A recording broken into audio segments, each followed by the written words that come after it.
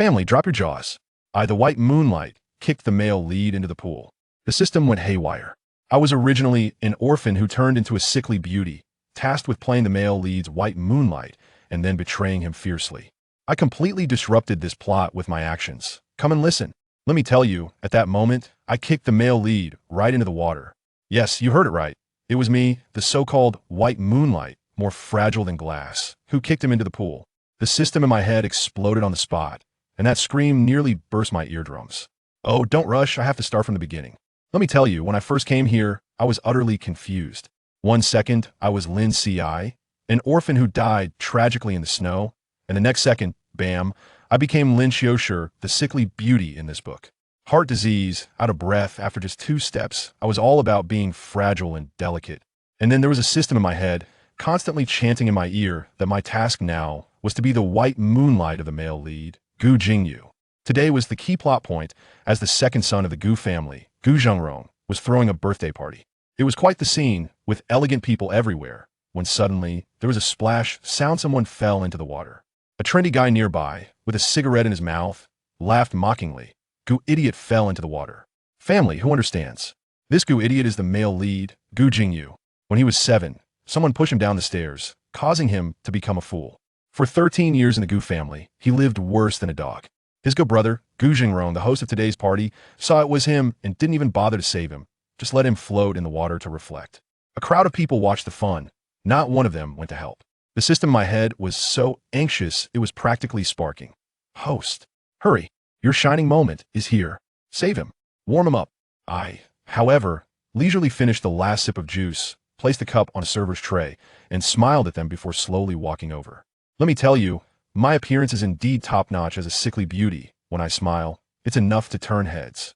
When I reached the edge of the pool, I immediately switched to performance mode, with a worried expression.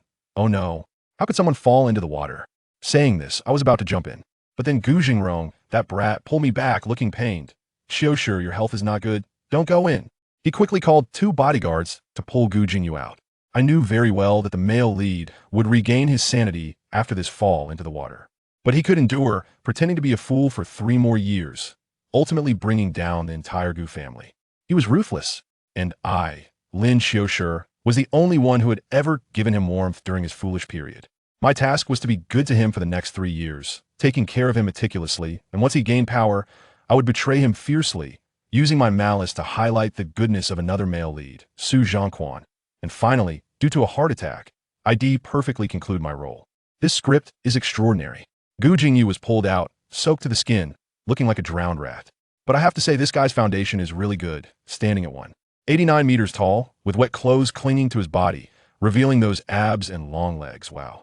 His face was also handsome, with sharp eyebrows, bright eyes, and a high-nosed bridge. Even a mess, he was still strikingly handsome. I hurriedly grabbed a big towel and half-squatted in front of him, gently drying his hair, my voice sweet. Quickly dry off, don't catch a cold. As I dried his hair, I caught a glimpse of something sinister flash in his eyes through his damp bangs. Goodness, that gaze, it flickered by like a knife. He was acting pretty well. I pretended not to see and continued my gentle performance. He looked up, and that sinister expression disappeared instantly, replaced by his foolish demeanor, staring at me blankly. Gu Zhengrong couldn't take it anymore and came over, looking sour. Qiushi, stay away from him. You'll catch a chill. His gaze was like a knife, stabbing at Gu Jingyu. I ignored him and continued to say to Gu Jingyu, change your clothes and come find me. Ill-prepared ginger soup for you. As I spoke, I wrapped the towel around his head, chaotically, turning him into a wet dog just rescued from a garbage heap. Hey, it was quite amusing. I used to have a black dog that was fierce to outsiders, but behaved like a cat in front of me. On a whim, I reached out and patted Gu Jingyu's head. Let me tell you, in that moment, I could feel his whole body stiffen. I knew he must have wanted to twist my wrist off, but he held it in. Not only did he hold it in, but he also thought to himself that my hand looked quite nice and wanted to hold it. What a creep. After he was taken away to change clothes, I dealt with Gu Zhengrong for a bit, then turned around and saw another group of brats, led by one named Wei Yihan, blocking Gu Jingyu again. These were the same people who had just pushed him into the water. Gu Zhengrong saw it, but pretended not to. They were just playing with him for fun. I waited for Gu Zhengrong to go cut the cake before leisurely following behind. Outside the banquet hall, it was still that pool. That group of brats was pushing Gu Jingyu's head back into the water, having a grand old time. As soon as I spoke, they were startled, and upon seeing it was me, they quickly pulled him up, acting as if nothing had happened, saying they were just playing around. I smiled and said, Brother Gu is cutting the cake, aren't you going to eat? Then, pretending to be weak, I added, could you help me get a piece of cake and a glass of water? I'm a bit thirsty. Once they heard this, they rushed to help like they were competing for credit. It'll go. It'll go. And they all ran off in a hurry. At the scene, only Gu Jingyu and I were left. He lowered his head, still pretending to be foolish. The smile on my face turned serious. I pressed my tongue against my back teeth and called him, Gu Jingyu. He looked up at me, bewildered. I smiled that acting was worthy of an Oscar. I asked him, can you swim? He honestly shook his head, no. Oh, I responded meaningfully. According to the information given by the system, this guy was actually a swimming expert. In the next second, I raised my foot, aimed at him, and kicked him right in. Splash. Another loud noise. Gu Jingyu's expression in the water shifted from disbelief to a cold, ruthless glare. Seamlessly transitioning, he completely forgot to act. I stood by the shore, watching him, smiling with a profound meaning. The system in my head went completely mad, roaring frantically. Host, what are you doing? Aren't you the White Moonlight? Why did you kick him into the water? You're a demon. I calmly replied in my head. She'll look over there. The system followed my direction and saw the boy standing across the pool, looking shocked, then, without thinking, jumped into the water to save him. The system was dumbfounded. Su Zhangquan? Yes, he is the other male lead from the original book, The True Love of Gu Jingyu. I explained to the system. According to the original plot, they shouldn't meet for another month. What am I doing? I'm accelerating the plot development, understand? With my outwardly kind, but inwardly vicious White Moonlight contrasting. Doesn't Su Zhangquan seem even kinder? The male lead must love him more. The system was momentarily stunned by my reasoning, it seemed. That made sense. Su Zhangquan struggled to drag Gu Jingyu ashore, both of them looking like drowned rats. Gu Jingyu turned back to look at me, and that gaze was as if he wanted to eat me alive. I stood under the lights, wearing a white suit, smiling at him in a way that seemed harmless. Later, Wei Yi and Gu Jingrong came out with a cake looking for me. I didn't favor anyone and took a bite of the cake from each of them. In the evening, when they were having some mass ball, I pretended to be tired, and Gu Jingrong eagerly took me back to my room on the third floor to rest. Before leaving, this guy even brought me a bouquet of white roses, saying he thought they suited me. I looked at the flowers and smiled faintly, telling him, I prefer red roses. He immediately had someone change them for a bouquet of red ones. I accepted them, said thank you, and closed the door on him. Back in my room, I walked to the window, enjoying the night breeze. I pulled out a single stem from the large bouquet of vibrant red roses and, right in front of the window, slowly tore off the petals one by one. In the end, I held the bare stem and a handful of petals tightly in my hand and squeezed hard. Bright red flowered juice flowed out between my fingers. Hey, guess what? Gu Jingyu, that guy, was right in front of the window on the second floor, watching the whole scene unfold clearly. In his eyes, I probably wasn't even human anymore, but a deadly specter under the moonlight. He must have been frightened, warning himself to stay away from this dangerous individual. And then, in the middle of the night, my body betrayed me, and I developed a fever, reaching 39 degrees. The system started howling, saying that if my fever continued, my life would be in danger. I was so annoyed by it that I took out my phone and directly called Gu Jingrong. Well, that set off an explosion in the entire villa. Gu Jingrong rushed in my room with a bunch of people, calling for doctors and getting medicine, causing chaos everywhere. Gu Jingyu also mixed in with the servants to watch the excitement, just in time to see me lying on the bed, looking as frail as a piece of paper, burning up with fever. After taking the medicine, I was still shivering from the cold. The Lin family doctor grew anxious, saying that if this continued, my body wouldn't be able to take it. At that moment, Gu Jingrong's eyes rolled, and he said, "Oh, hold him." Wow, he really wanted to take advantage of this. The other guys who admired me immediately objected, insisting they could help instead. Gu Jingrong got anxious.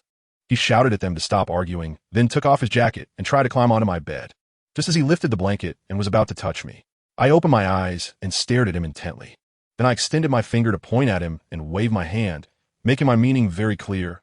You, go away. Gu Jingrong's Adam's apple bobbed up and down. And I tell you, his expression looked like he had swallowed a fly. He blankly moved aside to give me a path, and I heard my own voice, as fragile as a piece of paper, drift out, "Idiot, come here." Goodness, the whole place fell silent. The so-called idiot, Gu Jingyu, was still frozen in place, not reacting. But beside him, Gu Jingrong's gaze was burning with jealousy, like a human searchlight, instantly locking onto him. Gu Jingrong's face was so twisted, TSK. He could directly go perform a Sichuan opera face-changing act. He still wanted to struggle a bit, and with a strained voice said, "Qiushi, Let me handle this, my brother. He is not very bright, clumsy, and awkward. I was too lazy to even lift my eyelids and repeated weakly, Gu Jingyu, come here. At this point, Gu Jingrong was completely at a loss, his teeth grinding together, and he turned to Gu Jingyu with a fierce expression. I'm calling you. Why aren't you coming over? Let me tell you, although Gu Jingyu had a silly look on his face, as if he's wondering who he is and where he is actually very clear-minded. The way he looks at me is filled with vigilance, as if I'm not a sick beauty, but a fairy ready to swallow him whole. He must be thinking that I'm definitely the biggest stumbling block on his path of revenge. He hesitates and moves to the edge of the bed, and Gu Zhengrong grabs his collar, lowering his voice to threaten him. Idiot, if you dare have any improper thoughts about Qiushi, I'll kill you. Gu Jingyu obediently shrinks his neck, acting so convincingly. Gu Jingrong probably thinks out of sight, out of mind. After scolding him, he leaves. The group of young masters nearby, who wanted to curry favor but failed, are so angry that they pound the wall. Who understand the family? Losing to anyone is fine, but losing to an idiot, can they swallow that? The doctor from the Lin family, fearing that these people would disturb me, quickly shut the door. The room instantly fell silent. Gu Jingyu stood there, 3 meters away from me, like a wooden post. The doctor couldn't stand it anymore and directly commanded, You, get on the bed, hold our young master, and use your own body heat to warm him up. Probably worried that this idiot wouldn't understand human language, the doctor even personally helped him take off his coat. Gu Jingyu's expression was one of heroic sacrifice. In his eyes, the sick beauty lying on the bed was clearly a venomous snake disguised in human skin. He awkwardly moved over, lifted the blanket, and lay down. As soon as he lay flat, I immediately turned to my side and hugged him like a cat that found a heat source. I could feel his whole body tense up, his muscles as rigid as stone. I remember back then I was feverish and a bit out of it, but my instincts were still there. This guy was like a human furnace, so warm and comfortable to hold. I clung on to him with all my limbs. The heat radiating from his body and the solid muscle lines were just incredible. Gu Jingyu couldn't handle it either. Holding someone like, well, a fragile yet beautiful young man, shivering in his arms. Any man would have some reaction, right? His throat tightened and the muscles in his arms bulged. After holding back for a while, he finally reached out and pulled me tightly into his embrace. In that moment, I felt like he was completely at ease. That sense of satisfaction probably surged from the soles of his feet to the crown of his head. But this furnace, it didn't know what was happening. It was getting hotter and hotter, to the point where I started to feel restless. I wanted to push him away a bit, but as soon as I moved, he tightened his arms around me even more, so tightly that not even a piece of paper could fit between our chests. I feel like I'm about to suffocate. Like a dehydrated fish, struggling is useless. By the time I open my eyes again, the sky is already bright. The system in my head started screaming like a squeaky chicken. Host, you're finally awake. Woo, I thought you were done for. You scared me to death. My voice is still a bit hoarse, but my tone is very gentle. Baby, I promised you I won't die. The system was instantly under my control, and it exclaimed, Host, you were so gentle. It probably forgot that last night, this gentle host kicked its precious male lead into the water. I realized I was completely awake when I found myself being held tightly by someone, and that someone was none other than that fool Gu Jingyu. His strength was too great. His arms felt like iron clamps, making it hard for me to breathe. Fool, let go, I said. His eyes instantly flew open. I tell you, in that moment, the dark and complex emotions that flashed through his eyes were as quick as a movie special effect. And the next second, his face wore that standard silly expression again. Such acting talent. It would be a pity not to go for an Oscar. I was directly amused by him. I slightly bent my knee, and wow, I happened to hit a particularly energetic and hot spot. I deliberately said, Is your brain dumb? This place is quite normal. Gu Jingyu's body instantly tensed up like a bow, and I guessed his scalp went numb. I curled my lips, looking at him with my peach blossom eyes that seemed to smile, yet not smile. Clearly, I was tightly held in his arms, but my provocative spirit immediately arose. He must have only 4 words in his mind, unaware of the danger. Let me tell you, any man in this situation would have to deal with the beautiful woman in his arms who is teasing him recklessly. Gu Jingyu's Adam's apple was moving, and the foolish mask on his face was almost slipping off. I maliciously continued to nudge and rub with my knee, even deliberately leaning close to his ear and blowing warm air onto his Adam's apple. My silly and naive system is still asking, Host, what are you doing? I'm wondering how long your male lead can keep pretending to be foolish. Will he break his act? The system is very confident. Of course not. He is the most patient person in this world. He has endured for 3 years. I casually replied, Oh, The system felt questioned and insisted on debating with me. I let out a light laugh and said, "Baby, you're too naive." As soon as I finished speaking, Gu Jingyu suddenly pushed me away. I was taken aback for a moment, then laughed even more happily. "What's wrong?" He swallowed hard, almost cursing. This guy's CPU was about to overheat. In the end, he squeezed out a word between his teeth, "Hot." I deliberately asked, "Where is it hot?" I was half reclining on the bed, the strap of my pajamas slipping down one side, revealing a large expanse of glowing white skin. My peach blossom eyes were fixed on him, looking as if I was smiling, but not quite, my gaze drifting down to a certain indescribable area. Just a gentle poke. And Gu Jingyu probably felt numb, even at his fingertips. Just as he was about to explode on the spot, I withdrew my gaze, yawned lazily, and threw off the covers to get out of bed. I stepped barefoot onto the carpet and walked slowly towards the bathroom, then dragged out in a soft tone, "Fool, bring me my clothes." Gu Jingyu was called a fool by me, left and right, and I could imagine his heart was scratching like a cat. When others called him that, it was an insult, but when I did with that soft and slow tone, it brought a wave of tingling and anxiety into his ears. The more he felt that something was off, the more he dared not come near me. But he was now the fool, and I was the young master of the Lin family. He couldn't resist. It was all about being at the mercy of the situation. He sat on the bed for a long time, probably trying to calm the fire within him. When the sound of water started splashing in the bathroom, he finally put on a cold face, picked up a set of clothes from the nearby sofa, and walked to the bathroom door. Just as he hesitated on how to hand them to me, I suddenly pulled the door open. He immediately lowered his head, standing there like a silly goose. I couldn't help but chuckle softly again. His ears probably went numb again. I took the clothes from his hands, and the door closed again, conveniently trapping all the steam and ambiguity inside the room. Outside the door, Gu Jingyu was probably grinding his teeth in frustration. He was definitely cursing in his heart. Lin Qiushi is just a little enchantress. She's so reckless with a fool like me. Who knows what she's like with other men? He must think he's completely clear-headed, absolutely not fooled by a little enchantress like me. After a while, I came out dressed, still in yesterday's white suit. Sat down on the sofa, leaned my head back, and started ordering him around. "Fool, come and blow-dry my hair." Gu Jingyu's back teeth probably clenched again. Is this too much? But what could he do?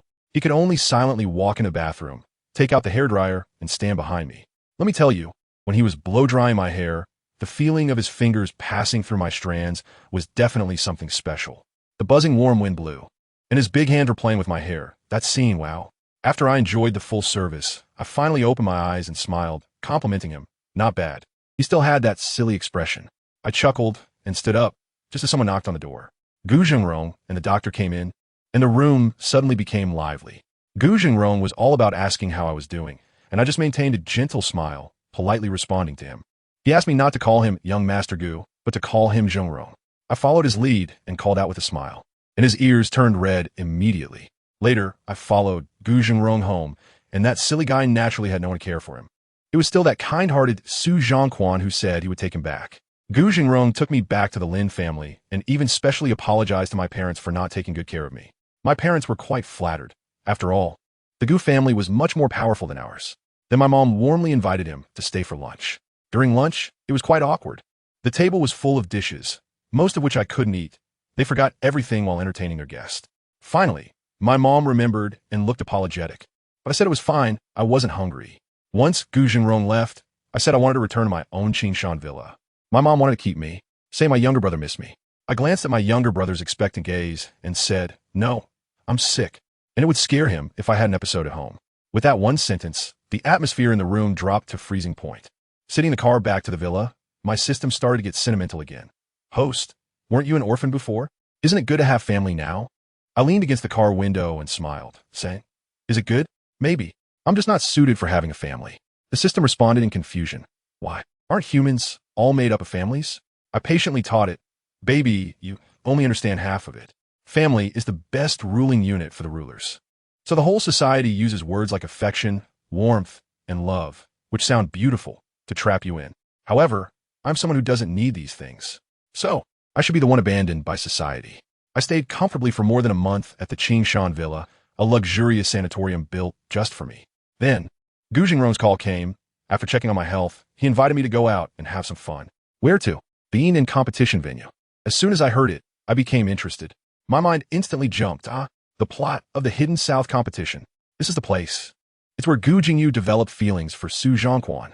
is the scene I've been looking forward to finally coming. I couldn't help but laugh out loud. On the other end of the phone, Gu Jingrong was extremely nervous and quickly assured me that there was an indoor viewing area, so I wouldn't get cold or hot. I agreed.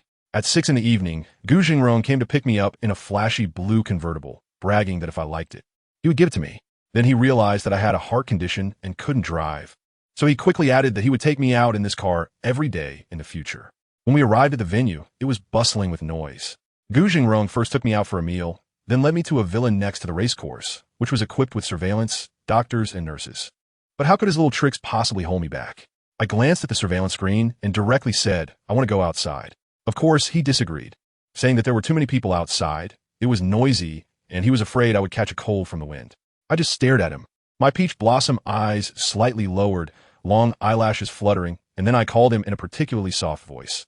Jingrong, I want to go. Family. He immediately surrendered. Then, wear a hat. If you feel uncomfortable, we'll come back right away. As soon as I stepped outside, good heavens, I became the center of attention. All the rich second-generation heirs at the birthday party were there, swarming around me like flies to honey. Gu Jingyu was watching from a distance, observing me surrounded by the crowd, and he must have been mocking inwardly. These fools, all deceived by Lin Qiushi's appearance. Just as he was internally critiquing, someone pushed him from behind. It was someone named Wei Yihe. What an idiot. Where's the wine you were supposed to get? Gu Jingyu just stared blankly at him. Next to Wei Yihe, a tall and skinny guy went even further, pouring half a bottle of red wine over Gu Jingyu's head and laughing heartily. The wine cascaded down his hair, instantly drenching him like a drowned rat. Just then, Su Zhongquan ran over and stood in front of Gu Jingyu. You guys are too much. The system in my head was screaming. Host, look, it's right here. A hero saving a beauty. Ah, the starting point of the whole story. How romantic. Romantic. I lazily dragged out the tone, not very interested.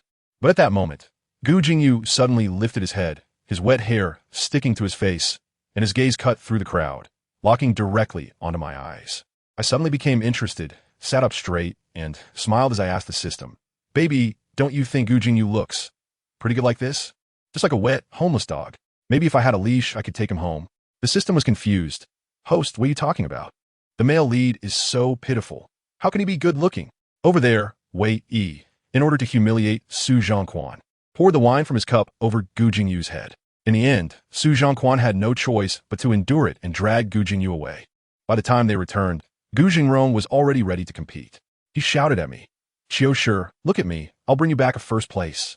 I looked at the several cool sports cars on the track and, to be honest, I felt a bit envious. Who doesn't want to come in first, right? But I still wore a gentle smile on my face. Okay, I'll wait for you at the finish line. Gu Jingrong dashed out like he was pumped up with adrenaline. Su Zhongquan and Gu Jingyu came over with drinks, while Wei Yi and the others were clustering around me, trying to curry favor. Seeing them made me angry, and I scolded them without holding back. Su Zhongquan gritted his teeth and poured drinks for these young masters, while Gu Jingyu foolishly followed suit. Then, the most exciting moment happened. Gu Jingyu, holding a tray of drinks, just reached us when he stumbled, and to my surprise, 5 or 6 glasses of champagne seemed to have eyes of their own, splashing all over Wei Yi and also splattering my pants and shoes. The whole room was stunned. Wei Yi's face turned green with anger, and he jumped up, ready to hit someone. Gu Jingyu, do you want to die? Gu Jingyu, frightened, shrank his neck and just happened to hide behind me. Wei Yi's fist was raised in the air, looking at me, but he didn't dare to bring it down. He gritted his teeth and shouted, What are you doing, you fool? Su Zhongquan was still explaining. He didn't do it on purpose. Just as Wei Yi was thinking of 100 ways to torment Gu Jingyu, I stood up. He immediately asked, nervously, Qiushi, are you okay? I frowned and shook my head. I'm fine, I just need to change my clothes. Then, I mentioned the culprit's name, Gu Jingyu, and asked him to take me there. Gu Jingyu's expression darkened, clearly pondering what I was really up to. Su Zhongquan wanted to speak for him, but I silenced him with a glance. I completely ignored him and simply said to that fool again, Don't make me say it a second time. When we arrived at the villa, the servant said there were no clothes for me to wear because I'm too skinny. I said it was fine, just bring me a towel. After saying that, I looked at Gu Jingyu, who had been following me like a tall telephone pole, and beckoned him with my finger. His gaze was fixed on me. I said, Come here. The maid happened to be coming over with a towel, and I asked her to give the towel to Gu Jingyu. The aunt was not pleased. Young Master Lin, let me handle it. The eldest young master is clumsy and won't know how to serve someone. I looked at her and asked, Do you know him? The maid's eyes were filled with disdain. This racetrack belongs to the Gu family. And the young master of the Gu family, of course, we all know him. Her tone was such that it almost implied that anyone could easily trample on that fool. I tell you, as soon as those words came out, Lin Qiushi's little ancestor couldn't hold his face anymore. His beautiful eyes narrowed, his aura fully opened. And with his long legs crossed, he directly spoke. I don't understand your Gu family's rules, but in my place, what I say has no second chance. The servant turned pale, didn't dare to make another sound, quickly stuffed the towel into Gu Jingyu's hand, and slipped away. As a result, Lin Qiushi turned around and aimed his criticism at Gu Jingyu, frowning. Did you not hear what I just said? Goodness, Gu Jingyu, a tall man at 1.9 meters, walked right up to him and squatted down straight, his gaze level with Lin Qiushi's. The young master Lin Qiushi's temper flared up instantly. He leaned forward and stared into Gu Jingyu's eyes, saying word by word, "The wine was spilled by you. You are responsible for cleaning it up." Gu Jingyu held the towel, and even though he tried hard to play dumb, the fire in his eyes was almost uncontrollable. Lin Qiushi saw this and laughed, leaning back on the sofa, his foot in white sneakers swaying in front of Gu Jingyu, asking, "Can you clean shoes?" Gu Jingyu squeezed out a word between his teeth. "Can?" "Then get to it." I could hear the sound of Gu Jingyu's molars grinding at that moment. He must have cursed Lin Qiushi 1,000 times in his heart, thinking this person was no different from those bastards outside who humiliated him. But he still lowered his head, one hand holding Lin Qiushi's heel, and started to polish his shoes. After polishing one shoe, Lin Qiushi, like teasing a puppy, lifted the other foot and presented it to him. Once the shoes were done, the wine stains on the pants became a problem. They had already seeped in. In fact, the dark pants were barely noticeable. But since Lin Qiushi said nothing, Gu Jingyu could only grit his teeth and continue. His hand moved up, and he grasped Lin Qiushi's slender ankle. Who could understand? That touch was as warm and smooth as jade, and Gu Jingyu was startled himself. His gaze was uncontrollable, fixated on that delicate and fair ankle. The small protrusion of the ankle bone seemed like it could snap with just a little pressure. His large palm encircled it, and there was still a significant gap. He must have been thinking, how can this person be so thin and so beautiful? As a result, he instinctively rubbed the callus on his thumb, which directly rubbed against Lin Qiushi's tender skin, causing pain. "Let go." Lin Qiushi's voice instantly turned as cold as ice. Gu Jingyu hurriedly released his grip, and both of them simultaneously saw that on the glowing white ankle, there was a ring of red marks. Gu Jingyu's heart sank. He thought, I didn't use much force. How did it leave a mark? Lin Qiushi's brows knitted tightly, and in the next second, he suddenly raised his foot and stepped directly on Gu Jingyu's shoulder. Gu Jingyu, half squatting and caught off guard, fell to his knees with a thud. Lin Qiushi looked down at him from above. He was clearly sneering, but his face was so beautiful that even his smile had a cruel charm. "Idiot! Who allowed you to touch me?" That air of nobility and arrogance was simply overwhelming. He initially wanted to see Gu Jingyu break down, to see his angry expression when he couldn't keep up the pretense of being foolish. But what happened? Gu Jingyu knelt on the ground, not feeling humiliated at all. Instead, he stared dumbly at the foot stepping on his shoulder. The tingling sensation in his heart only intensified. Lin Qiushi saw that it was pointless. He couldn't provoke him. Disinterested, he retracted his foot and stood up, saying, "Let's go out and take a look." Gu Jingyu followed behind him, his gaze unconsciously glancing at his ankle. That ring of red marks seemed like a mark he had left.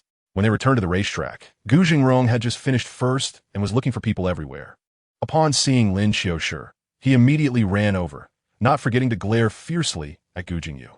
Lin Qiushi smiled and congratulated him on taking first place, which made Gu Jingrong happier than winning 10 million. Then, Lin Qiushi noticed that there were cars on the track getting ready to start, and he suddenly became interested, asking, "Are there any other cars?" Gu Jingrong was taken aback. "There are plenty in the garage. Qiushi, what do you want to do?" "Bring one over. I like blue." Gu Jingrong didn't understand what he was up to, but still obediently called someone to bring over a blue racing car. That car was stunning, like a beautiful demoness. Lin Qiushi looked at the car, smiling confidently, and then, let me tell you, he directly picked up a helmet and put on his head. Gu Jingrong was almost scared out of his wits. Qiushi, don't joke around. You have a weak heart. You can't drive." Lin Qiushi grinned, his smile full of madness. "How would I know if I don't try?" After saying that, he sat in the driver's seat. Gu Jingrong was outside, anxious and jumping up and down, while Lin Qiushi had already fastened his seatbelt inside. The system in his mind was going crazy, screaming, "Host, what are you doing? Are you trying to kill yourself? Stop it now." But Lin Qiushi couldn't hear anything. All he could hear was the roar of the engine, his soul trembling with excitement. Just as he pressed the gas pedal down, the passenger door was suddenly yanked open, and a tall figure directly sat down. It was Gu Jingyu. He didn't even know why he got in, but it was too late. As the starting gun fired, Lin Qiushi floored the gas pedal, and the car shot out like a bullet. The speed was so fast that everything around them turned into a blur. As they approached the first turn, he not only didn't slow down, but accelerated instead. It was simply insane. Gu Jingyu turned to look at him, and Lin Qiushi's eyes shone with excitement. A smile on his lips. Crazy was the second label Gu Jingyu had given him. I'm telling you, this guy is really risking his life. His heart is beating like a drum, each beat louder than the last. His chest feels tight and painful, and he's gasping for air. The system in his head is crying and hiccuping. Oh, host, what'll I do if you die? After a few turns, Lin Qiushi has already surged to first place. In the most dangerous turn, he nearly brushed past the edge of the cliff, and Gu Jingyu's heart almost jumped into his throat. But then Lin Qiushi stepped on the gas again, roaring back onto the track. When they reached the finish line, Lin Qiushi slammed on the brakes, the car stopping steadily. He looked at himself in first place, leaned back in the seat, and silently laughed. Then both hands weakly dropped from the steering wheel. Lin Qiushi. Gu Jingyu couldn't pretend anymore. His face turned pale. Lin Qiushi leaned back, neck arched like a fragile swan. He grabbed Gu Jingyu's arm and said with difficulty, "Fool, medicine, pocket." After saying that, he began to tremble, his skin reddening abnormally. Gu Jingyu cursed the madman in his heart, quickly reached into his pants pocket for the medicine. He took out the box and poured out 2 pills, wanting to feed them to him. But Lin Qiushi had completely lost consciousness, his head drooping, falling directly into Gu Jingyu's arms. Gu Jingyu pinched his chin, trying to get the medicine in, but he was unconscious and couldn't swallow. Just when he was sweating in anxiety, the medicine finally slid down his throat. He just breathed a sigh of relief when someone began to pound on the car door from outside. As soon as Gu Jingyu unlocked the car, Gu Jingrong yanked him out and punched him in the face, shouting, "If anything happens to Qiushi, can you bear the responsibility?" Great. This blame was firmly on him. Gu Jingyu looked at the unconscious Lin Qiushi in the car, and for the first time regretted it. He really should keep away from this madman. Lin Qiushi was rushed to the hospital and went directly into the emergency room. After more than 3 hours of resuscitation, the doctor came out with a grim expression, saying that if this continued, it was uncertain how many years he could live. Gu Jingrong immediately shifted all the blame onto Gu Jingyu in front of Lin's parents, saying that the older brother had encouraged Qiushi to race. After all, Gu Jingyu was a fool and wouldn't argue back. That night, Gu Jingyu was locked in the basement by Gu Jingrong, given only 1 steam bun and a cup of water for the whole day. Lin Qiushi woke up 3 days later. When he opened his eyes, his face was still covered with an oxygen mask, and his body was hooked up to tubes. He removed the breathing mask, picked up his phone, and saw a post from his dad's assistant. His parents were happily playing in the amusement park with his healthy little brother. Lin Qiushi expressionlessly liked the post. Later, his parents brought his brother to see him, and the atmosphere was incredibly awkward. His mother explained, "Today is your brother's birthday." Lin Qiushi smiled and asked, "Was it fun?" His dad pretended to be sincere and said, "If you want to go, Dad will take you next time." Lin Qiushi replied directly, "No need, I still want my life. I don't want to die." His words left both of them speechless.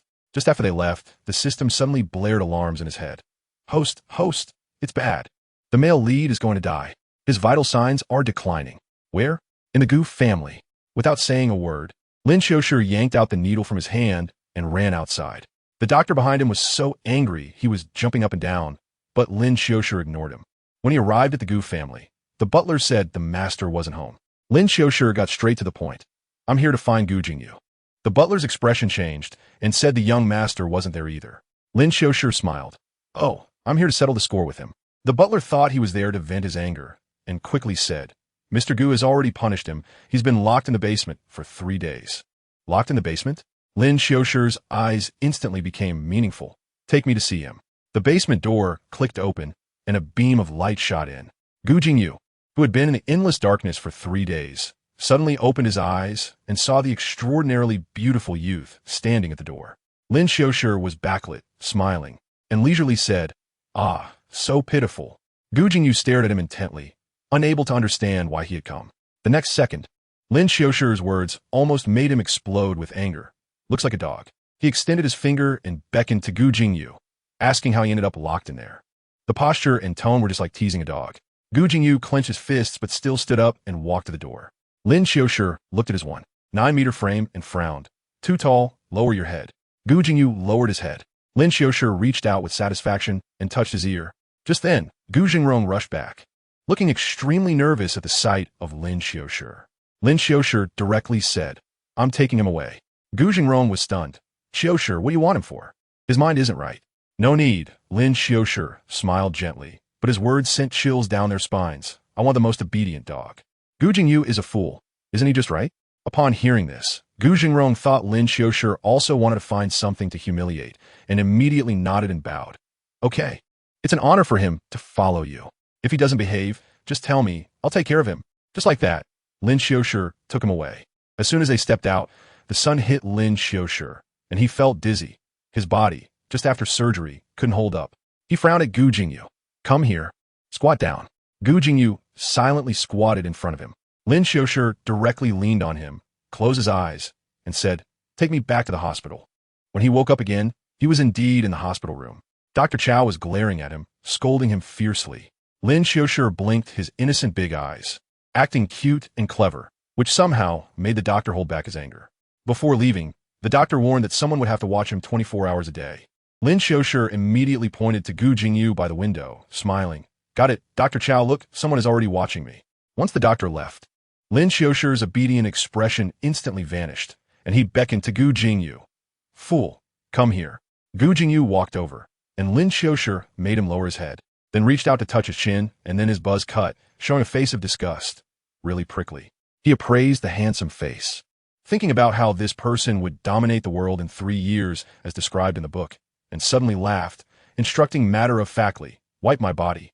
Gu Jingyu's eyes were filled with gloom, but he still resignedly went to the bathroom to get a wet towel. However, as soon as he touched Lin Qiushi's face, he was scolded back. You used cold water? He had to go back and change to hot water. When he lifted Lin Qiushi's shirt and saw the dazzlingly white skin and the long surgical scar on his chest, the feeling of humiliation reached its peak in his heart. He told himself that one day, he would make up for all the humiliation he suffered today. He carefully wiped, but accidentally scraped Lin Qiushi's waist with his nails. Without thinking, Lin Qiushi kicked back. If your nails aren't cleaned up, I don't mind helping you fix them. That kick didn't hurt, but was extremely humiliating. Gu Jingyu felt a surge of anger in his chest, but when he looked down, he saw Lin Qiushi's toes, pale like jade, and the anger inexplicably turned into a ticklish feeling. Did you hear me? Lin Qiushi stared at him and asked. Lin Qiushi was finally satisfied and lay back down. Continue. The system in his head was dumbfounded, hesitating for a long time before cautiously asking, Host, why did you bring Gu Jingyu by your side? And why treat him like this? I laughed at that moment and said to the system, Are you stupid? What's our task? Isn't it to help Gu Jingyu climb out of that muddy pit of the Gu family and become the one in power, right? It responded to me foolishly. Let me tell you, in the original work, that saintly White Lotus was always sending warmth to the male lead. But what happened in the end? The warmth turned him into a target, causing him to be bullied every day, which forced him to fight back. Who understands this efficiency among the family? It's just too low. I might as well become the ultimate villain myself, personally paying him, giving him intense challenges every day. Isn't this much faster than anything else? What do I call this? I call it reverse motivation, focusing on putting him in a desperate situation to make him grow. I must take on this responsibility. Goodness, I managed to talk that silly sweet system into it, and it actually believed me, thinking my approach was reasonable, unbelievable. While I was outsmarting the system, Gu Jingyu finally finished being served by me. Let me tell you, he looked like he had grass growing in his heart, feeling uncomfortable all over, constantly scratching his neck. I couldn't even be bothered to lift my eyelids. I just pulled up the blanket and went to sleep. Do as you please. As soon as I finished speaking, he slipped away like he had oil on his feet. Only then did I slowly open my eyes, with my mouth almost stretching to my ears. I said I would help him, and that was the truth. According to the original plot, he has to endure for 3 years to regain the Gu family. 3 years. By then, everything will be over. I can't stand seeing someone dawdle. He needs a push. Besides, I've calculated that there's a huge advantage hidden in this hospital for his future. It will eventually belong to him. So why not make it happen now? Guess what? Gu Jingyu had just vented his frustrations on me and was storming out, filled with anger, when he bumped into a guy outside. The guy's glasses were about to break, and he was desperately trying to solicit help with a project proposal. What happened? A greasy middle-aged man threw the proposal into the trash right in front of him and arrogantly said, "It's all garbage, not worth a look." It was tragic, really tragic. But our Gu Jingyu, who was originally passing by with a cold face, unexpectedly picked that piece of trash out of the bin. I tell you, he just glanced a couple of times, and his expression immediately changed. He became like an old monk in meditation, sitting still for over 10 minutes and managed to look through that thing from beginning to end. The guy with glasses next to him was dumbfounded and self-deprecatingly said, "Isn't it just garbage? Just look at it. It won't be useful anyway."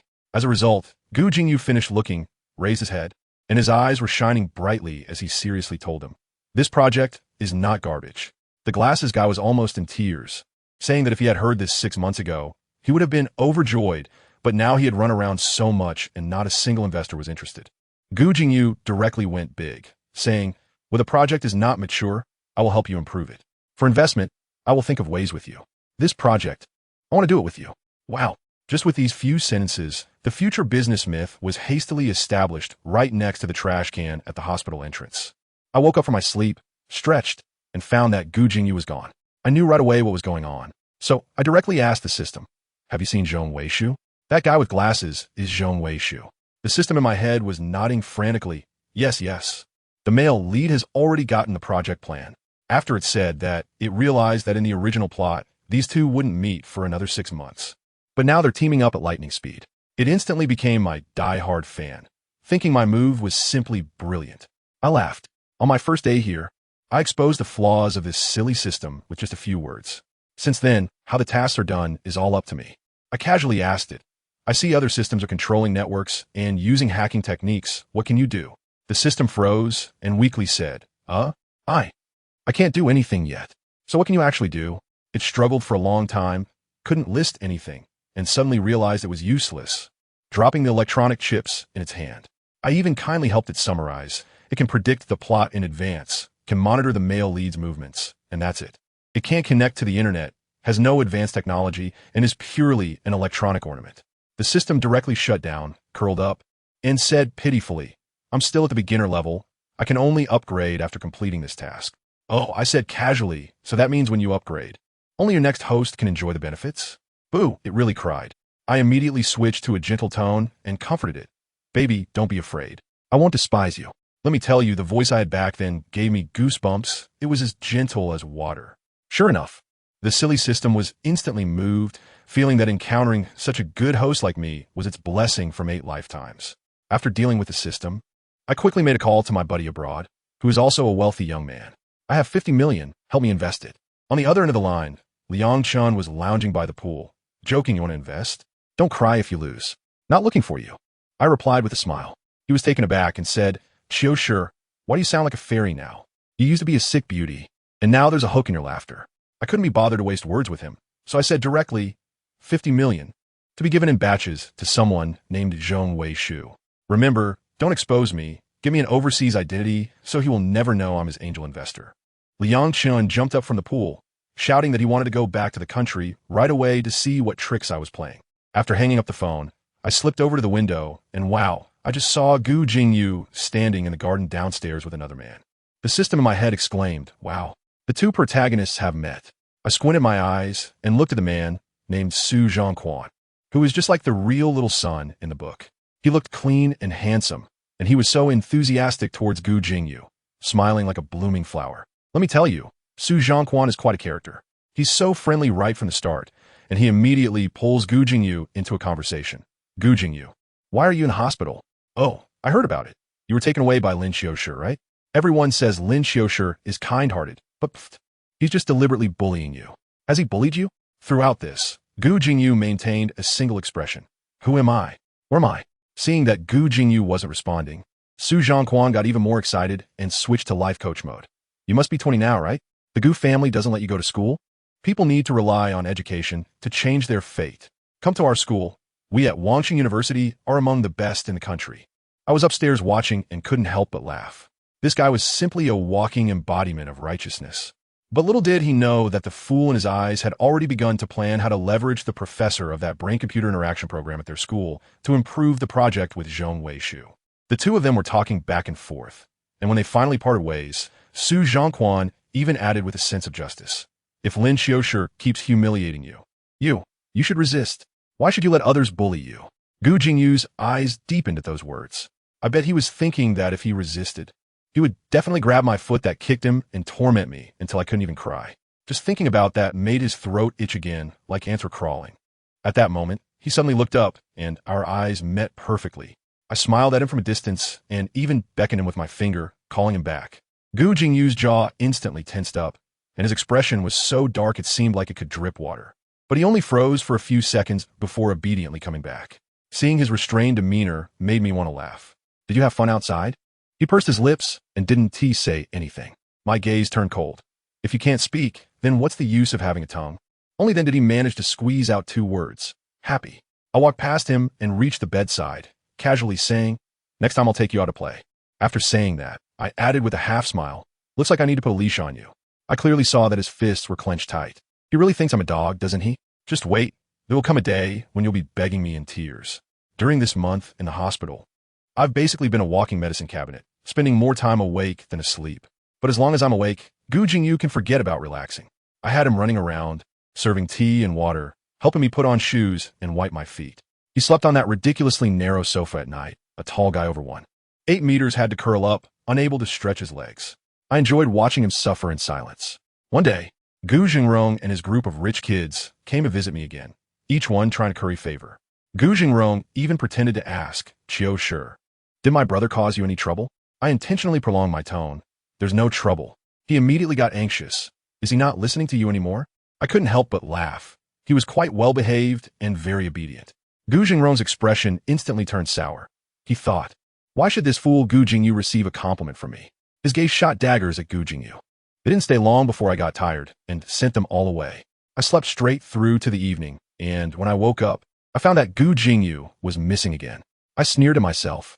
This guy is now taking every opportunity to slip away and go pursue his career with his little buddies. I don't care about him either. The original intention of keeping him by my side was to create opportunities for him. As a result, it was almost 11 o'clock when he returned. He entered the house without saying a word, took a shower, and then just wanted to lie down on the sofa. I stopped. He halted. Come here. He hesitated for a moment, but still walked to the side of my bed. I was sitting, and he was standing, so I had to look up at him, which made me feel quite uncomfortable. Crouch down. He silently crouched down. I lifted my foot and kicked him on the shoulder. He let out a muffled grunt, swayed a bit, but didn't fall. I looked down at him from my elevated position, smiling like a poisonous flower. He kept his head down, saying nothing. I bent down, my foot resting on his shoulder, and just as I was about to tease him further, my expression suddenly changed. I yanked at his collar, and wow, there were bruises all over his chest. My expression instantly darkened as I said coldly, take off all your clothes. He hesitated for a moment, but eventually complied. His chest and back were covered in wounds, and the bruises were so dark that if I had hit him a little harder, his bones would have broken. What happened? Who did this to you? His eyelashes drooped, and I guessed he was sneering inwardly, thinking I was just like those people, here to watch him make a fool of himself. Gu Jingyu, don't you want your tongue anymore? Only then did he mutter, they did this. This they naturally referred to that group of bastards led by Gu Jingrong. Before, it had just been teasing, but now, seeing him by my side and feeling displeased, they had started to use deadly force. I reached out my finger and slowly brushed over those wounds, and his body stiffened. I muttered to myself, you have to consider the owner when hitting a dog. Don't you know how to hit back? Of course, he couldn't hit back. He was still a fool. Next time you hit back, I'll back you up. My gaze darkened as I stared at him and asked, those injuries look really bothersome. Do you want to hit back? Gu Jingyu probably thought he heard wrong. I actually asked him if he wanted to hit back. His eyes were icy cold, just watching me to see what kind of trick I was playing. I asked again, do you want to fight back? Yes. He almost instinctively nodded. Good. I suddenly reached out and ruffled his hair. I'll help you get your revenge. I keep my promises. On the day of my discharge, I called Gu Jingrong directly and invited him and that group of guys to the Gu family's horse ranch. Gu Jingrong personally came to pick me up, and I especially wore a neat riding outfit that day, with a slim waist and long legs, looking both beautiful and spirited. Gu Jingrong's eyes widened in surprise. However, when he turned around and saw Gu Jingyu getting into the car as well, his expression immediately darkened. Qiushi, why did you bring him? 2. You don't agree? I looked at him and said, all right, Gu Jingyu, get out of the car. Before he could even feel happy, I pushed the car door open as well. Gu Jingrong grabbed me urgently. Qiushi, what are you doing? He is mine. If you don't take him, you won't take me either. I just quietly looked at him, and he immediately backed down, saying he was willing. When we arrived at the horse ranch, that group of young masters was indeed all there. I smiled and said, "Last time you all came to the hospital to see me and brought me gifts. Today I will treat you, and let us have some fun together." I mounted the horse, my posture elegant, as if it were not my first time riding. Then, in front of everyone, I beckoned Gu Jingyu with a finger. "Come up." The group turned pale, their eyes wide like copper bells. Gu Jingyu gritted his teeth and climbed onto the horse, sitting behind me. I didn't wait for him to steady himself. With a flick of the reins, the horse suddenly bolted forward. He was so startled that he quickly hugged me to steady himself and held onto the reins. I simply leaned my whole body into his arms and lazily said, "Take me for a couple of laps." I told you his whole body was tense. His back pressed against mine, and my shampoo's scent filled his nose. He was like a wooden puppet, stiff and afraid to move, letting me use him as a backrest. When we finished running and I got off the horse, I wiped my hands and got straight to the point. "Did you guys beat Gu Jingyu last time?" The leader, Wei Yi, still wanted to argue, saying they were just messing around. I said, "I'm not here to hold him accountable." He breathed a sigh of relief. I continued, "I'm just curious. He looks tall and strong. Why is he so timid?" Wei Yi scoffed. "He's just a fool. Aren't they all like that?" "Is that so?" I chuckled lightly, my gaze sweeping over the downcast Gu Jingyu. "Why don't you guys hit him again? I didn't see it last time." They all thought I wanted to see the commotion, to watch them bully the fool. That kid Gu Jingrong really did let them take action. I waved to Gu Jingyu, signaling him to squat down in front of me. I leaned close to his ear, adjusted his collar with my fingers, and said with a light laugh, "Do well. Don't embarrass me." He must have thought I just wanted to see him get beaten up. But my hand suddenly gently scratched his chin, and then in a voice only we could hear, I tempted him like a devil. "If you win, there's a reward." Gu Jingrong and his group really surrounded Gu Jingyu. The system in my head was almost going crazy, screaming that I was a bad person, abusing the male lead. I replied lightly, "Baby, be quiet." It cried and said, "What a pity to ruin such a good-looking face of the male lead." I thought for a moment, and indeed, it was a bit of pity. So I raised my voice and said, "Don't hit the face." Wei Yi's fist, which was originally aimed at the face, abruptly changed direction and hit Gu Jingyu instead. Gu Jingyu took several punches and was lying on the ground. He looked up at me, his eyes filled with something indescribable. He must have been wondering what that reward of mine was. Just as Wei Yi was twisting his wrist, mocking that it was pointless to hit a fool, he suddenly locked eyes with me. Let me tell you, at that moment, I just stared at him quietly, my gaze full of determination. Then, a miracle happened. "Ah!" Wei Yi cried out in pain, his face contorting, blood filling his mouth. Before he could react, Gu Jingyu swung his second punch. "Damn!" Wei Yi was furious. "Gu Jingyu, how dare you hit back?" Gu Jingyu stared at him, his eyes fierce like a lion ready to fight for its life. I smiled silently. "Hit me back. Hit me hard." Wei Yi was furious, but it was too late. The awakened Gu Jingyu was much tougher than them. 7 or 8 people surrounded him, but he managed to beat them to the point where they couldn't fight back. When he got serious, these people were simply no match for him. In the past, he had gone hungry and cold at the Gu family, but in this past month, following me, he had already caught up on his nutrition. I'm telling you, it's not just talk. For the past month, he's been eating all the leftovers from my meals. My portion is carefully prepared by a top nutritionist, and I can only take a few bites before it becomes too much for me. The rest all goes to him, right? After a month of that, he's as strong as an ox. And this guy goes crazy when he fights, completely reckless. When others hit him, he doesn't even flinch, like he's on some kind of adrenaline rush. But when he throws a punch, the people on the other side scream like they're being slaughtered. Old man Gu Zhengrong jumped up in a flash, wanting to shout for a stop, but I shot him a look that pinned him in place. It took him a while to recover from that. In just a few minutes, only Gu Jingyu was left standing. Everyone else was down. Oh boy, it was a real mess. On my side, it was like watching a play. I clapped my hands and walked over to Gu Jingyu, patted him on the shoulder, and said, "Well done, little pup." His tense body instantly relaxed, probably because the adrenaline was wearing off, and he was in so much pain he was trembling. Let me tell you, he must be regretting it in his heart, thinking that he acted like a mad dog just because of my words, which is simply embarrassing. But can I let him think that way? No.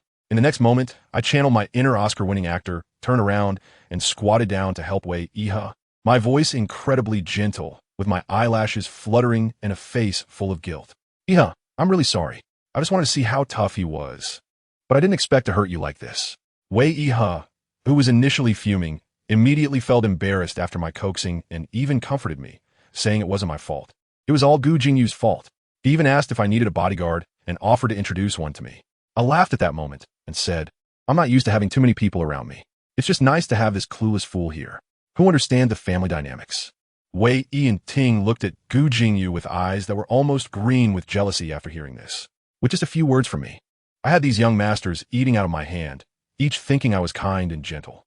Gu Jingyu watched from the side, probably sneering coldly inside. He must have been thinking, if one day I wanted the lives of these fools, would they obediently hand over the knife? But then he thought, wasn't he also easily swayed by my words to the point of losing his rationality? Now he was the one who needed to be cautious. After calming the group down, I took Gu Jingyu home. As soon as we entered the villa, I gave a direct command, take off your clothes. He stood in silence for a moment, but eventually obediently took off his shirt. I, acting like a big shot, raised my chin, signaling him to squat in front of me. To my surprise, he did just that. He probably thought I was going to humiliate him, but instead, I gently applied ointment on his back. Let me tell you, when my fingers rubbed the ointment on his back, his entire back tensed up. A tall guy over 1.8 meters squatting in front of me, both clumsy and obedient, was quite a sight. After applying the ointment, I asked him with a smile, what reward do you want? He didn't say anything, so I lightly kicked him with my toes. Guess what happened? He immediately hugged my foot. I raised an eyebrow, didn't he pull away, and instead leaned down to give him a quick peck on the lips. Just a brief touch, like a dragonfly skimming the water, but let me tell you, that single kiss completely fried his circuits. His eyes widened, and he was left dumbfounded. He must have imagined 1,000 ways I could reward or humiliate him. But he definitely didn't expect this. I flirted and then ran away, lazily getting up and walking off, leaving him there with his heart racing. The feeling was like having ants crawling all over my heart, both numb and itchy, gnawing away at his rationality. That kiss kept Gu Jingyu awake all night. He couldn't figure out why I kissed him, and in the end, he could only conclude that I was just playing with him. The next day, he came downstairs with a dark expression and was shocked to see me actually having breakfast, which was rare. You see, I usually don't get out of bed before noon. I saw him, just like a servant, saying, go, heat me a cup of milk. He too was accustomed to it, silently going to the kitchen to heat the milk for me. After I finished my milk, I pushed the remaining breakfast in front of him and said, just deal with it, don't bother me today. With that, I slipped into the study. He must be wondering what business a sickly young master like me could possibly have. Little did he know, I was busy intercepting his project. His friend, Zhong Weishu's project. I caught the eye of a foreign investment company that was willing to invest 20 million. Gu Jingyu was on high alert, worried that the technical leadership would be taken away. He was about to contact Zhong Weishu to arrange a meeting with the investors when an unexpected guest arrived. As soon as the doorbell rang, the servant went to open the door, and a cheerful laugh came in. Is Qiushi here? It was my childhood friend, Liang Chun. This guy walked in like he owned the place, and when he saw Gu Jingyu in the living room, his eyes nearly popped out. Wow, who is this? Qiushi, why do you have a man hidden in your room? The servant quickly explained, this is the eldest son of the Gu family. Upon hearing this, Liang Chun burst into laughter, his expression cheeky. Oh, so it's that famous big fool from the Gu family? Qiushi, are you doing charity work by taking care of a fool? His gaze was like he was observing a monkey at the zoo. Gu Jingyu, on the other hand, lowered his head and played dumb, looking dazed. Seeing him like this, Liang Chun lost interest and went upstairs to find me. He pushed open the door to my study, saw me busy at the computer, and immediately complained, Qiushi, why didn't you come to pick me up? I came back for you. I couldn't be bothered with him. He came over on his own, stared at my face for a long time, and muttered, you've really changed. He said I used to always have a look of despair on my face, but now, although I still look a bit sickly, the gloom in my eyes has disappeared. I smiled at him after listening, and he seemed to be shocked, quickly covering his eyes with his hand, saying, don't smile at me like that. I can't help it. He shouted that I was not a quiet, handsome guy at all, but a mischievous fairy. This guy grew up with me, and he's also in a guise, doing quite well in the scene. With a playful grin, he asked me, baby, are you really not considering giving a try with your big brother? I promise it will feel good. I shot him a sideways glance and said, looking at your face, I'm not interested. He exclaimed, brother, I'm at least a rare gem. Why am I so worthless in your eyes? I forced a smile. I need the cleanest. You can't do it. Damn. He cursed, probably didn't expect to lose here. Well, he started getting into it at 15, so clean my ass. After enough fuss, I finally got down to business with him and asked how that project he had him invest in was going. Oh, that drone project? I looked into it. It's really impressive. He's already found a French guy to connect with. They definitely won't guess it's you. I nodded. I have only one request. I want to hold the largest share in this project. Liang Chan was surprised. You think so highly of it? Of course.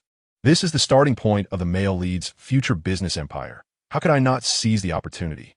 Liang Chen agreed, then changed the subject and asked curiously, what is going on with that fool downstairs? The rumor has spread like wildfire in the circle, saying you have your eye on a fool. I retorted, isn't it good to be a fool? What's so good about it? Liang Chen frowned, lowered his voice, and his expression was like telling a ghost story. You know about his family's strange affairs. This plot would be certified as too explosive by AI screenwriters even in 2025. His mother stabbed his father and even dismembered him, hiding the body in the refrigerator. He and his mother lived next to the corpse for over a week. If it weren't for the nanny cleaning the refrigerator and noticing that the meat was off, that meat would have almost been served as a dish on their dining table. Liang Chen said this and felt his scalp tingle. I didn't feel much while listening. I already knew about these things a long time ago.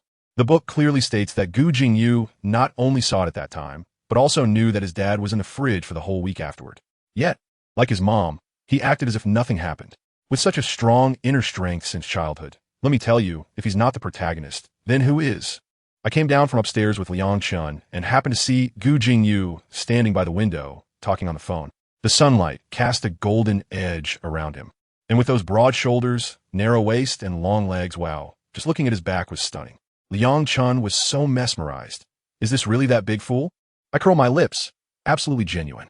Liang Chen clicked his tongue in amazement, saying that if this figure were thrown into the circle, it would definitely be a hot commodity. As a result, Gu Jingyu turned around, and once again had that dazed and confused look on his face, which immediately made Liang Chen look disappointed. During afternoon tea, Liang Chen started to be inappropriate again, wrapping his arm around my shoulder and insisting that I try it with him. I swatted his hand away, and he deliberately said, loudly, you still haven't tried it with a man, have you? How about I introduce you to one? I leisurely sipped my milk, too lazy to pay him any attention. But beside me, Gu Jingyu's eyelids twitched, and his gaze was fixed on me. He must have been shocked. Lin Qiushi likes men? He probably instantly recalled that kiss from yesterday, which had a different taste. He should have felt disgusted, but he probably couldn't manage to feel that way. Liang Chen, noticing that I was ignoring him, said, Xiao Qiushi, let your brother take you out to see the world. I don't know what I was thinking, but I actually agreed. As a result, Liang Chen's idea of seeing the world was to drag me straight into a gay bar. As soon as Gu Jingyu walked in and saw two men hugging and kissing, his brows furrowed so tightly that he could crush a fly. We had just sat down in the booth when a flamboyant man in a purple shirt sat down in Liang Chen's lap. Liang Chen skillfully wrapped his arms around his waist, and the two of them were being overly affectionate. Gu Jingyu watched from the side, his eyelids twitching in disgust. The man in purple was called Xian, and he curiously looked me over. Liang Chen asked him to bring over a few handsome and preferably clean-looking guys for me. Before long, Xian really brought over 5 handsome guys, 2 of whom were college students and quite young. As soon as they arrived, they surrounded me, pushing Gu Jingyu aside. I tell you, as soon as I sit down, I become the center of attention. I smiled at them, and the colorful lights in the bar couldn't compare to the charm in the corner of my eyes. The little boy next to me poured me a drink, and as I took it, Liang Chen was jumping up and down beside me. Anxious, don't drink alcohol. Don't you know your own body? I smiled and said, you're at a bar and not drinking? But I only took a few sips myself. Liang Chen saw that I was fine and ran off to the dance floor to have fun. A guy next to me asked what I was playing. I said I was playing dice. Another guy took out a cigarette and asked if I wanted to smoke. I picked one up with my fingers, and the college student next to me leaned in to light it for me. He was really close to me, and after lighting the cigarette, he looked at my face as if he was enchanted and actually wanted to kiss me. I laughed at that moment and reached out to block him. I took a puff of smoke, watching him through the swirling haze, and leisurely asked, do you want to kiss me? The college student blushed and nodded. I smiled and extended my hand, which held a cigarette, with my fingertips slightly raised, implying, it's yours. The college student, as if under a spell, took my hand and gently kissed my knuckles. The men present were parched with desire, but none dared to actually make a move on me. Gu Jingyu sat there, his throat surely tense as well. He watched me, surrounded by a group of men, his gaze becoming increasingly unsettling, restless like a beast trapped in a cage, filled with possessiveness. He must have been thinking that one day he would pin me down and kiss me fiercely. Just then, Liang Chen returned from the dance floor, saw the cigarette in my hand, and turned pale with anger. He rushed over and snatched it away, yelling, Lin Qiushi, are you trying to get yourself killed? I just lowered my eyes and listened quietly, pretending to be obedient. Liang Chen couldn't even scold my face anymore, so he took a big gulp of his drink in frustration. But when he looked up, he saw Qian at the bar, kissing another guy passionately, her hands even slipping into his clothes. Liang Chun exploded on the spot, shouting at Gu Jingyu, "You idiot, keep an eye on Qiushi. Don't let him drink or smoke." Then he stormed over to catch them in the act, pulling the guy away and dragging Qian inside. Meanwhile, feeling bored, I wanted to take another sip of my drink, but Gu Jingyu pressed down on my cup. "You can't drink," he said in a low voice. I raised my eyebrow, and my gaze turned cold. "Do you dare stop me?" He just wouldn't let go. I let out a cold laugh, stood up, and said, "Fine, I'm going to dance." The handsome guys around me immediately followed me into the dance floor. As soon as I stepped in, the entire venue was filled with a surge of hormones, and countless people surrounded me.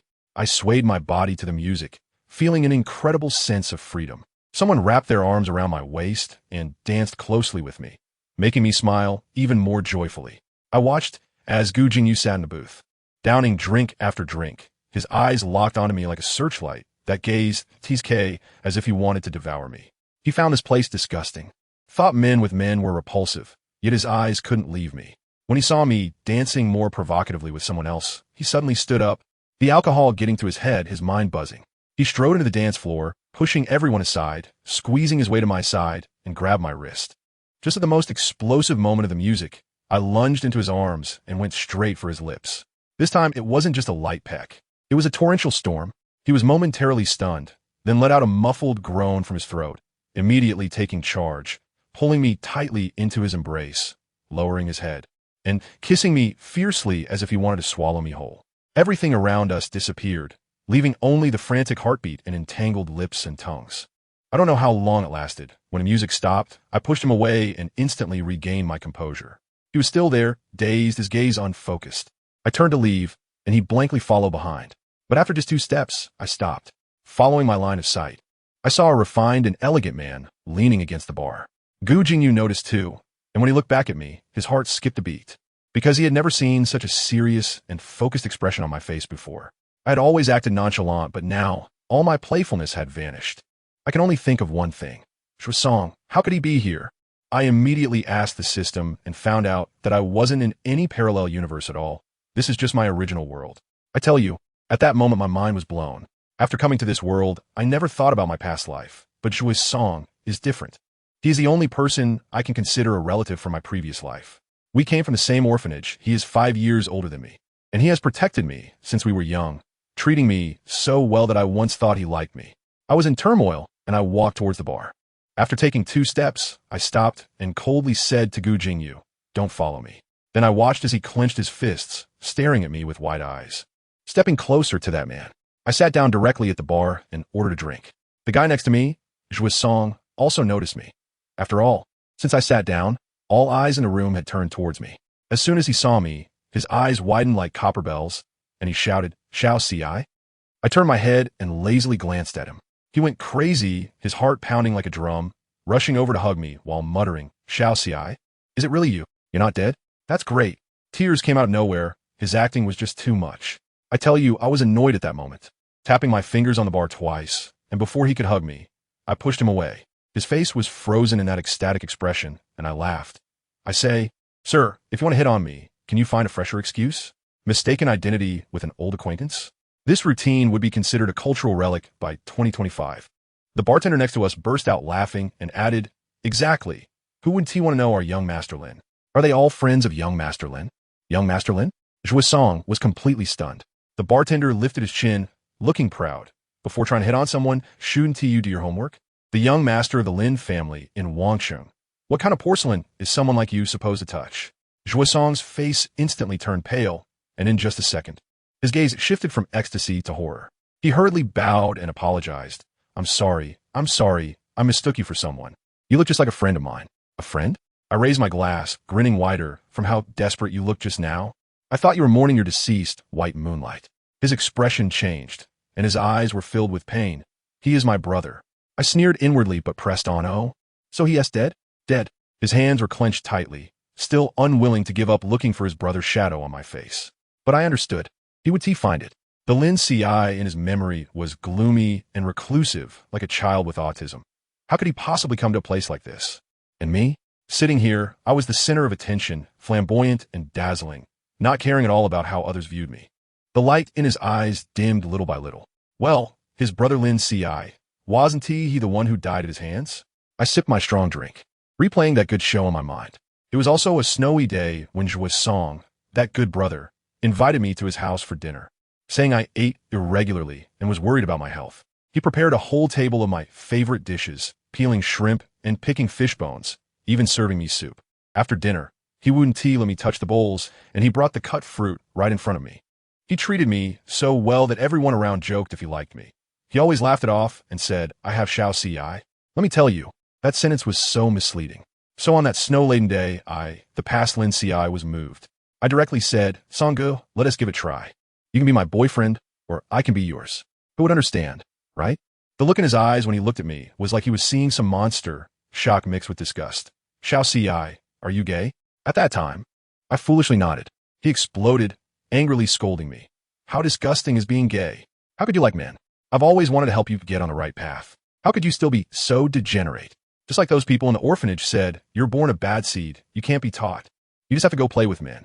I walked out of his house at that moment, not even grabbing an umbrella, walking in the heavy snow. I just found it amusing. After all this time, your kindness towards me was because you liked me. It was just boredom? Then why did you treat me so well before? Were you PUAing me? At that moment, I completely understood. Damn it. I truly was a bad seed, unworthy of anyone's affection. Then, a runaway truck came crashing towards me. When I woke up again, I had become the current young master of the Lin family. God has a sense of humor, letting someone like me live again. While I was in a tense standoff with Song, on the other side, my mischievous little dog, Gu Jingyu, was sitting in a booth. He was watching me chat happily with Song, and his eyes looked like they were about to spit fire. He was probably cursing me in his heart, scolding me for being fickle and wondering if I had my eye on some wild man again, trying to hook up. Just as he was lost in thought, there was a sudden crash and glass shattered. Su Zhongquan, the main character, was being dragged by his hair towards the broken glass. As soon as Su Zhongquan saw Gu Jingyu, it was like he saw a savior, shouting, Gu Jingyu, save me. Gu Jingyu frowned. He was just a fool. How could a fool save anyone? His heart was cold, and his face still wore that dazed expression. But this look provoked the purple-haired guy next to him. The purple-haired guy pushed Su Zhongquan away and leaned in front of Gu Jingyu. Oh, isn't this the big fool from the Gu family? A fool comes to the bar for fun? The thugs behind him all gathered around, eager to bully a dazed young master from a wealthy family. Such an opportunity was rare. The purple-haired guy pushed Gu Jingyu once, but he didn't move. He pushed again, and this time a fierce glint flashed in Gu Jingyu's drooping eyes. He suddenly stood up, and the purple-haired guy laughed. What's this? The fool wants to hit someone? Gu Jingyu scanned the room, calculating that he couldn't fight here. He suddenly marched toward the back door of the bar. Seeing this, the purple-haired guy got angry, thinking he was trying to run, and dragged Su Zhongquan along, calling a group of people to follow him. I couldn't continue chatting with Song, and was about to go back to find my little dog when I realized he was gone. I directly asked the system in my mind, Where's Gu Jingyu? The system answered, almost proudly. He went to save the beauty. Just now, Su Zhongquan was being bullied, and now Gu Jingyu is beating up that group of people. As soon as I heard this, my face instantly turned cold, and I pressed my tongue against my teeth in anger and laughter. Good for you, Gu Jingyu, really a dog that can't be raised. I pushed through the crowd and directly opened the back door of the bar. Inside was a corridor, and just as I took a couple of steps, a man with a lit cigarette blocked my way, his gaze sticking to me. Baby alone? I tilted my head and looked at him with a half smile. The man shivered under my gaze, and to my surprise, he got even more excited. I couldn't be bothered to waste words, so I asked, Got any cigarettes? He eagerly handed me one, even bending down to light it for me with his cigarette, but getting uncomfortably close. After lighting it, he said, almost as if under a spell, Baby, I want to fuck you. Just then, Gu Jingyu and Su Zhongquan came in through the back door. I had already noticed them, my expression as cold as ice. With a cigarette in hand, I looked at Gu Jingyu and said 2 words, Come here. Gu Jingyu stood still, resisting me. The man who was blocking me thought I was calling him over and approached with a lewd grin, trying to put his hand on my waist. Suddenly, he let out a scream, clutching his hand as he jumped back. I expressionlessly pressed the cigarette, but directly onto the back of his hand. The man, who had been filled with dirty thoughts just moments ago, was instantly sobered up, looking at me as if I were a venomous snake scrambling away. I bit down on the cigarette, the smoke swirling around me, my voice cold and sharp. Come here. At that moment, my anger had reached its peak. Gu Jingyu finally hesitantly walked over. As soon as he got in front of me, I lifted my foot and kicked him hard in the stomach. If it weren't for my weak body and his good physique, that kick could have taken half his life. Even so, he turned pale from the pain. I walked up to him menacingly and gently tapped his face with the back of my hand. It didn't hurt, but it was extremely insulting. Let me tell you, Gu Jingyu's eyes turned red instantly, like a beast cornered, just waiting for the chance to retaliate and bite me. I loved that look in his eyes, so I mercilessly kicked him again on the leg. He bent over in pain. I blew out a smoke ring, using the gentlest tone to say the most vicious words. If you're going to be a dog, you need to have the awareness of being a dog. A dog that doesn't listen to its owner's words should be dragged out and beaten to death. What are you doing? Su Zhongquan, the saint, couldn't stand it anymore and rushed over to block Gu Jingyu, eyes red with anger. How can you humiliate brother you like this? I turned my head and shot him a cold glance. And who are you to stop me? Su Zhongquan shivered under my gaze. The system in my head also started screaming. Host, what are you doing? These two are the main characters. You're just a supporting character. You can't harm the main characters. Supporting character? I sneered. The system shrank back, whispering, Host, don't you want your heart to be okay? Complete the task and get them together, and you'll have a healthy heart. Heart. As soon as those words came out, I felt a sharp pain in my chest, as if being stabbed with a knife. My hand trembled, and I couldn't hold the cigarette anymore, dropping it to the ground. The color that had just returned to my face vanished instantly. I forced myself to look at the two people in front of me. My gaze so cold it could freeze water. Two dogs in the gutter dare to bark in front of me? Get out! Su Zhongquan's chest heaved with anger. But he didn't dare to do anything, only gritting his teeth as he helped Gu Jingyu away. Once they left, I could no longer hold on. My vision darkened, and I slid down the wall, my heart feeling like it was being twisted. I stumbled forward a few steps, and with a thud, my heart felt like it was struck by a heavy hammer, and I completely lost consciousness. Meanwhile, Gu Jingyu was being supported by Su Zhongquan as they walked outside. Su Zhongquan was still chattering. Brother you, has he been bullying you like this the whole time? This person is too vicious. Gu Jingyu listened, feeling uneasy. Was Lin Qiushi vicious?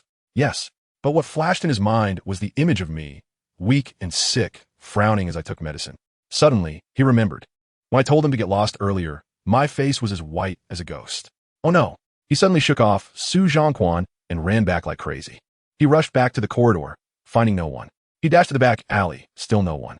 Finally, he kicked open the bathroom door and saw Zhuo Song squatting on the ground, preparing to pick me up as I lay unconscious. Lin Qiushi, Gu Jingyu's eyes turned red, and he stepped forward, ignoring Zhuo Song, and directly picked me up in his arms. My body was cold, and, at that moment, his heart nearly stopped.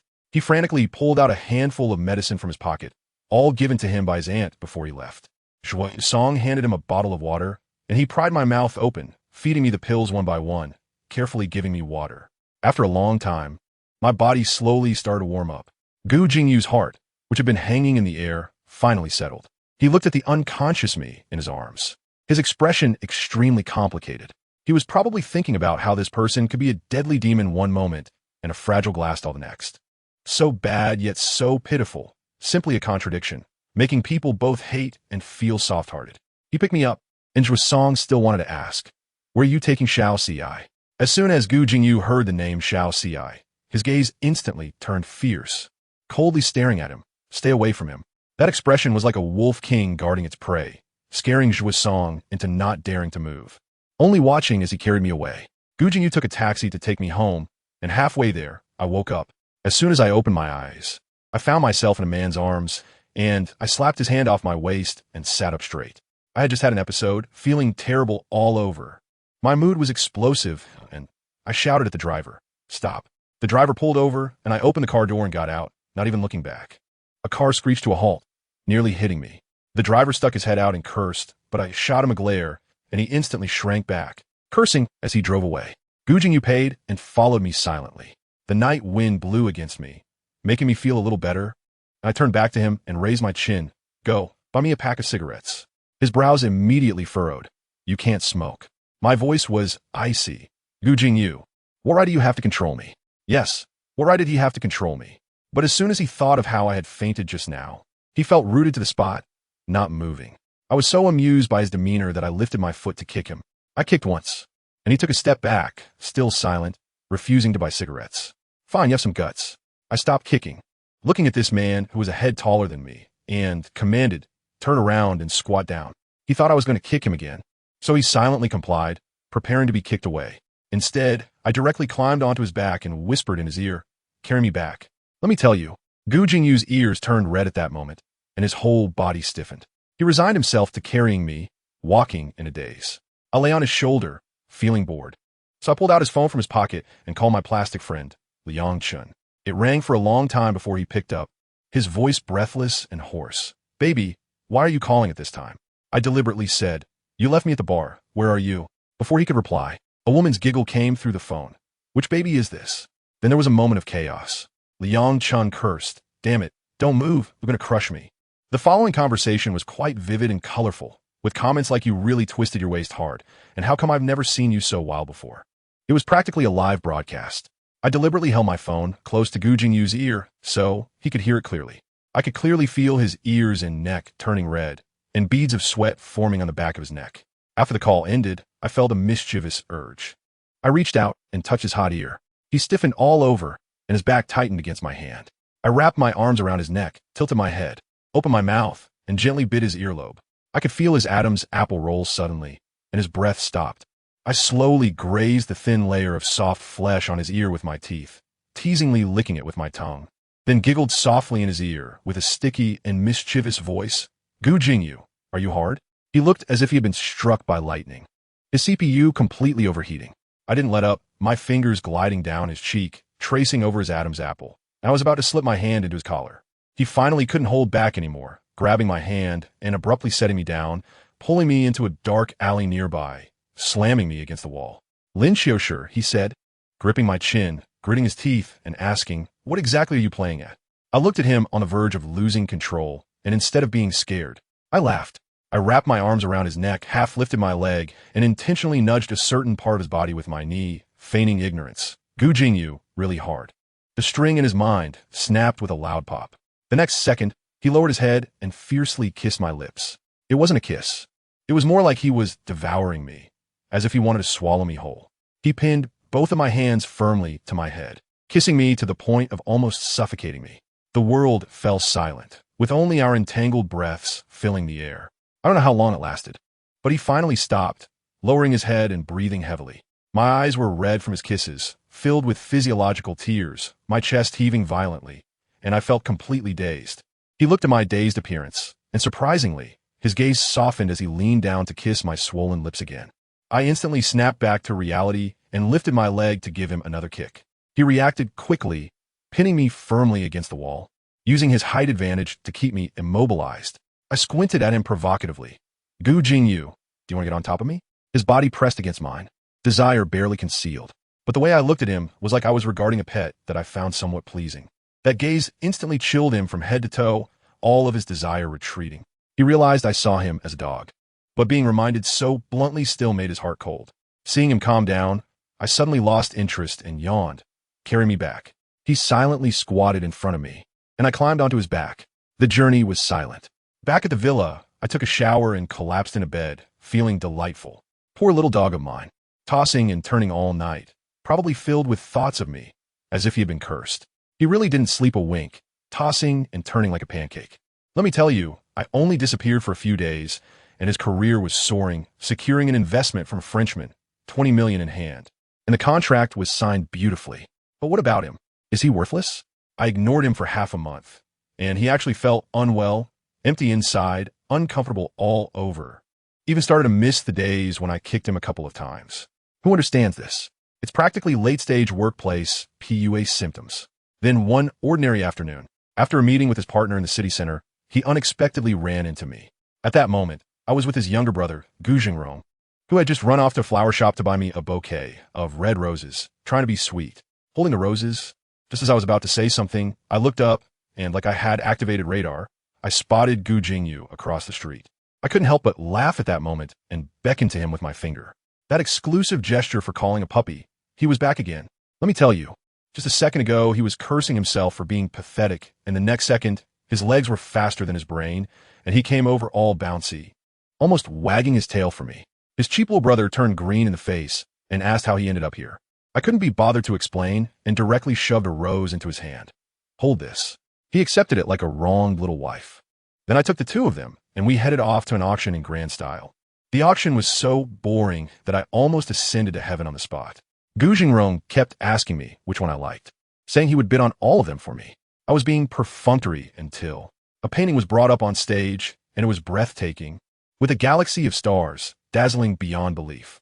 I sat up straight, but then someone beside me started to complain, saying that the author of the painting, Mo, was a murderer and a madman. Upon hearing this, Gu Jingyu's face darkened. I knew right away that this painting was painted by him. The auctioneer knocked the gavel, and the starting bid was 2 million. My system in my head was screaming that this was the token of love between the male lead and his future official partner, warning me not to get involved. The little white flower named Su Zhongquan, who was the original protagonist, was indeed there, his eyes reddened, raising his paddle over and over again as if his life depended on it. The price soared to 8 million, and he was completely out of the game. Then it was my turn to perform. I leisurely raised my paddle, my voice not loud but audible to the entire room. 10 million. Instantly, the entire room fell silent. Su Zhongquan's face turned as white as a ghost. Gu Jingrong got anxious and leaned over to advise me, saying the painting's author was a madman who had killed before, and it was unlucky. I shot him an impatient look like an electronic Hakimi and licked my lips. Unlucky? Is there anyone more unlucky than me? I want to see. This painting, I was determined to get it. Back when I was in the orphanage, wasn't I the so-called unwanted, unlucky child in their mouths? It's just a painting. How could it be more sinister than me? That little white flower was still not giving up. As soon as the auction ended, he rushed to block me at the door, saying I was ruining art and asking if I could let him have the painting. I looked at him as if he were out of his mind, crossing my arms and looking down at him. Do I look like someone who needs money? Besides, with the painting in my hands, I could tear it or burn it if I wanted. And you? Can't even come up with 10 million and are here talking to me about art? He was so angry, he was shaking all over and even tried to pull Gu Jingyu into begging for mercy. I couldn't be bothered to deal with it and directly took Gu Zhongrong to the car, leaving Gu Jingyu there alone, letting him get locked up with his little white flower. I wasn't going to serve him. A month passed after this incident, and the two of us were like co-renting roommates, living in peace. Until one day, a crowd of doctors came to my house to give me a thorough checkup. Let me tell you, I was filled with tubes and instruments all over, feeling like I was being tortured. The doctor said my heart couldn't wait any longer and that I needed to find a donor quickly. I said casually that I wouldn't die, but inside I was really annoyed. Once they left, I felt completely weak and reached out my hand towards Gu Jingyu, who was leaning against the door. My voice hoarse, "Come here, hug me." Without saying a word, he came over, lifted the blanket, and lay down beside me. My hands and feet were as cold as ice, and without thinking, I stuffed them all into his clothes to warm up. Let me tell you, he was really warm, like a little furnace. I leaned against him and fell asleep in no time. What happened next? I ended up in trouble after that sleep. I woke up to the sound of my friend Liang Chen's phone call. He mysteriously told me that Gu Jingyu's company was now going to bid for the same project as our Lin family, telling me to be careful. I thought to myself, isn't this the storyline coming? After hanging up, I felt something was off, all sticky and uncomfortable. I stumbled into the bathroom, and as I passed by the mirror, I paused. Wow. I leaned in for a closer look, and from my neck to my waist, there were countless red marks. Goodness. My little dog took the chance to nibble on me while I was asleep. He seemed quite guilty. The next morning at breakfast, he didn't even dare to lift his head. Aunt Chun was horrified when she saw the marks on my neck and asked if I'd been bitten by bugs. I glanced at the person across from me who looked like he wanted to dive into his bowl, and with a smile I said, maybe? It can't be from a dog bite, right? Scaring him like that made him bolder. When he saw I wasn't eating properly, he actually dared to threaten me with Aunt Chun. Fine, I'll give him credit for that. In the following days, he was busy with his project, and I unusually went to my family's company to experience the joy of slacking off at work. Then, here comes the highlight. On the day his company was bidding, he was all dressed up in a suit, looking sharp, and arrived at the venue early with his team, extremely nervous. Just before the meeting started, when the door opened, he looked up and saw who? He saw me, representing the Lin family as a competitor, walking in with a crowd around me. Let me tell you, the expression on his face at that moment was priceless. His pupils seemed to shake, and he was completely frozen, probably thinking, it's over, I'm done for. Let me tell you, he looked so cowardly at that time. His partner, named Zhong Weishu, had a bewildered expression on his face, as if he had seen a ghost, and asked him what was wrong. Gu Jingyu didn't dare to say anything. He lowered his voice and said, "You go up as the main speaker, I'm not going." And then he dashed into the fire escape, running faster than a rabbit. Goodness, did he think I didn't see? I caught it out of the corner of my eye. The system in my mind was still chattering away, saying the male lead saw you. Now your identity is exposed. I sneered to myself, saying don't worry. He.S. trying to avoid me right now. The events that followed were completely in my script. The bidding meeting started, and his little company went in full of confidence, but came out covered in dust. Zhong Weishu's face was as white as paper when he came out. He cried to him, saying, our technology is exactly the same as the Lin family's. We were accused of plagiarism. I tell you, Gu Jingyu felt utterly disheartened at that moment. His mind was racing, and in an instant, he pointed the finger at me. After all, I had been visiting the Lin family company every day during this time, so he must have thought it was me, this despicable and shameless person, who stole his technology and gave it to the Lin family just to deliver a fatal blow to him today. TSK. The look in his eyes was as if he wanted to swallow me alive. But what could he do? He could only endure it. As for me, I enjoyed watching him in this state of wanting to take me down but being unable to do so. I thought the fire wasn't hot enough. So I directly ran to the bathroom, just in time to block his whiny partner, Zhong Weishu. I casually washed my hands while sarcastically saying, a small company dares to compete with the Lin family? Today, we're giving you a lesson. Zhong Weishu's face turned red with anger, questioning whether I had stolen their technology. I couldn't help but laugh at his frustrated expression in the mirror and directly mocked him, saying, steal? You really overestimate yourself. Even if we used your technology, everyone would just think you copied us. Let me tell you, my expression at that moment was filled with a thin layer of malice. I even deliberately splashed the water droplets from my hands on his face, and that guy completely lost it, shaking with anger. After I enjoyed the moment, I walked away gracefully. Gu Jingyu heard everything outside. After I left, he went in and saw his brother, who was on the verge of tears from my humiliation, and I bet his hatred level was already maxed out. He gritted his teeth and vowed that one day he would surpass us and settle the score. That night, he returned to the villa after dark. As for me, I was already lounging on the sofa like a lord, waiting for him. The low pressure he brought in as soon as he entered was palpable, and I could feel it from 800 meters away. I beckoned him over with a finger. He walked over without saying a word. Then I stood up and, without warning, kicked him in the stomach. He was completely unprepared and stumbled back several steps before steadying himself. Let me tell you, in that moment, the hatred in his eyes was almost overflowing. But I didn't give him a chance. I went straight up and grabbed his collar, yanked his head down, and started slapping his face, one slap after another. The feeling was indescribably satisfying. I leaned close to his ear and said, Gu Jingyu, do you think a fool can turn the world upside down? I don't care whether you're pretending or not. You are just my dog. If you're a dog, you need to have the awareness of being a dog. Hide your little thoughts and act a bit more obedient. Got it? He gritted his teeth and squeezed out a word through his clenched jaw, nodding.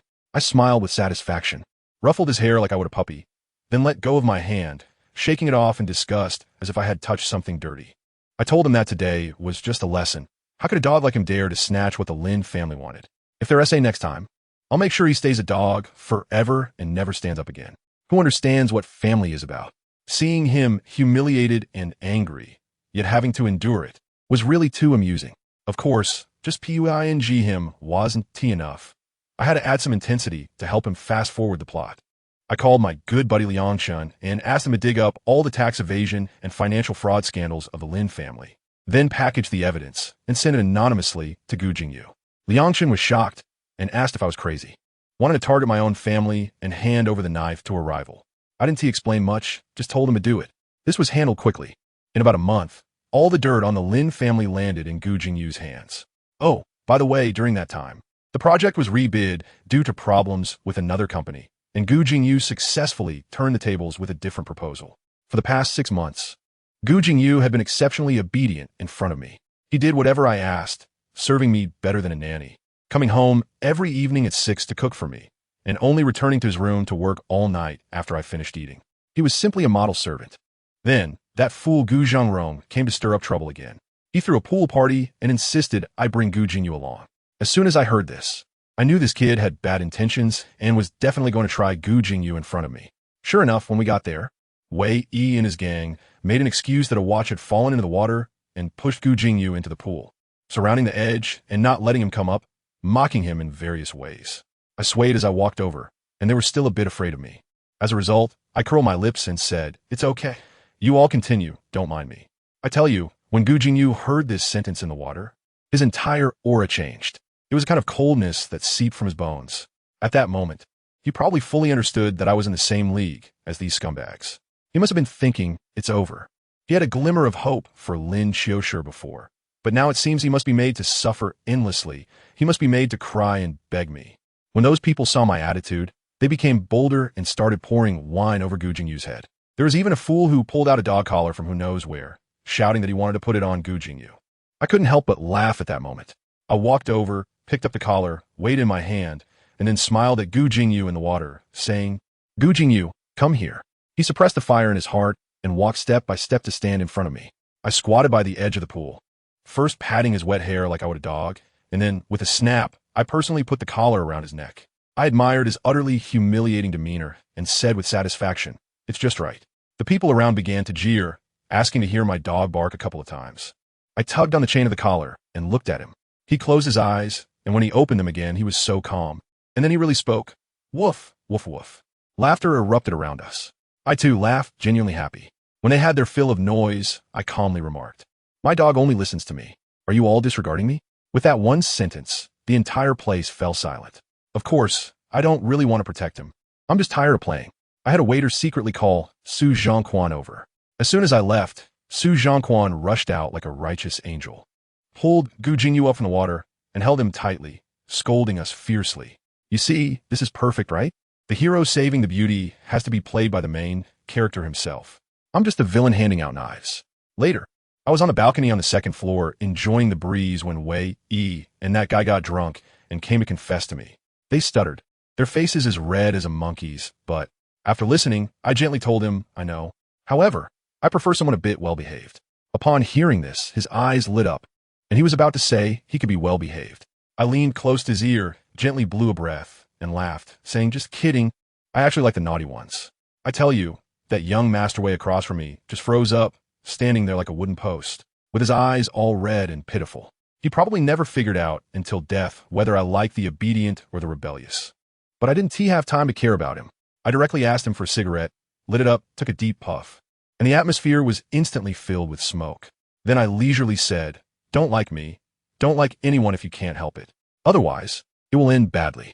Well, that young master broke down right there, looking like a little abandoned dog, running away, all dejected. As for me, after finishing the cigarette, I casually spilled the leftover red wine from my glass into the garden below, and that was that. Guess what happened next? Just as I was leaving, two people unexpectedly popped out from behind the curtain. One was Gu Jingyu, and the other was his little sidekick. That sidekick was still chattering away. This Lin Qiushi is such a weirdo, just loves to torment people. But Gu Jingyu, not saying a word, was staring intently at the rot tan chair I had just sat in, as if lost in thought. After a while, he took out his phone and made a call. I tell you, this call was going to be the end of the Lin family. On the other end was his newly recruited operational genius, and his voice was as cold as ice. The dirt on the Lin family that I gave you before can be released now. The person on the other end was thrilled, saying that the Lin family was a big piece of meat, and we should quickly swallow it up. Gu Jingyu just replied with a single word. That person then asked why they were suddenly taking action, and Gu Jingyu directly said, there's no need to wait. The Lin family shouldn't exist anymore. Oh my gosh, this revenge plot is coming out of nowhere. After the banquet, I took Gu Jingyu's car home. On the way, I was in such a good mood, tapping my fingers on the car window to the beat. Gu Jingyu was beside me, wearing the collar I gave him, bearing the humiliation. He must be thinking, just wait, when the Lin family is gone, you'll see how I deal with you. When we got back to the villa, I casually hung the red leash for walking the dog on a rack by the door, deliberately saying loudly, put it here, so it's convenient when I want to walk the dog. Aunt Chun, next to me, couldn't bear to watch. But she had no idea that I secretly had the kitchen prepare extra meals for Gu Jingyu every day, all kinds of meat, almost turning him into a strong bull. This lifestyle didn't last long before something big happened. That morning, I was having breakfast when an emergency news bulletin suddenly interrupted the TV. Goodness. It was all about our Lin Group's tax evasion and illegal activities, and the stock plummeted in an instant, with an investigation team directly entering the company. Gu Jingyu was standing behind me. I could feel his gaze, but I didn't even turn my head. Aunt Chen was terrified and was about to comfort me when my mom's call came in. As soon as I answered, I heard her sharp crying voice. Zayashir, you have to save your dad. I couldn't help but laugh. How can I save him? Then listen to what she said. Don't you have a fund? The one your dad and I set up for you when you were young. Hurry and take it out to cover the company's losses. Otherwise, Your dad will go to jail. What does my family know? That fund is my life-saving money for medical treatment. I asked her calmly, isn't that money for my treatment? She exploded. You've been treating this illness for so many years, and look where you are. It's better to take it out for an emergency. That money is also ours to give you, so it's only right for you to take it out. At that moment, I felt a sharp pain in my heart. Probably a natural instinct of my original body. I asked her, is the family so broke that you have to touch my life savings? She stammered for a long time and finally shouted, we haven't had money for a long time. We've been filling in the holes. I asked again, doesn't my brother still have several funds under his name? Guess what she said? Your brother is still young. That's for his college and marriage. If the Lin family is gone, how will your brother live? I think I understand now. The money for my brother's college cannot be touched, but my medical expenses can be freely used. It's clearly biased. I closed my eyes, took a deep breath, and then opened them again, happily agreeing. Okay, I'll give you the money. After hanging up the phone, I stood up and was about to leave. Gu Jingyu probably thought I looked too miserable and actually reached out to grab my wrist. I got angry at that moment, shooting him a glare as sharp as a knife, and said sternly, do you think that just because the Lin family is gone, you can act like a person? When I haven't given you power, don't touch me. Remember your place. I shook off his hand, and his expression instantly turned cold. He must be thinking, you poisonous rose should be stripped of your thorns, locked in a bottle, and then let's see how you remain so proud. I went home first, and the place was a complete mess. My mom was crying and holding my brother, and when she saw me, it was like seeing a savior. However, every word she said was sharp and hurtful. You've lived a life of luxury since you were young and have never done anything for the family. Now that the Lin family is in trouble, if you have a conscience, you can't just ignore it. I was too lazy to waste words with her and went straight to the company. Inside the company, the atmosphere was tense. My assistant told me that all our clients and business had been taken away by a new company called Herointo Technology. Upon hearing this, I chuckled and told my assistant, set up a meeting with their person in charge. The assistant was stunned and reminded me that I had previously offended someone from Herointo Technology. I didn't care. I wanted to meet them. On the other side, at Herointo Technology, Zhong Weishu, the one I had humiliated before, was so thrilled to hear that I wanted to meet that he almost jumped for joy. He finally had me in his grasp. Just wait and see how I would mock him tomorrow. Gu Jingyu was also there, but he said, I won't go tomorrow. You two go. Wow. It seemed like he wanted his subordinate to give me a taste of my own medicine first. The next day, I took Gu Jingyu with me to the agreed restaurant.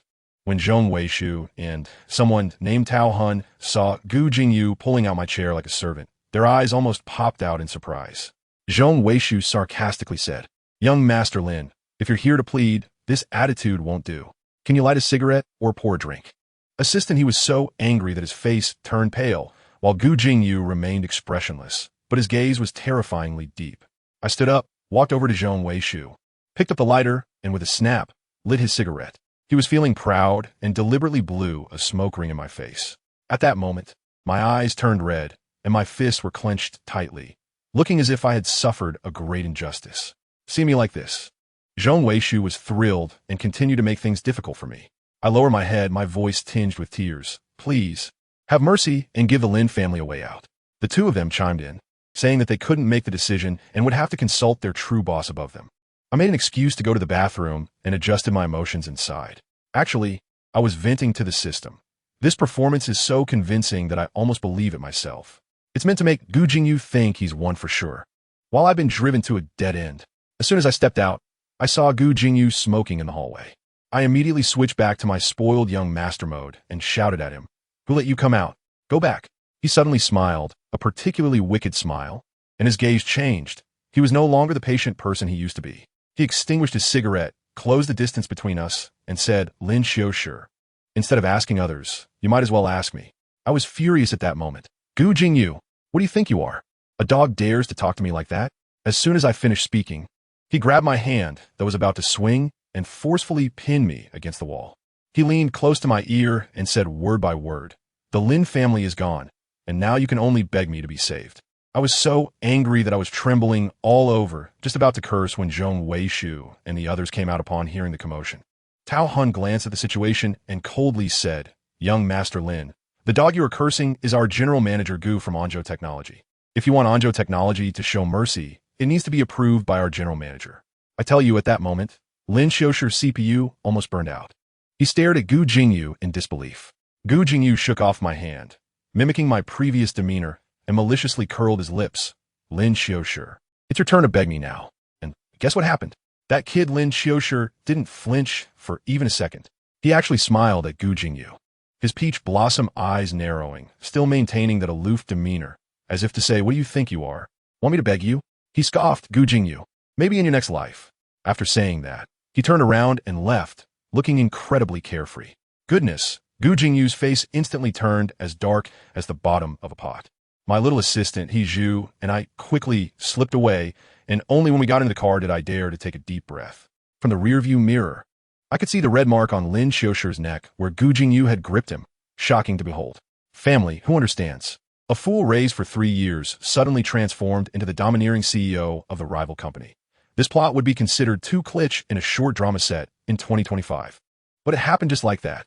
The Lin family's downfall was clearly orchestrated by Gu Jingyu behind the scenes.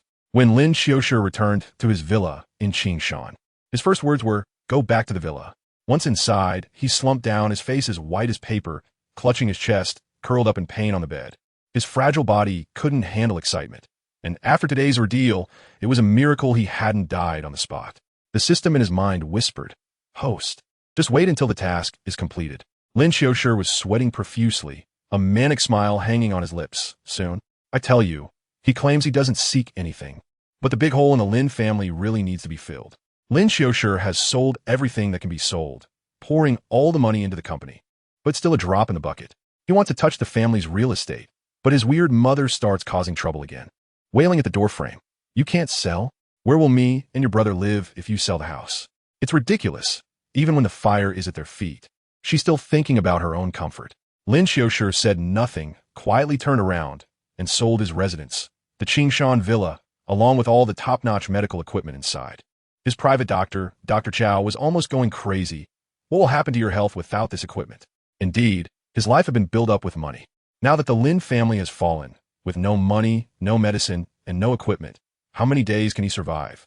On the other side, Gu Jingyu sneered upon hearing the news that the Qingshan villa was for sale. He was just waiting for Lin Qiushi to reach a dead end and come begging him on his knees. He directly sent someone to secretly buy the villa. He not only wanted the Lin family's assets, but also everything about Lin Qiushi. He wanted to strip Lin Qiushi of all his pride, leaving him with nothing. Let me tell you, Gu Jingyu has been busy too. Every day, he plays with that precious collar, the one Lin Qiushi had put around his neck before, imagining how good it would look on Lin Qiushi's fair and slender neck while indulging in some BDSM literature. While he was lost in these thoughts, holding a glass of red wine and immersed in his dirty, yet thrilling desire for revenge, the phone rang. The person he sent to keep an eye on things reported, President Gu, young Master Lin got into a car and went to the Maisie bar. It's the car of the second young master of the Gu family, Gu Zhengrong. I'm telling you, Lin Qiushi will go, and it's out of desperation. That Gu Zhengrong is Gu Jingyu's cousin, and he was one of Lin Qiushi's tailgaters in the past. Now he calls and pretend to be sincere, saying something like, "With so many of us helping, the Lin family can get through this, right?" Lin Qiushi had no choice but to go. As soon as he entered the private room, the atmosphere fell off. A group of old friends now looked at him like wolves eyeing a lamb that had fallen into a trap, sticky and disgusting. Gu Zhengrong was even more aggressive, putting his hand directly on Lin Qiushi's waist, almost wrapping him in his embrace. He poured wine for Lin Qiushi, and when Lin Qiushi shook his head, he squeezed his shoulder, implying, "It's fine to drink less, we're all here, don't spoil the fun." His hand was not honest, sliding down his back. Lin Qiushi's face turned red with anger, but he dared not lash out. Gu Zhengrong leaned close to his ear, whispering as if sharing a secret. "Qiushi, I've liked you for a long time, you know that. I can help you, you just need to. Give me something in return. Isn't this just taking advantage of the situation?" Lin Qiushi trembled with anger, his eyes turning red. Just then, a guy named Wei Iha, who still had some conscience, came over to distract them, intentionally bringing up the recently popular Anzhou technology. "Hey, have you heard? Anzhou technology is really impressive." Gu Zhengrong's expression soured at this. He was the representative of young talent in this circle, and a small company like that had no right to appear. Wei Iha even deliberately said to Lin Qiushi, "Qiushi, you could try contacting Anzhou technology. Maybe you can collaborate." Upon hearing that name, Lin Qiushi's face turned pale. His lips pressed tightly together. He couldn't stay there any longer, so he got up and headed to the bathroom. But as soon as he stepped in, Gu Zhengrong followed him in and locked the door with a click. The trap was set. Gu Jingrong's face was flushed with excitement as he stepped closer. And Lin Qiushi was scared and backed away step by step. Gu Jingrong suddenly lunged and hugged him. "Qiushi, have you thought it over? Follow me, and I'll ensure the Lin family is safe. Let go." Lin Qiushi struggled desperately, but his strength was no match. Gu Jingrong held him tightly, his hands starting to misbehave, and his mouth moved in for unwanted kisses. Lin Qiushi was shocked and angry, seizing the opportunity to bite down hard on Gu Jingrong's mouth. Gu Jingrong howled in pain, and in retaliation, he slapped Lin Qiushi, sending him crashing against the sink, sliding down softly. He touched his bloodied mouth and completely lost it, grabbing Lin Qiushi's hair. His face twisted. "Do you still think you're the young master of the Lin family? Without the Lin family, you're just a worthless whore that anyone can have. You can only beg me to take you."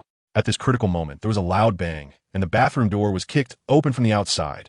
Gu Jingyu stormed in like a god of death, without a word, grabbing Gu Jingrong by the collar and punching him in the stomach. Gu Jingrong curled up like a shrimp on the floor, and as he was getting up to curse, Gu Jingyu kicked him in the knee with a crisp snap, knocking him back down.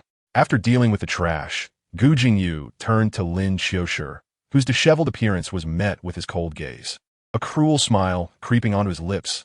"Are you begging him or begging me?" He paused before adding, "If you're begging him, fine.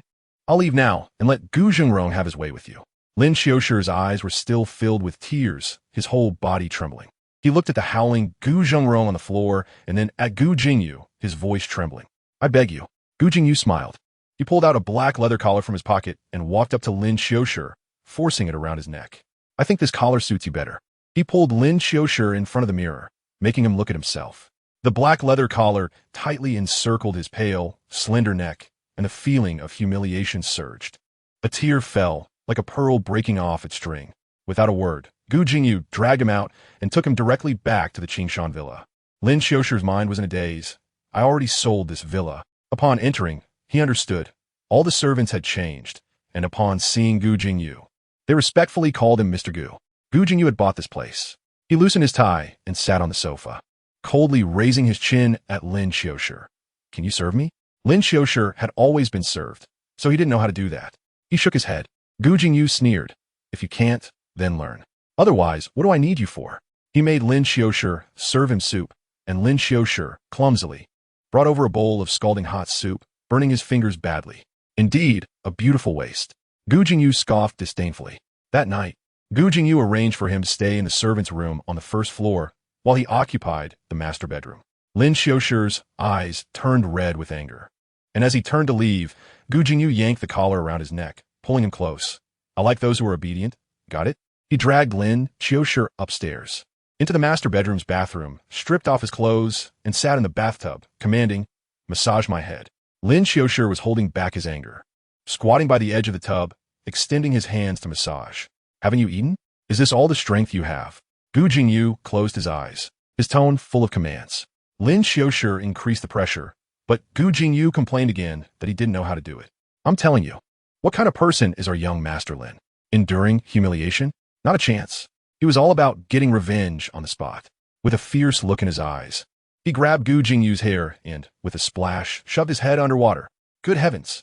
He was trying to drown Gu Jingyu, but Gu Jingyu reacted faster, breaking free from the water, his face frosty, and he grabbed Lin Qiushi's wrist, flipping him into the water. Lin Qiushi was instantly choked, feeling like his lungs were about to explode. Just when he thought he was going to die, Gu Jingyu pulled him out of the water.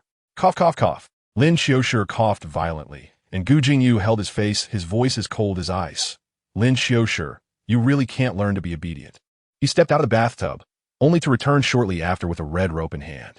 It was the same rope that had been attached to the collar, which Lin Qiushi had used to walk him like a dog. Upon seeing the rope, Lin Qiushi's face turned pale with fear, and he started to plead. "I was wrong.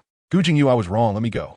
But Gu Jingyu ignored him, directly using that red rope to tightly bind Lin Qiushi's hands together and hang them up high on a rack beside the bathtub, leaving him kneeling in the cold water. Humiliated. After doing all this, Gu Jingyu turned and left, leaving Lin Qiushi alone, trembling in the icy water. After an unknown amount of time, the bathroom door opened again. Gu Jingyu walked in and saw Lin Qiushi with his head down, kneeling there like a broken doll. His soaked clothes clung to his body, outlining his thin and delicate figure. Gu Jingyu had to admit, in this state, Lin Qiushi was both fragile and beautiful, resembling a painting with a sense of shattered medieval charm. I'm telling you, at that moment his breathing became heavy, and he felt a painful arousal beneath him. The pain muddled his mind, and reason and desire fought fiercely within him. I'm telling you, he was angry with himself for having such unmentionable thoughts about Lin Qiushi. Was it really revenge for the humiliation he suffered back then, or was it just desire for his body? Goodness, Gu Jingyu's mind went blank, and he rushed over. The moment his hand touched Lin Qiushi, he was taken aback. The skin felt as cold as if it had just been taken out of a freezer. He quickly lifted Lin Qiushi's chin, and the poor boy's eyelashes fluttered like butterfly wings, dazedly looking at him, mumbling, "I'll be good." While saying that, he rubbed his cheek against Gu Jingyu's palm, looking so endearing that anyone would be smitten. Gu Jingyu's throat tightened, and in a few quick moves, he untied the ropes and pulled the boy up. As a result, Lin Qiushi's legs went weak, and he collapsed into Gu Jingyu's arms. This made matters worse.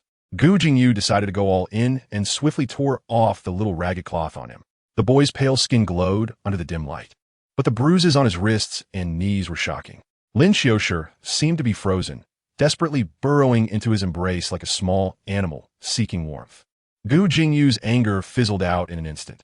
He hurriedly grabbed a large towel and wrapped him tightly before lifting him up and heading outside. He placed him on the bed, covered him with a blanket, but soon after, Lin Qiushi curled up under the blanket, his face pale with a hint of blue, his lips trembling uncontrollably, starting to mumble incoherently.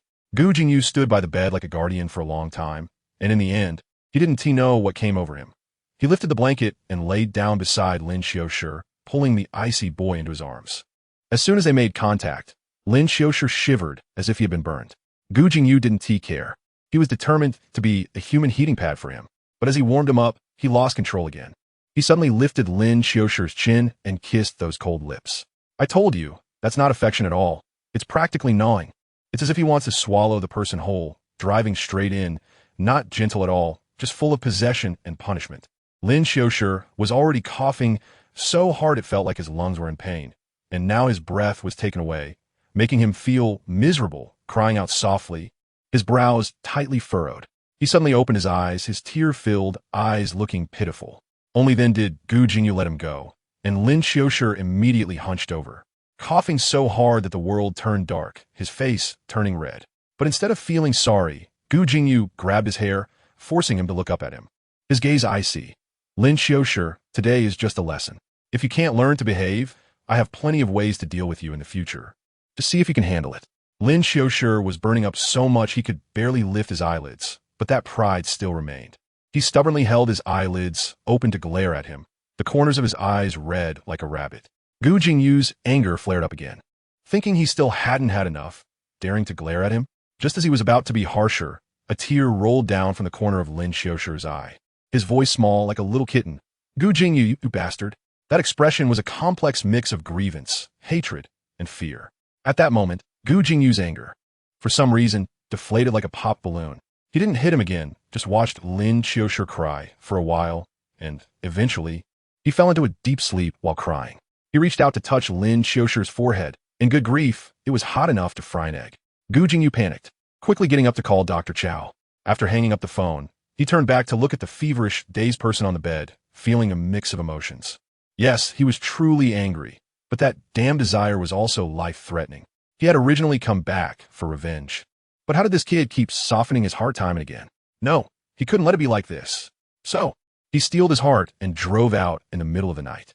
When Dr. Chow arrived and saw that Lin Qiushi's fever had almost reached 40 degrees, and then saw the marks on his body, he sighed in heartache. This major illness lasted 3 days, and Lin Qiushi lost a lot of weight. 3 days later, he finally cooled down, and when he grabbed his phone, good grief, there were dozens of missed calls, all from his assistant. He first returned a call to Assistant He, and upon hearing his voice, Assistant He almost cried, quickly reporting the situation to him. In the 3 days he had disappeared, the Lin family had become even more chaotic, and the Gu family had also joined in. Now the Lin family was being squeezed from both sides by the Gu family and Gu Jingyu's Anzhou technology, and their dilapidated building was about to collapse. After hearing this, Lin Qiushi simply replied, "Got it." He hung up the phone, took a deep breath, and directly dialed Gu Jingyu's number. The phone rang 3 times before connecting. Both sides fell silent, and in the end, It was Lin Qiushi who spoke first, his voice a bit hoarse. You said before that as long as I ask you, you would help the Lin family. On the other end of the line, Gu Jingyu's deep voice came through. Yes, I said that. An hour later, at Lin's company, wait for me. After finishing, the call was abruptly hung up, with not a word more to say. An hour later, in the Lin family conference room, Gu Jingyu arrived on time, accompanied by Zhong Weishu, who rolled his eyes at Lin Qiushi with utter disdain. Gu Jingyu sat down on the sofa, exuding an aura that felt like 2 meters 80 tall. He didn't waste any words and got straight to the point. Anzhou can withdraw and can help the Lin family, but there's a condition. Lin Qiushi asked, what condition? Gu Jingyu tapped his long fingers on the armrest twice, staring at him, saying word by word. The Lin family can retain all frameworks and businesses, but the premise is that it must become a subsidiary of our Anzhou. Impossible. Lin Qiushi exploded on the spot, standing up abruptly, his eyes red. Gu Jingyu, you are taking advantage of the fire. Gu Jingyu sneered, raising an eyebrow, arrogantly saying, so what? This is the result of your plea. Otherwise, we can continue to act, and your Lin family won't be left with even a sign. Zhong Weishu chimed in with a sarcastic tone. Young Master Lin, now besides begging us, who else can you turn to? If you don't know what's good for you, don't blame us for being heartless. Lin Qiushi was so angry that his chest heaved violently, and he squeezed out a word through his teeth. Get lost. Gu Jingyu shot him a cold glance and got up to leave. Did you think our little Lin would just give in like this? Naive. He turned to his assistant and said, what about the Gu family? Anzhou isn't the only option. Assistant, he was almost dying of anxiety, telling him that those two from the Gu family were even more ruthless, the kind that would eat people and not spit out bones. But Lin Qiushi didn't listen at all. He shifted the topic and inquired about an industry line cooperating with the Wang family. Let me tell you, this is the key. This line is the lifeline of the Lin family, and it's a huge bombshell with some shady business inside. In the original story, Gu Jingyu brought down the Gu family because of this. Now, Lin Qiushi, who has crossed into the book, is well aware. He knows Gu Jingyu thinks he knows nothing, which is why he dares to threaten him like this. So, in the end, he didn't explain anything to Assistant He. After returning to the office, he called Gu Jingyu's sworn enemy, Gu Zhongrong, for 20 minutes. 3 days later, Lin Qiushi took the initiative to approach Gu Jingyu and said right away, I've thought it through. The Lin family can be your subsidiary company. Gu Jingyu was surprised. He thought this young master would at least make a fuss for another 10 days or half a month, but he didn't expect him to surrender so quickly. He even felt that Lin Qiushi seemed to have really learned his lesson, reaching out to lift his chin. Lin Qiushi's eyes widened, and just when he wanted to explode, he remembered something and forcefully suppressed his anger, lowering his gaze. Gu Jingyu looked at his submissive appearance, and the wicked fire in his heart flared up again. He lowered his head and kissed him. Lin Qiushi's eyelashes trembled wildly. He wanted to dodge, but didn't dare to. Gu Jingyu's hand slid directly into his clothes. His waist was so slim that it seemed like it could snap with a gentle bend. When the kiss ended, Lin Qiushi's face was flushed, and he gritted his teeth and asked, Gu Jingyu, why did you kiss me? Gu Jingyu's eyes were deep like a pool of water, with hatred and desire swirling inside him. He thought, if he couldn't tell the difference, then he might as well tie the person to his side. After all, the current Lin Qiushi had no right to refuse. He rubbed Lin Qiushi's swollen lips from the kiss, his voice deep and hoarse. Lin Qiushi, be my lover. I tell you, Lin Qiushi's peach blossom eyes widened in an instant, like a cat whose tail had been stepped on, all the fur standing on end. It took him a few seconds to react, and then the anger flared up, cursing loudly. Gu Jingyu, you are too much. He raised his hand to slap him. Of course, he was caught by Gu Jingyu. Lin Qiushi was still unconvinced and kicked back, cursing loudly. You bastard. You're just a dog I raised. How dare you humiliate me? I should have killed you when I had the chance. Gu Jingyu's face darkened to the point where it could drip ink, directly tossing him onto the bed, pinning him down with his long legs, rendering Lin Qiushi completely immobile. Gu Jingyu stared at him, his voice as cold as ice. Lin Qiushi, haven't you had enough of a lesson? Do you believe I can hang you up for 3 days and 3 nights right now? Lin Qiushi instantly recalled the fear of being tied up, all the prickles on his body retracting, but he still held firm. I won't be your lover. You have no choice. I won't sell my body. You can forget it.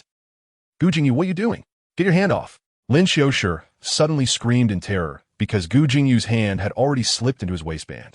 Family members, who understands? In that moment, the young master was genuinely scared, his neck tense, his face flushed, biting his lip tightly, not uttering a word. Gu Jingyu, like a demon, watched his humiliating expression while maliciously toying with him. Before long, Lin Qiushi completely broke down, tears of humiliation sliding down the corners of his eyes. Upon seeing him like this, Gu Jingyu truly felt a rush of vindictive pleasure. His breathing became heavy, and he flipped Lin Qiushi over, facing away from him.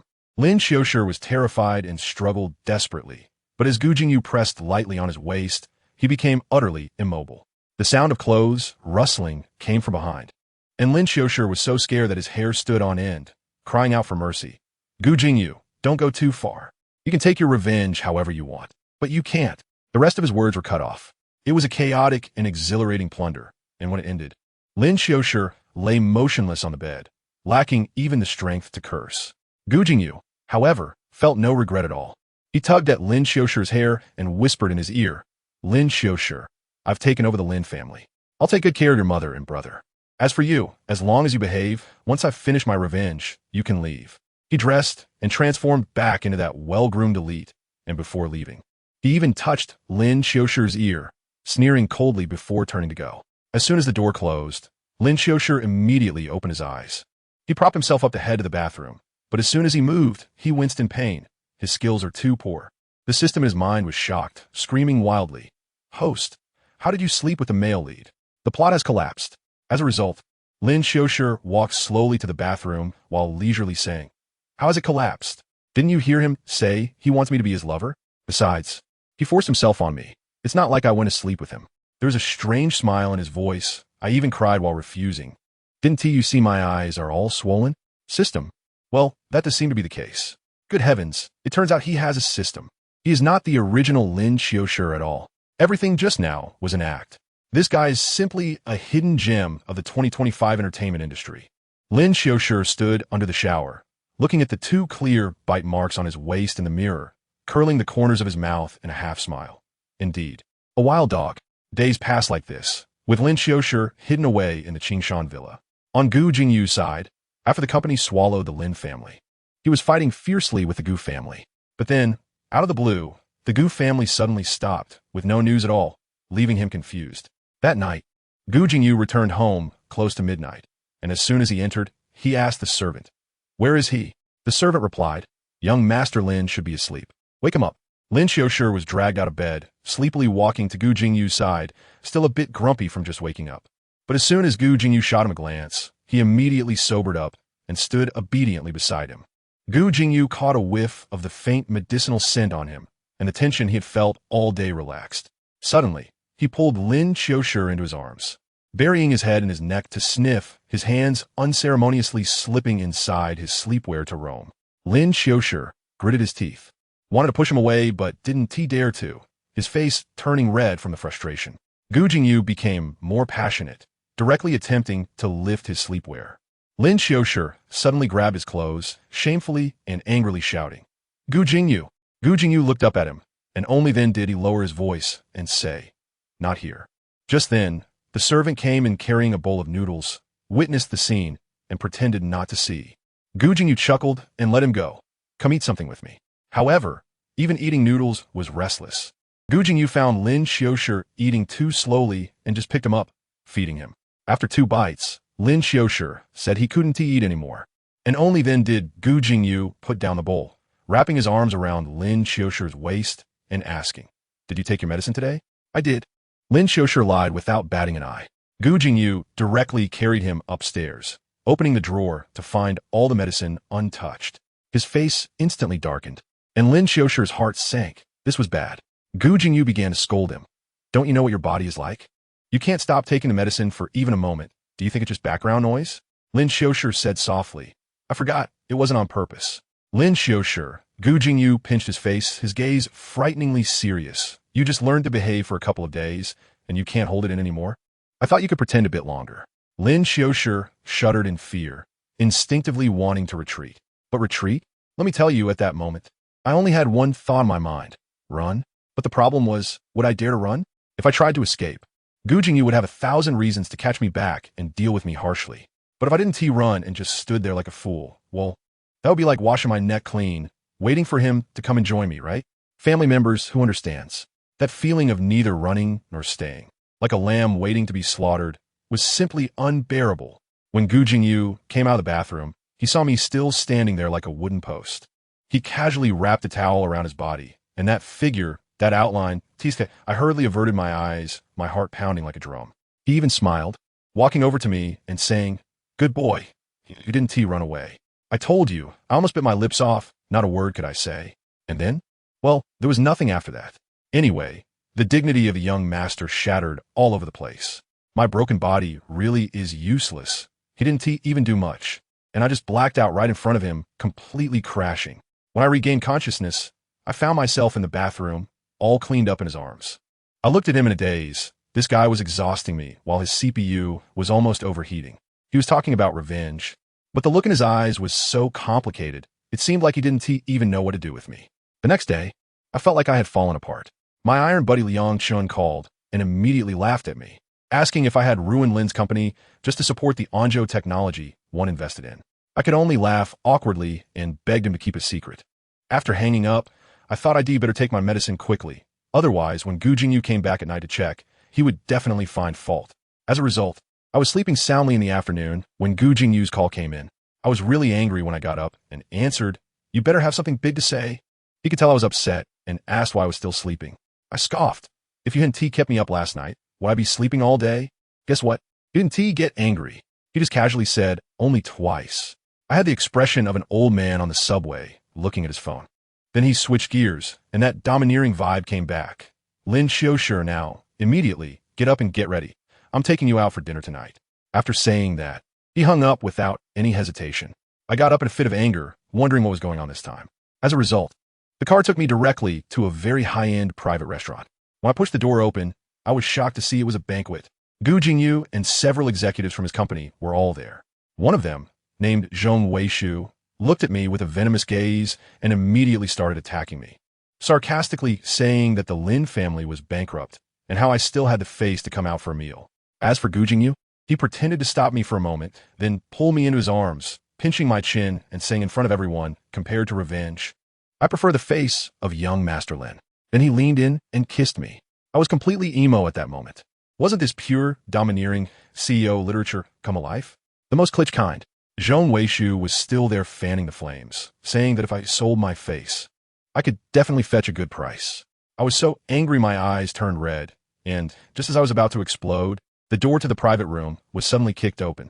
My old group of friends, led by Wei Yihe, came in like a bunch of righteous angels. The moment he saw me being hugged by Gu Jingyu, with my eyes still red, he exploded, pointing his finger at Gu Jingyu and cursing him for taking advantage of me, saying he was scum. That sly Gu Jingyu directly pushed me in front of him and whispered in my ear, "You tell him, did I force you? You choose. Either go with him or stay." His voice was both charming and twisted. Wei Yihe was still rambling on, saying that as long as I went with him, he would never let me suffer. Gu Jingyu just sneered, suddenly stopped pretending, yanked me over, and in front of everyone, gave me a huge, shameful, deep kiss. Let me tell you, in that moment, the air in the entire private room froze. And that wasn't enough for him. He pinched my face and made me look at Wei Yihe, whose expression was 3 parts shocked and 7 parts excited. I really couldn't hold it in at that moment, and the tears just fell down. I pushed him away and ran outside. As a result, Wei chased after me and wouldn't let go of my hand. When he saw the mark on my neck, his eyes turned red instantly, and he became completely different, grabbing my collar and shouting, "Gu Jingyu treated you like this, and you still won't go with him?" He became more and more agitated, saying how he had liked me for so long, and why shouldn't I let him touch me, also saying that if he had known it would be this easy, he wouldn't have pretended. As he spoke, he leaned in to kiss me, and I desperately dodged, but he slapped me hard across the face. I was stunned at that moment, and saw Gu Jingyu rush over like a gust of wind. He kicked Wei Yihe flying, and then pinned him down, giving him a beating. After dealing with him, without saying a word, he grabbed me and walked towards the car. The air pressure inside the car was terrifyingly low, and he yelled at me, asking why I didn't dodge when he hit me. I felt my heart sink and replied, looking down, "Aren't you supposed to be happy watching me being humiliated by someone else?" Then, suddenly, he fell silent. He abruptly lifted my face, looking at the bright red handprint on my cheek and his gaze. I couldn't believe it. He actually looked pained.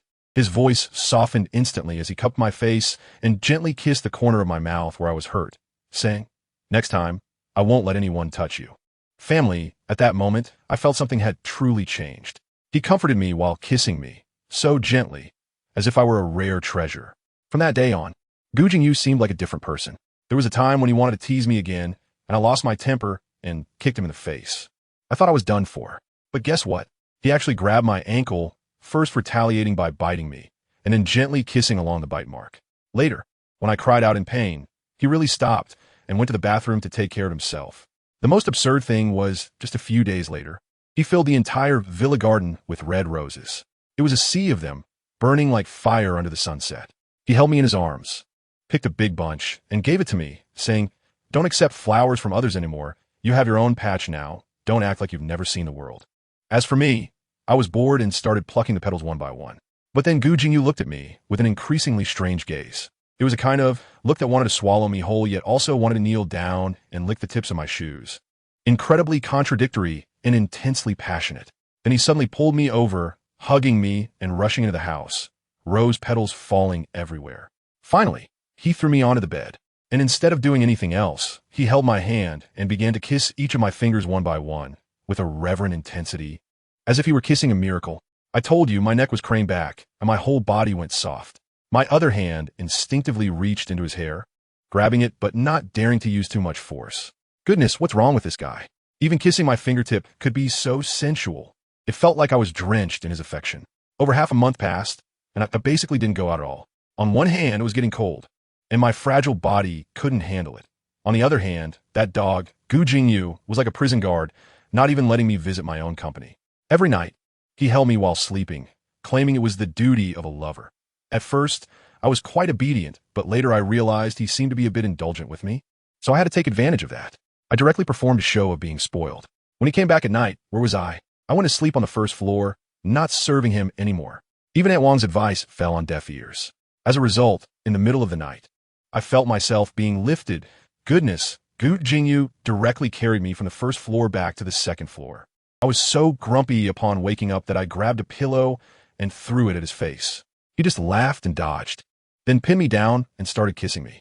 Let me tell you, my mouth was full of his saliva, and my anger flared up instantly. I couldn't push him away, so I kicked him hard in the chest. I was still half asleep, squinting at him. "Are you a dog? What are you licking? Get off." Guess what? Not only did he not get angry, but he got even more excited. He held the back of my neck and kissed me even harder, his tone a mix of anger and unwillingness, with a hint of perverted excitement. "Yes, I'm a dog. Didn't you know that when you brought me back?" I really couldn't believe it. He was so infatuated with my aloof demeanor. It was absolutely ridiculous. Then it got crazier. He grabbed the foot that I kicked him with and kissed it all the way from my ankle to my toes, kissing and biting, making my whole foot wet. I could only whimper like a little kitten. During this time, everything at the company was communicated to me by Hiju. He said that after Gu Jingyu's company took over the Lin family business, a project got stuck and had been like that for several months. He didn't even come to ask me, probably thinking that this young master knows nothing. If he didn't mention it, I was happy to relax. But there was one thing that was quite bothersome. I was still a sophomore. I still had to take exams at the end of the term. As soon as it got cold, my body felt like it was made of paper. When I went out, I bundled up like a ball, down jacket, knitted hat, scarf, gloves, with only my eyes peeking out. Gu Jingyu, on the other hand, insisted on driving me. When the car pulled up to the door, I just stood there without moving. He got out, told me to get in the car, but I still didn't move. He was so angry, cursing that he spoiled me, then hurried over to open the passenger door for me, and only then did I get in. On the way, he said he would pick me up after the exam, and I responded with a non-committal sound from under my scarf. He seemed to be stressed about work, not having slept all night, driving like he was in an F1 race. When we hit traffic, he slammed the brakes, and I nearly flew forward, almost choking on the seatbelt. I was furious. "Can you drive properly?" He suddenly turned his head, his eyes cold, and I instantly shrank back, lowering my head in guilt. Does anyone understand? Being with Gu Jingyu felt like unboxing a mystery gift. Today he was definitely in Tyrannosaurus mode. When he saw me behaving, he suddenly turned sideways, yanked off my scarf, and pinched my chin to kiss me. My eyes widened. It felt like he was venting, kissing, and biting. It hurt so much. Only when the car honked did he let go. I felt like my brain was fried from his kisses, quickly pulled up my scarf, and shot him a glare. When we arrived at school, I got out and slammed the car door shut. That dog of a man rolled down the window and shouted for me to wait for him after the exam. When I finished my test and walked to the parking lot, I saw a good show. Gu Jingyu had pulled that Su Zhongquan into his arms. I immediately squinted my eyes and stopped. Let me tell you, that scene was like a hero saving a beauty. A few thugs surrounded Su Zhongquan, and Gu Jingyu took them down in no time. Then Su Zhongquan, looking terrified, grabbed Gu Jingyu's shirt and said, "Thank you, brother Yu." Gu Jingyu even crouched down to help him pick up the books that had fallen on the ground. Wow. The way Su Zhongquan looked at Gu Jingyu was a mix of admiration and shyness, like a scene from an idol drama. He even opened a sketchbook and said he was trying to imitate Teacher Mo's drawings, but didn't do well. Gu Jingyu actually praised his drawing skills. This got Su Zhongquan excited, and he said he wanted to treat Gu Jingyu to a meal. Just as Gu Jingyu was about to speak, he saw me and asked why I wasn't coming over. I walked over with a blank expression, ignored him completely, and directly opened the car door to get in. His face darkened in the car as he questioned me about who I was giving the cold shoulder to. Before I could say anything, I rolled down the window and said to Su Zhongquan outside, "Aren't you treating us to a meal? Can you take me along?" Su Zhongquan could only take us to a shabby seafood restaurant. Gu Jingyu said I couldn't eat seafood, but I said I could and went in first. The place, well, the tables were greasy and the chairs looked like they hadn't been wiped in years. I, being pampered, frowned at that. Su Zhongquan's face turned red instantly, probably thinking I was humiliating him. What made him even more flustered was later when Gu Jingyu took off his jacket and laid on the chair for me to sit down. Then, he dutifully brought hot water to sanitize the bowls and chopsticks and wiped the table over and over before saying, "All right, it's clean now." Only then did I reluctantly put my hands on the table. Gu Jingyu, with a cold face, told me not to be picky, and I couldn't even be bothered to respond. Su Zhongquan was there showing off to Gu Jingyu, saying how hard it was to earn money working part-time, completely treating me like air. I just laughed and asked him lightly, "Gu Jingyu is a year younger than you. Why do you call him brother?" That one sentence left both of them speechless. During the meal, the scene got even more absurd. I was eating fish and said there were bones, and Gu Jingyu silently moved the fish pieces over, picking out the bones before putting them in my bowl. When I was eating crab, he peeled the meat and placed it on my plate. I was just like a spoiled little thing, only needing to move my mouth. Su Zhongquan across from me looked green with envy, probably unable to understand why Gu Jingyu was still serving me, the malicious ex. After the meal, Su Zhongquan wouldn't give up and chased after Gu Jingyu to hand him 2 tickets, saying his paintings would be exhibited over the weekend and inviting Gu Jingyu to go see them. I laughed at that. With your imitations of others' paintings, you can even have an exhibition? Su Zhongquan instantly blew up, saying I was insulting his hard work. I sneered back, I did insult it, so what? Gu Jingyu's face immediately darkened. He actually scolded me, saying I didn't understand art and didn't respect others' hard work. Then he said something I'll never forget in my life. He told me to apologize to Su Zhongquan. I stared at him fiercely, not saying a word, turned around and left, slamming the car door with a bang. On the way home, the atmosphere in the car was so tense it could kill. As soon as we got inside, Gu Jingyu dragged me upstairs, threw me onto the bed, and pressed his whole body against me, shouting, "Lin Qiushi, did I give you face? You're just a little mistress I keep. How dare you show me attitude?" I was also infuriated and coldly mocked him, saying he was just a dog I picked up before. His eyes turned red. He raised his hand, but in the end, he didn't T-strike me. Instead, he took off his tie and tied my hands to the headboard, then pulled my pants off. I was completely stunned, not having reacted yet, when a sharp pain exploded with a smack. Smack! Smack! Each hit was harsher than the last. It was pure punishment, meant to make me hurt and remember. At first, I struggled, but then I lay still, biting the pillow, tears uncontrollably streaming down my face.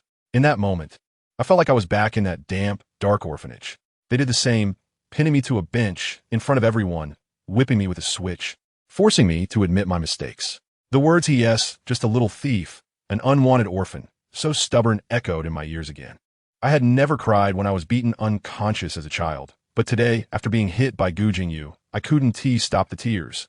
Gu Jingyu left, and I lay on the bed, my mind in chaos. Just a few hours ago in the car, I was thinking about how I was actually jealous of Su Zhongquan. I even began to envy that character in the book who could receive all of Gu Jingyu's love, wanted to tame this other person's dog as my own. But now, this beating completely woke me up. In a moment, he made me apologize to Su Zhongquan. And during this night, when he punished me in the exact same way as the orphanage, I finally understood. I truly don't deserve to love others, nor do I deserve to be loved. I have completely figured it out. In my life script, I am just a pure villainous tool, with the only value being to contribute to the protagonist's beautiful love story and ultimately sacrifice myself gloriously. I actually dared to hope that Gu Jingyu would look at me one more time. I really am a funny guy. As a result, when I opened my eyes again, wow, I was already in the hospital. I tell you, my butt hurts so much that it feels like it's about to explode. Just moving a little brings such discomfort that I feel like I'm performing the third subject of the driving test on the bed. And I can't stop. Dr. Chow looks at me with a face full of hesitation, heartbroken, and almost gave me a legal lecture on the spot, saying how could Gu Jingyu be so heavy-handed. I thought to myself, why can't he take action? Isn't that the persona he has? I used to belittle him so much, and now isn't this the classic revenge scenario? Dr. Chow even earnestly advised me, saying that if my fragile body gets tormented by him a few more times, I would be at risk of losing my life. I could only smile. Who understands my family? I actually want to die, but the plot doesn't allow it. So, I stayed in the hospital for nearly half a month. Anyway, Gu Jingyu was paying, so why not take advantage of it and treat it as a paid sick leave for myself? On the day I was discharged, it was Zhu who came to pick me up. On the way, he reported to me that Wang's production line was ready to be taken over by Anzhou Technology. I nodded, feeling utterly indifferent inside.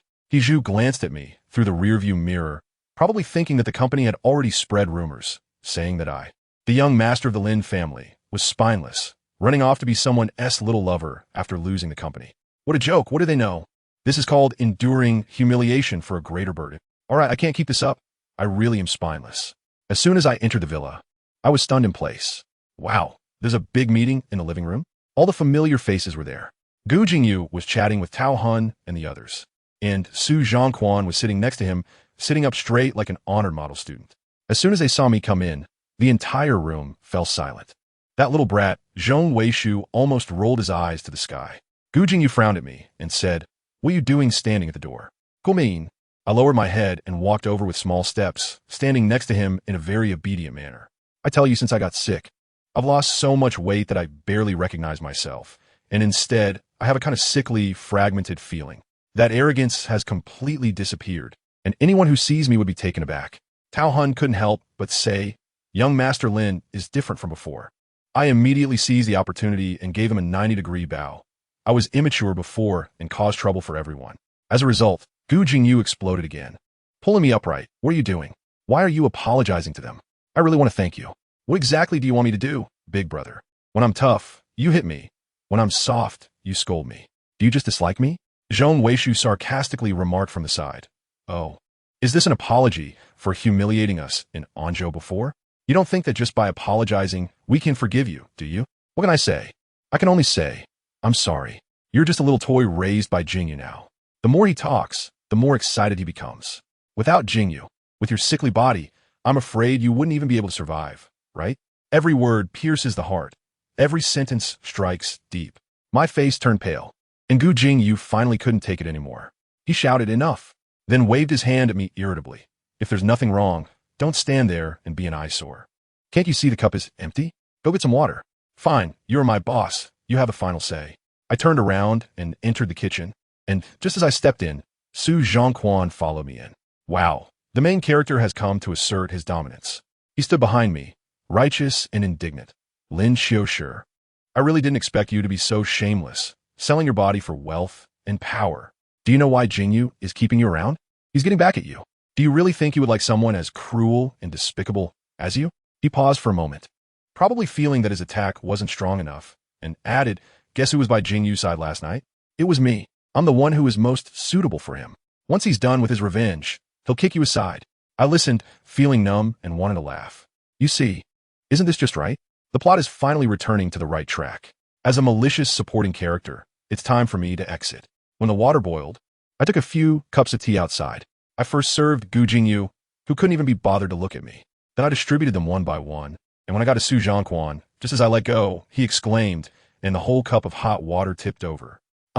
I suddenly felt a sharp burning pain on the back of my hand, but I didn't cry out.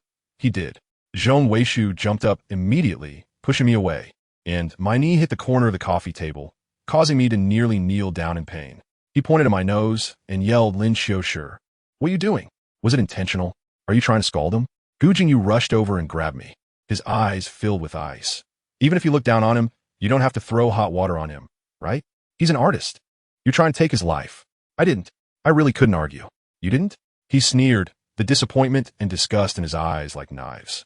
"What are you pretending to be innocent for? I know exactly what kind of person you are. At that moment, my head buzzed and my little system buddy panicked, frantically cheering me on, saying, "Host, you're not a malicious person." But I knew it was useless. In Gu Jingyu's eyes, I'd already been labeled. Explanation? An explanation is just a cover-up. Sure enough, the next second I heard Gu Jingyu turn around and speak to Su Zhongquan in an extremely gentle tone. "I'm sorry.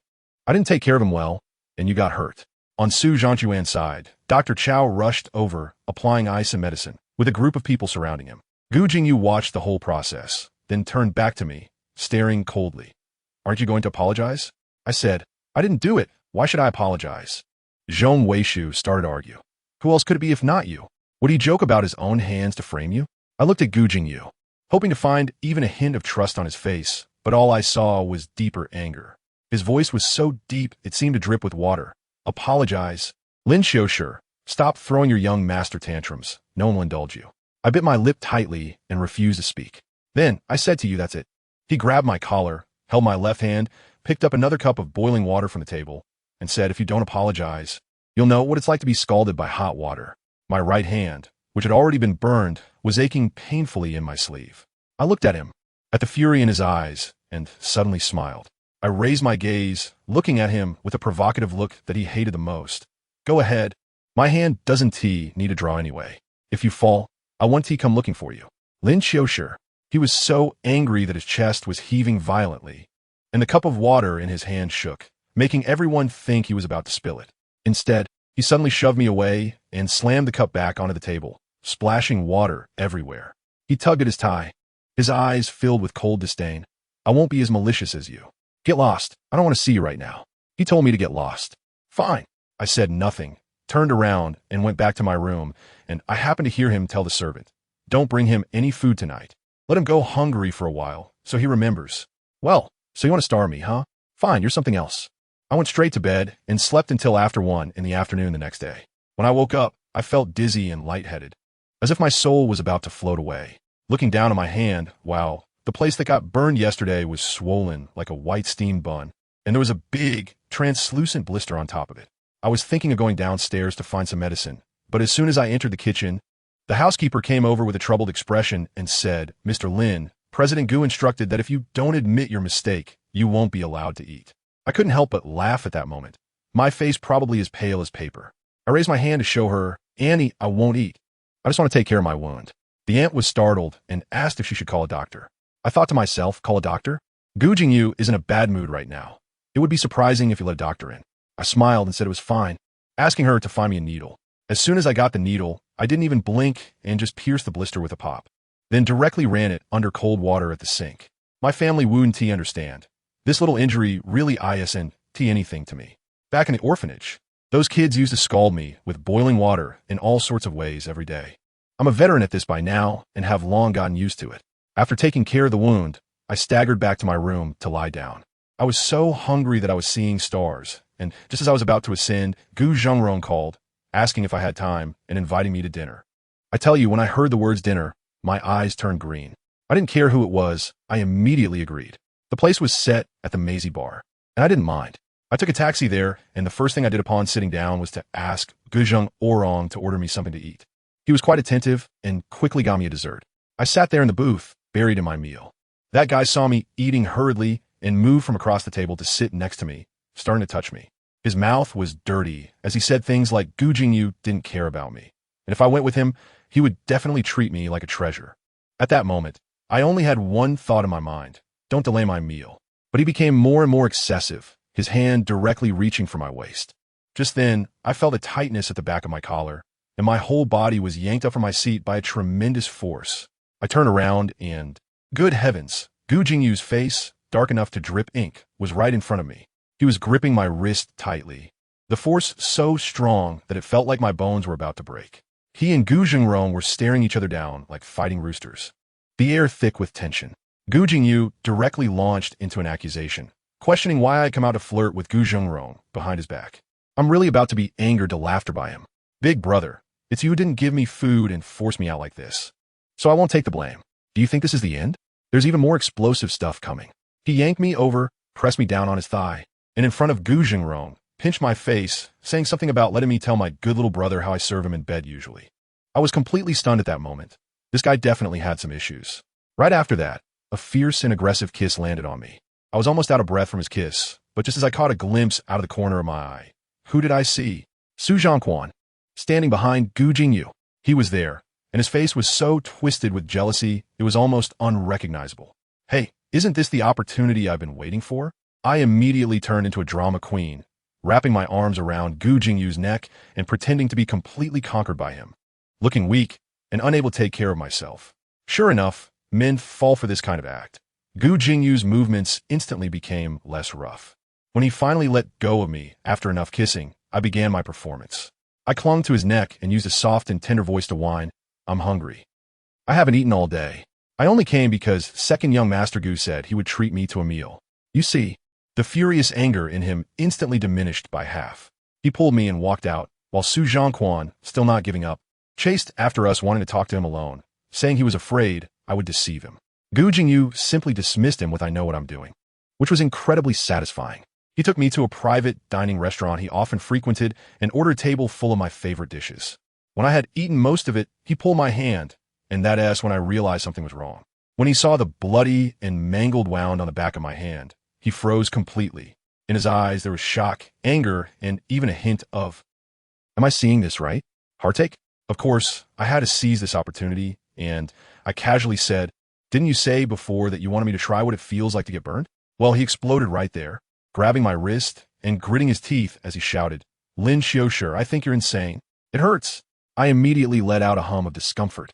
He quickly let go of my hand, but was still furious, scolding me for not knowing how to feel pain. It was a wild ride to the hospital, and when the nurse was applying medication, I acted as pitifully as I could, with red eyes and tears on the verge of falling. Gu Jingyu stood beside me, his expression incredibly complex. As soon as we returned to the villa and the door closed, he lunged at me like a beast, pinning me against the door and kissing me madly.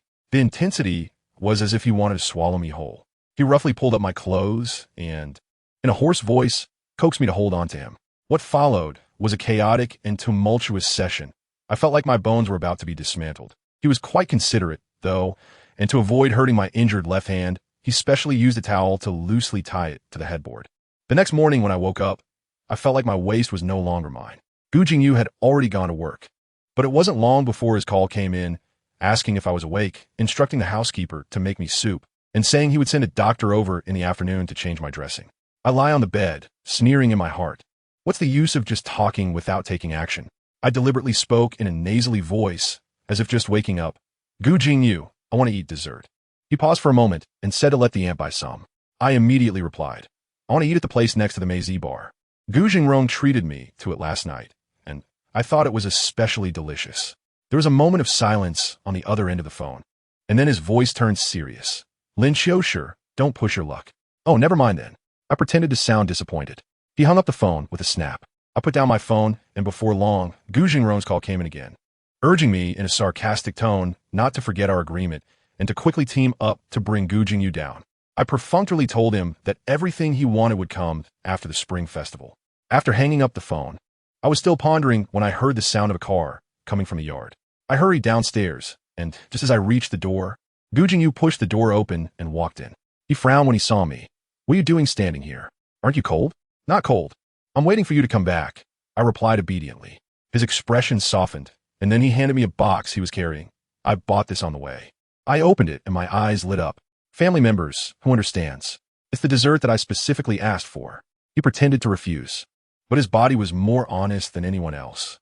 I immediately tiptoed and gave him a kiss on the lips as a reward. He then pulled me into his arms and kissed me deeply until I was in tears before letting go. After the kiss, this old guy still had a bit of conscience. Knowing I was fragile, he held me and let me sleep peacefully for a whole night without any trouble. But the next day at noon, the phone rang. Goodness, that grandson Gu Jingyu directly ordered me to go to his study to pick up a document and deliver it to the company.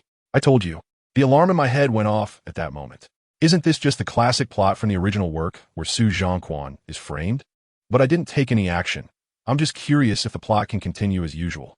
I went to his company, Anzhou Technology, with the documents. Family, does anyone understand? This company is now my asset, and through Mars connections, I'm a major shareholder. So this isn't just delivering documents. I'm here to inspect my territory. When I arrived at the company, the receptionist was stunned to see me. I chatted with her for a bit, and soon, Hiju came down to meet me. He used to be our family's assistant, and now he is working with Gu Jingyu. He seemed a bit embarrassed to see me, so I patted him on the shoulder and said, "It's okay. Keep up the good work. You're still working for me."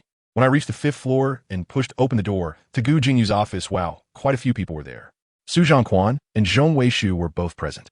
Su Zhongquan was bent over like a little pug reporting to Gu Jingyu, while Zhong Weishu's face immediately fell as if someone owed him 8 million. And he yelled at me, "What are you doing here?" I couldn't even be bothered to pay attention to him. I waved the documents in my hand towards Gu Jingyu and then slammed them on the table. Now I've stirred up a hornet's nest. Zhong Weishu exploded, pointing at Gu Jingyu's nose and shouting, "Jingyu, are you crazy? You let him see such an important document? Have you forgotten the last time he stole our technology?" Gu Jingyu remained calm, not even raising his eyelids, and simply replied with 2 words, "He won't." Zhong Weishu was so angry he was jumping up and down. "How can you be so sure he won't? He met with Gu Jingrong just a couple of days ago." I was curious at the time. Where did Gu Jingyu get his confidence from? So guess what he said? He looked at Zhong Weishu, but it seemed like he was saying it for my ears. He can only rely on me now. If he offends me, he won't have a good ending. If he dares to betray me, I'll just break his 2 legs. I tell you, what he said was meant for Zhong Weishu as well as for me. A warning to others. Zhong Weishu was so angry that he slammed the door and cursed that Gu Jingyu was head over heels for me. Su Zhongquan, that little green tea, still wanted to stick around and make his presence known, saying he hadn't finished reporting on his work. But Gu Jingyu directly told him to sit aside and let me take a seat on the sofa. He even had the good sense to bring me water and snacks. I looked at Su Zhongquan's pale face, and I was practically overjoyed. The project proposal he had painstakingly prepared was something Gu Jingyu didn't even pay attention to, his gaze constantly drifting towards me. In the end, Su Zhongquan still wanted to curry favor and asked Gu Jingyu if he wanted to have ribs for lunch. But Gu Jingyu simply replied that he would take Qiushi out to eat, dismissing him. TSK, his little face was so white. He looked like he was about to bite through his teeth. Once everyone left, this old guy finally stopped pretending, loosened his tie, and waved at me. "Come here." I just walked over, and he pulled me into his arms, stripping off my coat. His big hand went straight into my sweater, groping my belly. Let me tell you, this office play has something to it. He hugged me like crazy, kissing and nibbling, while mumbling, "Everyone says I'm enchanted by you. Now that I have a beauty in my arms, how could I be like Liu Xiaohui?" I spat. I coldly sneered, "Don't make excuses for your shamelessness." As a result, that guy angrily pinched my waist hard, causing me to grunt, and he blocked my mouth again. After we finally finished, our clothes were a mess. He went to the lounge to change, while I slumped on the sofa, not wanting to move. I said it was cold outside and didn't want to go out to eat, so he sent Hiju to buy food. Taking advantage of this time, I went to the bathroom, planning to check on my company as well. Good heavens, in the stairwell on the 4th floor, I ran into Su Zhongquan and another guy smoking. I remembered that guy. His name was Gong Gaojun, the technician from the original story who was disloyal and sold technology to our Lin family a year ago. I walked over and smiled, asking him for a cigarette. Su Zhongquan immediately started to mock me. What's wrong? Not pretending to be good in front of Gu Jingyu anymore. I directly confronted him. What's wrong? Jealous? Jealous that I look better than you and can get into Gu Jingyu's bed while you can't. I blew a puff of smoke right in his face. Let me tell you, at that moment, Su Zhongquan's face was changing colors. Pure panic, folks.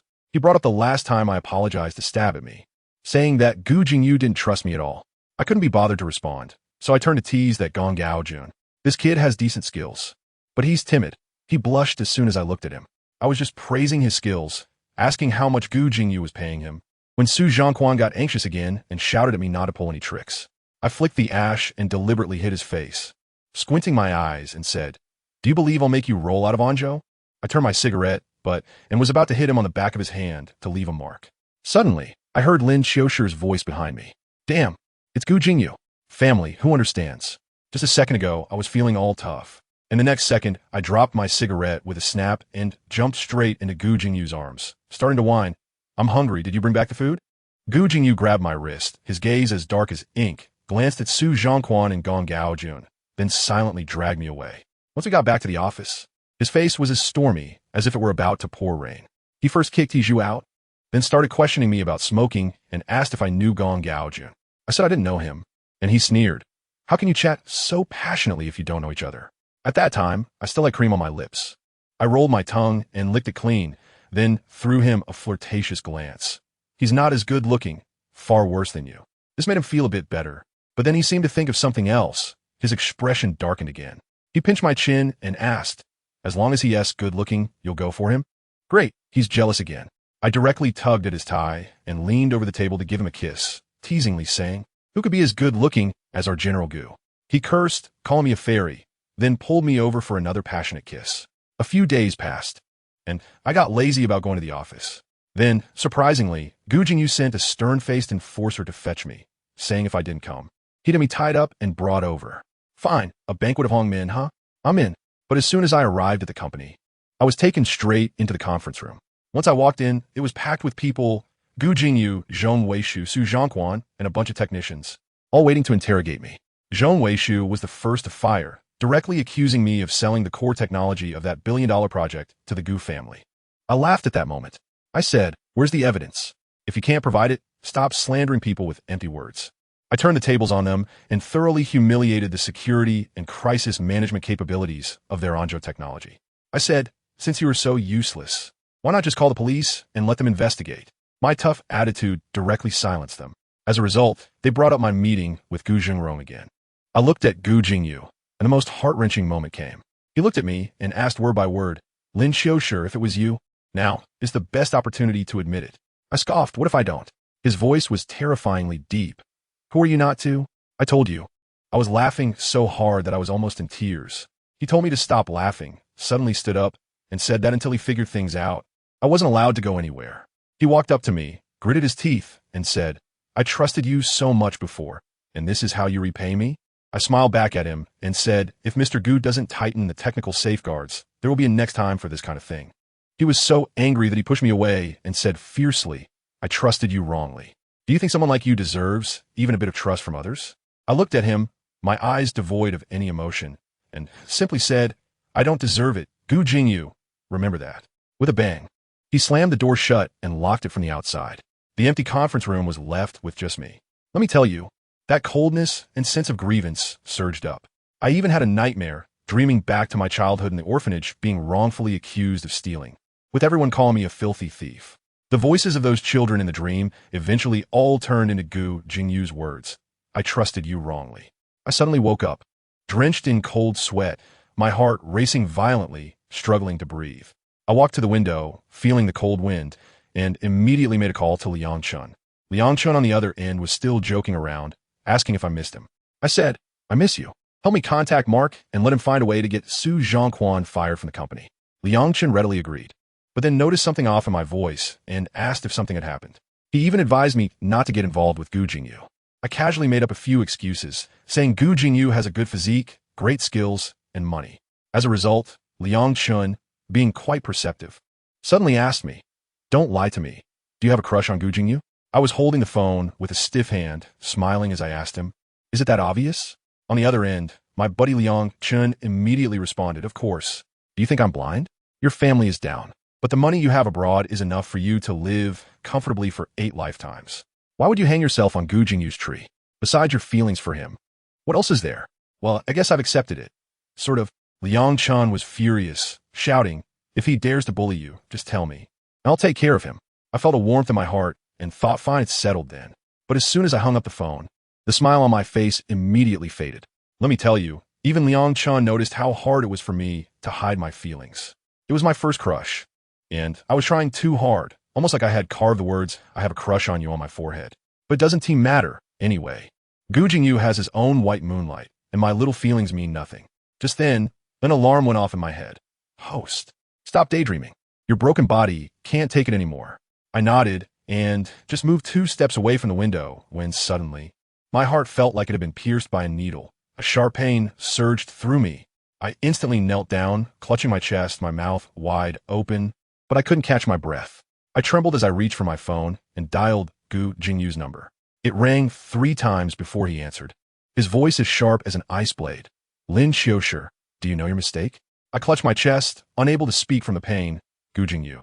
That life-threatening pain spread wildly from my heart to my limbs, making me feel as if I had fallen into an ice hole, cold and stiff. I used my last bit of strength to squeeze out 3 words. I feel awful. And guess what he said? He frowned and said, Lin Qiushi. Don't play tricks, the results aren't out yet. You should be honest. Before he could finish his sentence, I let go of my hand, and the call ended abruptly. I told you, I'm almost done here. What's he thinking over there? He actually thinks I'm faking an illness to gain sympathy. He believes that since I was so stubborn before, claiming I hadn't done anything, now that everyone in the company knows I'm his person, he's under a lot of pressure. And my pretending to be sick is just to make things difficult for him. He doesn't believe that I could suddenly fall ill while just staying quietly. He doesn't want to deal with me, and just when someone comes to talk to him about work, he tosses my desperate call aside. 10 minutes later, his phone rings again. He thinks it's me again, but when he looks, it's my attending physician, Dr. Chow. Gu Jingyu answers the phone, his brows tightly knitted. Doctor, Chow is almost on fire on the other end. Mr. Gu, I'm downstairs at your company, but I can't get in. Qiushi called me and said he fell ill. There's no time. Hurry up and let someone open the door. Gu Jingyu suddenly stands up, his face turns pale, and he quickly sends someone to get the doctor. While he rushes madly to the meeting room where I'm staying, he kicks the door open, but there's no one inside. Does anyone understand? In that moment, he actually breathes a sigh of relief, thinking I intentionally ran away to avoid the investigation. But as he steps inside, he sees me curled up under the window, completely motionless. At that moment, I tell you, Gu Jingyu's heart must have stopped. He rushes over, wanting to touch me, but hesitating, and finally grits his teeth and picks me up. At that time, my face was pale, like a paper doll. When he touched me, the cold temperature shocked him into a daze. Lin Qiushi. He shouts frantically, but I have no reaction. He runs out with me in his arms. And when his assistant sees me with my head drooping, they almost lose their mind in fear. Just then, Dr. Chow arrives, sees my condition, and shouts not good, pulling out medicine to shove into my mouth, then says with a serious face, "Hurry, take him to the hospital. Not a second can be delayed." Everyone in the company rushes out to see the commotion, and they see their usually stoic Mr. Gu panicking like a headless chicken, running forward with someone in his arms. And then there's Su Zhongquan, hiding in the crowd, thinking about what? It would be best if I died right there, so he could take over. Seriously, even boiled chicken is not as appetizing as you. In the car, Dr. Chow can no longer hold back and starts to scold Gu Jingyu. Mr. Gu, don't you know what Qiushi's health is like? You keep him by your side, but don't care about him at all, letting him lie on the cold ground when he falls ill. Do you want to see him die as revenge? If that's the case, then just don't save him this time. You can get your wish, and Qiushi can suffer less. After scolding, Dr. Chow himself felt guilty, fearing Gu Jingyu. Oh, forget it. As for Gu Jingyu, he was like a wooden puppet, head down, gripping my hand tightly, unable to say a word. Dr. Chow rolled his eyes. Where were you earlier? This rescue lasted 5 hours. After I came out of the emergency room, I was directly moved to the ICU. Dr. Chow looked at Gu Jingyu, who was standing outside the ICU like a door god, and didn't want to say a word to him. After all, you don't care. Does it matter to tell you? This time he was saved, but what about next time? My life could be taken away at any moment. Dr. Chow's eyes turned red. He truly cared for me. But Gu Jingyu still called him, his voice hoarse like sandpaper. Dr. Chow, how is Qiushi's health? Dr. Chow sneered. What else? He won't die for now. Just wait for the next time the Grim Reaper comes. Gu Jingyu's facial muscles trembled, threatening. Dr. Chow, do you still remember your responsibilities? Great. The higher-ups can crush you to death. In the end, Dr. Chow compromised and told him, Qiushi's heart condition, a problem he was born with, has already reached its limit. If it continues, he has at most 1 year. What does that mean? It means that if a suitable heart source cannot be found, he has at most 1 year left. Gu Jingyu's fists clenched, his neck veins bulging. Is it so hard to find a heart source? Of course. The Lin family has been searching for so many years and hasn't found one. Otherwise, they would have given up on him long ago. I will find it. Gu Jingyu said firmly, tell me what kind is needed, I will find it. After that, I remained unconscious throughout the entire spring festival. The technical leak issue in the company was also suppressed by Gu Jingyu, as if it never happened. After the holiday, when work resumed, Gu Jingyu spent less than 2 hours at the company before rushing back to the hospital, standing outside the ICU like a stone statue waiting for his wife. His buddy, Zhong Weishu, couldn't take it anymore and directly asked him, Gu Jingyu, have you fallen for Lin Qiushi? No. He answered instantly. No. Don't you care about him?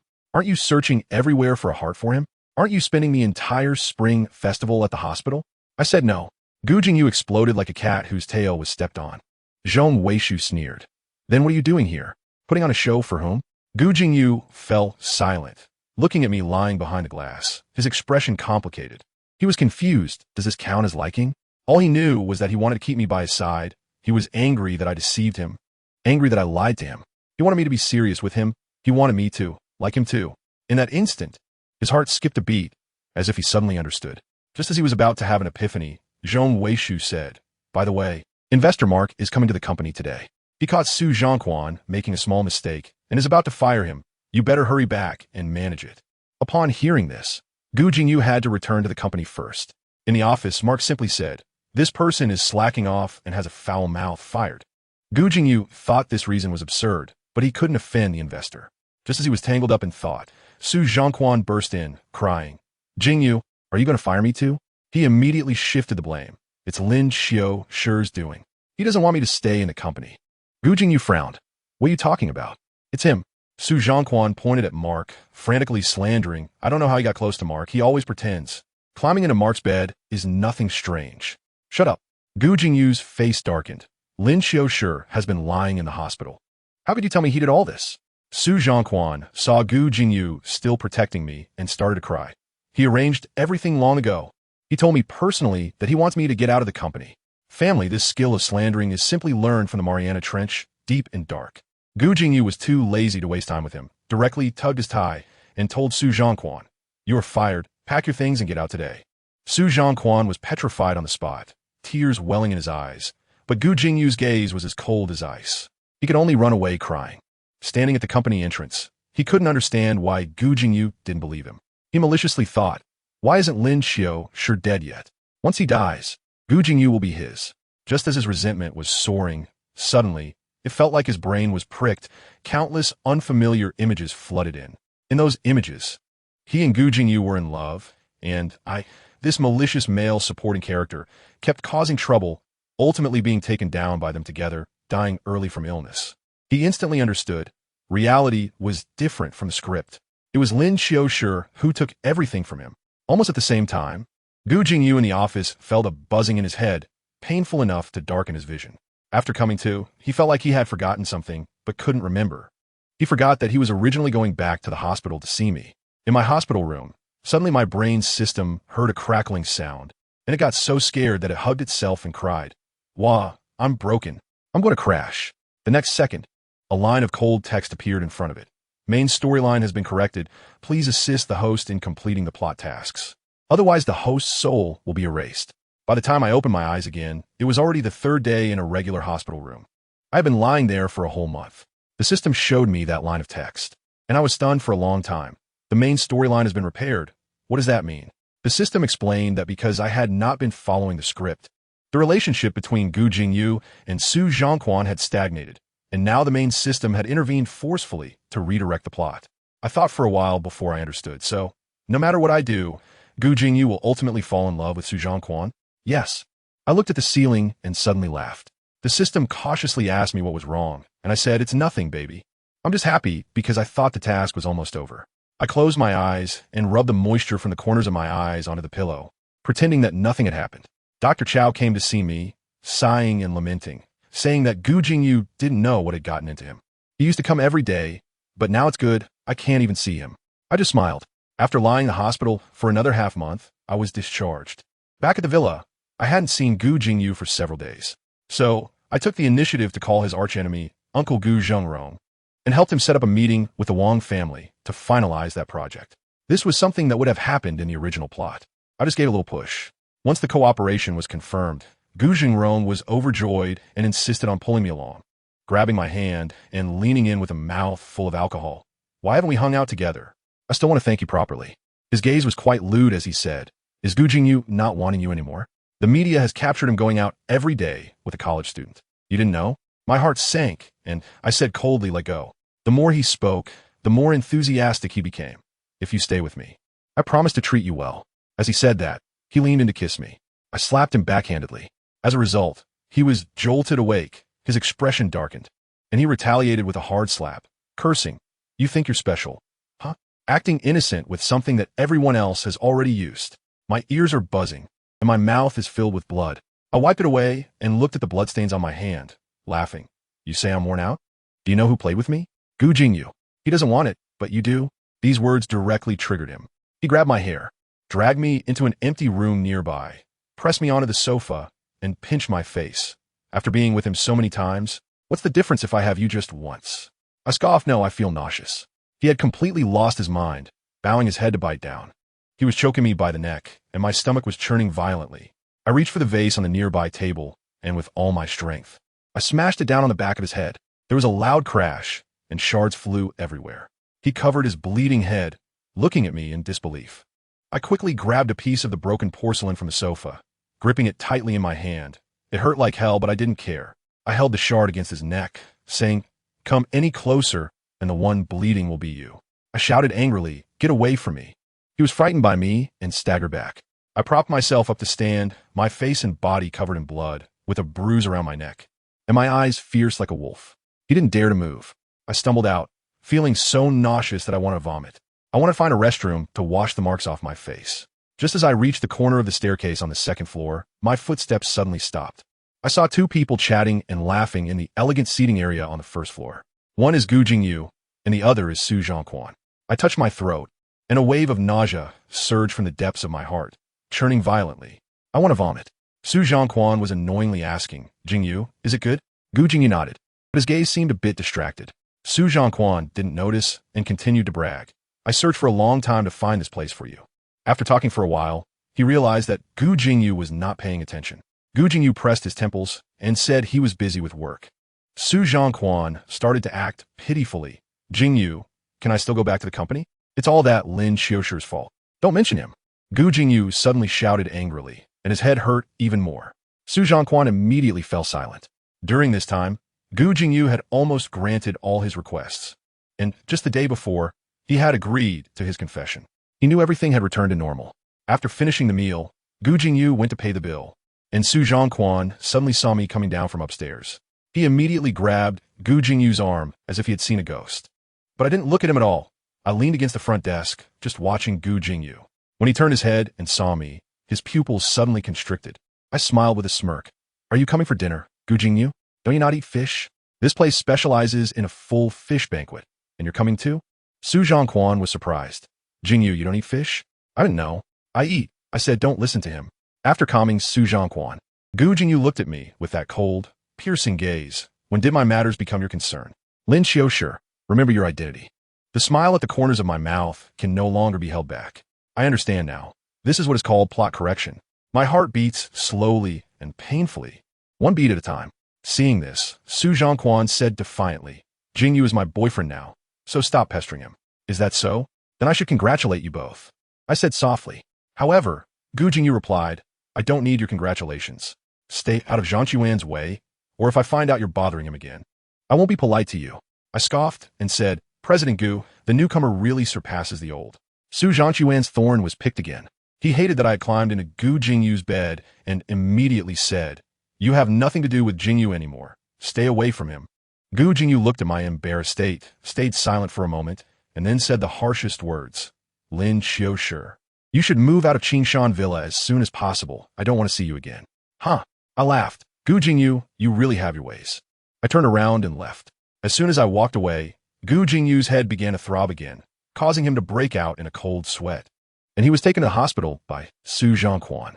As for me, I stumbled out of the restaurant, dazed and confused, forgetting to go back to pack my things. Before I knew it, I had walked to the vicinity of the orphanage. Looking at the brand new yard, I felt ridiculous. This was not my home either. I was about to leave when someone called out to me, "Xiao Si." I turned around and saw Zhuo Song. He was taken aback for a moment before recognizing me. "You are the eldest young master of the Lin family?" Then he looked at my injuries and nervously said, "You're hurt? Let me take you to the hospital." I was stunned and asked him, "Is it obvious?" "Of course. You have injuries on your forehead, face, and neck. We need to deal with it quickly." I murmured softly to myself, "It's so obvious. How could Gu Jingyu be so oblivious, not even asking a single question?" Instead, it was that guy who helped me in the bar, named Zhuo Song, who busily took me to the hospital. I tell you, this guy is really nice. He arranged everything for me clearly, from registration, payment, to getting the medicine, all in one go. I got a cut on my forehead from the glass, and the doctor put a Band-Aid on it. My cheeks are swollen like a pig's head, so I can only apply ice packs for now. Zhuo Song is holding the medicine, standing in front of me, his face is red as a monkey's but stuttering as he calls me Lin Lin. I felt a bit embarrassed to just tell him my name is Lin Qiushi.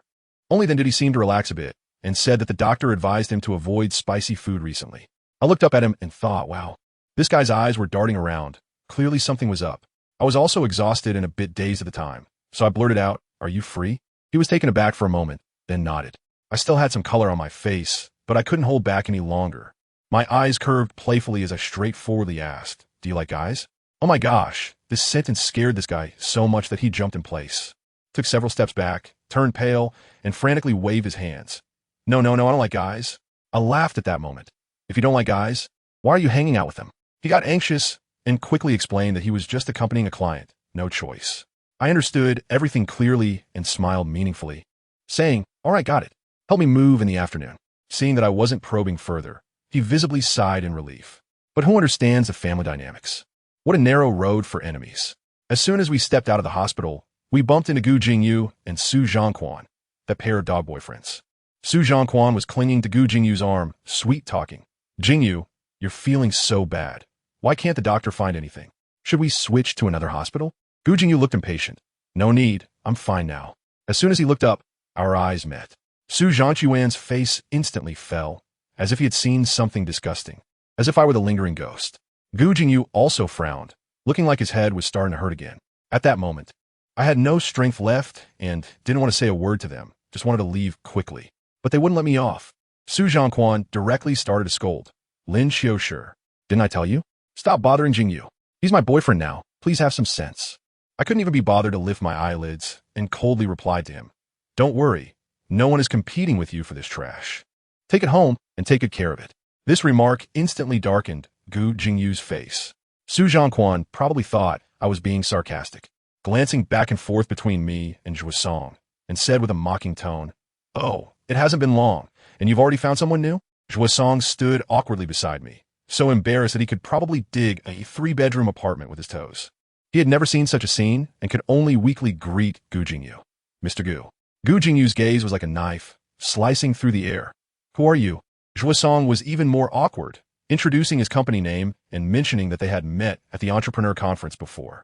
Let me tell you, Gu Jingyu's expression was priceless. He remembered this was the guy he thought I was flirting with at the bar last time. Goodness, the veins on his temples were popping, and his CPU was nearly overheating.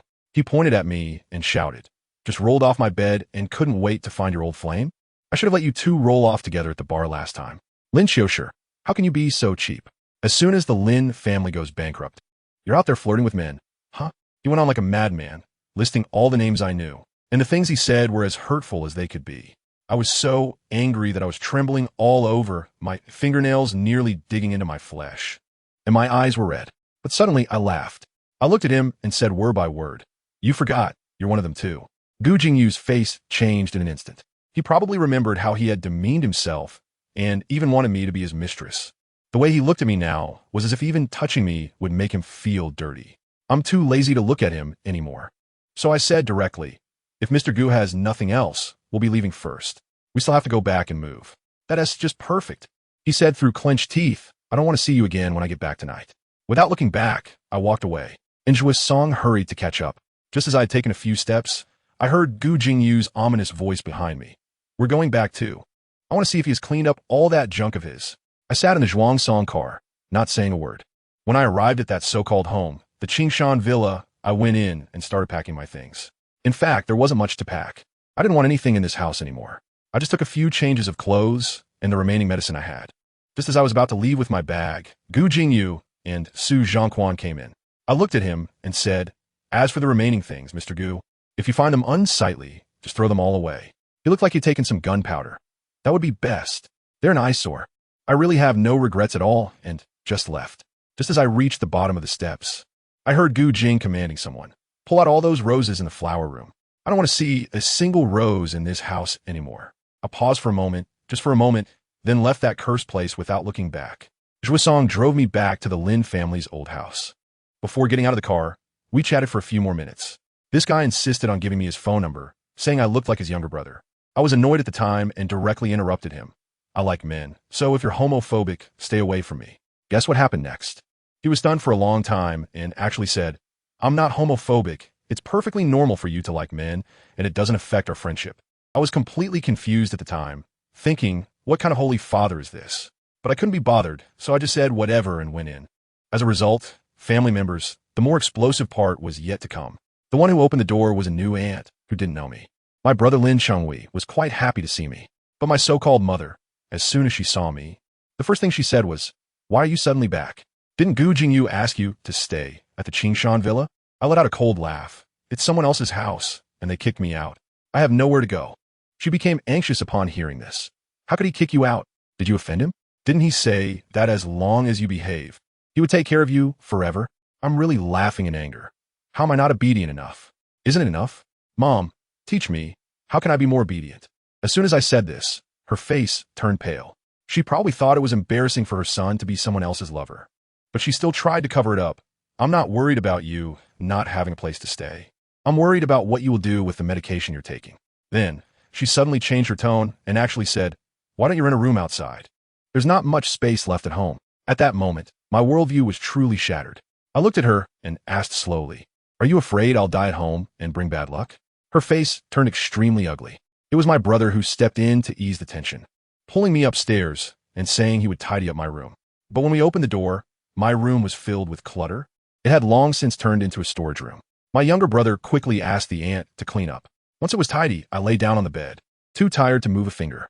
My brother was peeking in at the door, asking if I wanted to help him with his homework, and then if I wanted to build Lego with him. I was really annoyed and told him to get lost. He responded with a pitiful "oh," his head drooping as he walked out. Looking at his little back, I don't know what got into me, but I inexplicably added, "I'll keep you company when I wake up." As soon as he heard that, he was so happy he almost jumped up and quickly closed the door behind him as he slipped away. I lay in bed and asked the system, "Can you change a person's will?" The system stammered for a while and said it could only correct mistakes. I laughed at that moment and said, "Baby, sometimes I feel like you understand everything, and I'm the only one who's foolish." I lay my cards on the table with it, saying I understood and would play my role as cannon fodder well, allowing Gu Jingyu to reach the peak of his perfect life. Anyway, it's coming soon. Seeing how close he is with Su Zhongquan, the plot is probably halfway through. On the other side, in the Qingshan villa, Gu Jingyu was also furious. Su Zhongquan insisted on staying overnight, but Gu Jingyu adamantly refused. The moment he heard the name Lin Qiushi, he went crazy, like a firecracker, and directly drove Su Zhongquan away. Then he received a phone call from his partner. "I'm telling you, retribution has come." On the phone, it was said that the big project of the Wang family they had been following for a long time has failed. It was intercepted by Gu Jingrong, Gu Jingyu's arch-rival. What's even more explosive is that his partner told him, "Do you know who was pulling the strings behind this? It's me, Lin Qiushi." Gu Jingyu was instantly frozen in place, leaning against the wall to avoid falling down. His partner was still roaring on the phone, saying that he had previously leaked company secrets and now backstabbed him, asking if this matter would just be let go like that. Gu Jingyu hung up the phone, his voice sounding as if it had crawled out of hell, and said, "Since he is so dishonest, then I will make him honest until the end." I stayed at the Lin family for 2 days, and I ran out of medicine, feeling dizzy all day long. As a result, that evening, the doorbell rang downstairs, and then 4 or 5 strong men burst in, starting to smash things without saying a word. The leader said that this villa had long been mortgaged to Gu Jingyu's company, and now the company wanted to take it back, giving us until the end of the day to get out. My mom went crazy on the spot, crying and shouting. The house was in shambles, and she couldn't be stopped. By the end of her crying, it seemed like she remembered some lifeline and suddenly rushed in front of me, grabbing my clothes with wide eyes. "Qiushi, Onjo technology belongs to Gu Jingyu. You need to beg him. Yes, you go and beg Gu Jingyu to spare us." As she spoke, she pushed me outside with a terrifying strength. "Go right now. For me and your brother. You have to beg him." I stood still. She saw I wasn't moving and became even more anxious, starting to morally blackmail me. "We've raised you all this time, and you won't even help with this little thing? Do you want to see us end up on the streets?" I tugged at the corner of my mouth. "No way. I'll stay with you." "Who wants you to stay? I want to live here," she said, unexpectedly picking up a piece of broken porcelain and pressing it against her neck, her hand shaking like she had Parkinson's. "Are you going or not? If you don't go, I'll die right in front of you." I looked at her ridiculous expression, feeling numb inside. I knew she was afraid of death and didn't dare to take action. I turned my gaze away and said, "I'll go." As I reached the door, I stopped and asked her, "Why did you choose to give birth to me back then?" Before she could answer, I walked away. By the time I arrived at the Qingshan villa, it was already dark. The aunt opened the door for me and said that Mr. Gu was waiting for me in the study. I pushed open the door to the study. It was pitch black inside, with only a figure sitting on the sofa. The oppressive feeling could be sensed from a distance. Come in, close the door. His voice was cold enough to freeze. I walked in and closed the door. I asked him what it would take for him to let my family go. He sneered, Lin Qiushi, from now on, you have no right to negotiate with me. Come here. As soon as I walked up to him, I was pulled down onto the sofa by a tremendous force. Before I could react, a cold object was fastened around my neck. It was a leather collar. He tightened the collar securely, then tied my hands behind my back with a rope. I'm in so much pain, my neck feels like it's about to break, and my arms feel like they're going to dislocate. Gu Jingyu, let go of me. It hurts so much. He leaned close to my ear, his voice sinister. Pain is just what you need. Only through pain can you learn your lesson. I've been too lenient with you before. From today on, you can only beg me in tears. I was pinned down on the sofa by him, my face buried in the cushion, struggling to breathe. But I laughed instead and asked him, Gu Jingyu, do you really hate me this much? He gripped the back of my neck, gritting his teeth as he asked, why did you betray me? I gasped for breath, smiling as I said, what if I say, I like you, would you believe it? Don't disgust me. He shouted angrily. Since you don't believe it, I said softly, yet with a sharpness like a knife. It's because I hate you. From the day I brought you back like a dog, you should have known. Just because a dog wears human clothes, does it really become a human? Gu Jingyu, to me, you will always be a dog. I tell you, just because of what I said, that guy's CPU instantly burned out. He stood up all of a sudden, and the look in his eyes was really like he wanted to eat someone. Goodness. Without saying a word, he pulled out his belt and slapped it against the armrest of the sofa, making a loud crack. The sound made me shiver all over, and I shrank back into the sofa. His temples were throbbing, and gritting his teeth, he asked me, I'll ask you one more time, why did you betray me? Family. Who understands? I was in that state with my neck and arms still tied up, and I still managed to laugh. I don't know where I got the courage, but I asked him, do you want to hear the version where I like you, or the one where I hate you? Crack. That lash hit me directly on the waist, and it hurt like hell. I let out a whimper. Then came another lash, striking my calf, and it felt like a fiery snake crawling on me. The pain made me roll off the sofa and curl up at his feet like a bug. Honestly, at that moment, all dignity was gone. I was just crying my heart out, shouting for him to stop. It hurt so much it really hurt. He looked at me with red eyes, like he had gone mad, and raised the belt again. But then he couldn't steady himself either, swaying a bit, and the belt clattered to the ground. I'm still sobbing and hiccuping, and he comes to his senses and pulls me back onto the sofa. Then, let me tell you, things got even worse. He tore off my pants and his fingers brutally pushed inside. It hurt so much that I tilted my neck back. He was right behind me, laughing in that eerie tone, and the things he said were so filthy that I could hardly bear to listen. Do you really want to be treated like this? By Gu Jingyu? Can anyone have you? Am I too gentle with you? I exploded at that moment, shouting for him to get lost. What happened next? It directly broke the last string he had. He grabbed my hair with such force. It felt like he was trying to kill me. While he was tormenting me, he roared, you're no different from Gu Jingyu, the knives you stabbed me with. I'll return each one of them. I'm really scared. I used to think that there was a system in place, that I wouldn't die, that I could just get by. But at that moment, I truly felt the damn threat of death. He could really kill me. I felt like my whole body was about to be pierced by him. My stomach hurt, as if it was going to split open. I completely panicked and cried out I was wrong. Gu Jingyu, I really made a mistake. I won't dare to do it again. Please, I beg you. He paused for a moment and whispered in my ear, has Gu Jingyu been with you? I trembled like a sieve. No. He asked again, am I the only one who has been in here? At that moment, my mind was blank, and I was terrified, only able to cry out, it's only you. There is no one else. He seemed satisfied, pinching my chin, and began to make demands. Will you dare to stab me in the back again? No. Will you still go looking for Gu Jingyu? No, I want tea. Then, let me tell you, the most twisted part came. He suddenly became gentle again, like a devil whispering in my ear. Be good, stick out your tongue. Let me see how much of what you said is true. I trembled all over at that moment, truly believing he was going to pull out my tongue. I was so scared that tears streamed down my face, but I didn't dare to withdraw.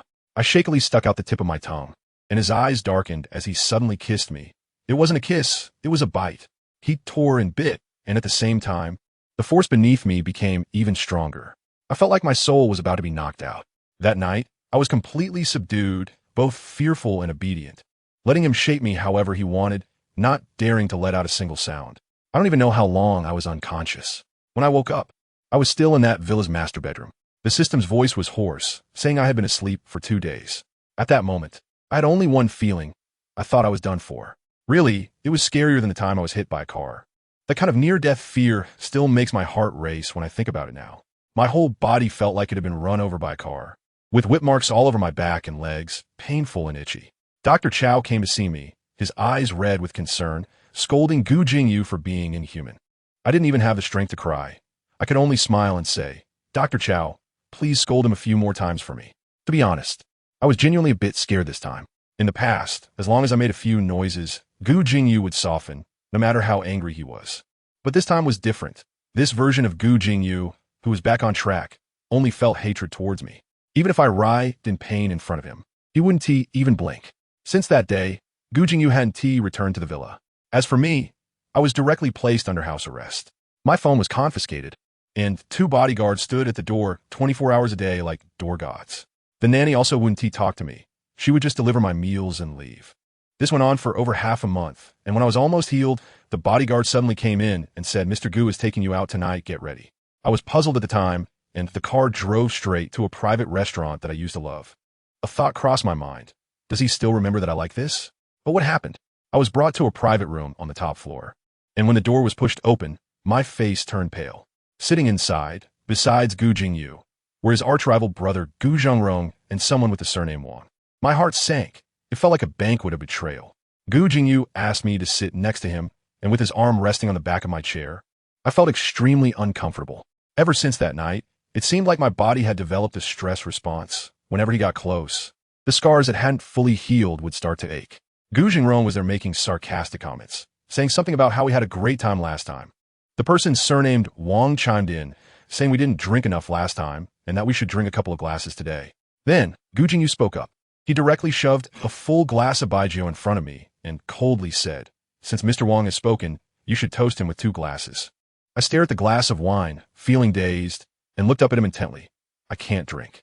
He remained expressionless. I don't like to repeat myself. I understand now. He didn't bring me here to eat. He wanted to show off by humiliating me in front of his arch-nemesis. I stood up, raised my glass, and said to Mr.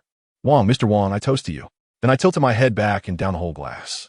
It felt like swallowing fire, burning from my throat to my stomach, and I immediately started coughing violently. As a result, Mr. Wang didn't even lift his glass, but instead looked at Gu Jingyu. Gu Jingyu took my empty glass, filled it again, and placed it in front of me. He pinched the back of my neck, like holding a cat, and said to the 2 of them, "Mr. Wang doesn't know, this is my person. Previously, he connected you 2, and in the end, it was our Anzhou technology that suffered losses." He yanked my hair, forcing me to lift my head, and said to Mr. Wang and Gu Zhengrong, "If Mr. Wang still cares, let my person accompany him for a few more drinks." He raised an eyebrow and said to me, "Toast to Mr. Wang again." Gu Jingyu was using me as a pawn, forcing Mr. Wang to make a statement. Mr. Wang's expression was grim, but in the end, he still lifted his glass and took a sip.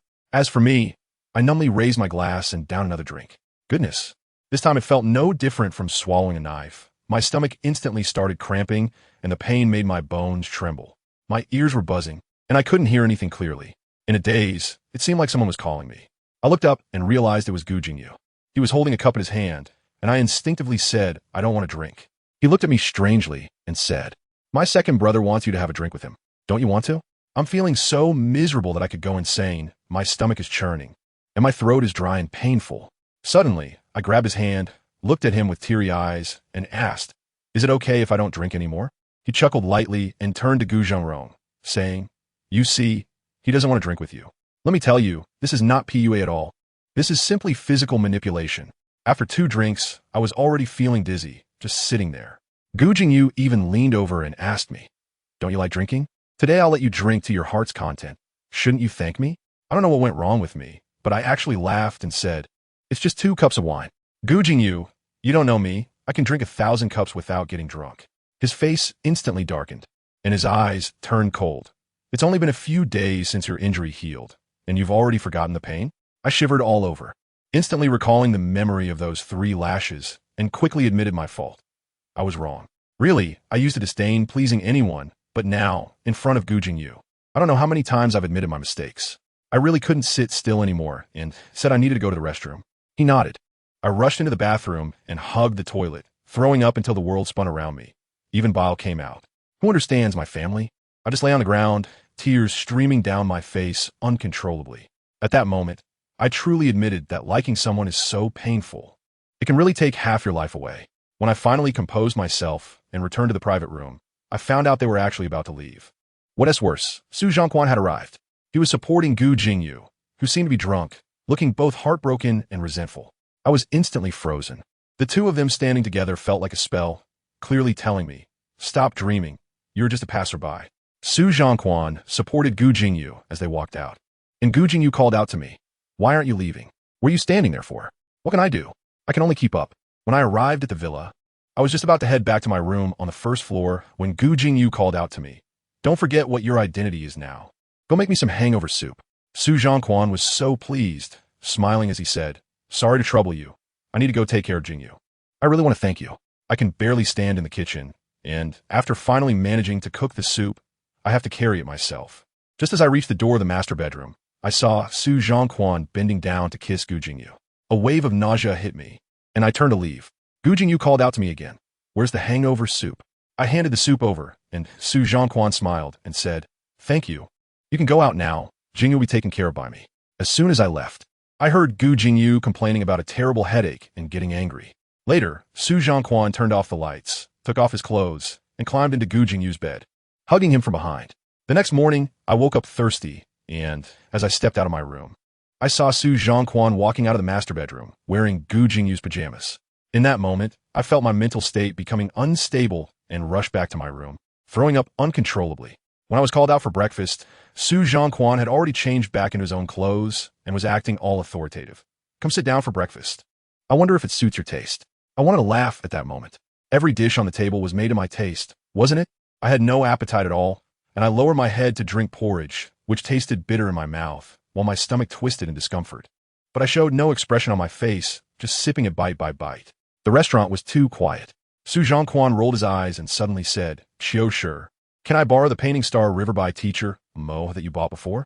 I really like Teacher Mo's paintings." Lin Qiushi replied, "I sold the painting." Gu Jingyu's face suddenly darkened, and he asked angrily, "Who did you sell it to?" Su Zhongquan was surprised. "You sold it? That's the only painting left by Teacher Mo. How could you sell it? Don't you know how important that painting is to Jingyu?" He looked at Gu Jingyu with a serious expression, but inside he was overjoyed. He was just casually asking. After all, Lin Qiushi had humiliated him before, saying he would tear the painting apart rather than give it to him. He didn't expect Lin Qiushi actually sold the painting privately. This was good. Gu Jingyu wouldn't forgive him now. Gu Jingyu's deep starry eyes sparkled with cold anger. "Lin Qiushi, didn't you say you would cherish it well? Is this how you cherish it?" When the Lin family went bankrupt, Gu Jingyu wanted to take the painting back, but Lin Qiushi said he would treasure it properly. Gu Jingyu had kept the painting with Lin Qiushi, thinking he wouldn't touch it, as Lin Qiushi understood its significance to him. Gu Jingyu felt both angry and heartbroken. Lin Qiushi never cared about him, not even for the little thing left by his mother, which he could destroy. Halfway through the porridge, Lin Qiushi lost his appetite. He put down the spoon and looked at Gu Jingyu, saying, "I ran out of money. Of course I had to sell the painting. As for who I sold it to, I asked Liang Qian to help me sell it." Gu Jingyu gritted his teeth, put down the chopsticks, and stood up with a serious face.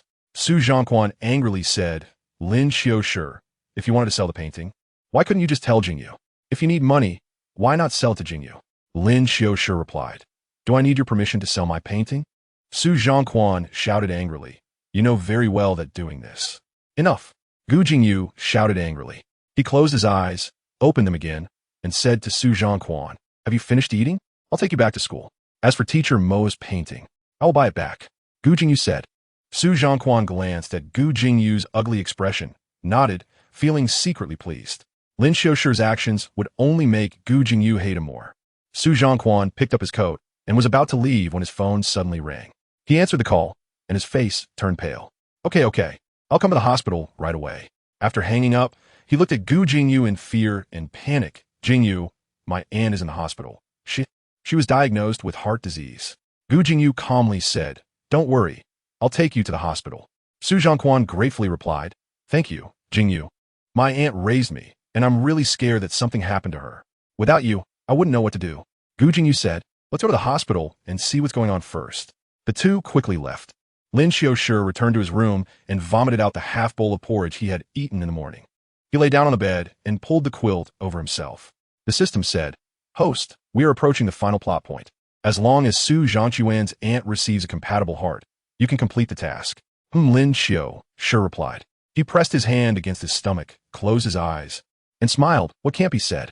It's just that this body has finally waited for a suitable heart source. But Gu Jingyu took it for Su Zhangquan's aunt, who will end up dying on the operating table. Isn't that the original plot? Yes, indeed. The system felt a bit guilty. If all this happened, and the host didn't develop feelings for the male lead, then it would be better for the plot point to approach. But the host liked the male lead, and the system couldn't help but feel sad for the host when thinking about what would happen next. If Gu Jingyu really did that, the host would be heartbroken. What are you thinking? Lin Qiushi chuckled lightly, opened his eyes, turned over, and lay flat, looking at the ceiling. Once I complete the task, I can leave Gu Jingyu's side and live the life I want, right? That's right. The system nodded. Lin Qiushi pondered. Isn't that a happy thing? I need to think about what I want to do after completing the task. He forced himself to think about life after completing the task. By then, he would have a healthy body, and Anzhou technology would continuously generate dividends for him. Then he could travel around and see the world. He was inherently a very wild person, but whether it was Lin Ci or Lin Qiushi, he was always shackled. If he could break free from all this, what was the current price? Even Gu Jingyu. What did that count for? Just a dog loved by its owner. If one day the owner no longer wanted it, the dog could just be tossed aside. Chapter 79. Found a compatible heart. Su Zhangquan's aunt was different from Lin Qiushi. She developed heart disease later in life. She suddenly suffered heart failure and was sent to the hospital. She needed to undergo a heart transplant, and when the doctor informed Gu Jingyu, he suddenly remembered that he had previously mentioned finding a heart source for Lin Qiushi. But later, because of Lin Qiushi's betrayal, he postponed the matter. Gu Jingyu pressed his lips together, feeling uncomfortable as soon as he thought of Lin Qiushi's heart. His emotions became increasingly agitated, and his heart began to throb painfully. He attributed this to his hatred for Lin Qiushi's repeated betrayals, and this hatred became so intense that every time he thought of Lin Qiushi, his body would start feeling unwell. The doctor informed Gu Jingyu and Su Zhangquan that Su Zhangquan's aunt needed to have the transplant surgery as soon as possible and couldn't be delayed any longer. Gu Jingyu had his people look for the most suitable heart sources both domestically and internationally. Su Zhangquan knew that in his previous life, his aunt had successfully undergone surgery, so he wasn't too anxious. After Gu Jingyu took him back to school, he went to the company. He was busy at the company all day and worked overtime again that night. These days, he had been sleeping at the company. Tao Han and Zhong Weishu noticed that he was working hard again and dragged him out to relax. In the bar, Gu Jingyu remained silent, drinking quickly. Tao Han didn't pay attention, and Gu Jingyu downed 3 glasses in no time. He asked, "Why have you been drinking so much lately?" Zhong Weishu snorted coldly. "It's all Lin Qiushi's fault. If it weren't for him, our Anzhou technology wouldn't have suffered such huge losses. Recently, to make up for the Wang family's order, Jingyu has been taking the marketing department out every day.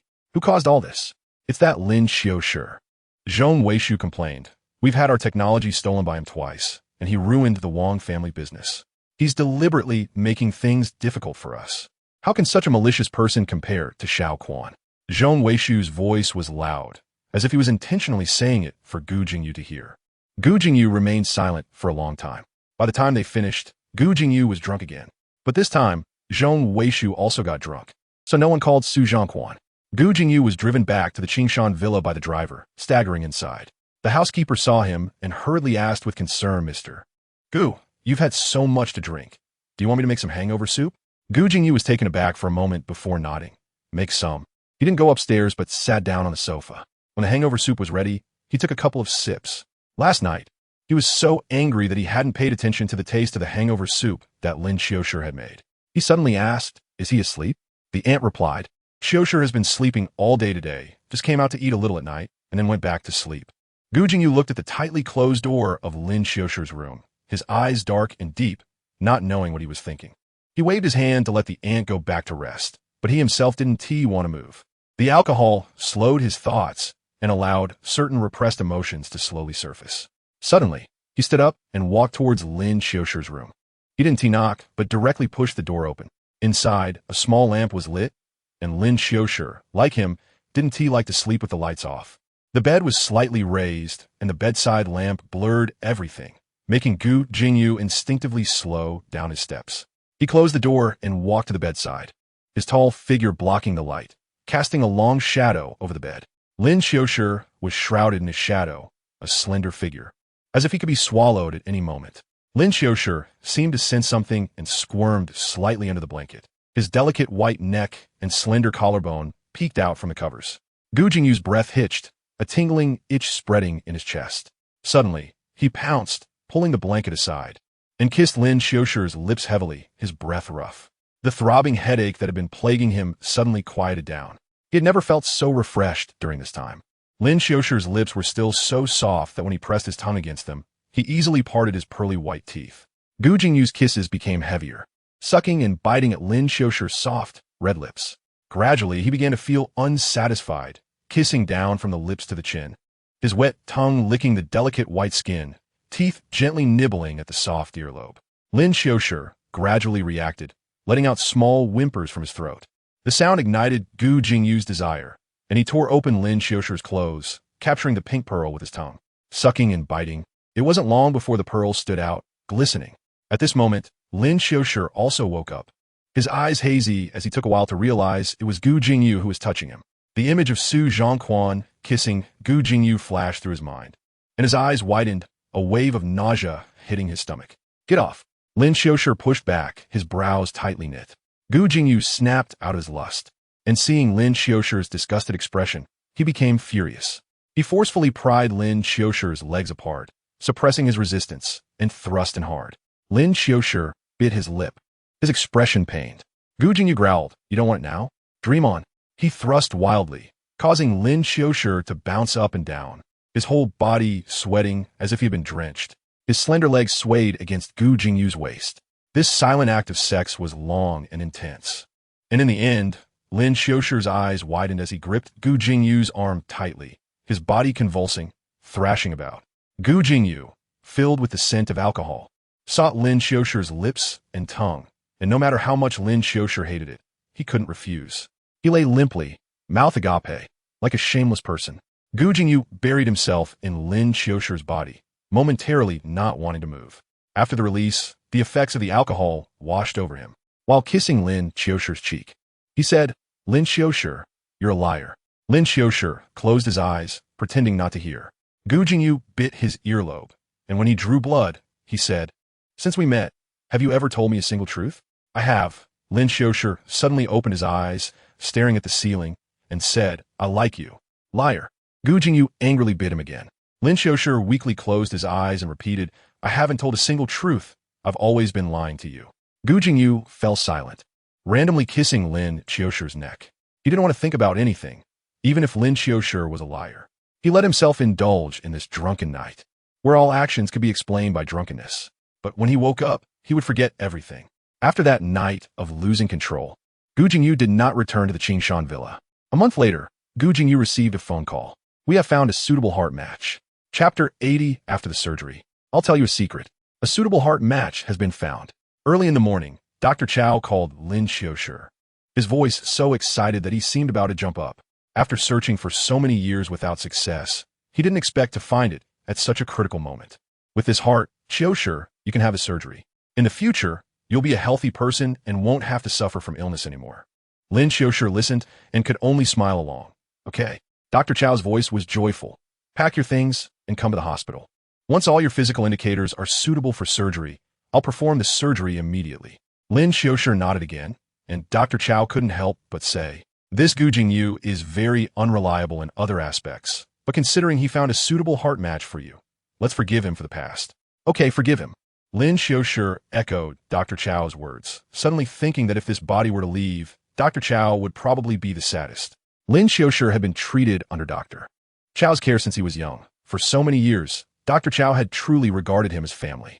Now he was genuinely happy for him, believing he could live well. But he didn't know that all of this was just a false joy. Lin Qiushi would die, and he would die on Dr. Chow's operating table. After learning about the heart match, Dr. Chow hurriedly arranged the surgery for Lin Qiushi. But when he inquired, he was suddenly told that this heart could match more than just Lin Qiushi. Dr. Chow was confused. "Wasn't this heart found by Mr. Gu?" "Yes, but this heart doesn't belong to our hospital. It depends on how Mr. Gu decides." Dr. Chow felt speechless. This kind of question didn't need to be thought about. What else could he decide? Didn't he initially search for this heart, just for Qiushi's heart condition? Well, I don't know about that. The patient in the intensive care unit, Chen Hui, is said to be Mr. Gu's boyfriend's family member. Someone just came to ask about it, and said they found a suitable heart match. They're going to have surgery in the next couple of days. This is ridiculous. This heart belongs to Qiushi. What will happen to Qiushi if it's taken away? Don't get excited. This decision still needs Mr. Gu to make. Dr. Chow immediately called Gu Jingyu, but Gu Jingyu's line was constantly busy. On the other end, Su Zhongquan kept expressing his gratitude over the phone. Jingyu, thank you. It's lucky you found a suitable heart match. Otherwise, my aunt really might. But thankfully, heaven wasn't that cruel. Gu Jingyu pinched the bridge of his nose, his headache worsening, severely affecting his work. He had been feeling weak these past couple of days. As soon as he thought a little, it felt like something was about to explode in his head.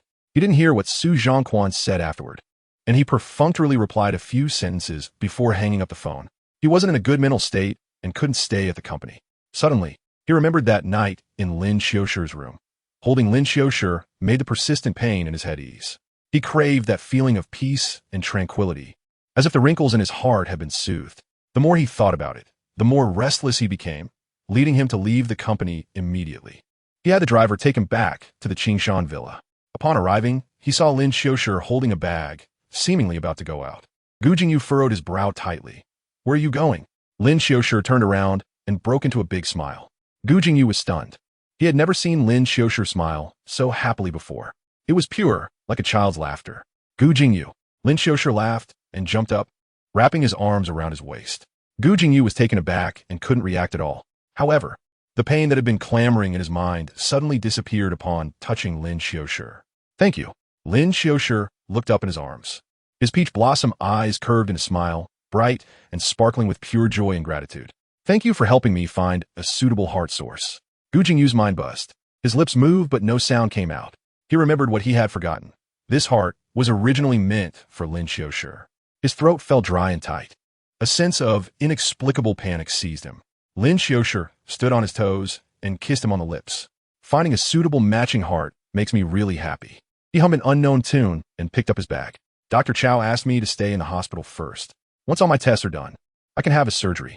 Gu Jingyu stood frozen, feeling cold all over. Lin Qiushi finished packing and stood in front of him. He had gotten used to being hospitalized and knew what to bring, so he packed quickly. There was a shy smile on his face, tinged with a bit of embarrassment. I thought it would be impossible to find a suitable heart, but Gu Jingyu, you helped me find one. I'm really grateful to you. I thought you would hate me and wouldn't care if I lived or died. He squinted his eyes playfully and said, after my surgery, I'll tell you a secret. It's about the Wang family, and I hope you won't be angry then. Lin Qiushi. Gu Jingyu looked at him, struggling to articulate. Did this surgery really have to happen? Huh? Lin Qiushi was taken aback. If I have the surgery, I can become a healthy person. Gu Jingyu ran a hand through his hair, agitatedly saying, let's delay the surgery. Wait a little longer. Why? Lin Qiushi didn't understand. They had found a suitable heart, so why wait? He had waited for so many years, thinking he would never get the chance to live again. But now, heaven had given him this opportunity, so why wait? However, Gu Jingyu's expression was off, and Lin Qiushi moved his lips, remembering Gu Jingyu's current resentment towards him, so he didn't say much more. Then I'll wait a bit longer, but I only have less than a year. Gu Jingyu abruptly interrupted him. I won't let you wait too long. Oh. Lin Qiushi felt a bit at a loss due to Gu Jingyu's attitude, but he was grateful to Gu Jingyu for helping him find suitable heart. He even began to reflect on whether he had been too harsh on Gu Jingyu in the past. Gu Jingyu, however, felt his mind was in chaos. His usually powerful thoughts had turned to mush at this moment. Gu Jingyu went to the balcony to call the attending physician for Su Zhongquan's aunt. The doctor informed him that Su Zhongquan's aunt could only be kept alive by machines, and they didn't know when her heart would fail. This situation was too dangerous. Delaying even a day could mean losing her life at any moment. Gu Jingyu acknowledged this and hung up. He then called the person who helped him find the heart, asking them to look for another suitable heart. The person on the other end of the line thought to themselves, Mr. Gu, are you joking? Do you know how hard it is to find a suitable heart for someone with heart disease? Many people wait their whole lives and die from heart disease. Finding one now is already a blessing. Trying to find another one? You could turn the sky upside down, and it might not happen. Gu Jingyu pressed his fingers to his forehead and said, I understand. Just do your best to find one. He hung up the phone and, through the glass door of the balcony, saw Lin Qiushi sitting obediently on the sofa with the bag he had packed beside him.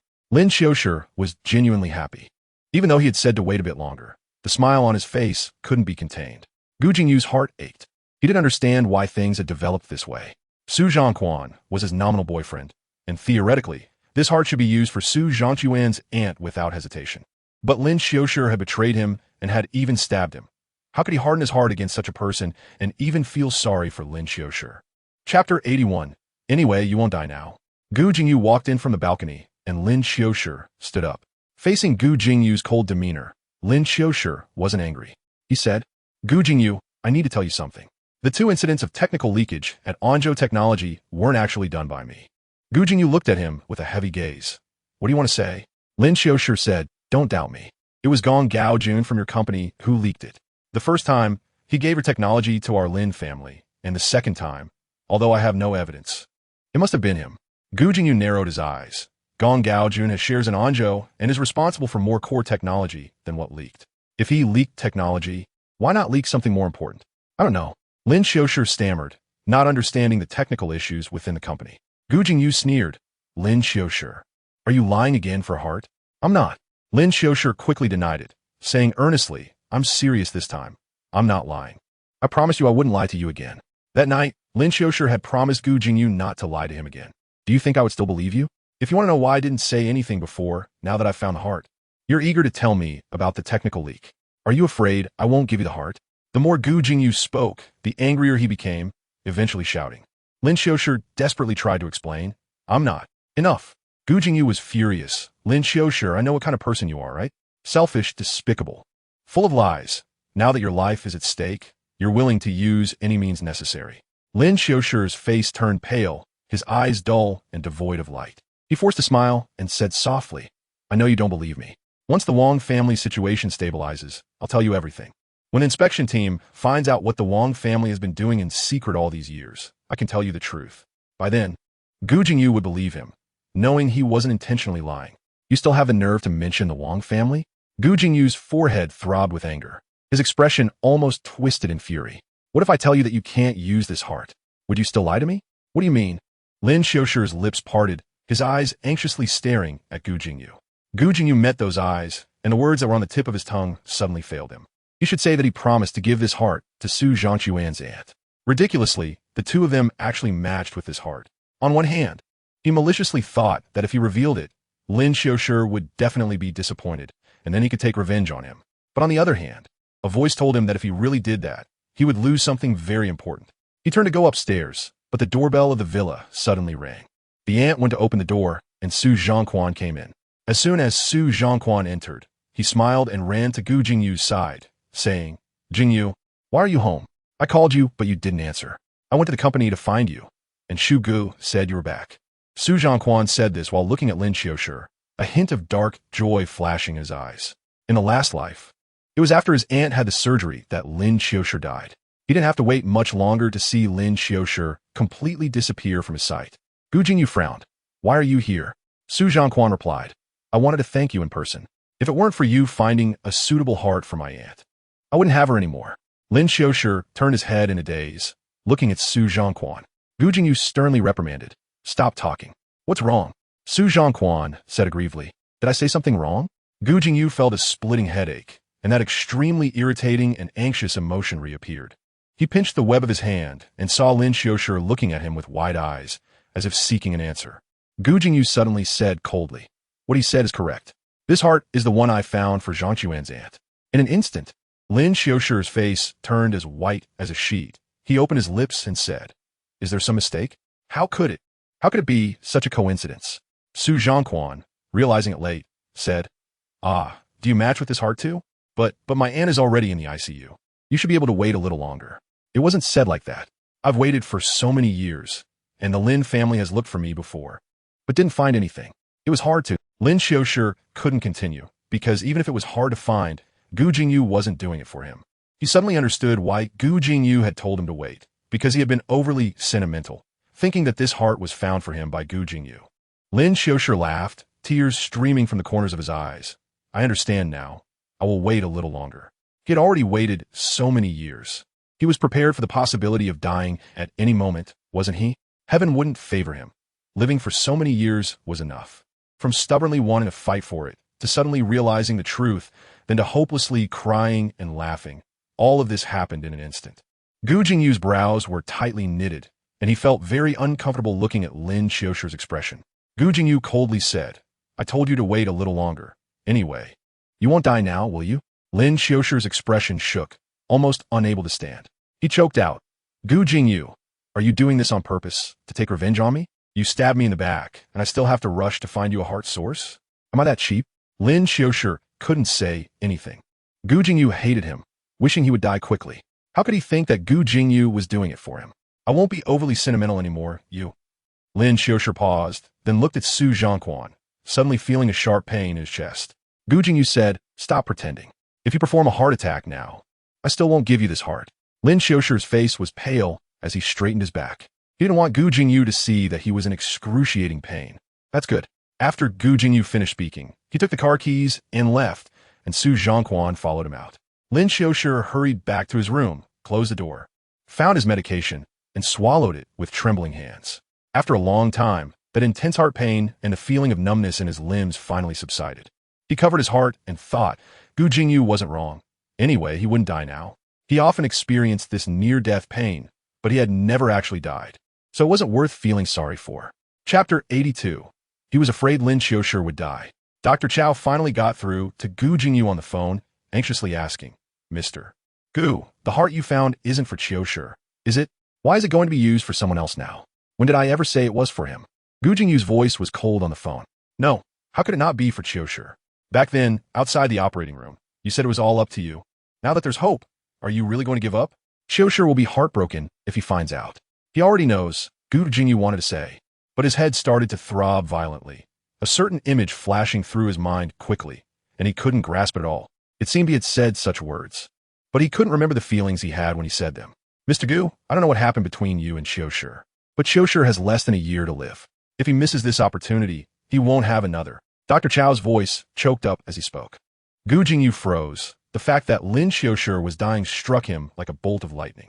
He clutched his chest in pain, a suffocating ache spreading through him, as if his organs were about to explode, and he collapsed directly from his chair.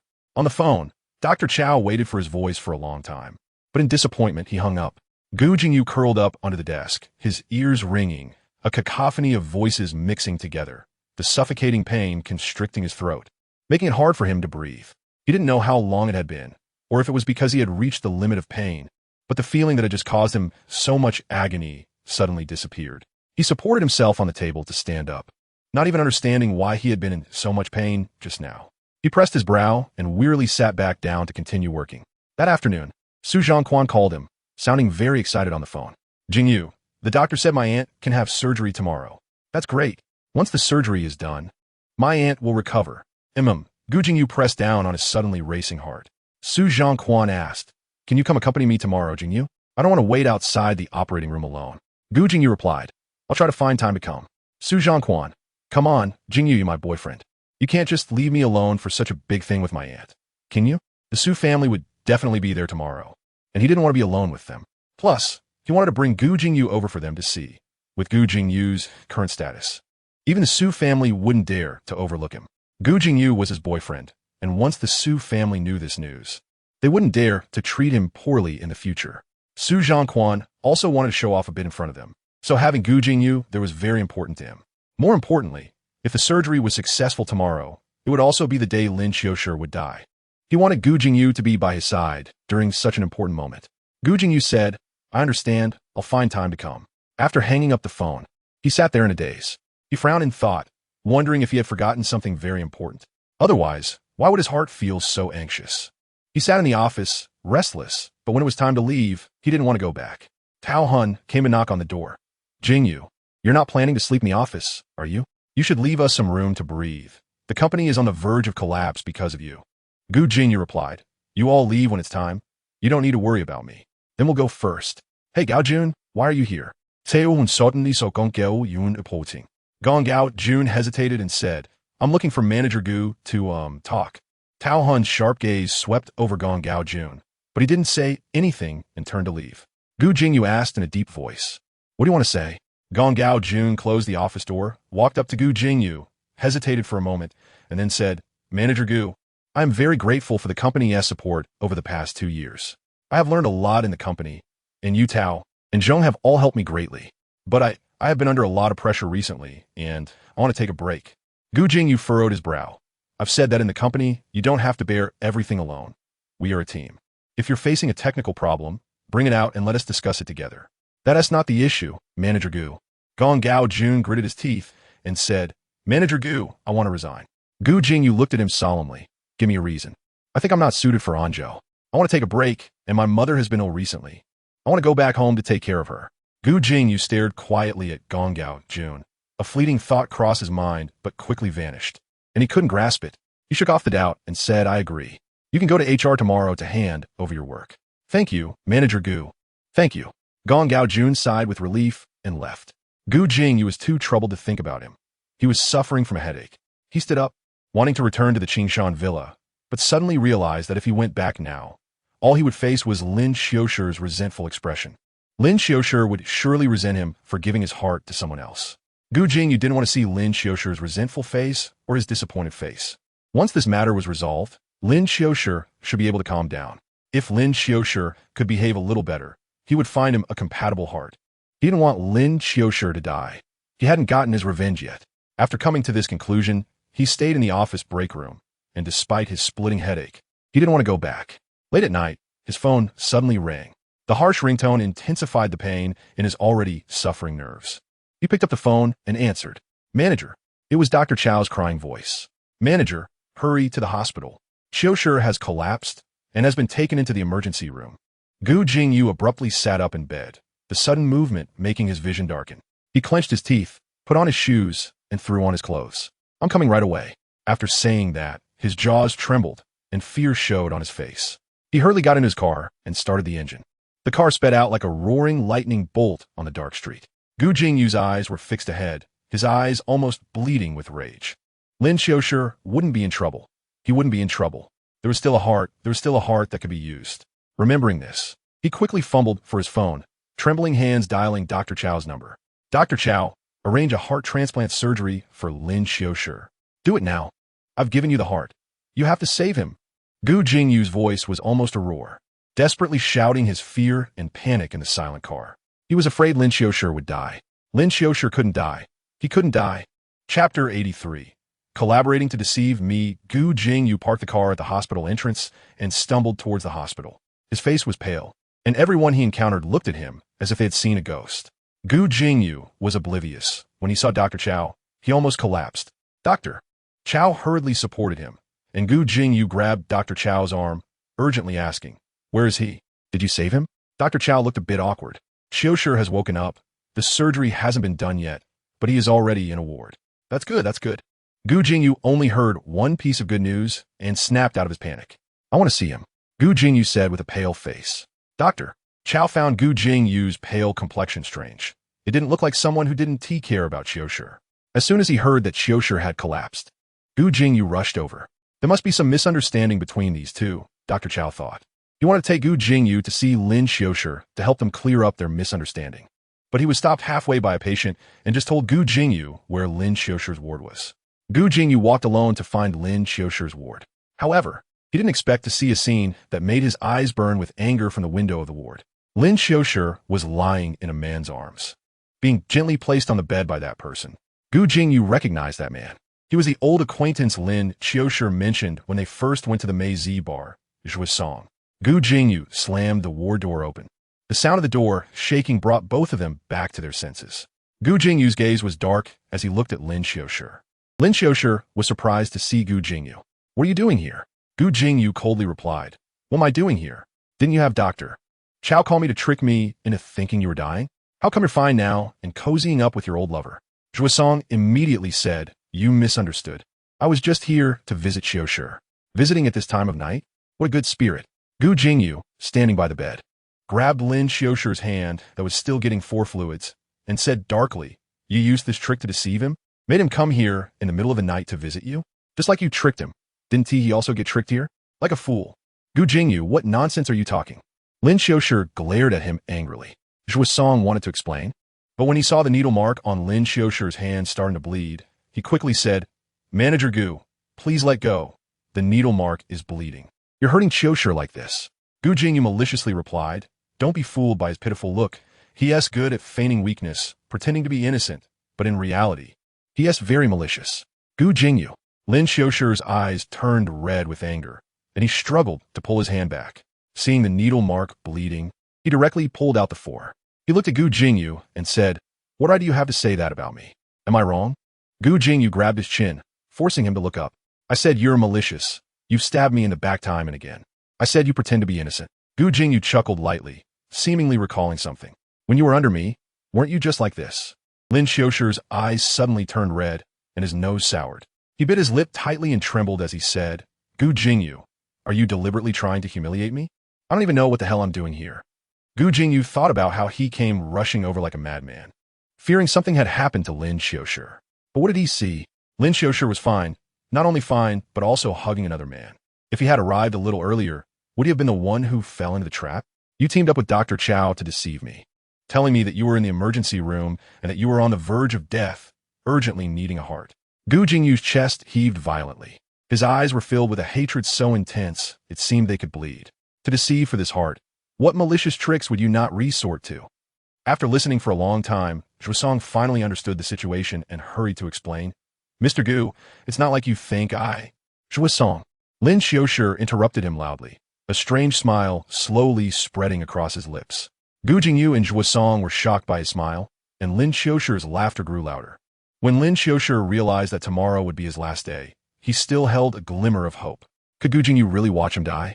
He actually didn't believe it. Deep down, he still hoped that Gu Jingyu was reluctant. But what did he see now? Gu Jingyu would come when he heard the news of his accident, but it was not what he expected. He wanted the cleanest heart. But what Gu Jingyu first saw was his hypocritical, lying exterior. Up to now, he hadn't asked him a single question. Did Lin Qiushi want this kind of care? He didn't. Lin Qiushi laughed and said, "Gu Jingyu, I'm just fooling you. I really want that heart. It would be great to live, even if I have to steal or rob, let alone just deceive you." "Gu Jingyu, how could you be so easily deceived? Do you care about me?" "Ha ha ha. If you care about me, just give me the heart." Gu Jingyu stared in disbelief, his eyes wide, filled with an anger that burned with a hatred that could almost scald Lin Qiushi. But Lin Qiushi still raised his chin, displaying a look of disdain mixed with pity. In his eyes, Gu Jingyu had always been a wild dog that he could summon with a wave of his hand. Gu Jingyu was furious, his face dark and his eyes cold. Zhuosong was afraid Gu Jingyu would take action and stood in front of Lin Qiushi, but Gu Jingyu glanced at Lin Qiushi, said nothing, and turned to leave the ward. After he left, Lin Qiushi continued to laugh, and as he laughed, tears streamed from the corners of his eyes. Zhuosong worriedly said, "Should I go explain to Mr. Gu? I just happened to run into you at the hospital because I had a stomachache at night, and you just came back from the bathroom and almost fell, so I thought of carrying you to bed. I'm sorry, it was my offense." "Zhuosong, you're always like this." Lin Qiushi wearily closed his eyes and curled up in the blanket. Since there was no point, he decided not to show any kindness. Lin Qiushi added in his heart that he was not Lin Ci and would no longer misunderstand Zhuosong. Zhuosong stood awkwardly for a while, feeling that Lin Qiushi's tone was very familiar.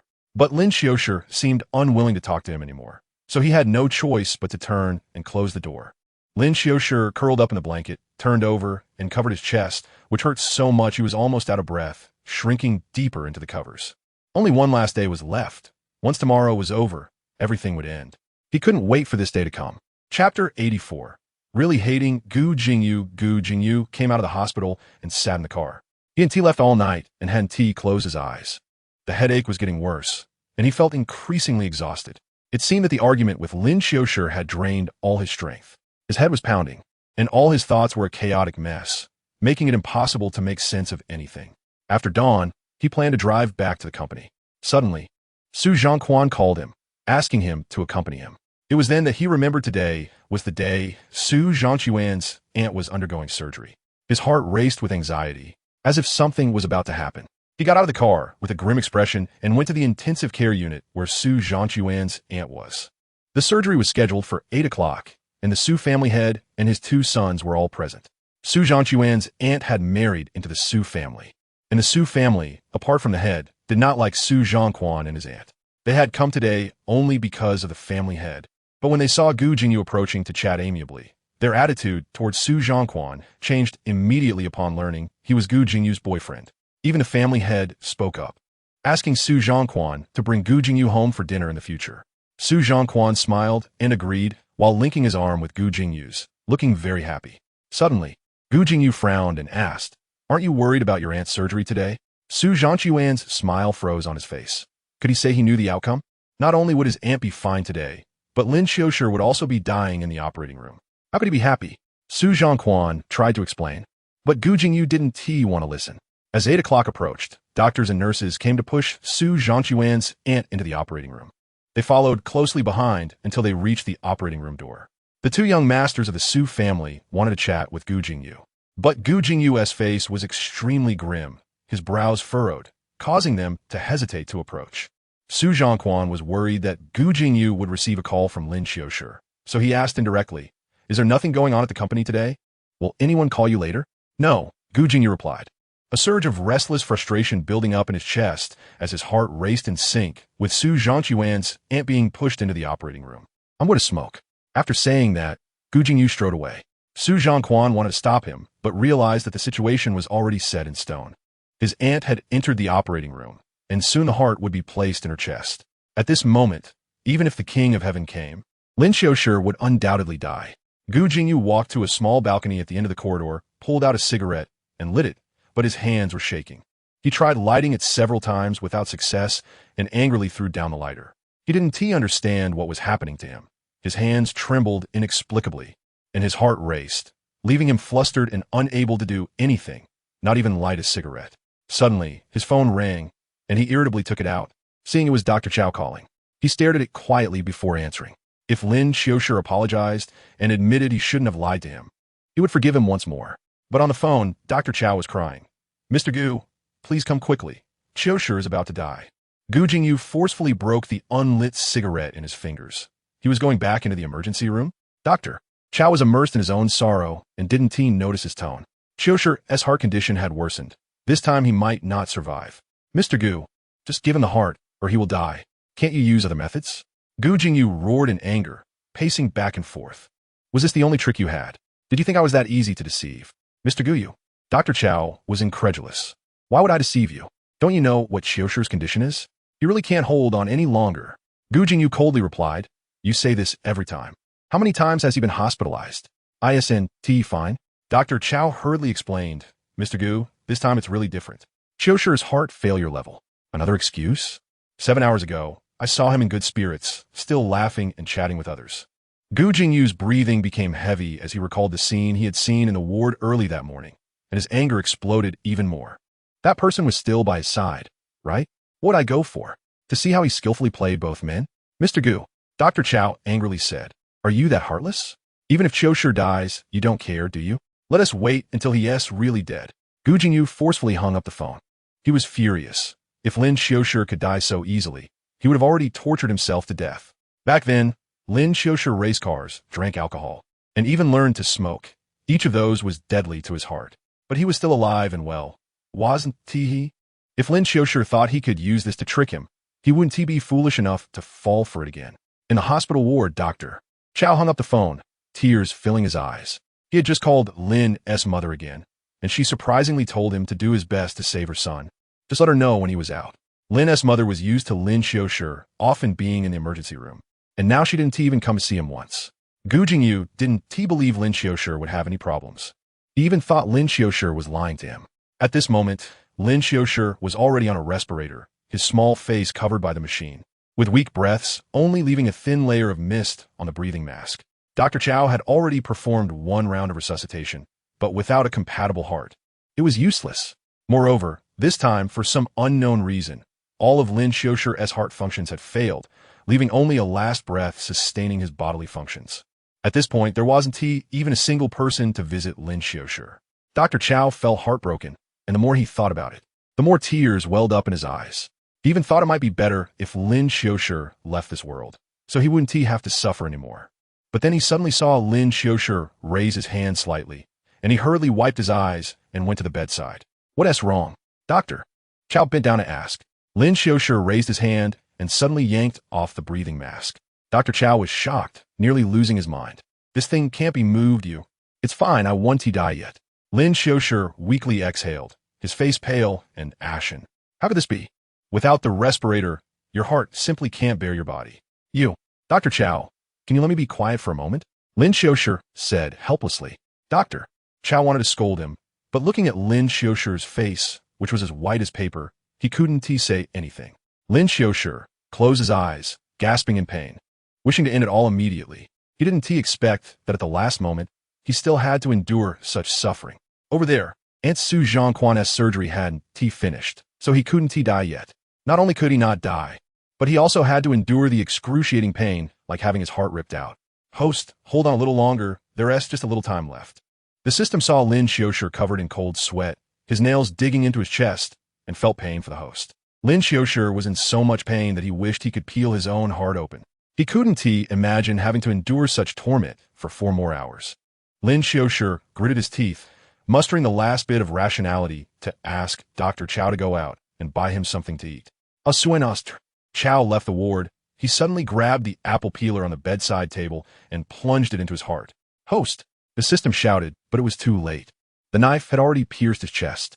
The system was wide-eyed, shocked, and unable to come to terms with it. At that moment, Lin Qiushi smiled bitterly. I still can't die like this. He remembered that in the original story, Lin Qiushi had done many evil deeds and eventually died suffering. It turned out that his suffering was also the nourishment for Gu Jingyu and Su Zhangquan's relationship. It seemed that if he died even a little easier, it would be unfair to those two.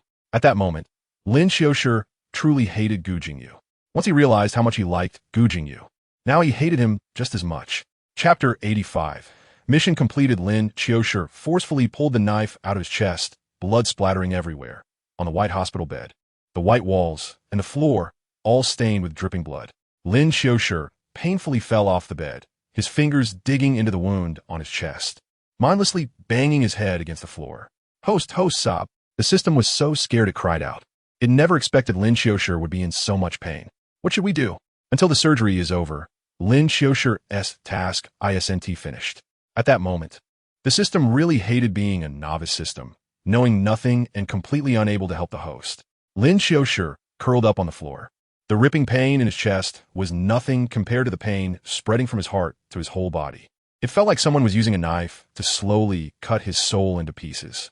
His hand were covered in his own blood, his fingertips broken, and he felt nothing. At that moment, he was in so much pain he lost all reason, wanting to quickly give up his life, even if he wouldn't wake up again. He didn't know how long it had been when suddenly his phone on the bedside rang. The system hurriedly reminded him to distract him. Host. You have a call. It's from Gu Jingyu. Gu Jingyu? He snapped back from the endless torment that was driving him mad, scrambling to grab the phone. It was indeed a call from Gu Jingyu. Lin Qiushi answered the call, but there was silence on the other end. Lin Qiushi gritted his teeth and shouted, Gu Jingyu, why don't you go die? Lin Qiushi. Gu Jingyu was furious on the other end. What is wrong with you? Are you angry because I didn't believe your lie? Lin Qiushi couldn't hear what Gu Jingyu was saying. The pain and hatred spreading in his chest made him cry out hoarsely. How could I ever like you? I should have just drowned you back then. He regretted it. If he had just killed Gu Jingyu back then, he could have ended the task right away. Even if it meant sacrificing his own life as punishment, it would have been better than the endless pain he was experiencing now. Gu Jingyu was first stunned by his first sentence, then ignited with rage by the latter. He still remembered how Lin Qiushi pretended to save him only to kick him into the water afterward. Lin Qiushi was just that kind of person. How could he worry that he might really have a health crisis? Gu Jingyu hung up the phone in anger, feeling that making this call was purely inviting trouble for himself. When would Lin Qiushi have learned to behave? Only then would he consider going to see him. Doctor. Chow came in from outside and was so shocked by Lin Qiushi's appearance in the ward that he dropped all the food he had brought. Qiushi, what are you doing? Dr. Chow helped him up, saw the knife wound on his chest, and the knife lying on the floor, his pupils dilating in shock. Are you trying to commit suicide? I'm in so much pain. Dr. Chow, just take out my heart. I'm in too much pain. He rolled on the ground in agony, crying and begging Dr. Chow to kill him. Dr. Chow grabbed his flailing hands, and upon seeing the bloody wound on his chest, tears streamed down his face. How much pain must one endure to turn a knife on oneself? With red-rimmed eyes, Dr. Chow pressed the call button at the bedside. When help arrived, he immediately sent Lin Qiushi to the emergency room. Once they got him there, they tried countless methods, even using anesthetics. But nothing could stop the pain in Lin Qiushi's chest. Dr. Chow trembled, tears flowing as he watched Lin Qiushi's limbs bound to the hospital bed, still struggling in pain. The people in the operating room were shocked by Lin Qiushi's screams. It was too tragic, too painful. Everyone had the same thought. Why must God torment people like this? If Lin Qiushi was to die, then let him die peacefully, but instead, he was being tortured with pain that cut to the bone. They couldn't save Lin Qiushi, but they also couldn't just watch him self-harm. They could only restrain him and watch him struggle in pain on the hospital bed, screaming for over 2 hours. 2 hours later, Lin Qiushi's voice gradually faded, and the light in his eyes slowly dissipated. The heart monitor beside him beeped once, and then became a flat line. Qiushi, Dr. Chow cried out in pain, feeling as if his heart had suddenly become empty. He had known this day would come, but when it really arrived, he still couldn't accept it. The others in the operating room were also tearful. They were accustomed to life and death, but watching someone die in such agony was still a heavy blow for them. Dr. Chow was crying uncontrollably and reached out to close Lin Qiushi's eyes. "Host, the mission is complete," a pet dog floating beside him said. Lin Qiushi was now in a spiritual state, but he hadn't yet recovered from the intense pain he had just experienced. His soul seemed to bear the marks of suffering, causing his heart to constrict whenever he thought about it. He reached for his chest, but found nothing there. "The host's mission is complete. You can now obtain a completely healthy heart." Lin Qiushi, in a daze, asked, "In my current state, can I still live?" The system's voice was both distant and near. "Did you not prepare for this? Close your eyes and sleep. When you wake up, it will be a brand new life." Lin Qiushi was still in a daze, but he was too tired, and his eyes slowly closed. Meanwhile, in a certain operating room in the hospital, the door was pushed open, and Su Zhongquan rushed forward. Upon hearing the doctor's words, he jumped up in joy and turned to hug Gu Jingyu, who was behind him. "Jingyu, my aunt is fine." In that moment, Gu Jingyu felt empty. He stood there in a daze, not hearing any sounds around him. Suddenly, his head didn't hurt anymore, leaving only a void where everything seemed to have disappeared. On the other side, a person covered in white cloth was pushed out of the operating room, and anyone could see that they had not been saved. As they pushed the body forward, people on both sides avoided looking. Gu Jingyu's vacant gaze was blocked by Su Zhongquan. He could only see a white shadow on the hospital bed and a thin, pale wrist hanging outside the bed, stained with blood. Chapter 86. Too late, Guzong. Su Zhongquan called out to him, waving his hand in front of his eyes. "Why are you in a daze? Let's go back to the ward to see my aunt." Gu Jingyu snapped out of his empty state. In an instant, it felt as if he had been struck hard. Thoughts that had been stagnant surged into his mind. At this moment, he suddenly remembered how terrified he had been waiting outside the rescue room when Lin Qiushi had been taken in. "Where's Lin Qiushi?" Gu Jingyu suddenly recalled, his face turning extremely pale. Su Zhongquan asked in confusion, "What's wrong? Are you feeling unwell?" Gu Jingyu strode out, and Su Zhongquan called after him several times. But Gu Jingyu didn't hear. He pressed the button for the elevator, but it didn't open for a long time. So he pushed open the fire escape door and climbed the stairs directly. He remembered that when he came to the hospital early in the morning, Lin Qiushi was still in the ward. At that time, he had been blinded by anger and hadn't asked Lin Qiushi if he was okay. Why had he been so irritable recently? It was as if Lin Qiushi was a switch in his mind. As long as it didn't involve him, everything was fine. But any slight connection with Lin Qiushi made his nerves extraordinarily sensitive and irritable. Gu Jingyu climbed 5 floors in one breath, reaching the 12th floor where he had been earlier. However, when he opened the door, he saw no one. Only the cleaning lady was tidying up the ward. He breathed a sigh of relief. Lin Qiushi had indeed been lying to him. Lin Qiushi must have already been discharged since he didn't believe his lie. Dr. Chow had said that Lin Qiushi still had a year left. With his heart gone, he would find another one for Lin Qiushi. He refused to think about what would happen if he couldn't find one. His subconscious didn't dare go there. He couldn't even remember why he had been so determined to give his heart to Su Zhongquan's aunt. As he was about to step out of the ward, he caught a glimpse of the bloodstains on the sheets that the cleaning lady was folding. His heart sank, and he opened his lips to softly ask, "Why is there so much blood?" The cleaning lady replied, "The patient who stayed here before had a heart attack," and rolled around in pain, even stabbing his chest with a knife. You can't imagine the wound. It was all cuts and scratches, bloody and mangled, with not a single piece of skin intact. A subtle thought flashed through Gu Jingyu's mind. This wasn't Lin Qiushi. He had seen Lin Qiushi during a heart attack. It wouldn't have been this painful. It couldn't be. The cleaning lady continued to lament, "A young and handsome guy. I don't understand how he ended up with heart disease. In so much pain, and not a single person by his side. It's really pitiful." A nerve in Gu Jingyu's brain snapped, and he felt a cold sweat break out on his palms. "Annie, do you know him? Where is he now?" "He was taken to the rescue room," the cleaning lady casually said. It's been over 3 hours. I don't know if they were able to save him. Gu Jingyu denied that this was Lin Qiushi in his heart.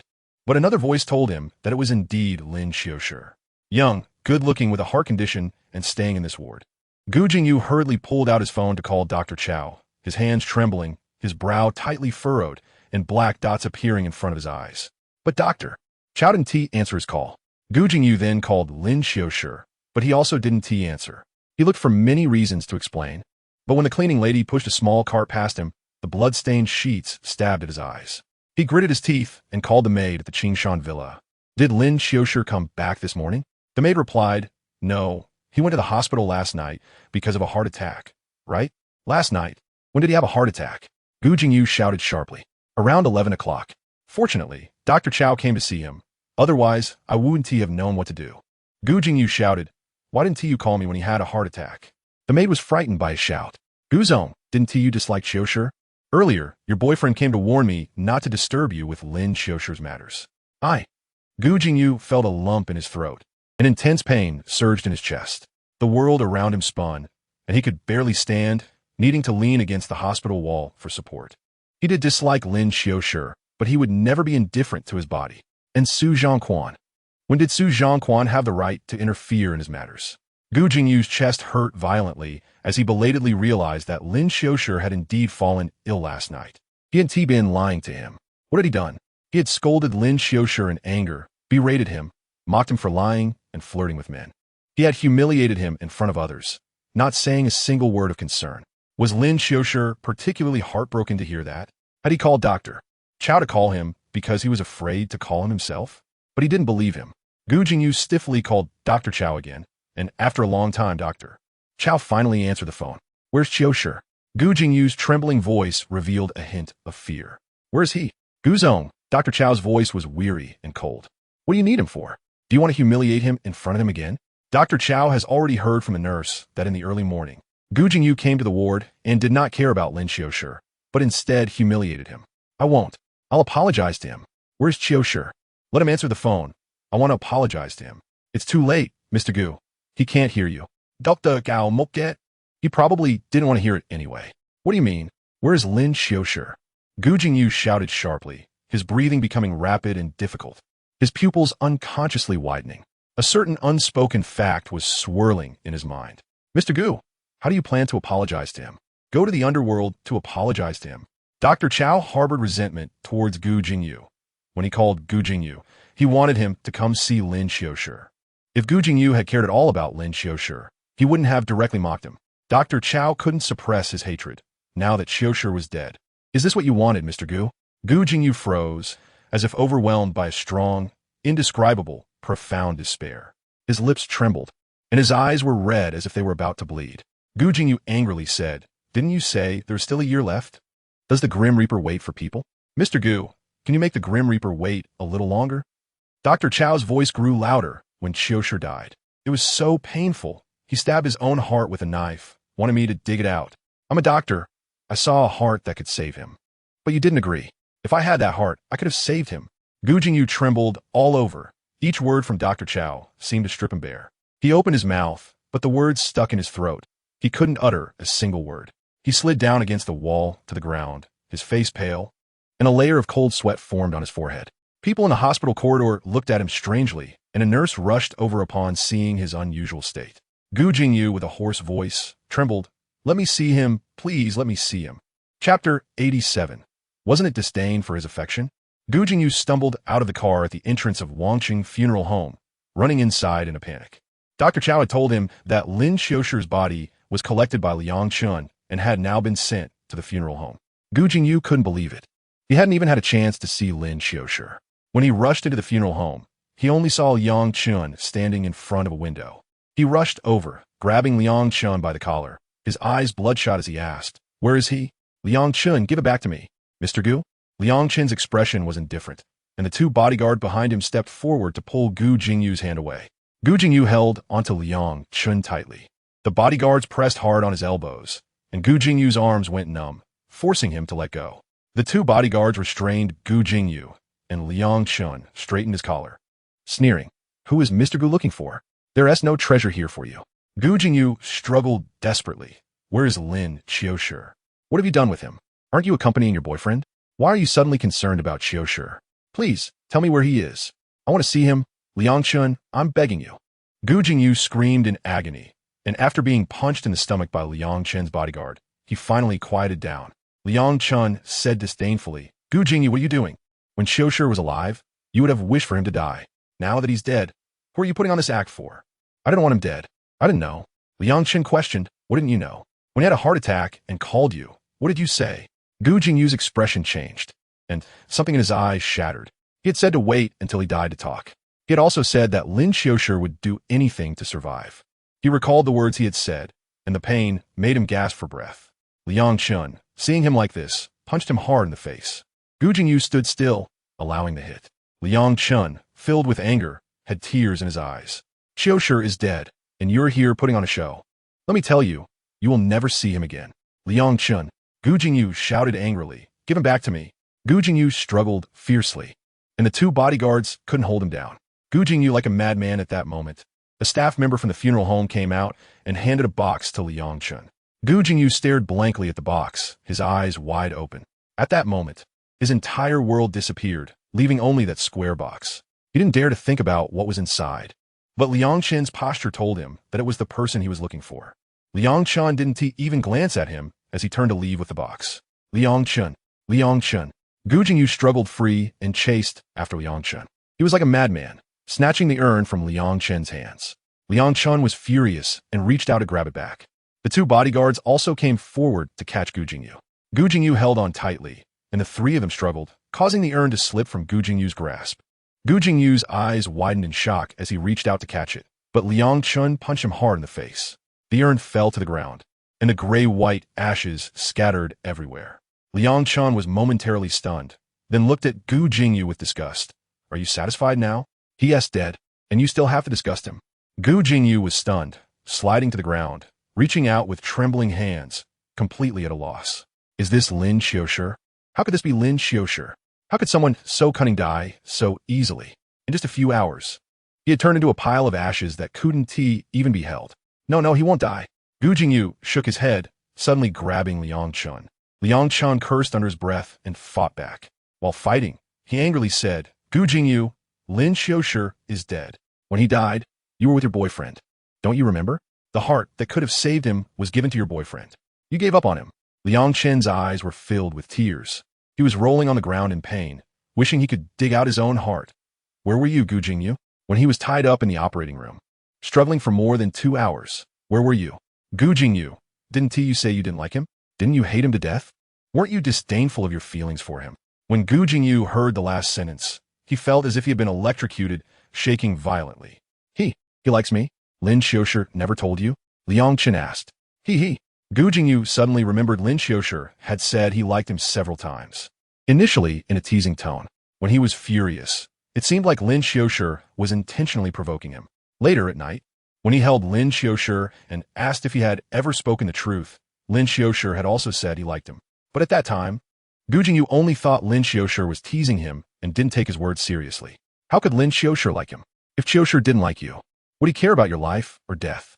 Would he take you out of the Gu family and give you absolute freedom? Do you think he was humiliating you? But if it weren't for him, could you have escaped the Gu family so quickly? Gu Jingyu, ask yourself, has he ever treated others like this? Since Qiushi was born, he knew that his days of being alive were numbered. Every day was lived as if it were his last. If he didn't like you, would he spend so much time on you? Liang Chen scoffed at him. After the Lin family was gone, I already suggested he go abroad with me. He once left a sum of money with me for investment. That money was enough for him to live carefree for a while. Anyway, his life was short. Why not enjoy it? But he insisted on staying. Just because of you. Gu Jingyu, he had a short life and dared not love you. Yet you belittled his feelings. No. Liang Chen's words to Gu Jingyu were entirely unfamiliar to him. Now, they sounded deafening. Did Lin Qiushi really like him? Were those words he didn't believe actually true? If all this was true, then what had he done? His gaze fell on the grayish ash on the ground, and suddenly a gust of wind blew, causing the white ash to rise. Gu Jingyu's eyes filled with pain as he rushed forward, wanting to scoop up the white ash. But most of the dust was blown away, and he could only gather a small handful. Gu Jingyu knelt on the ground like a madman, his hands clawing at the ground, trying to collect the ash bit by bit. Liang Chun walked over and picked up a small portion of the urn, turning to pour it into a nearby water pool. No one cared for him before he died, and after his death, no one cared for this ash either. Gu Jingyu's pupils constricted. At that moment, if anyone looked into his eyes, they would clearly see the world collapsing around him. He silently jumped into the pool. The cold water splashed onto him, but he felt nothing. His hands tried to grasp something, but he caught nothing. Only a handful of water that could never be grasped. Liang Chun turned to leave and got into a car outside the funeral home. Once the car started, a beautifully striking face appeared behind the lowered rear window. Chapter 88.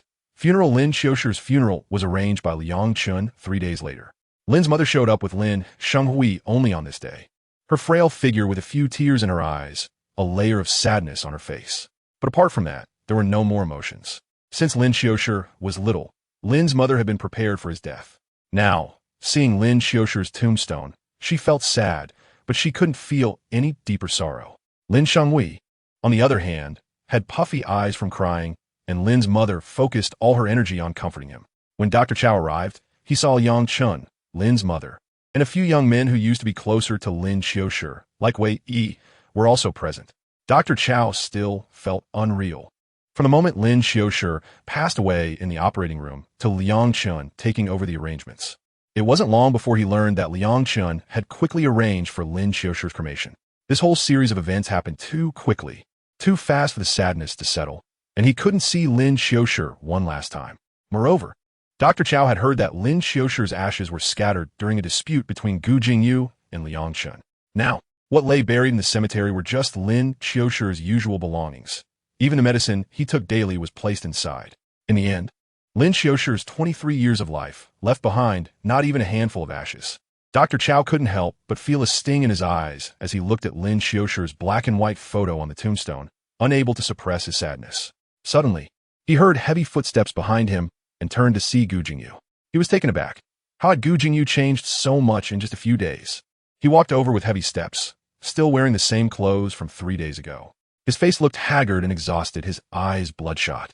His dark, vacant eyes only moved when they fell on Lin Qiushi's photo on the tombstone. Liang Chun frowned when he saw him. "What are you doing here?" Gu Jingyu remained silent. Standing quietly in front of Lin Qiushi's tombstone, his eyes weighed down by dark emotions. Seeing him like this, Liang Chun scoffed. He was going to the Qingshan villa to deal with Lin Qiushi's belongings for the funeral, but Gu Jingyu wouldn't let him in, chasing everyone out and locking himself inside. For 3 days, Gu Jingyu hadn't seen anyone or answered any phone calls. Liang Chun maliciously thought, "I hope he hasn't died in there," but unexpectedly, Gu Jingyu showed up today, half alive. Liang Chun felt displeased upon seeing Gu Jingyu like this. Just then, Lin's mother approached Liang Chun and said, "Liang Chun, thank you for your help during this time. Xiao Hui is feeling unwell. I'll take him home now." "Here." Liang Chun calmly looked at her, and Lin's mother appeared somewhat embarrassed. But staying here was too painful for Lin Qiushi, and she feared it would hurt his health, so she wanted to take him home. Liang Chun coldly raised his eyes. "Aunt Lin, now that Qiushi is dead, are you relieved?" Lin's mother's face stiffened. "How could that be? I'm too sad to breathe. When Qiushi was 7 or 8, you sent him to the Qingshan villa. He only returned home once a year during the holidays. What were you afraid of? Afraid he'd die at home and bring bad luck?" Lin's mother's face turned ugly, her lips trembling. Liang Chun shouted angrily. "You treated him like a burden, a nuisance. Even though he was your son, you didn't want to invest any feelings in him." Lin Qiushi was stunned, and upon seeing his expression, Lin's mother immediately retorted angrily. "Haven't we treated him well enough? How much money has the family spent on his treatment over the years? Have we ever lacked a single penny for him? We never forced him. We just wanted him to be happy. Is that wrong?" Liang Chun sneered. He had long been fed up with the Lin family's attitude towards Lin Qiushi. "You're not wrong. You just don't want to invest any emotions in him." Lin's mother wanted to explain, but thinking of Lin Qiushi being present, she didn't want to say these things in front of him, so she pulled him away forcefully. Others gradually left as well, and Dr. Chow, who had business at the hospital, also said goodbye to Liang Chun and left. In the end, only Liang Chun and Gu Jingyu remained. In a quiet, cold cemetery, only the sound of the cold wind rustling through the trees could be heard. Gu Jingyu hadn't said a word since he arrived. Liang Chun wanted to mock him a few times. Gu Jingyu's visit to pay respects to Lin Qiushi would only disgust Lin Qiushi. But then he caught a glimpse of his car parked outside. He swallowed the words he was about to say. After all, It was an empty grave, and Gu Jingyu could disgust whoever he wanted. Liang Chun strode out of the cemetery and got into his car. Once inside, he smiled and asked, Qiushi, oh no, Lin Qiushi, how does it feel to attend your own funeral? Lin Qiushi looked out the window at his own tombstone not far away and smiled. It's quite novel. He had died twice, and he still couldn't adapt to death. He pressed his hand against his chest. The pain before dying left him with lingering fears, and even now, thinking back, it would make his chest ache a little. But he knew that the heart beating under his palm was a perfectly healthy one. He no longer had to worry about being tormented by heart disease, nor did he have to dread what it felt like to experience despair again. He saw Gu Jingyu suddenly kneel in front of his tombstone, resting his forehead against it. Even though they were far apart, one could see the pain on Gu Jingyu's bent back. Behind a glass, Lin Qiushi looked on indifferently. Suddenly, his gaze shifted forward. A car hurriedly drove up to the parking spot where they were stopped. After the car came to a halt, a person got out from the passenger seat. It was Su Zhongquan. As soon as Su Zhongquan got out of the car, he ran towards the cemetery, closely followed by Zhong Weishu. Liang Chun observed Lin Qi's expression and said, I've heard that people from Anzhou have been frantically looking for Gu Jingyu these past few days. And now, they've even chased him to the cemetery. Lin Qiushi remained non-committal, retracting his gaze and saying mildly, none of this has anything to do with me anymore. Let's go. Liang Chun smiled and said, that's right. I'll take you abroad for a trip. Since you've taken on a new identity and have a healthy heart, you can do whatever you want. I'll take you to experience something thrilling. Lin Qiushi nodded. He wanted to live a completely different life. From then on, his life would have nothing to do with Gu Jingyu. He was now calm and at peace, and his feelings for Gu Jingyu had been thoroughly worn away by that pain. However, he was not someone who would willingly suffer losses. He had left something good for Gu Jingyu, something enough for him to remember for a lifetime. Chapter 89. The Wang family incident. Jingyu. Su Zhongquan ran to Gu Jingyu's side, hardly able to recognize him. Was this haggard, dejected person really the Gu Jingyu he knew? Su Zhongquan's gaze fell on the photo on the tombstone, suddenly pierced by the image. Lin Qiushi was already dead. No one could stop the feelings between him and Gu Jingyu now. But why had Gu Jingyu changed? For the past 3 days, no matter how many times he called Gu Jingyu, he didn't answer. He went to the Qingshan villa to find him. But Gu Jingyu didn't open the door. Now, he finally knew that Gu Jingyu had gone out, yet he came to Lin Qiushi's grave. Su Zhongquan felt a surge of anger, gritting his teeth at the person on the tombstone. Gu Jingyu, what are you doing? Gu Jingyu remained unmoved, still keeping his head lowered. Su Zhongquan was extremely furious. He pulled Gu Jingyu towards him and shouted, Gu Jingyu, you are my boyfriend. You're acting like this for a dead person? You. Suddenly, he couldn't continue. Gu Jingyu raised his head, his emotionless gaze fixing on him, suddenly making him feel a heavy pressure that chilled him. Gu Jingyu shrugged off his hand, staring straight at Lin Qiushi's photo. Su Zhongquan's face turned pale. He bit his lip, his eyes reddening. Gu Jingyu. Zhong Weishu walked over, unable to tolerate Gu Jingyu treating Su Zhongquan this way. Lin Qiushi died from his own illness. His death has nothing to do with you, Jingyu. You're ignoring your boyfriend now, but you care about a dead person instead? Don't go too far. Do you know how worried Xiao Quan has been about you these past few days? Gu Jingyu had no interest in speaking. He just stared blankly at Lin Qiushi.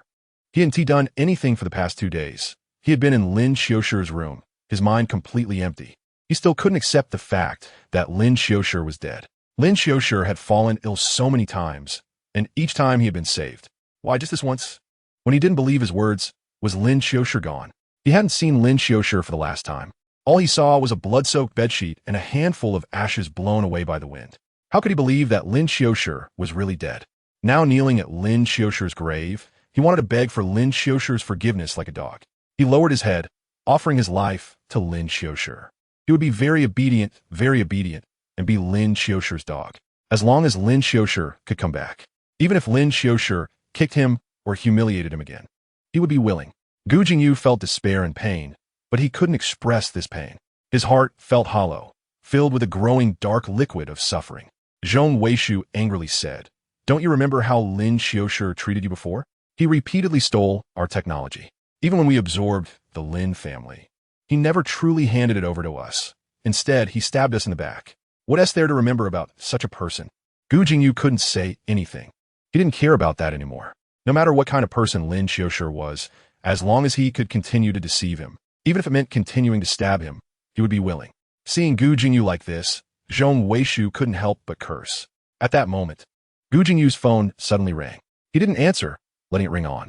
After the ringing stopped, Zhong Weishu's phone rang as well. Suppressing his anger, Zhong Weishu answered the call.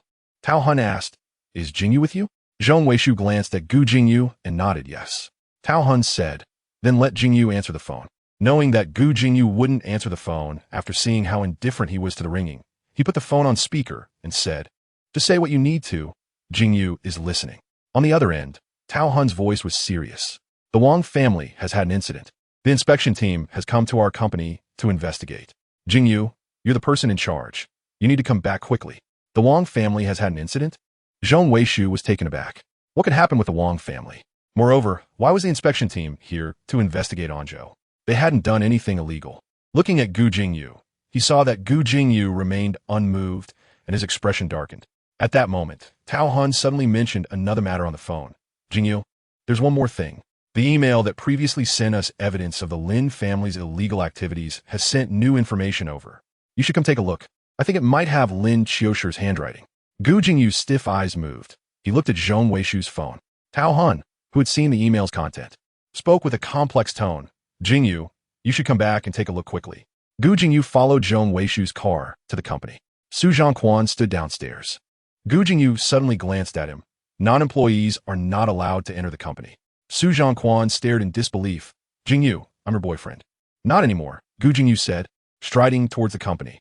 Su Zhongquan found Gu Jingyu's words absurd, but at that moment, Gu Jingyu had already taken the elevator up. Zhong Weishu comforted Su Zhongquan. "Don't worry. I'll go up and ask clearly for you." Su Zhongquan could only wait downstairs, unwilling to let Gu Jingyu's words end their relationship just like that.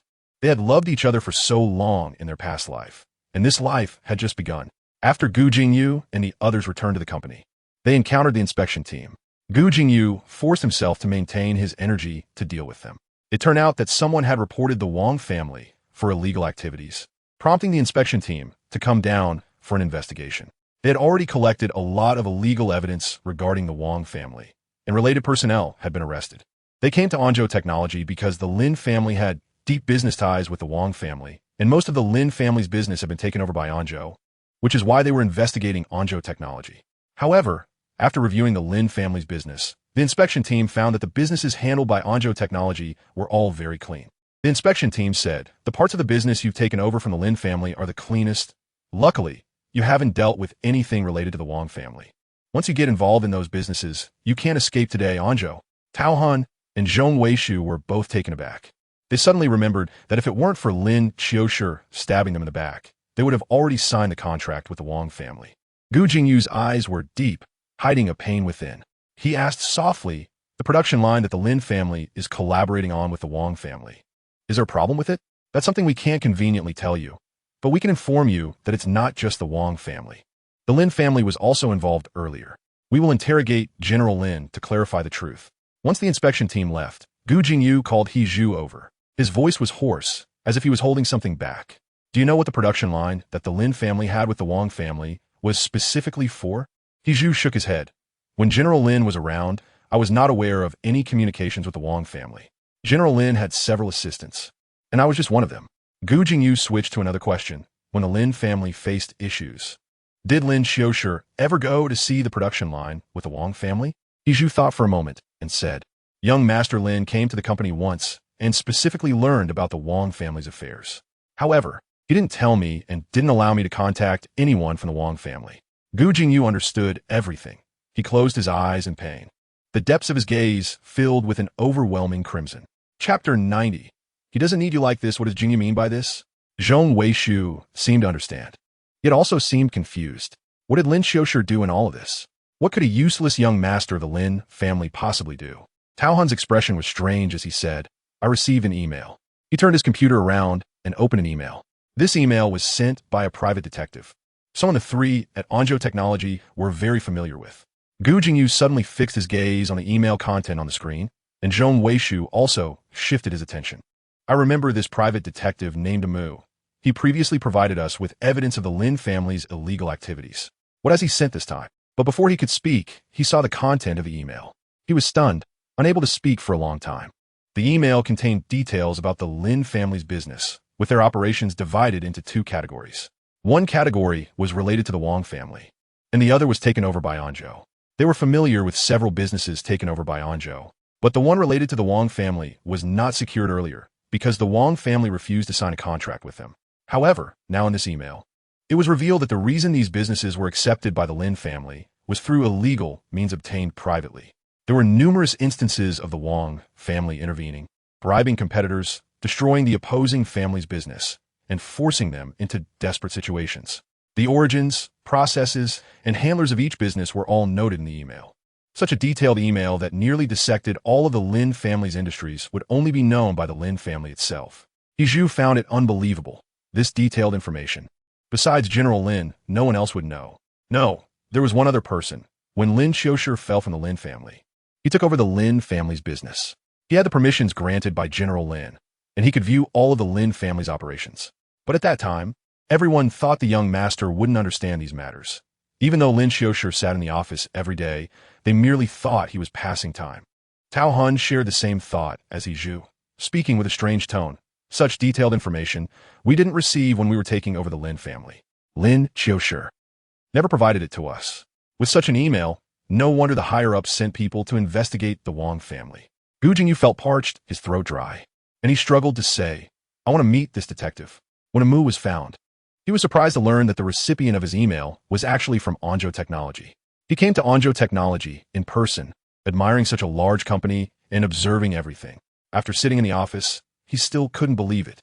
Tao Hun said gently, "We want to meet you mainly to understand the two emails you sent us earlier." They didn't pursue the first email because, firstly, Anzhou was just starting out, and secondly, they thought it was sent by a rival of the Lin family. Their goal was to seize this opportunity to take down the Lin family. But now, this email is something they couldn't ignore. Amu replied, "Those two emails were sent to me by someone else. I was just forwarding them." "Who was it?" Gu Jingyu asked hoarsely. They actually had a vague idea. But when Amu opened his email to show that the sender was Lin Qiushi, they were still stunned. Amu scratched his head and said, "He paid me some money 2 years ago to forward the first email to you. About 2 months ago, he contacted me again and asked me to report the second email to the Central Inspection Team." As expected, Tao Hun stated. Zhong Weishu's expression was complex, still unable to believe. Why would Lin Qiushi want to take down his own family and, in the end, also take down the Wang family? "He gave me the evidence." Gu Jingyu slowly spoke. Each word felt like a knife cutting through his throat, bringing a bloody sting. But at that time, he regarded this evidence as a means to threaten Lin Qiushi. Once the Lin family fell, he began to retaliate against Lin Qiushi. Didn't Lin Qiushi know? Why did he give him the evidence? To let him destroy the Lin family with his own hands? Later, during his repeated acts of revenge against Lin Qiushi, he threatened Lin Qiushi with the Lin family more than once. If Lin Qiushi cared about the Lin family, how could he let him destroy it? Gu Jingyu felt confused, unable to understand, with pain and regret intertwined, as if he were trapped in a huge cage.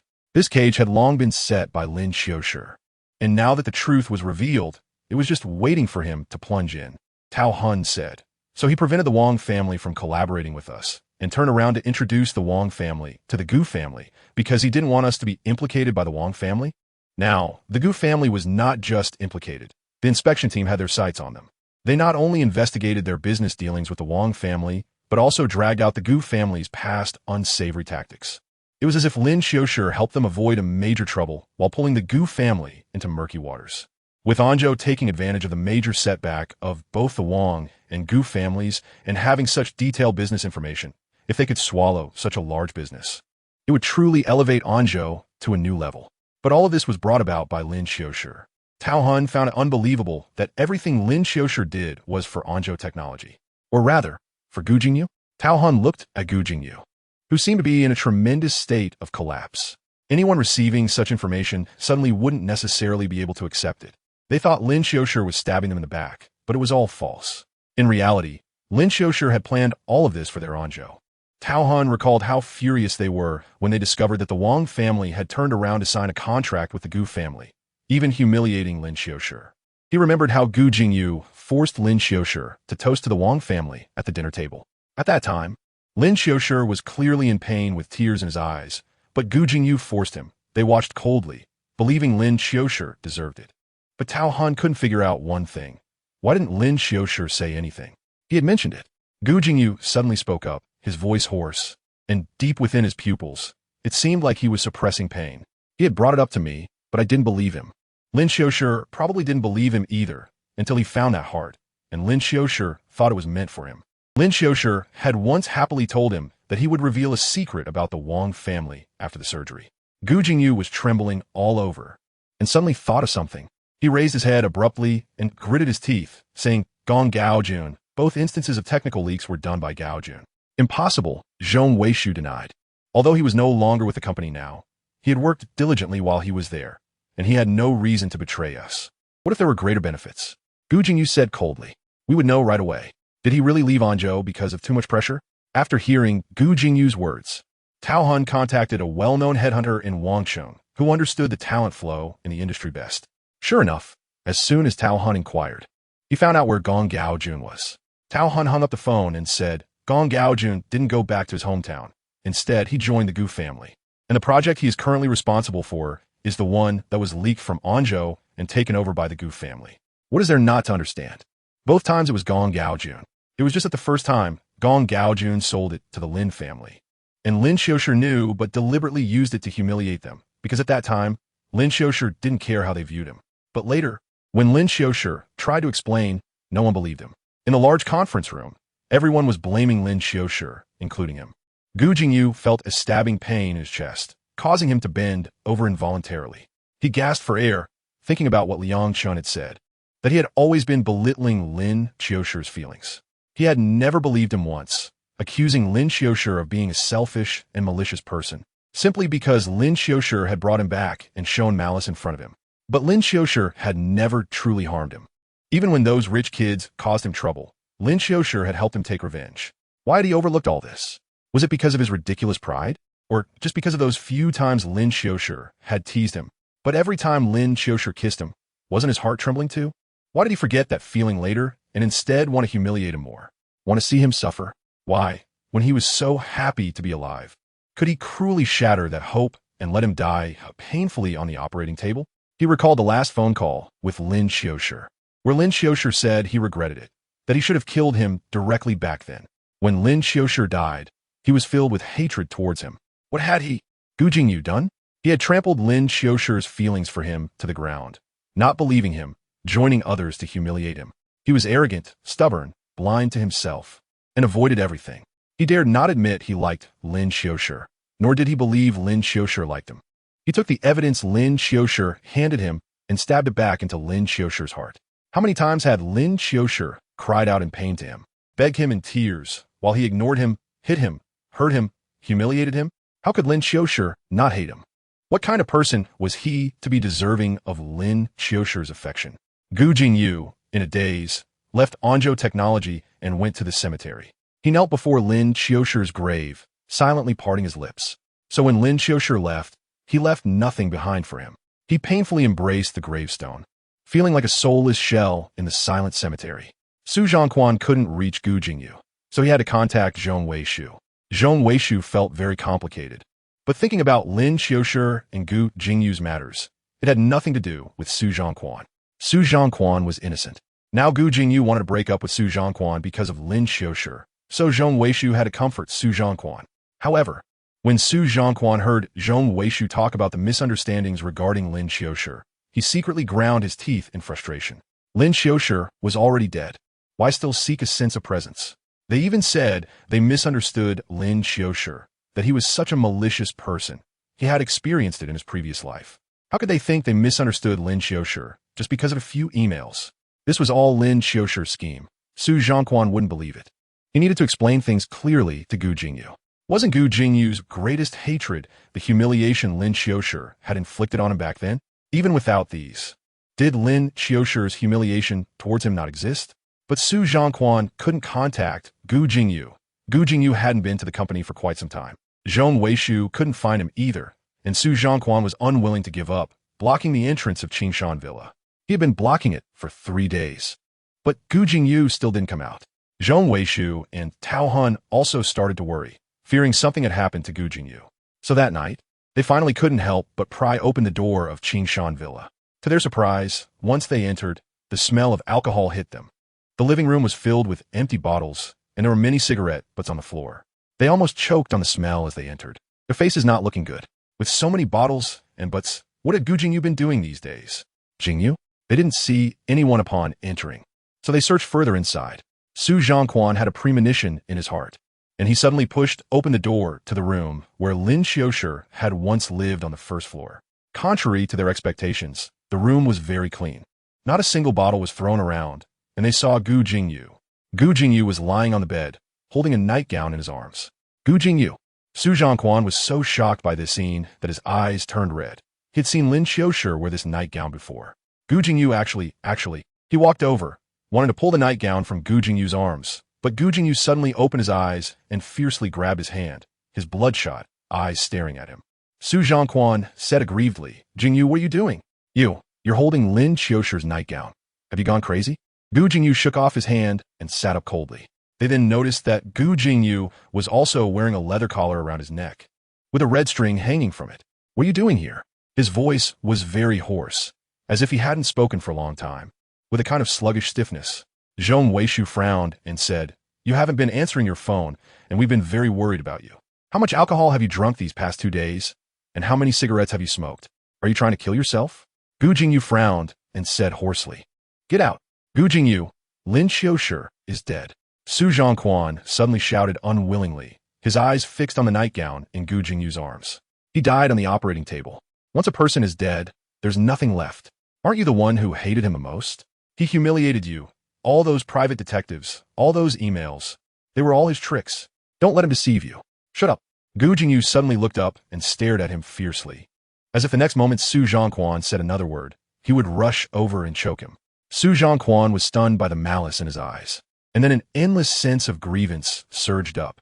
Gu Jingyu didn't want to explain anything to them, nor did he want anyone to disturb him. He repeated, Get out. Jingyu. Tao Han also couldn't stand it anymore. Your face looks terrible. You can't go on like this. Tao Han saw everything as he entered and discerned Gu Jingyu's thoughts. Even if you like him, he is no longer here. Tao Han looked at him with a compassionate gaze.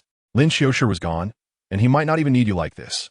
What was not given while alive holds no value after death.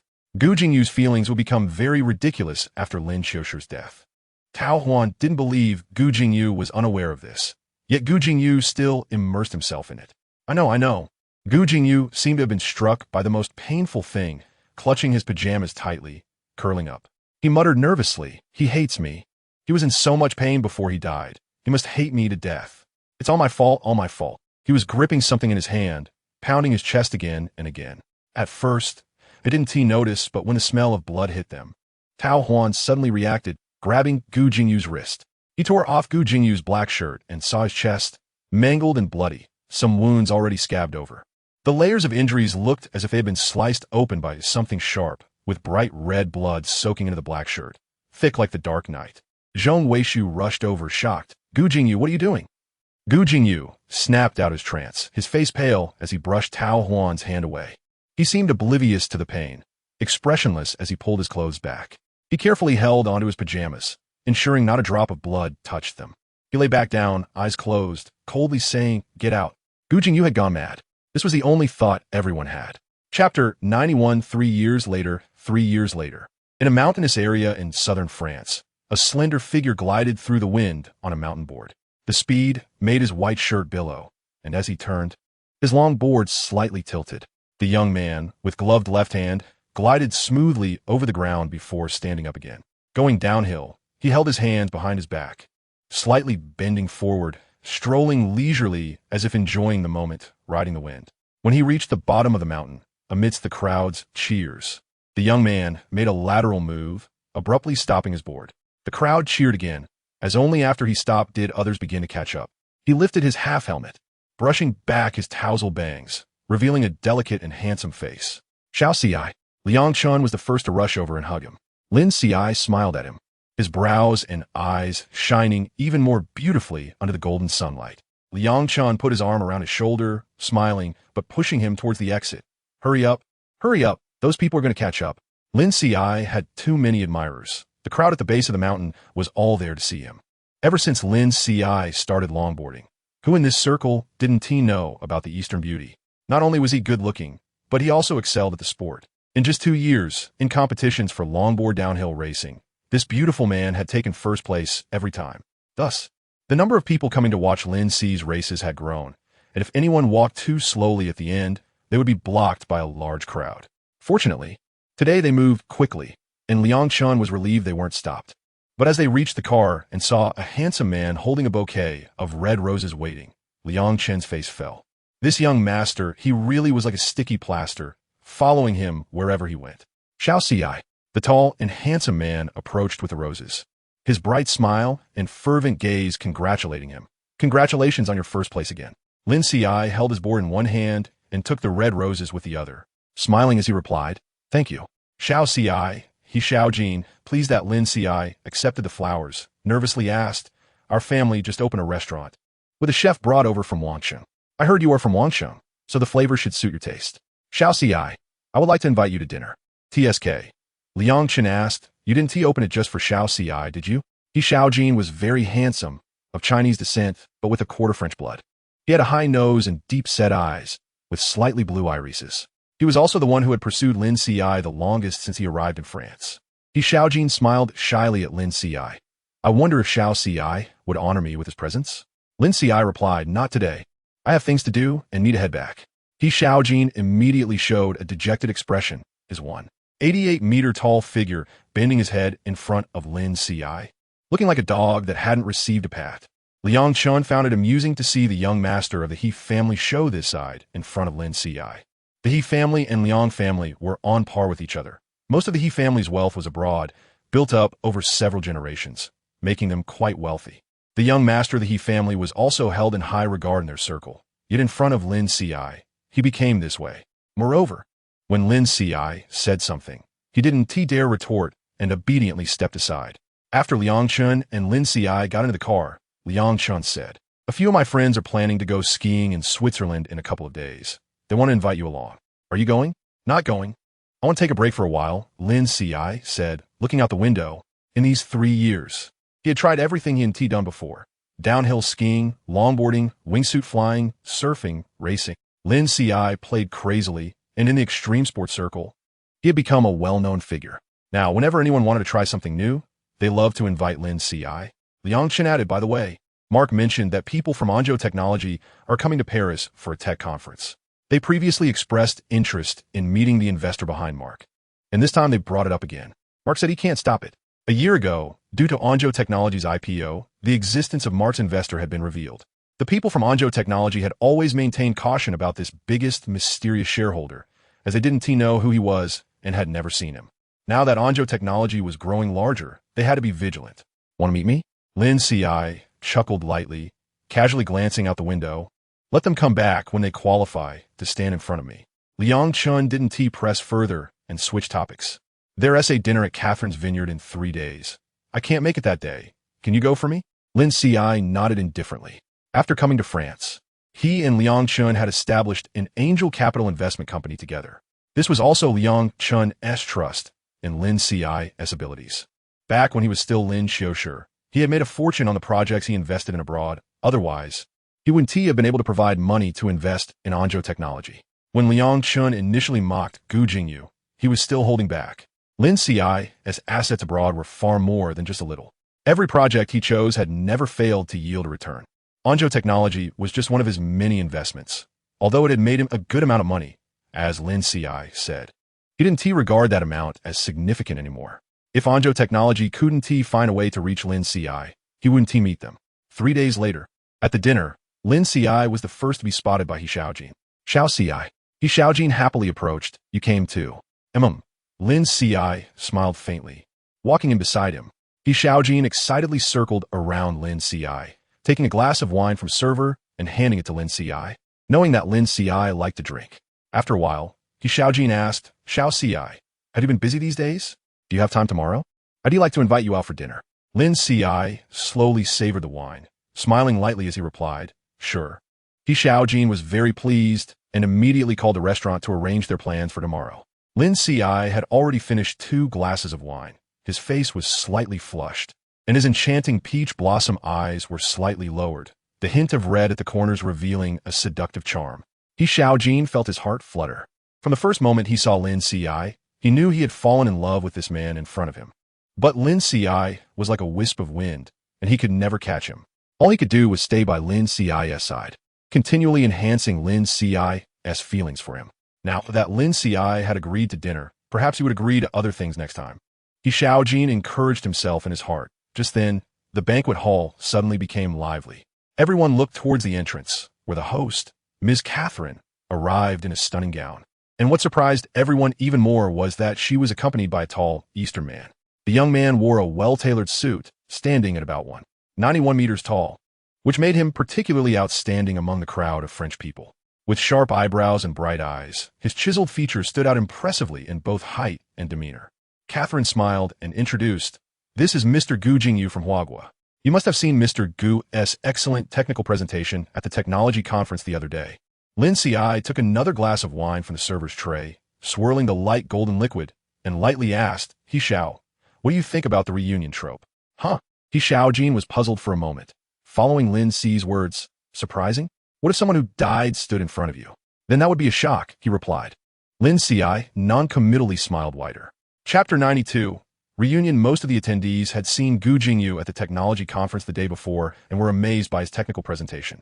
They were very interested in this entrepreneur from the East, and being good-looking made him attract even more attention. Gu Jingyu and Tao Hun entered with Catherine. This was their first time stepping into the French business circle. Gu Jingyu looked cold and indifferent, while Tao Hun glanced around, then elbowed Gu Jingyu's arm. "Jingyu Ms. Catherine thinks highly of you. With her introduction, it will be much easier for Anzhou to enter the French market." Gu Jingyu remained non-committal, his expression still indifferent. Catherine introduced them to the other attendees, and once most people were acquainted, she suddenly said, "There is also Mr. Lin Qiushi, whom I originally wanted to introduce to you, but I haven't seen him." Upon hearing the surname Lin, Gu Jingyu's brow twitched. Tao Hun asked, "This name sounds like a Huagua person?" Catherine smiled and said, "Lin is like you. He's also from Huagua. You must have heard of Shiguang Capital. He is the general manager of Shiguang Capital." Tai Ohen was surprised. They had all heard about Shiguang Capital's impressive investments in the industry over the past 2 years. But he remembered that Shiguang Capital was the Liang family's company. So there was actually a general manager Lin in it. Catherine, regretting not seeing Lin Qiushi, began chatting with Gu Jingyu and the others. Tao Han left for a while to go to the restroom. When he came out, he saw someone smoking at the end of the nearby corridor. He casually glanced over and suddenly froze. Lin Qiushi, the young man in the corridor, turned his gaze, and it was indeed him, now that he saw his face. Tao Han was too stunned to speak. You're still alive?" Lin Qiushi was wearing a white suit today with a red rose pinned to his chest. The fitted design perfectly showcasing his slim waist. His brows were light, carrying an indifferent coldness. But that face, that beautiful face that one would not forget after a glance. How could Tao Han not remember? His heart raced. Lin Qiushi had been dead for 3 years. How could he appear here? Xiao Qiushi. Suddenly, someone ran up to Lin Qiushi. It was Xiaojin, who reached Lin Qiushi and said, "Do you want to go back? I've spoken to Catherine. Let me take you back." Lin Qiushi nodded, extinguished his cigarette, and tossed it into the nearby trash can. He didn't look at Tao Han at all and walked past him out. Tao Han was still in shock. By the time he came to his senses and wanted to chase after him to ask for clarification, Lin Qiushi had already disappeared from sight. "What are you doing here?" Just then, Gu Jingyu walked out of the banquet hall to catch his breath. He loosened his tie and saw Tao Han standing there in a daze, frowning slightly. Tao Han looked at Gu Jingyu, his lips moved, but he didn't dare to mention what he had just seen with Lin Qiushi. He knew very well what those 3 words meant to Gu Jingyu. Until he clarified things, he didn't dare to bring it up. And what if he had misseen? How could Lin Qiushi still be alive? By the time the banquet ended, Tao Han was still unsettled. When he got into the car, after leaving the banquet hall, Gu Jingyu asked, "What is wrong with you tonight? You seem restless." Tao Han didn't dare to speak up. He avoided Gu Jingyu's sharp gaze and said, "How many days are you planning to stay in France? Why don't we stay a few more days and expand our circle here? We haven't met the investors behind Mark yet." He and finished speaking when Gu Jingyu interrupted him. "You stay here. I'm going back the day after tomorrow." Tao Han was confused. "Why are you in such a hurry to go back?" This time, Anzhou Technology made a splash at the conference, and several companies have already contacted us for cooperation. Gu Jingyu pressed his lips tightly together, his eyes dark and deep, resembling an unfathomable abyss. Tao Han suddenly remembered that 3 days later was Lin Qi's death anniversary. Gu Jingyu would go to pay respects every year, and during this time, he would disappear for a few days. When they first started advising him, They tried to pull Gu Jingyu out of it, but Gu Jingyu willingly sank into it, only restraining himself from disappearing during those few days. Although they didn't know what Gu Jingyu did, they felt relieved that he returned to work as usual afterward. Tao Hun thought about the person he saw tonight, his heart pounding. But if he told Gu Jingyu, and it turned out to be a mistake, how cruel would that be for Gu Jingyu? Tao Hun thought for a moment and remained silent. They arrived at the hotel where they were staying, and Gu Jingyu went straight to his room. After showering, he took a set of pajamas from his suitcase and hugged it to his chest before lying down on the bed. The scent on the pajamas had long faded, but he still greedily wanted to smell more. He even had to bring it with him on business trips. Otherwise, he couldn't sleep at all. He was like a drug addict, burying his face in the pajamas, desperately trying to capture the warmth and scent that no longer existed. The next day, Gu Jingyu and the others were scheduled to meet a client, and the dining location arranged by the client was surprisingly a Chinese restaurant. The client introduced, "This restaurant just opened, and I heard the owner specially invited chefs from Huagua. I was worried you might not be able to handle French cuisine. I hope this suits your taste." Tao Hun politely exchanged pleasantries and followed them inside. A waiter guided them toward the elevator, and before they got close, they saw two men enter the elevator. When they turned back to face the outside of the elevator, Tao Hun's eyes widened suddenly. He looked at Gu Jingyu with a tense expression. Gu Jingyu stood frozen in place, his pupils constricted, staring in shock at the opposite side. The man in the elevator also saw them. His handsome eyes merely glanced at them before he turned his gaze away. The elevator doors slowly closed, and the man's figure gradually disappeared. Gu Jingyu suddenly seemed to go crazy, rushing toward the elevator. By the time he reached the front, the doors had already shut and it was slowly moving upward. He was terrified to the extreme, pressing the elevator button hard. The waiter, feeling uneasy, said, "Excuse me, gentlemen. Is there anything I can help you with?" Tao Hun walked over and quickly asked, "Which floor were those two going to?" The waiter replied in confusion, "They're going to the 5th floor." Seeing that another elevator was taking too long to arrive, Gu Jingyu pushed open the nearby fire door and rushed up. Tao Hun cursed under his breath and had no choice but to follow behind. Chapter 93. Flirting techniques. Lin Qiushi and He Xiaojin arrived at the 5th floor of the restaurant, where the waiter guided them to the best position. As soon as they sat down, He Xiaojin eagerly spoke, "Xiao Qiushi, do you like the look of this restaurant?" He had specially sent someone to inspect the wanching area and hired chefs from there at a high price, opening a restaurant entirely according to the customs of wanching. He never intended to make a profit from this restaurant. It was specifically for Lin Qiushi. Lin Qiushi glanced around and nodded. "You put a lot of thought." He Xiaojin immediately brightened up. "As long as you like it, that's good." Lin Qiushi smiled and suddenly noticed someone in the restaurant playing the violin and a waiter approaching with a large bouquet of roses. He Xiaojin stood up, took the red roses, and handed them to Lin Qiushi. "Xiaoqi, I hope you have a great day." Lin Qi's smile became serious. "Thank you. I'm very happy today." It felt strange to have a French romantic gesture in a Chinese restaurant, but He Xiaojin didn't care, and Lin Qiushi cared even less. The waiters served the dishes one after another when suddenly a person rushed over and grabbed Lin Qi's wrist. His eyes red as he stared at Lin Qiushi. "I've found you. Who is this?" He Xiaojin jumped up angrily. "What are you doing?" "Let go of Xiao Qiushi." Gu Jingyu scrutinized Lin Qiushi, as if trying to memorize every inch of his face. He was both overjoyed and terrified, unable to believe the reality before him. Gu Jingyu weakly knelt down and tightly hugged Lin Qiushi. Lin Qiushi lowered his eyes, looking at the person kneeling in front of him who was holding him tightly.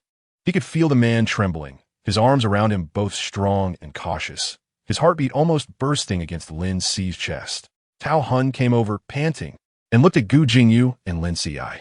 Lin Qiushi glanced at him, and Tao Hun was startled by the coldness in Lin Qi's eyes, immediately straightening his posture. "Let go!"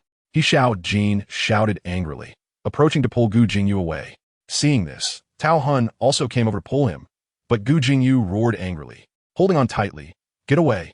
He Xiaojin's anger reached its peak. "If you don't let go, we'll call the police." At this moment, Lin Qiushi spoke, his voice icy. "Who are you?" The body holding him trembled slightly and slowly released him. Tao Hun took advantage of the moment to pull Lin Qiushi back a few steps, and Gu Jingyu slowly stood up, looking at Lin Qi's face with a panicked expression.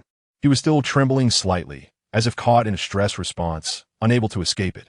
Gu Jingyu bent slightly, as if unable to bear something, his voice trembling as he asked, "Lin Qiushi, you're okay, you're alive." Lin Qiushi leisurely patted the non-existent dust off his body. He didn't even look at Gu Jingyu. instead saying to He Xiaojin, "Let's continue eating." He Xiaojin looked at the obviously strange duo beside him, furrowing his brows as he told the waiter, "Get these two out of here, don't let them disturb our meal." Tao Han wanted to explain, "Qiushi, Jingyu just got too excited seeing you. We all thought you were gone. These 3 years, Jingyu." Lin Qiushi suddenly laughed, his peach blossom eyes glancing over, his tone sarcastic. "Who are you talking about? Who do you think I am?" Gu Jingyu stared at him intensely, countless frantic emotions swirling in his dark eyes. "Lin Qiushi, you're not dead, are you?" Lin Qiushi picked up his wine glass, took a shallow sip, and spoke coldly. "I'm not the person you know. Go away." Gu Jingyu stood still, and several waiters came over to block him and Tao Han. "Jingyu." Tao Han pulled him and whispered in his ear, "Whether it's him or not, we need to clarify before making any plans." Gu Jingyu's gaze shifted slightly, deeply looking at Lin Qiushi before turning to leave. They were seated not far away, and since sitting down, Gu Jingyu had been staring at Lin Qiushi. He Xiaojin looked at Lin Qiushi and said, "Xiao Qiushi, if you don't want to eat here, we can change places." "No need." Lin Qiushi shook his head, smiling. "I really like the food here." He Xiaojin didn't know what had just happened with those two, but seeing Lin Qiushi unaffected, he felt relieved. However, their meal was not pleasant. At the very least, He Xiaojin could feel the gaze fixed on them. After finishing the meal, He Xiaojin apologetically and dejectedly said, "I didn't arrange this well today. Next time I'll choose a quieter place." Lin Qiushi smiled as he entered the elevator, teasing, "Are you finding a new excuse to invite me to dinner next time? Is that okay?" He Xiaojin's eyes lit up, looking at him expectantly. Before Lin Qiushi could nod, a figure dashed in just before the elevator doors closed. He Xiaojin saw this person and stood in front of Lin Qiushi. "Sir, if you keep bothering Xiao Qiushi, I want to be polite." In a place where Lin Qiushi couldn't see, He Xiaojin's gaze was fierce. He was gentle in front of Lin Qiushi, but the He family's young master was never polite to others. Gu Jingyu, however, seemed to have not heard him. He pressed his lips together, his gaze dark and profound, fixed on Lin Qiushi. Lin Qiushi patted He Xiaojin's shoulder. He Xiaojin shot Gu Jingyu a glare, unwillingly taking a step back while still glaring at him. In the past 2 years, most people pursuing Lin Qiushi had been deterred by the means behind him, not daring to approach him again. Where did this man come from? Lin Qiushi had one hand in his pants pocket, slightly raising his head to look at Gu Jingyu. The elevator was descending, the rustling sound making the cabin feel even quieter. Lin Qiushi asked with a faint smile, "Do you know someone who looks very much like me?" Gu Jingyu's voice was hoarse, not similar. "It's exactly the same." Lin Qi's eyes curved into a smile, and the exceptionally handsome man suddenly leaned closer to Gu Jingyu. Gu Jingyu's breath hitched, and in that moment, even his heartbeat seemed to stop. "You're the first person to use a long-lost reunion as a way to flirt with me. Given your creativity, I'll accept this flirtation." Lin Qiushi smirked, pulling out a business card from his pocket, then slid it into Gu Jingyu's suit pocket. His slender white fingertips seemed to brush meaninglessly across the collar, bringing a faint scent that was barely perceptible, unlike the vague medicinal smell that used to linger on Lin Qiushi. Lin Qiushi seemed to carry the lingering notes of some perfume, subtly hinting at a tantalizing allure. Gu Jingyu's breath hitched, as if Lin Qi's fingers had caressed his heart. The elevator dinged open, and Lin Qiushi straightened his posture, wearing a casual yet seemingly teasing smile as he stepped out. He Xiaojin hurriedly followed, casting a fierce glare back at Gu Jingyu. Gu Jingyu's heart raced, a mix of confusion and helplessness engulfing him. He picked up the business card pinned to his chest and saw the simple card bore only a name and a number. Lin Qiushi. Gu Jingyu murmured these 2 characters, and his desolate heart seemed to start beating again. Chapter 94. Can you come my dream just once? He Xiaojin followed behind Lin Qiushi and stopped by the car when Lin Qiushi paused to look at him. Today, He Xiaojin had come pick him up. He hadn't driven himself and was waiting for He Xiaojin to open the car door. Unexpectedly, He Xiaojin hesitated, lost in thought. "What's wrong?" Lin Qiushi asked. He Xiaojin looked up at Lin Qiushi, hesitating for a while before stammering, "Xiao Qiushi, why did you give that person your business card? Do you know him?" "No." Lin Qiushi shook his head. "Oh." He Xiaojin felt a bit disappointed. Lin Qiushi had only answered one question, but not the other. He didn't like anyone getting close to Lin Qiushi, thinking that after 2 years, he had stayed by Lin Qi's side the longest. He believed he had the best chance and would eventually wait for Lin Qiushi to accept his confession. But now, the appearance of this man made him uneasy. Feeling low, He Xiaojin wanted to confess his feelings. When he had first confessed 2 years ago, Lin Qiushi had rejected him. Now, having finally secured a position by Lin Qi's side, he didn't want to ruin it. He asked, Xiao Ci, are we friends? Yes, Lin Ci nodded. Xiaojin felt a bit better. As long as he maintained his position as a friend, Lin Ci would eventually recognize him. Jingyu. Tao Han hurriedly called out to him after sending off a client. Wait a moment. Gu Jingyu stopped, taking a deep drag from the cigarette in his hand. Tao Han walked over and noticed the business card in Gu Jingyu's other hand. He leaned in to take a look and suddenly realized, is this his name? Yeah, Gu Jingyu nodded. Lin Ci. Lin Ci from Shiguang Capital. The general manager Lin. Tao Han exclaimed in realization, then asked, Jingyu, did he give you this card? Yeah. Tao Han continued, what does he mean? Does he want to collaborate with us at Anzhou? But seeing Gu Jingyu's expression, it was clear that Lin Ci didn't mean that. Tao Han hesitated for a moment before saying, Jingyu, this Lin Ci can't be. Gu Jingyu gritted his teeth and asked, is there really anyone in the world who looks exactly like another person? Maybe there is. But this Lin Ci, not only does he have a different name, but when Lin Qiushi died, you saw him. You saw him being cremated and saw his ashes, Tao Han said. He hadn't dared to tell Gu Jingyu that he had seen Lin Ci last night, fearing that Gu Jingyu would get stuck in a corner. Mentioning the ashes made Gu Jingyu's vision flash red, and a sudden pain shot through his heart. He still remembered how Lin Ci's ashes scattered on the ground, and how he had been unable to gather even a handful. Lin Qiushi had not only died, but had left no ashes behind. Just the thought of it made all the air seem to be sucked out of his lungs, leaving him gasping in pain. Seeing Gu Jingyu's face turn pale and his lips tremble, Tao Han regretted bringing up Lin Qiushi. For the past 3 years, whenever Lin Qiushi was mentioned, Gu Jingyu always looked as if he were in unbearable pain. Gu Jingyu's face was ashen as he strode forward, saying, I'm going back to the country tomorrow. You stay here. The day after tomorrow would be Lin Ci's death anniversary. Gu Jingyu had to return. Tao Han sighed in relief. It was good that Gu Jingyu was going back. This Lin Ci didn't seem like an ordinary character. Although not many people in the country knew He Xiaojin, the He family's business spanned the globe. It was easy to imagine Lin Ci's capabilities with such a top-tier tycoon son around him. Tao Han didn't want to see Gu Jingyu getting too close, and judging by Lin Ci's expression, if Gu Jingyu approached, he would likely suffer even more pain than he currently was. Gu Jingyu returned to the country alone. He briefly briefed the company and then went back to the Qingshan villa. 3 years had passed, but nothing had changed in the villa. He had meticulously tended to the rose garden, learning to care for them himself instead of hiring a gardener. No matter how tired he was, he always made time to take care of these roses.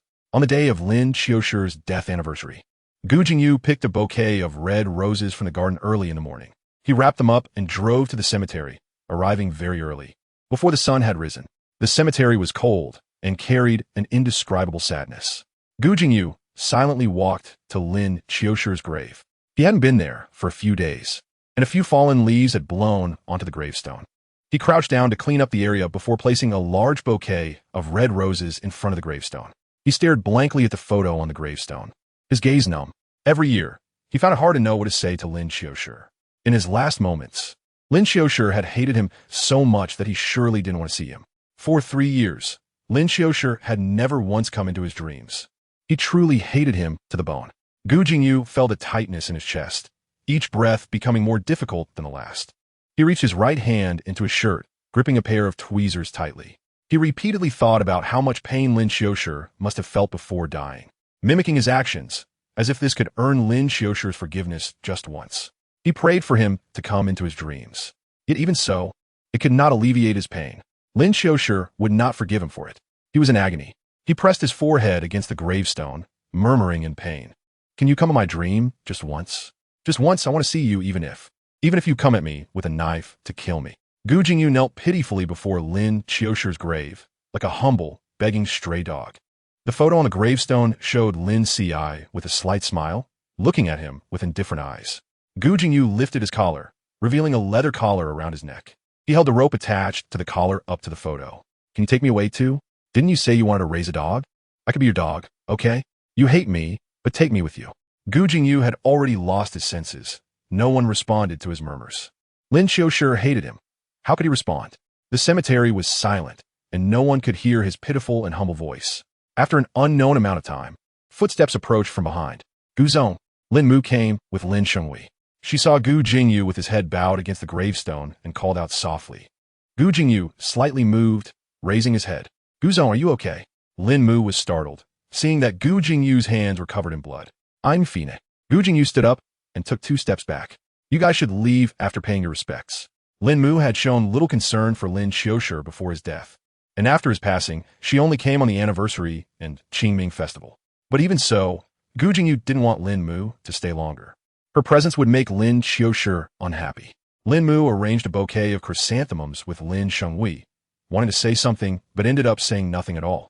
Instead, Lin Shenghui spoke a couple of sentences. Lin Mu left after not even 10 minutes, pulling Lin Shenghui along. Just before leaving, she suddenly remembered something and looked at Gu Jingyu. Gu, Mr. Gu, there's a painting at home. It was brought back by Qiushi before. I saw it while cleaning his room these past 2 days. I remember he used to say he wanted to give it to you later. Do you still want it? Gu Jingyu asked, what painting? I think it's called Galaxy. I saw he kept it in the cabinet. He wouldn't let us touch it before and said it was very precious. I don't know what kind of painting it is, Mr. Gu. Do you want it? Gu Jingyu stood still for a long time. Didn't Lin Qiushi say that the painting had been sold? How could it still be here? So Lin Qiushi lied to him again? No, it was his fault. Lin Qiushi knew it was his mother's painting. So after the Lin family went bankrupt and he had no money, he never thought of selling it. Instead, he took it back to cherish it. At that time, when he brought Su Zhongquan into the Qingshan villa, Su Zhongquan wanted that painting, and Lin Qiushi only said it was sold. He not only didn't believe him, but didn't ask carefully and even spoke harshly to him. With such behavior, he actually still hoped for Lin Qiushi's forgiveness. He deserved to live in pain for the rest of his life. Chapter 95. It's impossible for them to be the same person. When Liang Chun found Lin Qiushi at his home, he saw him packing things. Liang Chun asked, where are you going? Going skiing. Lin Qiushi glanced at him and continued packing his gear. Liang Chun casually sat down on the sofa in Lin Qiu's house. I knew you couldn't stay still. How long are you planning to be away this time? Tentatively, half a month. Lin Qiushi closed the suitcase and zipped it up. At that moment, the sound of a car engine came from downstairs in the 3-story villa. Liang Chun walked to the window and just happened to see Xiaojin's car parked in the garden below. Liang Chun raised an eyebrow. Is he going with you? Yeah. Lin Qiushi nodded and also walked to the window. He had everything packed and was ready to go. Liang Chun looked at Xiaojin waving enthusiastically at Lin Qiushi downstairs and couldn't help but ask, he's been pursuing you for 2 years. Don't you have any other thoughts? What thoughts? Lin Qiushi raised his eyebrows slightly. What thoughts do you think? Young master, he might as well have I like you tattooed on his face. Although I don't really like their he family's traditional ways, moving overseas during the Republic period and still maintaining a feudal patriarchal system. But he Xiaojin is different from the others in his family. He has the ability to withstand the pressure from the he family and has been pursuing you for 2 years. If you like him, giving him a chance wouldn't be bad. After hearing Liang Chen's words, the smile on Lin Qiu's face faded a bit. He Xiaojin downstairs looked up at the window, showing him a big smile. I understand, Lin Qiushi said, I'll give it a try. Just as Lin Qiushi was about to leave, Liang Chun suddenly said, by the way, someone has been investigating you recently. It's Tao Han from Anzhou Technology. Do you want me to stop him? Tao Han wanted to investigate Lin Qiushi, mainly to uncover Lin Qiu's identity. Liang Chun only had a vague understanding of how Lin Qiushi shed Lin Qiushi's identity 3 years ago.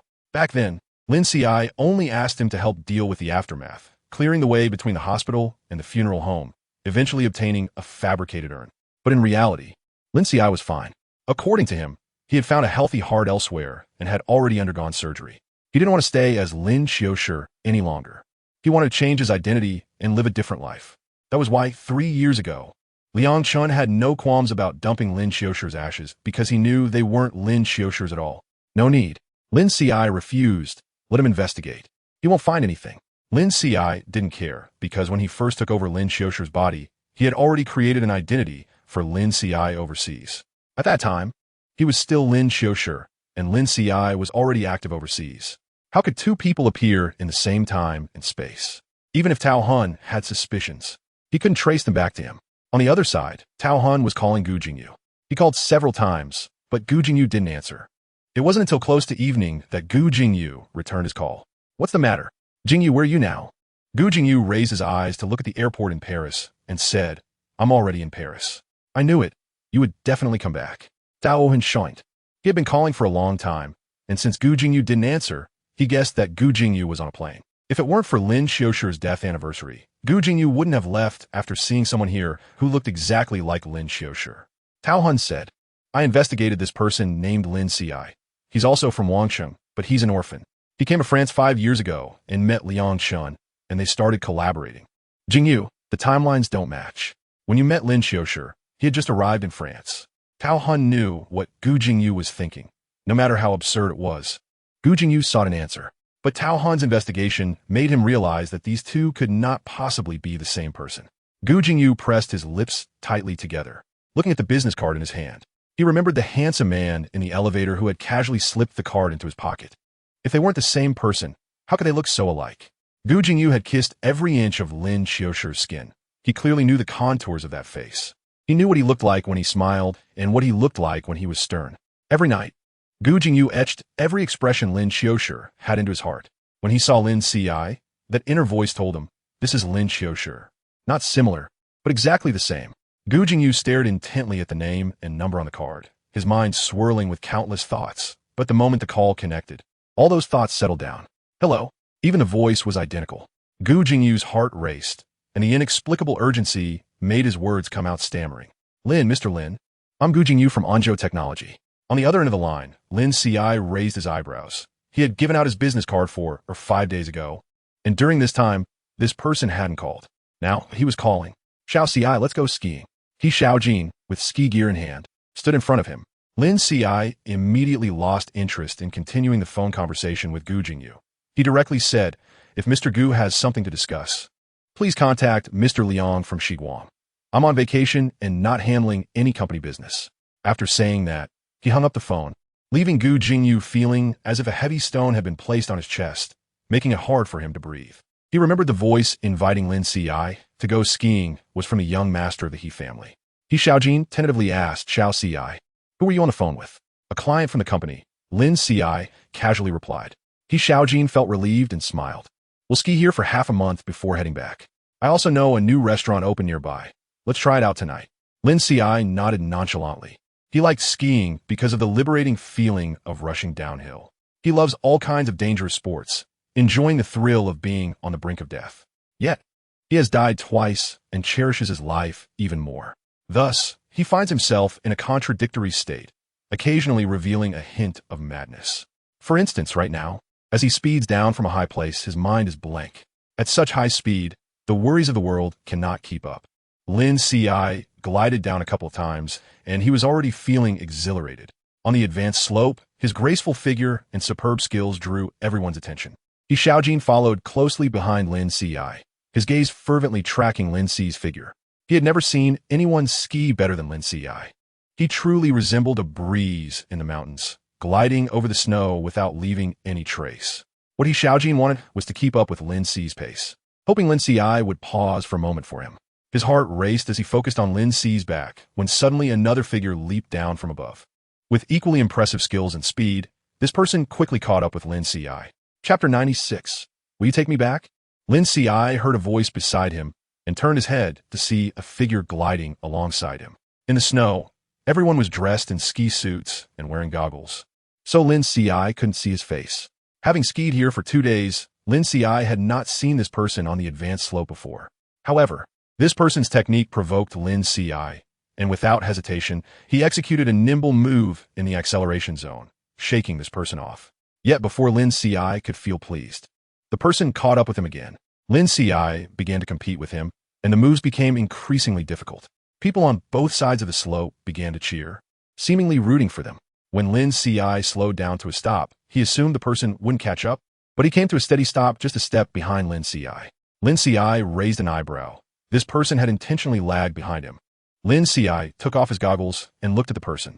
He Xiaojin also glided over, standing beside Lin Ci to look at this person. The man before them had broad shoulders and a narrow waist, and he was very tall, even at 188 meters. He Xiaojin was half a head shorter than him, let alone Lin Ci. Lin Ci didn't like looking up at people, so he frowned slightly and took a step back. The man noticed his movement, his body stiffening slightly as he slowly took off his goggles, his dark eyes fixed on Lin Ci. He Xiaojin's expression immediately soured upon seeing this man.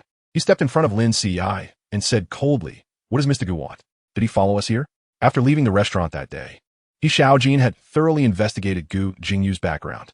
He was very cautious about this person whom Lin Ci had voluntarily handed his business card to. Lin Ci smiled, recalling how this person had intentionally showcased his skills by following him earlier, and he secretly ground his teeth. Gu Jingyu looked at Lin Ci and explained, I came here to play with friends and didn't expect to run into you, Mr. Lin.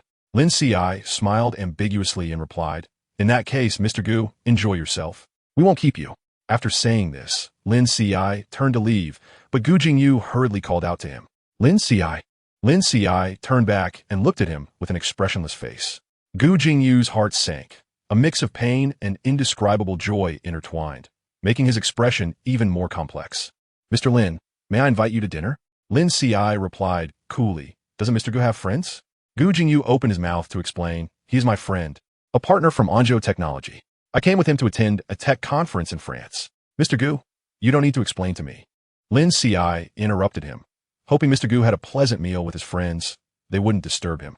After saying this, Lin Qiushi swiftly turned around, and He Xiaojin immediately followed, unable to suppress the smile on his face. Until they sat down at the restaurant, He Xiaojin was still smiling. Lin Qiushi glanced at him and asked, what's so funny? He Xiaojin, with sparkling eyes, replied, I'm very happy just being with you, Lin Qiushi. Lin Qiushi was infected by his smile and replied, I'm also very happy today. Even encountering Gu Jingyu didn't affect his mood. He Xiaojin's smile widened even more as he said, Lin Qiushi, I will accompany you whenever you want to ski or do anything else. Lin Qiushi smiled but didn't respond. After finishing their meal and returning to the hotel to rest, just before entering the door, He Xiaojin suddenly called out to him, Lin Qi. Lin Qiushi turned around to look at him, and He Xiaojin's expression was both serious and anxious, reminiscent of how he looked 2 years ago when he first met Lin Qiushi. Lin Qi. Lin Qiushi suddenly said, I want to sleep in a bit longer tomorrow. Let's go skiing later. He Xiaojin nodded blankly. Okay, Lin Qiushi, wake me up when you're done sleeping. Lin Qiushi smiled and turned to go in, while He Xiaojin lowered his head, feeling dejected. Still not good enough. Lin Qiushi still hadn't accepted him. He didn't dare to express his feelings for fear that they wouldn't even be friends. But not saying anything made him anxious every day, always afraid he might miss his chance one day. He didn't want to show his sadness in front of Lin Qiushi, just thinking about how to digest it slowly when he returned. But then Lin Qiushi suddenly turned around again, sighing, Xiaojin, I'm not sure what I feel right now. But what I said earlier was true. I'm very happy being with you. When He Xiaojin first confessed to Lin Qiushi had rejected him without hesitation. After experiencing such painful love and hate, Lin Qiushi didn't think he would ever like someone else again. However, He Xiaojin had been lingering around him, maintaining a respectful distance, always prioritizing Lin Qi's feelings. Even when he was nearby, he didn't come off as annoying. Over time, Lin Qiushi genuinely regarded him as a friend. As for what Liang Chun had said before, he had thought about it, but trying it out wasn't something that could happen immediately. He Xiaojin was his friend now, and Lin Qiushi was even more cautious about this decision. However, Lin Qi's words still made He Xiaojin happy, and in his excitement, he directly hugged Lin Qiushi. Lin Qiushi, compared to Lin Qi's height of 176 meters, He Xiaojin was very tall. He couldn't help but hug Lin Qiushi, and in the small space at the entrance, Lin Qiushi was pushed against the wall. He Xiaojin held Lin Qiushi contentedly, rubbing his head against Lin Qi's neck. Lin Qiushi felt a bit ticklish and shrank his neck, reaching out to push him away, but saw that Gu Jingyu was staring at them from the open door of the opposite room. Lin Qiushi slightly raised an eyebrow, originally planning to push He Xiaojin away, but instead reached out to pat his head.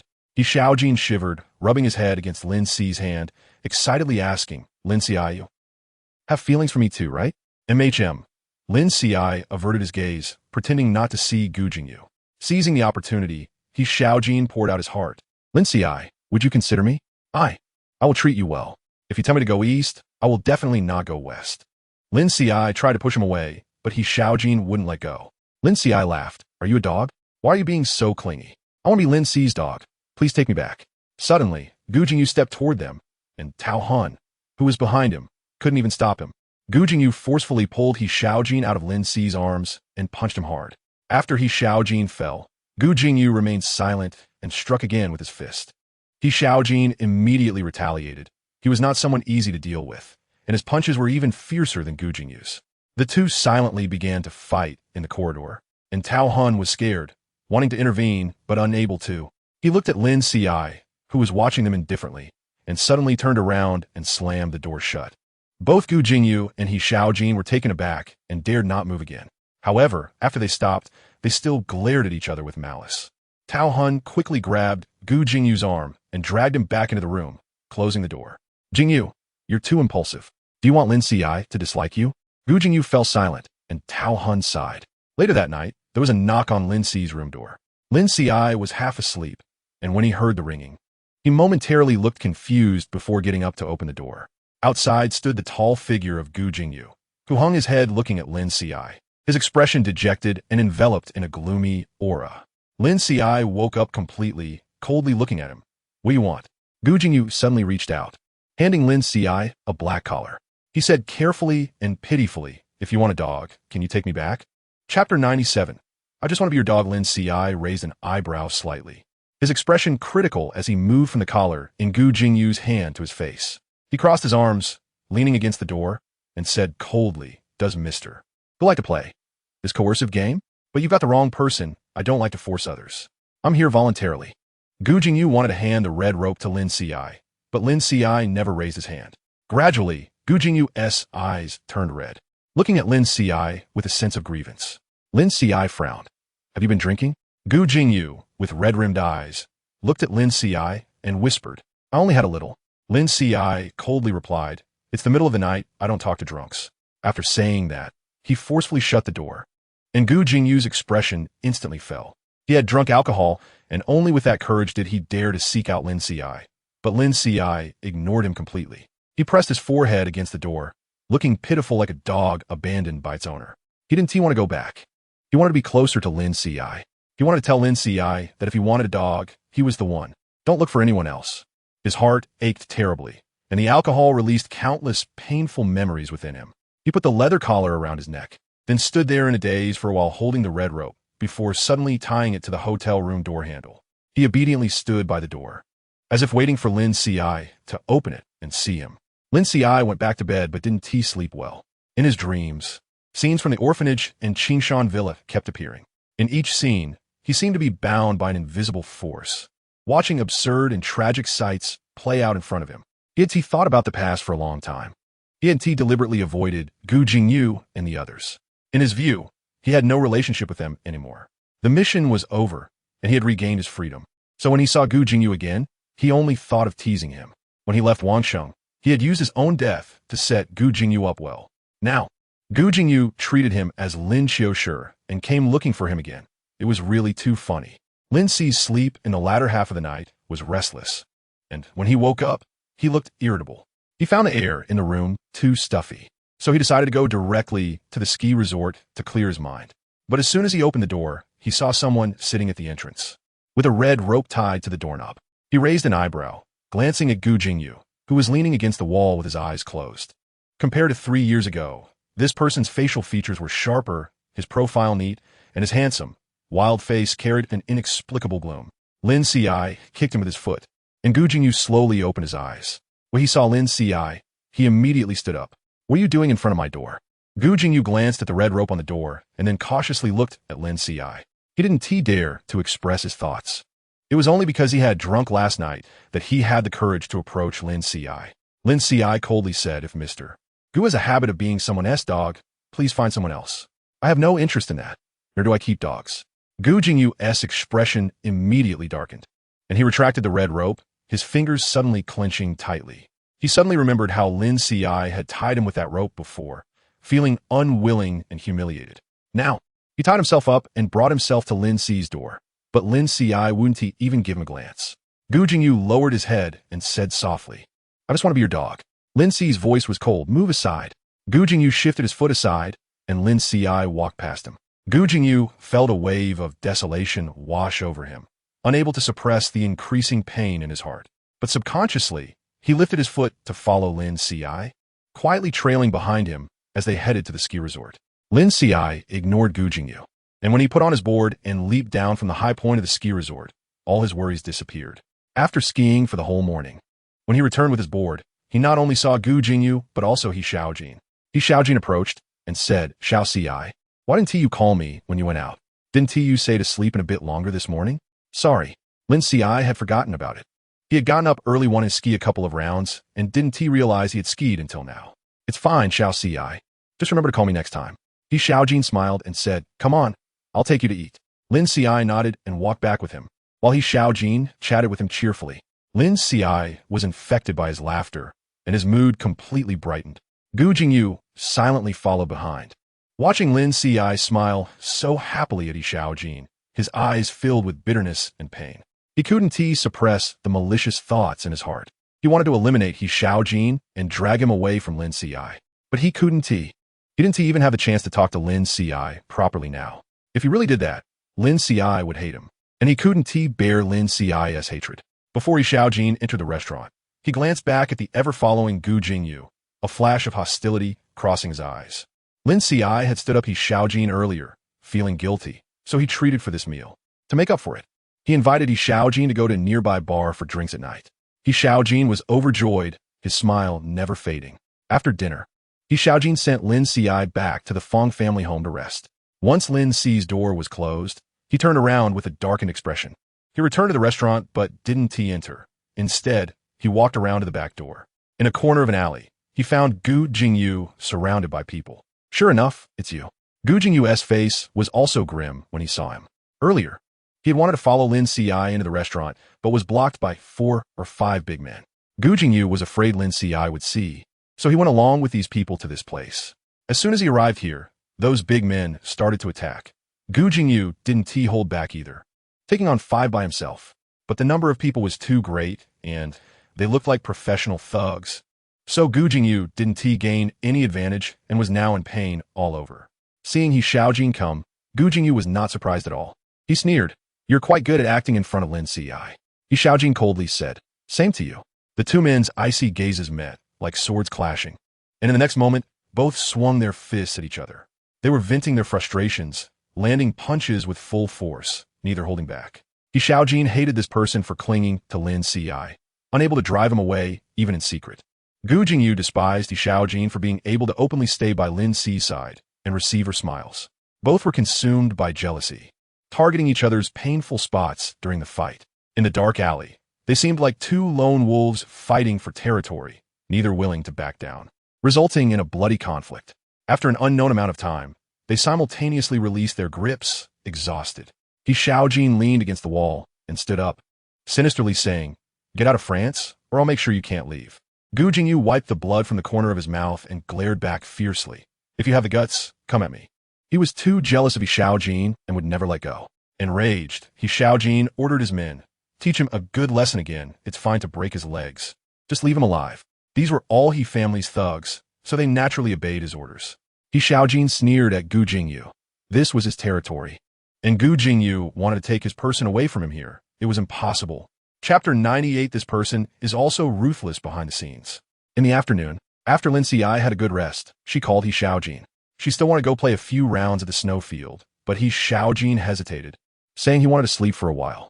Lin Qiushi asked with concern, "Are you feeling unwell? Do you need to go to the hospital?" No, I'm fine. I just want to sleep for a bit." He Xiaojin forced a smile, his right tooth loosened from Gu Jingyu's punch.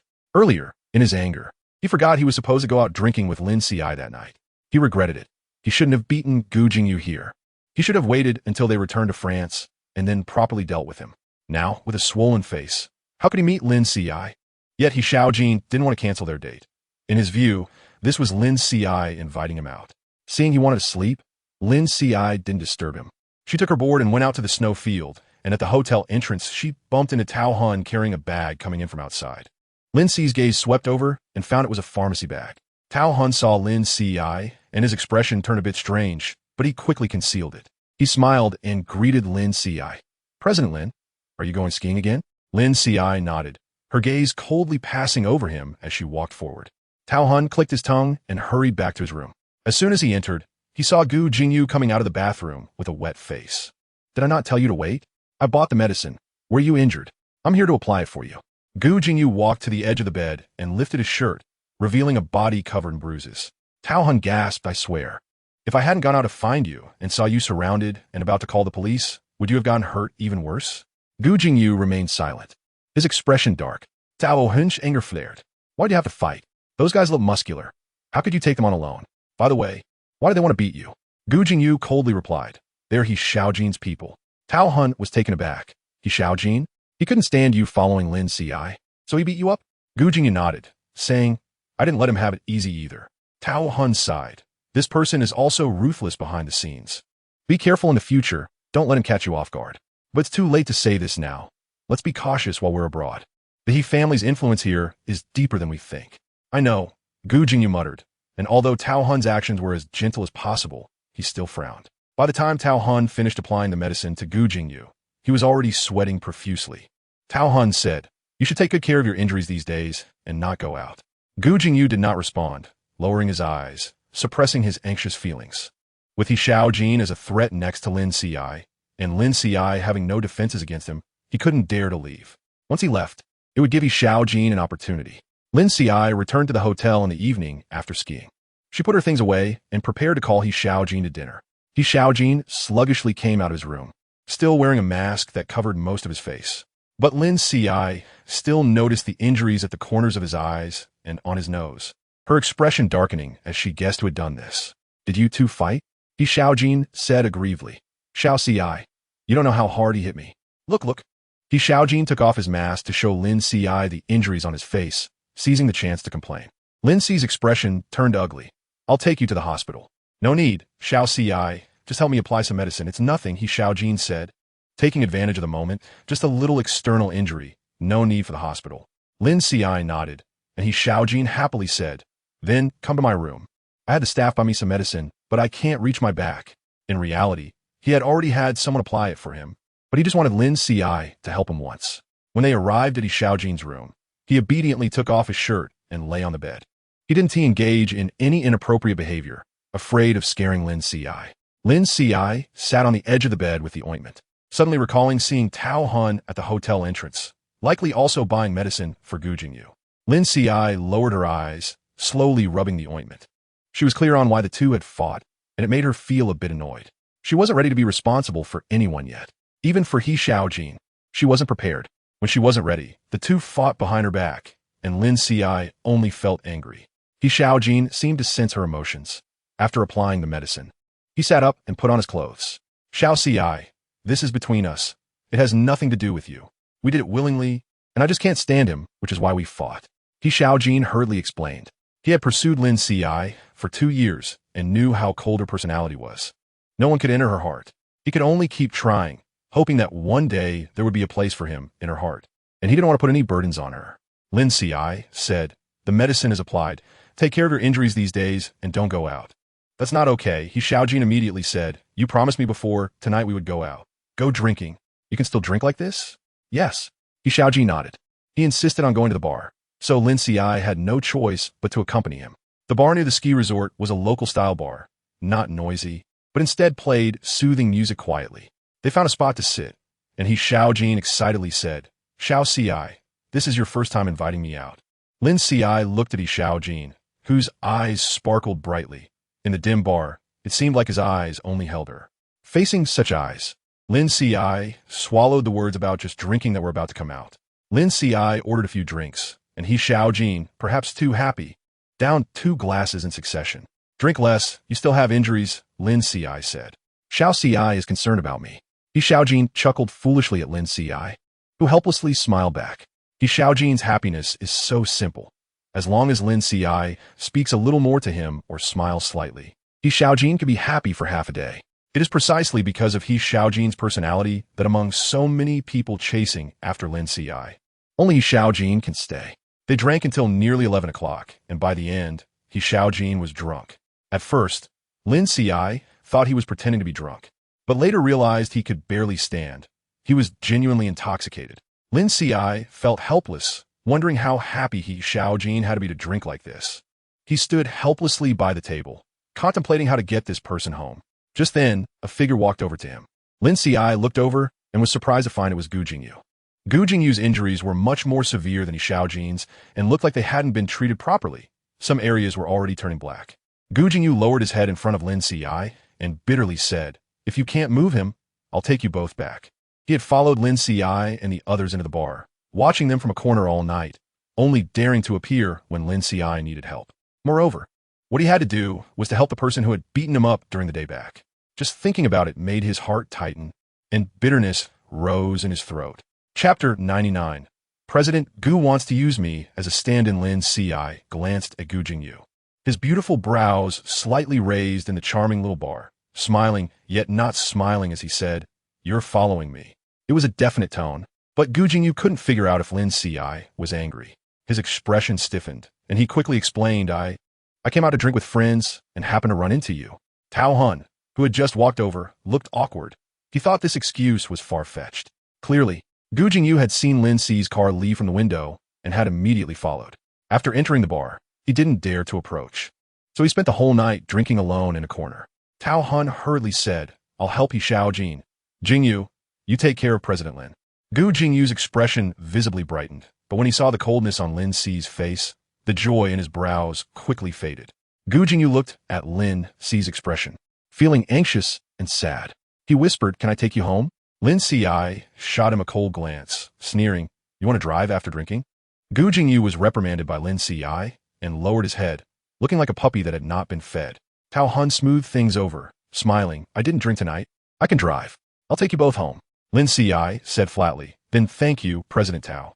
After saying that, he walked ahead, and Gu Jingyu hurriedly followed, while Tao Hun struggled to support the heavily intoxicated person behind them.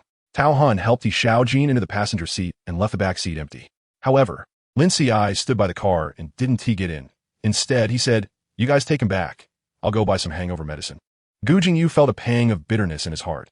Xiao Jin was drunk, and Lin Ci was buying him medicine. This kind of treatment made him so jealous that his eyes turned red. He felt wronged and sad, but didn't dare to show it.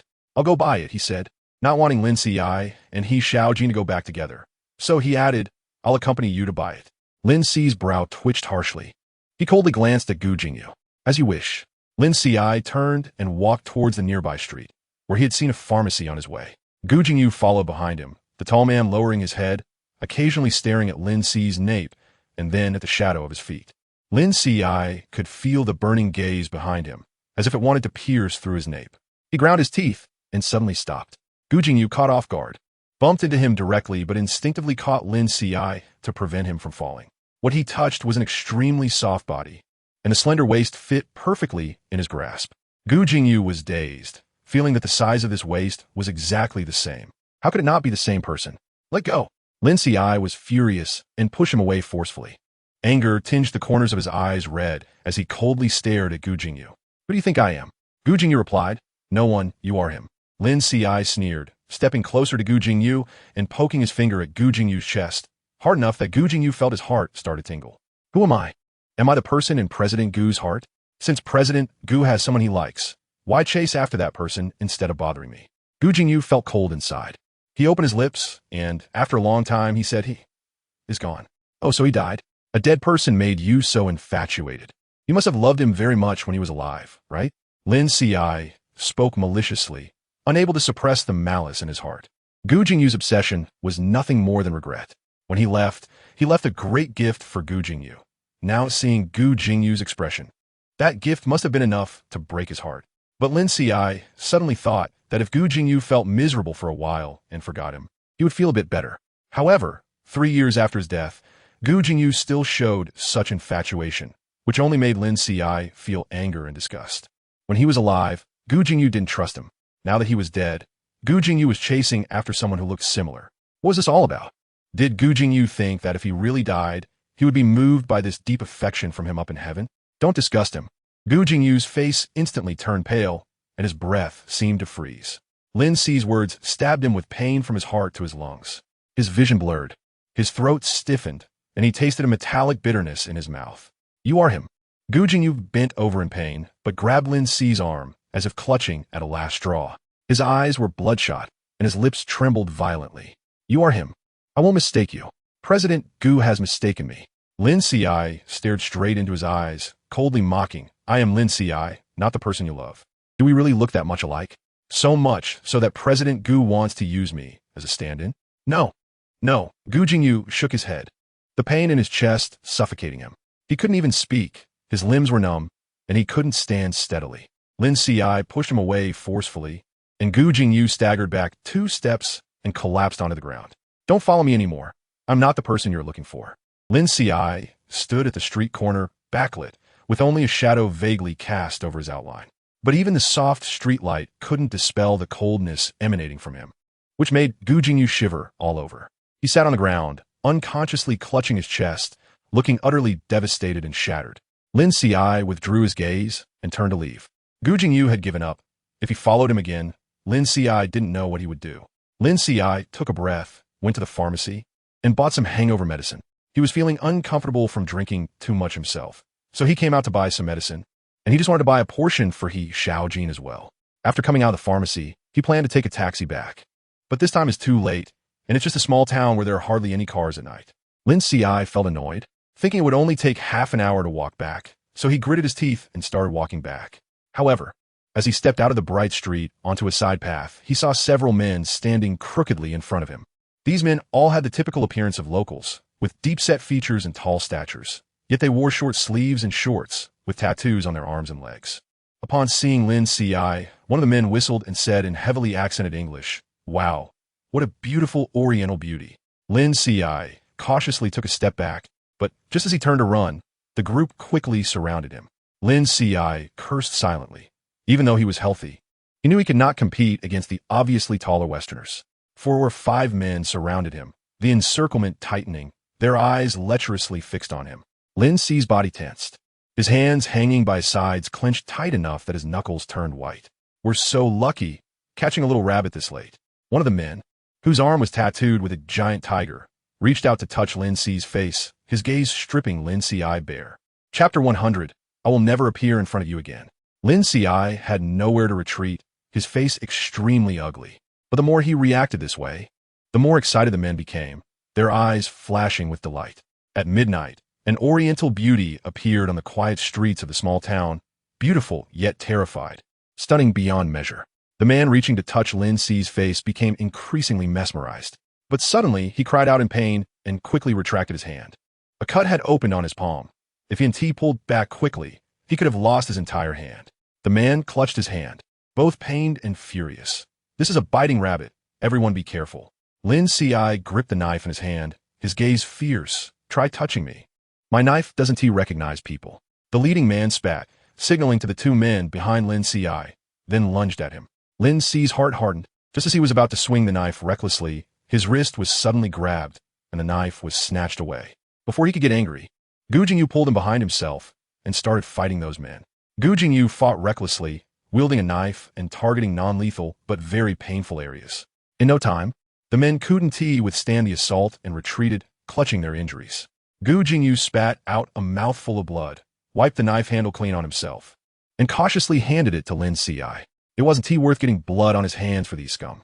Lin Qiushi looked at him with a complex expression, taking the knife and putting it away. "You've been following me?" Gu Jingyu immediately explained nervously. "I was worried it would be dangerous for you to go back alone. So I followed. I didn't mean anything else." As he spoke, he lost his spirit. Lin Qiushi didn't want to see him, and this fact made him feel very uncomfortable. "Thank you. That was that. If it weren't for Gu Jingyu's appearance earlier, Lin Qiushi might have ended up stained with blood to avoid being humiliated." Gu Jingyu looked up, delighted. "I just didn't want you to get into trouble. Luckily, I arrived in time." Lin Qiushi pursed his lips and said, "Let us go back to the pharmacy to buy some medicine." Gu Jingyu immediately became anxious. "Are you feeling unwell? Did you get hurt earlier? Doesn't your body hurt?" Lin Qiushi glanced at him. Gu Jingyu paused, and Lin Qiushi had already started walking towards the 24-hour pharmacy. Gu Jingyu felt countless joys swell in his heart, thinking that the beating he just took was worth its weight in gold. Gu Jingyu followed Lin Qiushi back to the pharmacy, where Lin Qiushi bought some ointment and handed it to him. Gu Jingyu was just about to shamelessly ask Lin Qiushi to help him apply the medicine when he suddenly remembered the scars left on his chest over the years, and he immediately shut his mouth. He took the ointment to the pharmacy's restroom, and Lin Qiushi raised an eyebrow in surprise. As though he was surprised, Gu Jingyu didn't take the opportunity to do so. But it was best if Gu Jingyu was perceptive. Lin Qiushi didn't want to have much to do with him anymore. After about 5 minutes, Gu Jingyu came out with the ointment applied. Lin Qiushi asked, "Can you apply it to your back yourself?" Gu Jingyu hadn't applied it at all, but gritted his teeth and said, "I've already applied it." Lin Qiushi nodded and walked out. Gu Jingyu felt both delighted and happy, his heart fluttering. When Lin Qiushi stopped outside the pharmacy, he said, "Gu, you helped me tonight. Consider it a favor owed by Shiguang to Anzhou. If Anzhou Technology wants to open the market in France, Shiguang Capital can help." Gu Jingyu's eyes immediately dimmed. He wanted to say he didn't want this kind of repayment. But Lin Xi's expression was cold, as if he didn't want to have any concern with him because of this. Gu Jingyu's heart sank deeper and deeper, until it sank into a bottomless, icy abyss, feeling a chill in his chest. I understand. They walked back to the hotel, and along the way, Lin Qiushi didn't speak, nor did Gu Jingyu, who kept his head down. When they reached the hotel door, Lin Qiushi politely said goodbye and went inside. Lin Qiushi. Suddenly, Gu Jingyu called out to him, and Lin Qiushi turned around to look at him with an expressionless face. Gu Jingyu ignored the overwhelming pain in his chest and said, "You don't want to see me, I want to appear in front of you again." "That's good." Lin Qiushi replied, "I hope Mr. Gu has a bright future ahead, and that Anzhou's business can expand more and more." Gu Jingyu felt a mix of bitterness and sourness in his heart. His eyes suddenly reddened as he stubbornly asked, "Are you really not him?" "No." Lin Qiushi shook his head lightly. "My name is Lin Qiushi, not anyone else." Gu Jingyu's expression became dazed, countless feelings of despair flooding his eyes. He didn't know how he said goodbye to Lin Qiushi or how he returned to his room. He lay back on the bed in distress, every part of him aching. But compared to the pain in his heart, this pain seemed like just an ant scratching an itch. He was in agony, unconsciously putting the collar around his neck, murmuring, "Please don't abandon me. I will really be good in the future. I'll be a good dog for you. Just don't let go of the leash." In the quiet night, time moved slowly, and the pain and despair were stretched out bit by bit. It seemed endless, with no end in sight. Lin Qiushi fell asleep in the early hours of the morning, and he was awakened by the doorbell. Frowning, he opened the door to see He Xiaojin's face. "Xiao Qiushi, I got drunk last night. How did I get back?" He Xiaojin regretted deeply. He couldn't believe he drank so much that he had no awareness at all. He was filled with remorse, fearing he had caused Lin Qiushi annoyance while drunk. But Lin Qiushi said, "Last night, it was Mr. Tao from Anzhou Technology who helped bring you back, not me." He Xiaojin's heart sank, but he kept a neutral expression. How could he run into him? That meant Gu Jingyu was also there. He felt extremely displeased, a coldness creeping into him. Lin Qiushi continued, "They happened to be drinking at the bar, so they ran into you. By the way, I plan to go back today. Are you going back?" He Xiaojin was surprised. "Xiao Qiushi, aren't you staying a few more days?" "No, I'm a bit tired these past 2 days. I want to go back early." "Okay, then I'll go back with you." He originally came with Lin Qiushi, so of course, he will leave with Lin Qiushi. Lin Qiushi is packing his things, while He Xiaojin is still remembering being sent back by Tao Hun last night. He had someone keep an eye on Gu Jingyu and the others. But his people told him that Gu Jingyu and the others left early this morning. He Xiaojin was surprised. He thought this person would stick closely to Lin Qiushi. But it's good that Gu Jingyu is gone. He doesn't want anyone to disturb his relationship with Lin Qiushi. Chapter 101. We could try it first. When Lin Qiushi returned to France, he threw himself into work. He had been too relaxed during this period, leaving the company's affairs to Liang Chun. Liang Chun was nonchalant. As the only heir of the Liang family, he handed over the Liang family's business to professional managers and turned around to establish a new company with Lin Qiushi, starting everything from scratch. However, both he and Lin Qiushi had a keen market sense. In the highly risky investment market, Shiguan Capital was able to quickly carve out a niche, largely thanks to their collaboration. Lin Qiushi was busy at the company for a period of time, and when Catherine's ball invited him to attend, he didn't go. However, he heard that Anzhou Technology had entered the French market thanks to Catherine. In the past few days, Anzhou Technology's name could be heard everywhere. Even Liang Chun came to nag him. Although Gu Jingyu is not that great, his abilities are indeed commendable. The money you invested in him back then must have earned you back more than 100 times, right? Lin Qiushi smiled. Indeed, I made quite a bit. He was able to start over in France thanks to that investment in Gu Jingyu.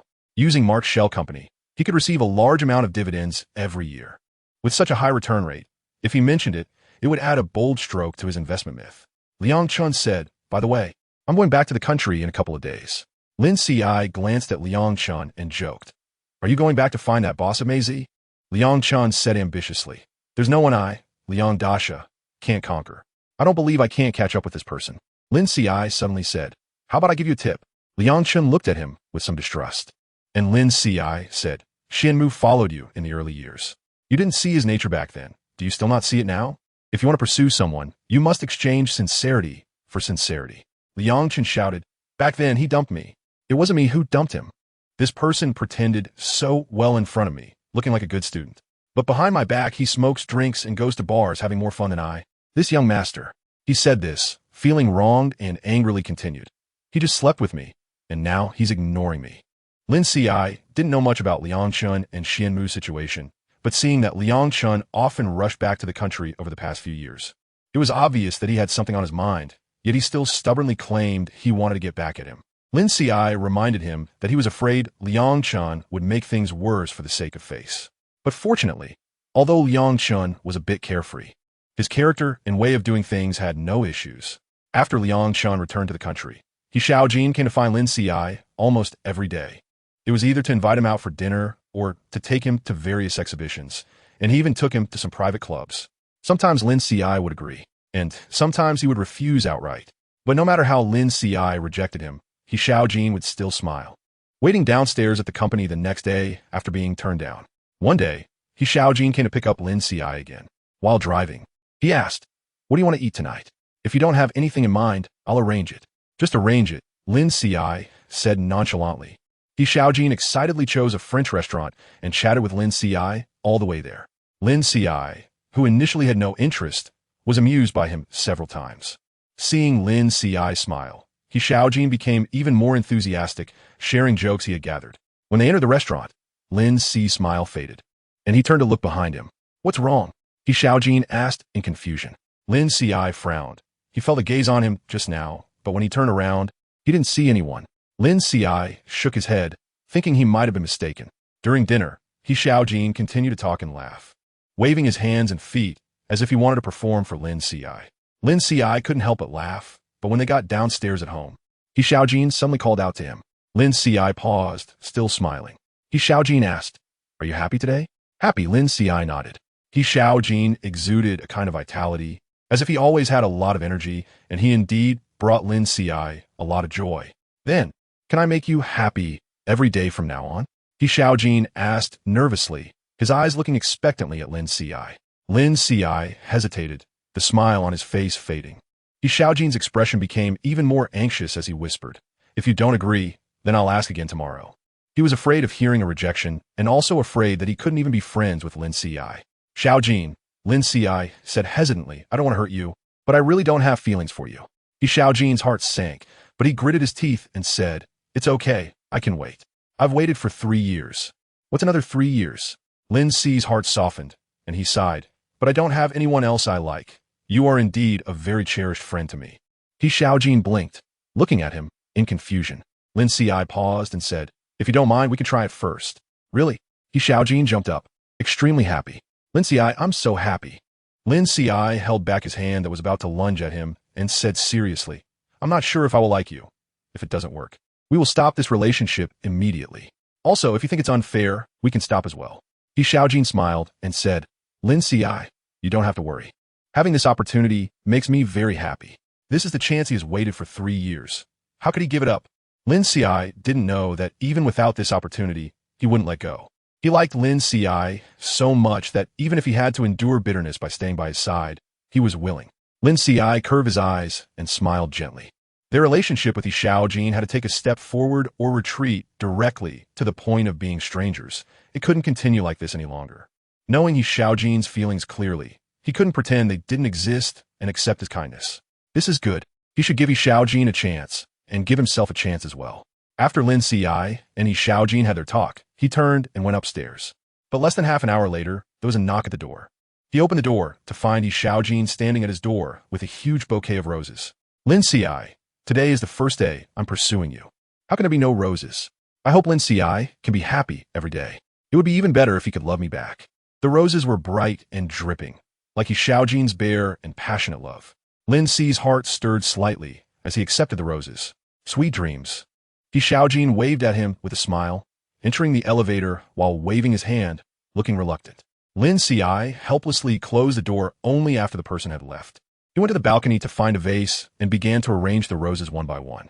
He really liked roses. Whether it was quietly admiring them or crushing them, it could really soothe his mood.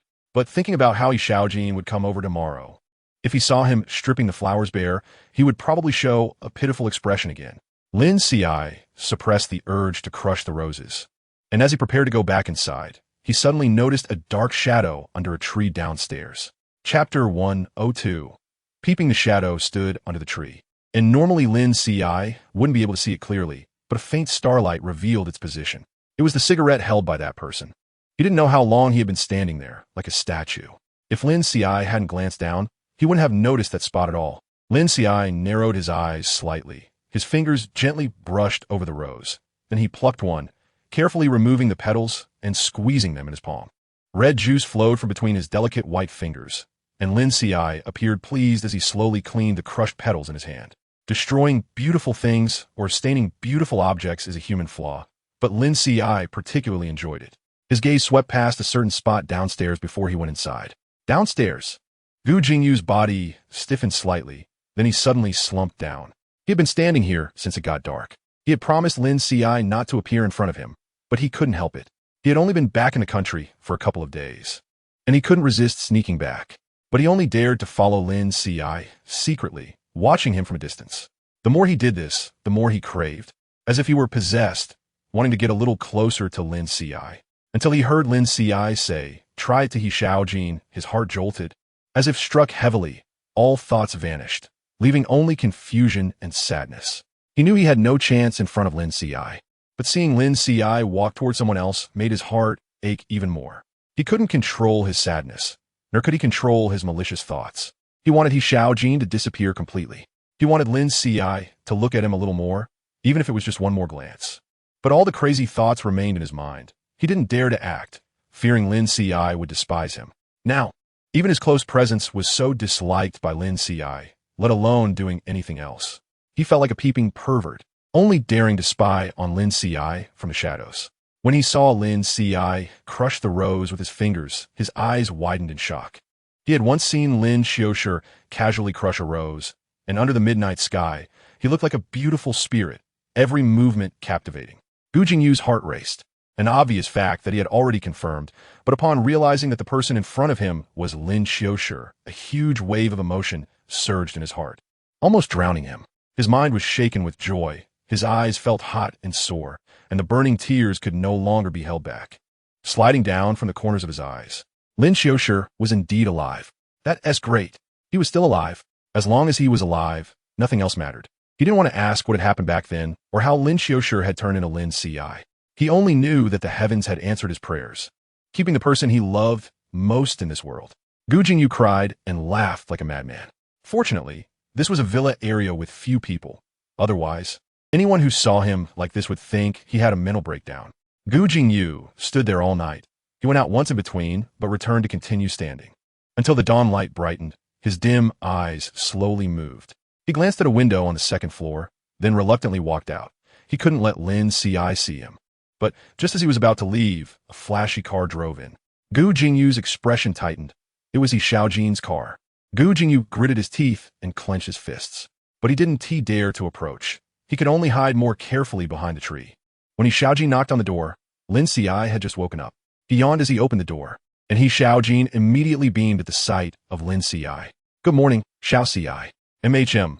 Lin Qiushi responded lazily. "Why are you here so early?" He Xiaojin spoke while peeking inside. "I brought you breakfast. After breakfast, I'll take you to work." Lin Qiushi simply stepped aside, letting him in. "Wait a minute. I'll wash up." He Xiaojin was delighted that Lin Qiushi had really taken the try to heart and had even actively invited him in. He was all set to wait outside. He Xiaojin didn't dare to look around carelessly, but he couldn't help himself. When he saw a large bouquet of roses on the balcony, he smiled broadly. He walked over stunned. "Xiao Qiushi, why do you have so many roses here?" "Huh?" Lin Qiushi came over, and upon seeing the scene on the balcony, his eyes narrowed slightly. Besides the bouquet that He Xiaojin had given him last night, there were also bunches of roses placed all over the table.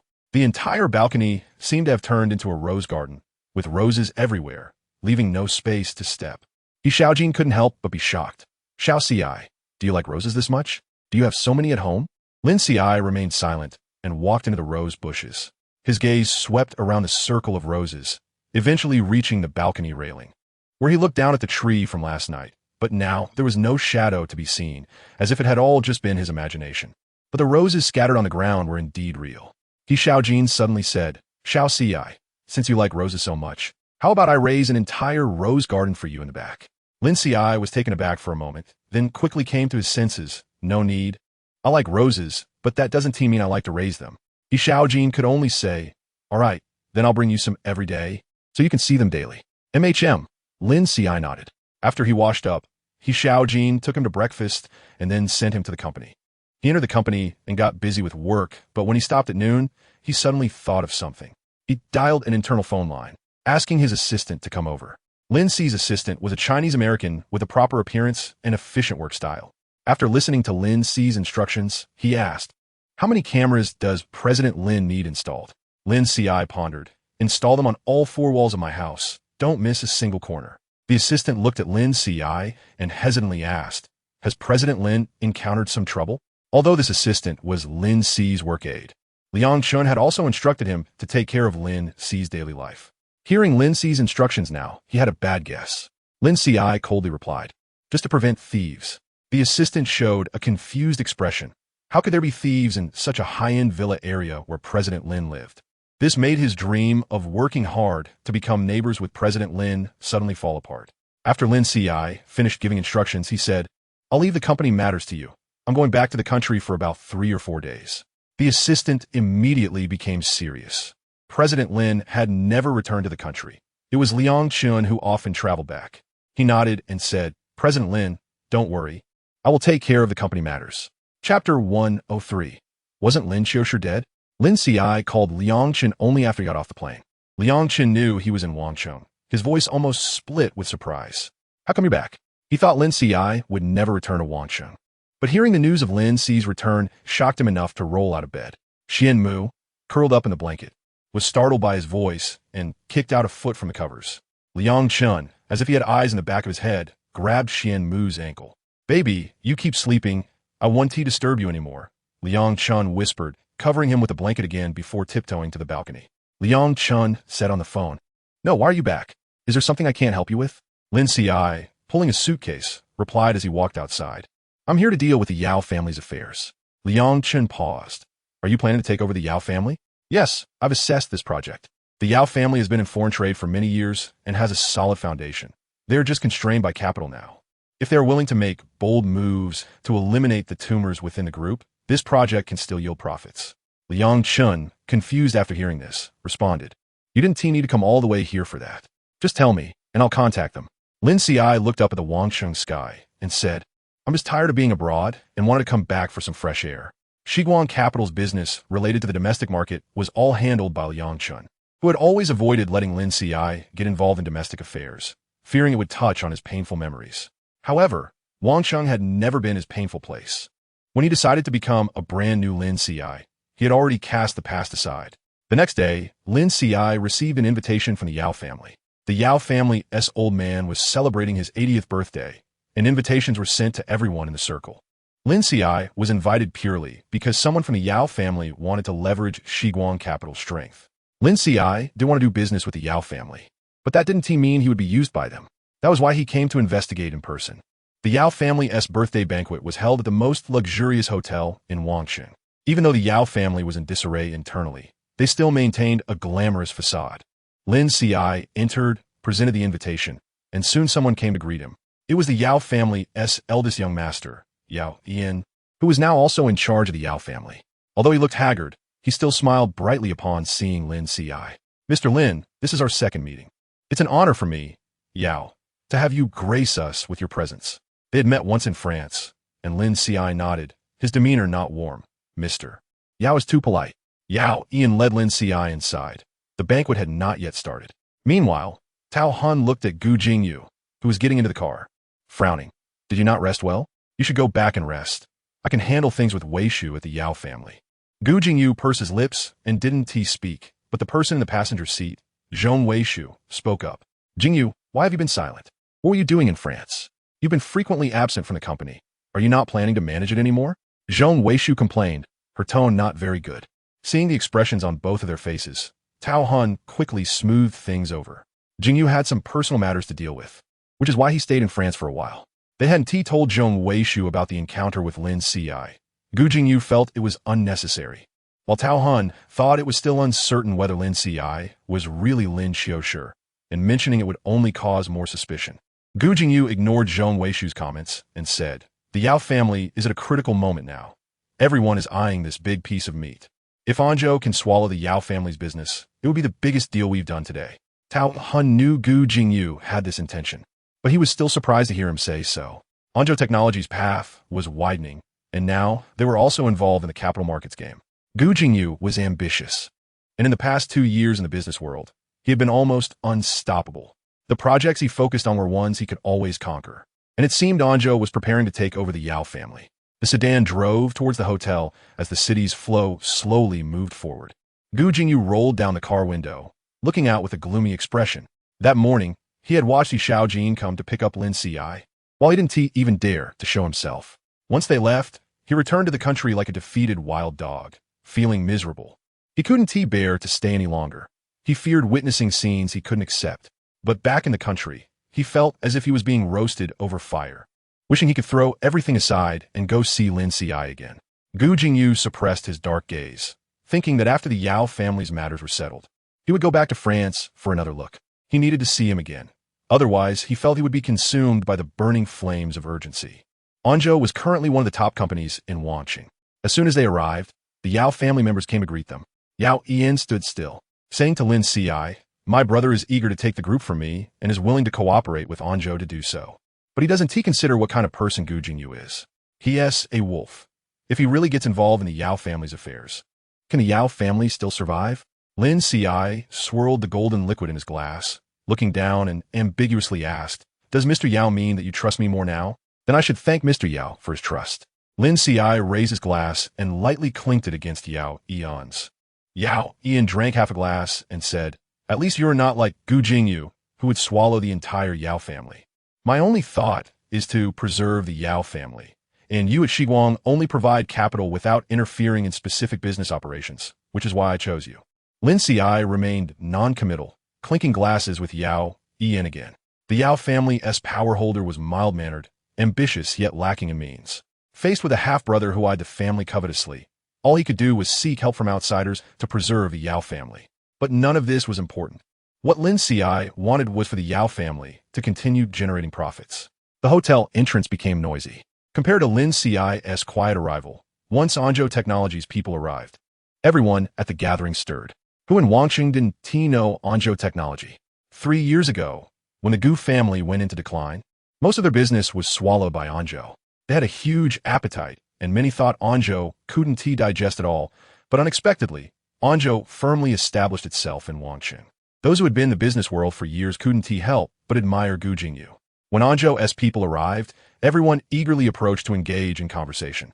Gu Jingyu's face was cold, having no interest in mingling, while Tao Hun, with his skillful social abilities, quickly drew everyone away from Gu Jingyu.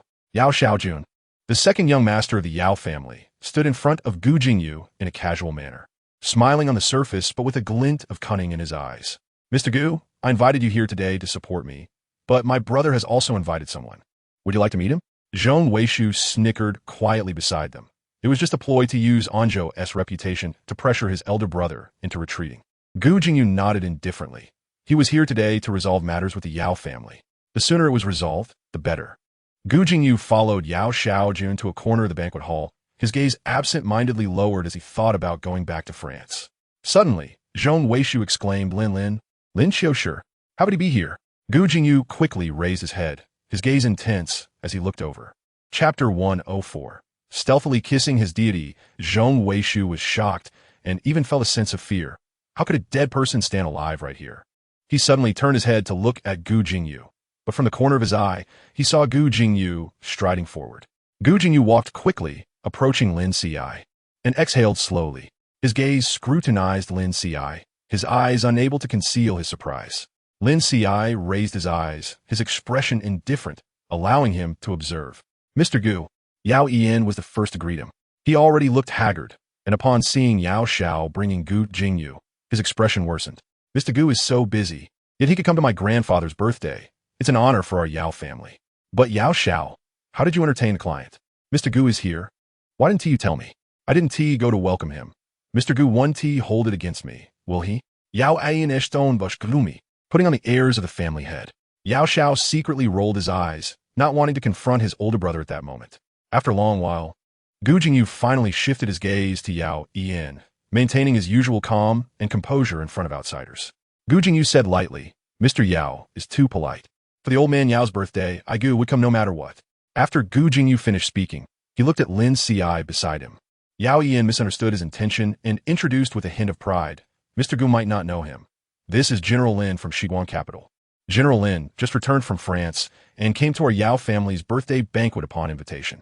Yao Yan intentionally emphasized the words Shiguan capital, wanting Gu Jingyu to know that he now had the backing of Shiguan capital and didn't need help from Anzhou. However, it seemed that Gu Jingyu didn't take it in, but rather focused his gaze back on Lin Qiushi. Zhong Weishu, still in shock, murmured, Shiguan capital? General Lin? You're Lin Qiushi? Lin Qiushi took a sip of wine, his thin lips moist and even more alluringly red. He slightly parted his lips. Two of you mistook me. Just how much do I resemble the person you know? Zhong Weishu was incredulous, looking at Gu Jingyu. What's going on here? Didn't he die? Weishu. Gu Jingyu interrupted him. This is General Lin from Shiguan capital. Don't mistake people again. Zhong Weishu looked bewildered between Lin Qiushi and Gu Jingyu. Then his expression darkened. How could such a similar person not be him? Would Gu Jingyu believe these were two different people? Zhong Weishu felt a bad premonition in his heart. And since this person was standing by the young master of the Yao family, regardless of whether he was Lin Qiushi or not, he was now an opponent of Anzhou. Fearing that Gu Jingyu might lose his mind, Zhong Weishu later pulled Gu Jingyu to the balcony during the banquet. Weishu, is that person really Lin Qiushi? Didn't he die? Gu Jingyu's expression turned slightly cold. It doesn't matter whether he is or not. Doesn't he matter? I'm worried you'll be distracted from cooperating with the Yao family because of him, Zhong Weishu reminded. Don't be fooled by his face. He is our competitor now. If Shiguan capital enters the Yao family, there will be no business for Anzhou. Whether Anzhou can cooperate with the Yao family depends on Anzhou's abilities. Don't you believe in my capabilities? Gu Jingyu frowned at Zhong Weishu. Zhong Weishu hurriedly said, Of course I do. I just fear you'll be deceived by him again like before. What do you want to say? Gu Jingyu's expression suddenly darkened, his eyes coldly staring at Zhong Weishu. Who have I been deceived by? Zhong Weishu's expression stiffened, and his demeanor wasn't too good either. But he knew that Lin Qiushi was Gu Jingyu's Achilles heel, and no one dared to mention it in 3 years. I admit it was my slip of the tongue, but can you guarantee that the Yao family matters won't be influenced by him? Gu Jingyu coldly said, I know the situation with the Yao family. You don't need to interfere with this project. I will take full responsibility. Gu Jingyu. Zhong Weishu was angry. What do you mean? Are you afraid I'll mess up your pursuit of stand-in? Gu Jingyu was furious, but before he could express it, he suddenly heard a light laugh. Both he and Zhong Weishu turned towards the sound, and in a dim corner of the large balcony, there was a rattan chair with a delicately featured man sitting on it. Zhong Weishu felt awkward. There was no light over there, and they hadn't looked in that direction when they came over. Gu Jingyu was momentarily stunned and immediately walked towards Lin Qiushi. However, Lin Qiushi stood up, holding a wine glass, and walked from the dim area into the light. His features were already striking, and as the light illuminated his exquisite and lazy brows and eyes, every contour of his face seemed like a masterpiece. It seems Mr. Gu really likes my face, Lin Qiushi said with a smile that was both teasing and enigmatic. If I say, let us make a deal, I'll let you sleep with me once, and you withdraw from the Yao family, what do you think? Zhong Weishu's expression changed. General Lin, aren't you being too shameless? Commercial competition should be fair and just. Is General Lin preparing to use some underhanded tactics because of lack of skill? Lin Qiushi took a step forward, smirking, but I see Mr. Gu is quite tempted. This is impossible. Zhong Weishu suddenly stepped in front of Gu Jingyu, blocking Lin Qiu's view. But his movements were too large, knocking over Lin Qiu's wine glass, spilling most of the liquid on Lin Qiu's hand, while the rest shattered on the ground, making a clattering sound. Lin Qiu's smile faded, and his expression turned much colder. Gu Jingyu seemed to come to his senses from Lin Qiu's earlier words, abruptly grabbing Lin Qiu's hand with concern. Is your hand okay? Are you hurt? Lin Qiu coldly tried to pull away, but Gu Jingyu held on tightly. He waved to the nearest server in the banquet hall, and when the person arrived, he said, Please bring me a clean towel. Gu Jingyu. Zhong Weishu frowned at his actions, but Gu Jingyu completely ignored him, carefully pulling Lin Qiu to a nearby rattan chair. There are broken porcelain pieces here, don't walk around. As if realizing his words were too harsh, he softened his tone, looking at Lin Qiu with a pleading expression. Can you sit here for a while? After I clean up the broken pieces, you can leave? Lin Qiu pressed his lips together, his expression very cold. He glanced at Gu Jingyu, seemingly trying to gauge what he intended to do. Seeing that Lin Qiu didn't leave, Gu Jingyu felt relieved and took the towel from the server. Zhong Weishu, seeing Gu Jingyu ignoring him, was so angry that he gritted his teeth and turned to leave. Gu Jingyu squatted in front of Lin Qiushi, lifting Lin Qi's hand and carefully and meticulously wiping each of Lin Qi's fingers clean. Looking at this pair of delicate white hands, he suddenly recalled the tenderness of their intertwined fingers in the past. Did he still have this opportunity now? After wiping, Gu Jingyu humbly and guilt-riddenly placed a kiss on the tip of Lin Qi's finger, like a devotee secretly kissing his deity while prostrating on ground. The next moment, Lin Qiushi withdrew his hand and grabbed Gu Jingyu's throat. Lin Qi's cold eyes drew near, ominously saying, "Who allowed you to kiss me?" Gu Jingyu widened his eyes, looking at this face, and suddenly laughed. His deity hadn't abandoned him. Instead, he had come to take his life. Chapter 105. Is he your boyfriend? Gu Jingyu raised his head, his Adam's apple slowly sliding in Lin Qi's palm. The touch was too clear, as if deliberately teasing. Lin Qiushi squinted his eyes and tightened his fingers, enough to make Gu Jingyu's face turn pale. After an unknown amount of time, he let out a cold snort and released his grip. Gu Jingyu began to cough softly, his face turning red. Gu Jingyu was still half kneeling in front of Lin Qiushi. Very close to him, Lin Qi's expression was cold, and he suddenly kicked Gu Jingyu's shoulder. He didn't hold back this time, and Gu Jingyu fell back, crashing into the railing of the balcony behind him. Coughing loudly, Gu Jingyu's eyes turned red from the effort. Lin Qiushi stood up, shook his fingers as if in disgust. He suddenly walked back in front of Gu Jingyu, bent down, and forcefully rubbed the fingers that Gu Jingyu had kissed against Gu Jingyu's shoulder.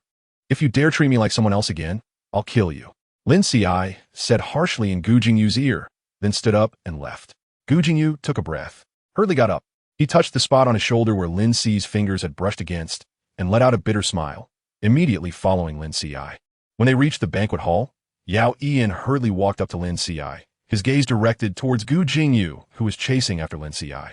Seemingly understanding Yao Ian's meaning, Lin Qiushi casually said, "I had a friendly chat with President Gu."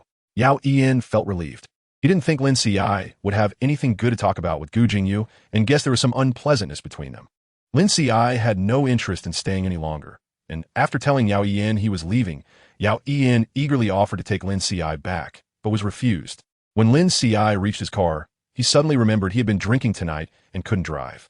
He clicked his tongue, took out a cigarette from his pocket, and before he could light it, someone nearby offered him a flame. A tall man lowered his head, using the wind to light Lin Qi's cigarette. He lowered his posture so much that no one would expect President Gu from Anzhou Technology to eagerly lean towards someone just to light their cigarette. Countless people who wanted to light a cigarette for President Gu couldn't get close to him, yet he willingly held another's hand. Lin Qiushi took a puff of the cigarette and slowly exhaled. The rising smoke enveloped his delicate brows and eyes, adding a layer of mystery to his appearance, making one more part the mist and glimpse the thrilling scene inside.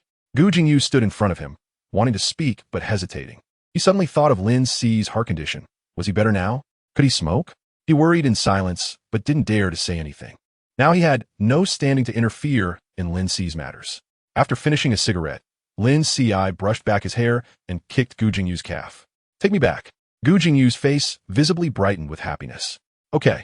Gu Jingyu had a driver, and when Lin Qiushi got into the car, Gu Jingyu, suppressing his obvious joy, asked, "Where are you staying now?" Lin Qiushi named a hotel, and Gu Jingyu told the driver to head over while saying, "I'll have someone bring your car to you tomorrow." He decided he would personally deliver the car to Lin Qiushi the next day. Lin Qiushi nodded, rolled down the car window, and the night wind blew through his hair, making it flutter softly. Gu Jingyu seemed to catch a faint scent wafting from Lin Qiushi. The spot on his throat where Lin Qiushi had gripped began to itch, and his fingers trembled. The person he had been thinking about day and night was sitting right next to him, making it hard for him to stay calm. It felt like a fire was igniting in his chest, spreading to his limbs. Gu Jingyu turned his head to look at Lin Qiushi. His voice, thick with suppressed emotions, came out hoarse and low. "It's windy at night. Should we close the window a bit?" Lin Qiushi turned back, giving him a faint glance. Gu Jingyu immediately tensed up, his body instinctively tightening. Just then, Lin Qi's phone rang. Lin Qiushi took out his phone and saw it was Xiaojin calling. He answered the call. "Xiao Qiushi, are you still in Wangshan? When are you coming back?" Xiaojin asked affectionately on the other end. Lin Qi's voice was gentle. "I should be back in about 3 days." "Ah, that's still such a long time." Xiaojin sounded aggrieved. "That means I won't be able to see you for several days." Lin Ci smiled, his voice becoming warm and soothing. I'll be back soon.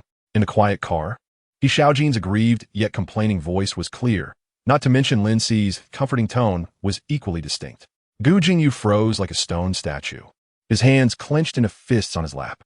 The happiness he felt earlier when Lin Ci was in his car vanished, leaving only a heart frozen in despair. The more he listened to Lin Ci talking to He Xiaojin, the colder he felt inside. He Xiaojin wanted to come to Wancheng to see Lin Ci, but Lin Ci stopped him. He Xiaojin had no choice but to say, "All right then, I'll wait for you to come back. When you return, I'll give you a surprise." Lin Ci hung up the phone, resting his arm on the edge of the bed, tilting his chin up. Since getting into the car, he hadn't said a word to Gu Jingyu, nor had he used that gentle, soft tone with him. Gu Jingyu noticed Lin Ci's differential treatment, feeling a surge of jealousy rise within him. Once all the bubbles of jealousy burst, Gu Jingyu couldn't help but ask, "Is he your boyfriend?" Lin Ci replied nonchalantly. The He family was complicated. They couldn't accept that the heir was gay. Gu Jingyu tried hard to control his ugliness, but he couldn't help it. He maliciously attacked another person, and you don't really know him. He pretends to be cheerful and bright in front of you, but that's not the case. He can be violent and ruthless to achieve his goals. Lin Ci coldly interrupted him. "What position do you have to say that to me, President Gu?" Gu Jingyu fell silent, his face turning pale, unable to speak. Lin Ci coldly added, "Take care of yourself, President Gu. If I find out you privately attacked him again, Anzhou won't survive in France." A mouthful of blood rose to Gu Jingyu's throat, which he forced down, but the lingering metallic taste still left his tongue feeling bitter.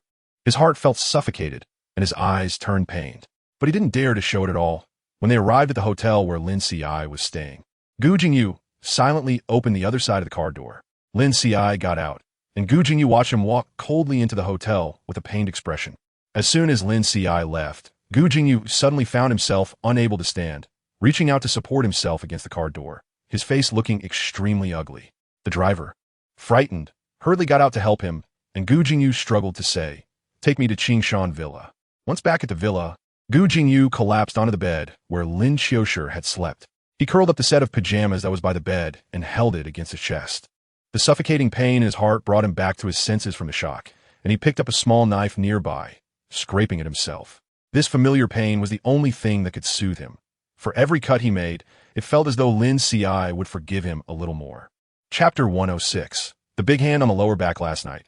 Gu Jingyu had looked so awful that Lin Ci thought he wouldn't come again.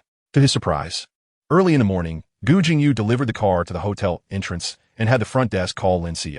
When Lin Ci received the call, still not fully awake, he said, "Have him leave the keys at the front desk. I'll go down to get them once I'm ready." Gu Jingyu heard what the front desk relayed.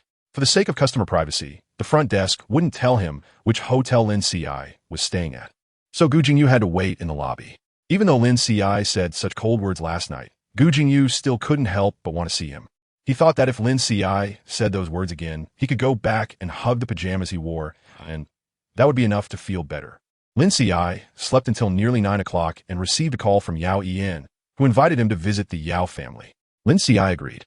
He got up, tidied himself up, and when he went downstairs, he saw Gu Jingyu. Gu Jingyu stood up immediately upon seeing him, nervously rubbing his fingers against his pants. Lin Ci picked up his car keys from the front desk and glanced indifferently at Gu Jingyu. Is President Gu so free? Gu Jingyu avoided the topic and instead asked, "Have you had breakfast? I could take you to a good restaurant.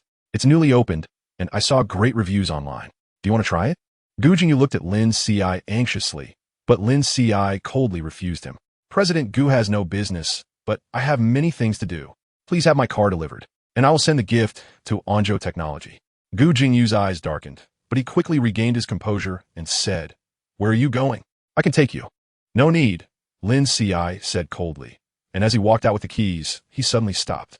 Gu Jingyu abruptly halted his steps and saw Lin Ci turn back with a half-smile, saying, "Since President Gu is so interested, I will reluctantly tell you where I'm going. Today I'm visiting the Yao Group, which you probably don't know. The Yao family is what I aim to acquire. If Anzhou has any sense, they should withdraw quickly. Otherwise, if someone gets hurt, I won't be sorry." This time, Lin Ci left without looking back. Gu Jingyu's heart was racing because Lin Ci's provocative words stirred his blood. If he could snatch the Yao Group from Lin Ci, would Lin Ci look at him more? He thought of immediately returning to the company, gathering people for a meeting, and calling the second young master of the Yao family. On the other side, Lin Qiushi went to the Yao group, representing Shiguan Capital, and Yao Yian brought the senior management to welcome him. The attitude was very respectful. Lin Qiushi followed Yao Yian, listening to him discuss the internal and external troubles of the Yao family. Of course, Yao Yian wouldn't honestly reveal everything, but Lin Qiushi had already grasped other information, and he was just confirming it with Yao Yian. As the day was about to end, Yao Xiao walked in from outside the company, yawning. Yao Yian immediately frowned and scolded. Yao Xiao, how can you work like this? What time is it to come to the company? If you can't make it to your shift, just get out of the company and don't waste others' time. Yao Xiao yawned repeatedly, standing like a limp noodle. Brother, why are you in such a hurry? You don't expect me to leave right this second, do you? If you want me gone, you have to wait until your cooperation with General Lin is finalized. Yao Yian's face turned ashen, and he simply ignored Yao Xiao. Once he finalized the cooperation with Shiguan Capital, the first thing he would do is kick Yao Xiao out of the Yao group. However, Yao Xiao grinned and leaned next to Lin Qiushi, saying, General Lin, don't just look at my brother. Look at me too. Yao Xiao. Yao Yian shouted in anger. Lin Qiushi smiled faintly and said, if young master Yao has the ability, feel free to come find me. Yao Yian was unhappy with this response, but didn't show it in front of Lin Qiushi. Yao Xiao casually laughed, slipping his business card into Lin Qi's suit pocket. General Lin, I look forward to seeing you again. Yao Yian's face was dark and very unpleasant.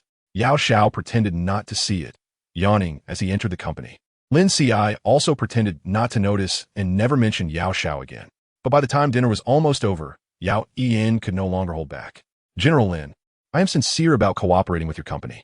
If Shiguan Capital enters the Yao family, I can ensure you the greatest benefits. Lin Qiushi smiled and said, of course. I trust you the most, General Yao. Yao Yian was not satisfied with this answer, especially since his brother had thrown an olive branch to Lin Qiushi. He was eager to finalize the cooperation with Lin Qiushi so he could quickly kick Yao Xiao out of the group. Yao Yian brought up the idea of signing a contract, but Lin Qiushi refused. Such a large cooperation cannot be decided by just you, General Yao. When you have enough votes in the board meeting, then we can consider the next steps for our cooperation. Yao Yian looked determined, saying, you can rest assured, General Lin. Cooperation with Shiguan Capital is the future of our Yao family, and I believe the board members will see this clearly. I hope so. Lin Qiushi smiled and clinked glasses with Yao Yian. After dinner, Yao Yian offered to take him back, but Lin Qiushi declined. Liang Chun sent someone to pick him up and take him to the Maisie Bar. This was his first time back at Maisie Bar in 3 years. And everything inside had not changed. It was just as it had been before. Lin Qiushi walked in skillfully and found a spot to sit down. Soon, he was surrounded by numerous people trying to flirt with him. In a gay bar, being single was almost an invitation to be hit on. Before long, Liang Chun arrived and chased away the people surrounding Lin Qiushi. Lin Qiushi asked, have you been here these days? Liang Chun replied, not really. I've been handling several work matters. By the way, how's the situation with the Yao family? Lin Qiushi informed him of the current progress, and Liang Chun frowned, saying, Yao Yian lacks ability and hasn't achieved much since he joined the group. His brother, on the other hand, has impressive performance and has generated considerable revenue for the Yao family. Lin Qiushi twirled his glass and asked, you think more highly of Yao Xiao? But he wants to cooperate with Anzhou. Liang Chun suddenly laughed, leaning back casually on the sofa. Anyway, Anzhou is yours. Whether the Yao family cooperates with Anzhou or Shiguan Capital, in the end, you're the one making the profit. That's different. Lin Qiushi chuckled. Some people think they're invincible, but Anzhou hasn't had any significant growth in the past year. I want to let them know that with their current strength, they're still far from the time when they can just coast along. Liang Chun clicked his tongue. The rapid development of Anzhou seemed to Lin Qiushi to not have any significant growth points. He didn't argue with Lin Qiushi, simply saying, now that you're back, you should relax. Tonight is a masquerade ball. Do you want to go dance and have some fun? Lin Qiushi looked at the dance floor, where everyone was wearing masks. With the masks on, the crowd was even more lively. Lin Qiushi was intrigued. He had always liked excitement and danger. So he grabbed a mask from the bar and squeezed into the dance area. The crowd was noisy, and the music was deafening. But Lin Qiushi felt every cell in his body open up, every pore excitedly shouting. He danced wildly to the music, completely indulging himself. Even with the mask on, a circle of people surrounded him. From Lin Qi's exposed skin and slender waist, one could vaguely catch a glimpse of a different face beneath the mask. When Lin Qiushi got into the groove, he didn't care who was around him. Someone wrapped their arms around his waist, fingers unceremoniously reaching under his clothes. But suddenly that hand disappeared, replaced by a hotter palm pressing against his lower back. This hand blocked most of the crowd's touches, and Lin Qiushi felt exhilarated, grabbing the man's collar in front of him and pulling him down. The dance floor seemed to explode with fireworks. The familiar scene, the familiar person. And even more familiar was the tingling sensation when their heated lips met. At this moment, the world's clamor paused, while the inner turmoil continued. Bang, bang, bang. Chapter 107. Ruthless Kiss. Lin Qiushi disliked the fact that this man was too tall. Even a kiss required him to stand on tiptoes. But before he could push the man away, the man bent down, his hot tongue slipping in, skillfully teasing Lin Qiushi's tongue, sucking hard, and occasionally pressing against his palate. Lin Qiushi felt his scalp tingle from the kiss, his whole body going soft. He lost the strength to dance, collapsing against the man. Lin Qiushi felt a bit displeased, as if the control had been taken from him. Suddenly, he reached out and pinched the man's Adam's apple, causing the man to grunt, something hard pressing against the below. Lin Qiushi couldn't help but laugh in anger. He raised his knee to press against a certain spot, grinding in circles, and sure enough, the man tensed up, breathing heavily, his hands gripping Lin Qiushi's waist even tighter. Lin Qiushi pushed him away and yanked off the man's tie. Half of the mask only covered the upper half of his face, revealing a sharply defined jawline. Lin Qiushi focused on the man's lips and kissed him again. This time, he controlled the rhythm, alternating between soft and hard kisses. The man seemed to get impatient, chasing after Lin Qiushi's lips to take control. But Lin Qiushi firmly tugged on his tie. Only then did the man obediently part his lips, bending down awkwardly, allowing Lin Qiushi to kiss him. When Lin Qiushi had had enough, he ruthlessly pushed the man away and turned to leave the stage. The man on stage was left stunned, his body's reaction still lingering as he was abandoned in place. He opened his lips, watching the indifferent figure walk away, his heated body slowly cooling down. Lin Qiushi sat down on a bar stool, removed his mask, beads of sweat glistening on his forehead, his eyes bright and exuding an alluring charm. Qianmu behind the bar smiled as he observed him, then pushed a prepared drink toward Lin Qiushi. Lin Qiushi took it and took a sip. The fragrant wine mixed with the chill of the ice slowly calmed his boiling emotions. Qianmu stared at him without blinking, and Lin Qiushi raised an eyebrow slightly. Qianmu said, "You look better than 3 years ago." Lin Qiushi didn't respond, merely raising an eyebrow. Qianmu continued with a smile, "Look, all the men in the bar are watching you." Lin Qiushi shrugged it off, "So what?" Qianmu sighed, "Beauty is a weapon, but you have the capital for it." Just then, a tall man walked over to Lin Qiushi. The newcomer had an excellent physique, broad shoulders, and a narrow waist. And the suit he wore only emphasized his wildness. He still wore a mask, silently sitting next to Lin Qiushi, and said in a low voice, "Give me a drink like his." Qianmu nodded to the bartender, who quickly prepared an identical drink and placed it in front of the man. The man drank with a wild abandon, his neck arched, revealing a sexy and aggressive Adam's apple. He downed the entire glass in one go and ordered another one. The bartender obliged, mixing another drink, which the man then sipped slowly.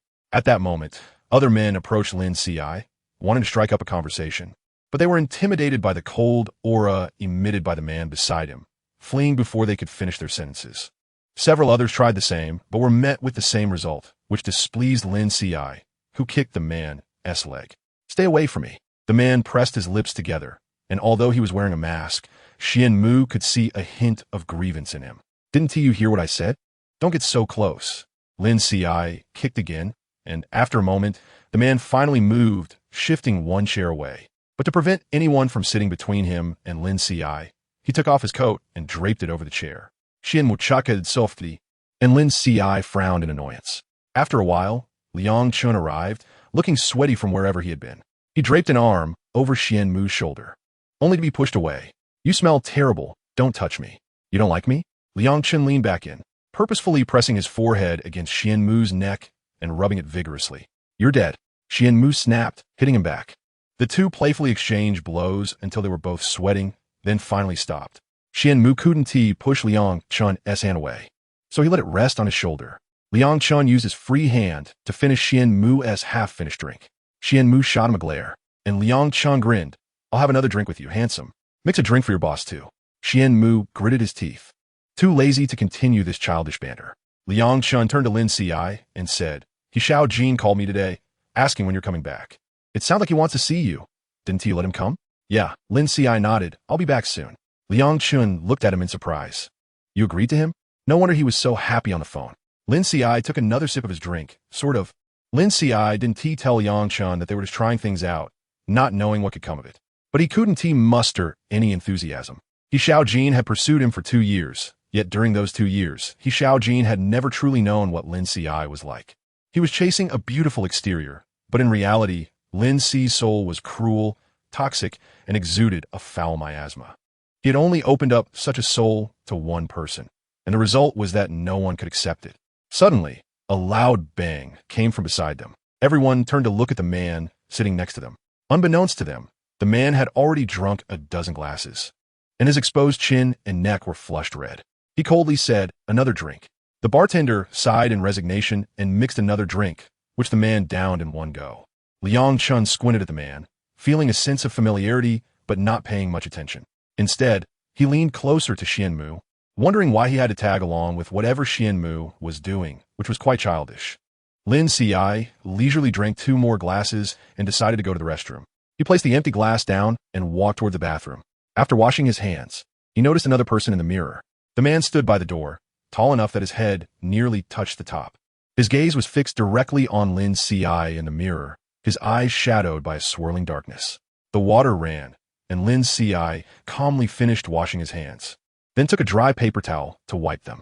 As he turned to walk out, he glanced up at the man beside him and coldly said, "Move aside." The man's throat moved as he held back, his tense shoulders trembling slightly.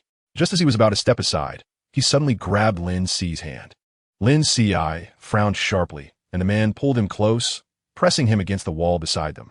His tall body completely enveloped Lin Qiushi, who felt his heart race, his mood turning sour. The man, oblivious to the danger, buried his face in Lin Qi's neck, inhaling deeply. Lin Qiushi suppressed his anger and said coldly, "Get off me."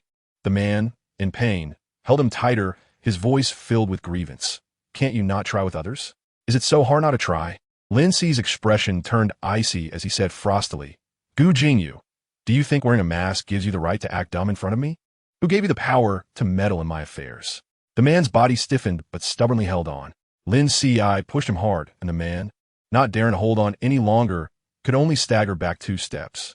Lin Qiushi, filled with anger, stepped forward and yanked off his mask, revealing Gu Jingyu's reddened face. Lin Qiushi said, "Stay away from me. Don't act like a dog that you can't chase away." Chapter 108. All I lack is obedient dog. Gu Jingyu's eyes were getting redder, and his lips gradually turned pale. His heart ached so much that he couldn't breathe, but soon it went numb. He didn't care. He told himself in his heart that Lin Qiushi hated him, and he deserved it. Gu Jingyu mumbled, "I just want to be your dog." "What did you say?" Lin Qiushi frowned at him. "Woof woof." Gu Jingyu barked twice and immediately hung his head. He had drunk too much, and his mind was starting to blur. Even standing, his body swayed slightly. Lin Qi's eyes widened, and he suddenly laughed. "Gu Jingyu, how shameless can you be?" But Gu Jingyu lost himself in a smile, his eyes squinting more and more, looking at him as if he were looking at someone else, his eyes brimming with nostalgic joy. Lin Qiushi narrowed his eyes dangerously and ground his teeth. As for Gu Jingyu, he truly wanted to kill him. He should break his neck with his own hands so that he would never appear in front of him again. But Gu Jingyu followed him around like a dog, and he couldn't kick him away. It was annoying. Aside from annoyance, there was more of a repressed rage in the face of Gu Jingyu. All his bad impulses couldn't help but bubble up. He wanted to crush his pride, humiliate his arrogance, and make him like a dog, so that whenever Lin Qiushi beckoned, he would obediently wag his tail and come. Lin Qiushi suppressed countless malicious thoughts in his heart. In human society, he had to be a normal person, just as he had been for the past 3 years. He exhaled, no longer paying attention to Gu Jingyu, and turned to leave. But Gu Jingyu seemed oblivious to the danger, following him dully.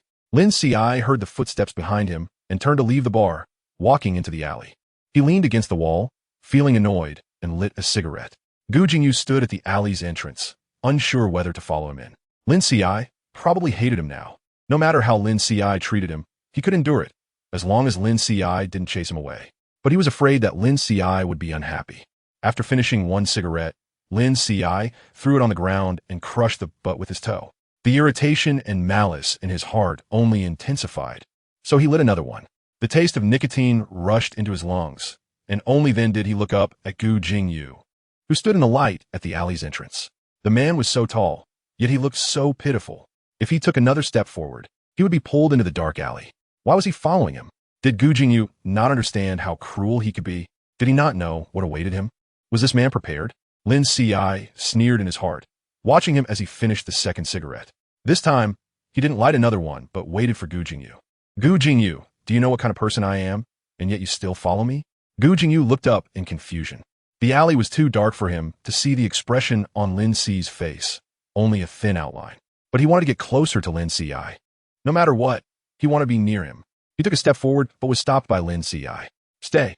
Lin Qi's voice was not heavy, but Gu Jingyu dare not move. He blinked in grievance, looking a bit pitiful.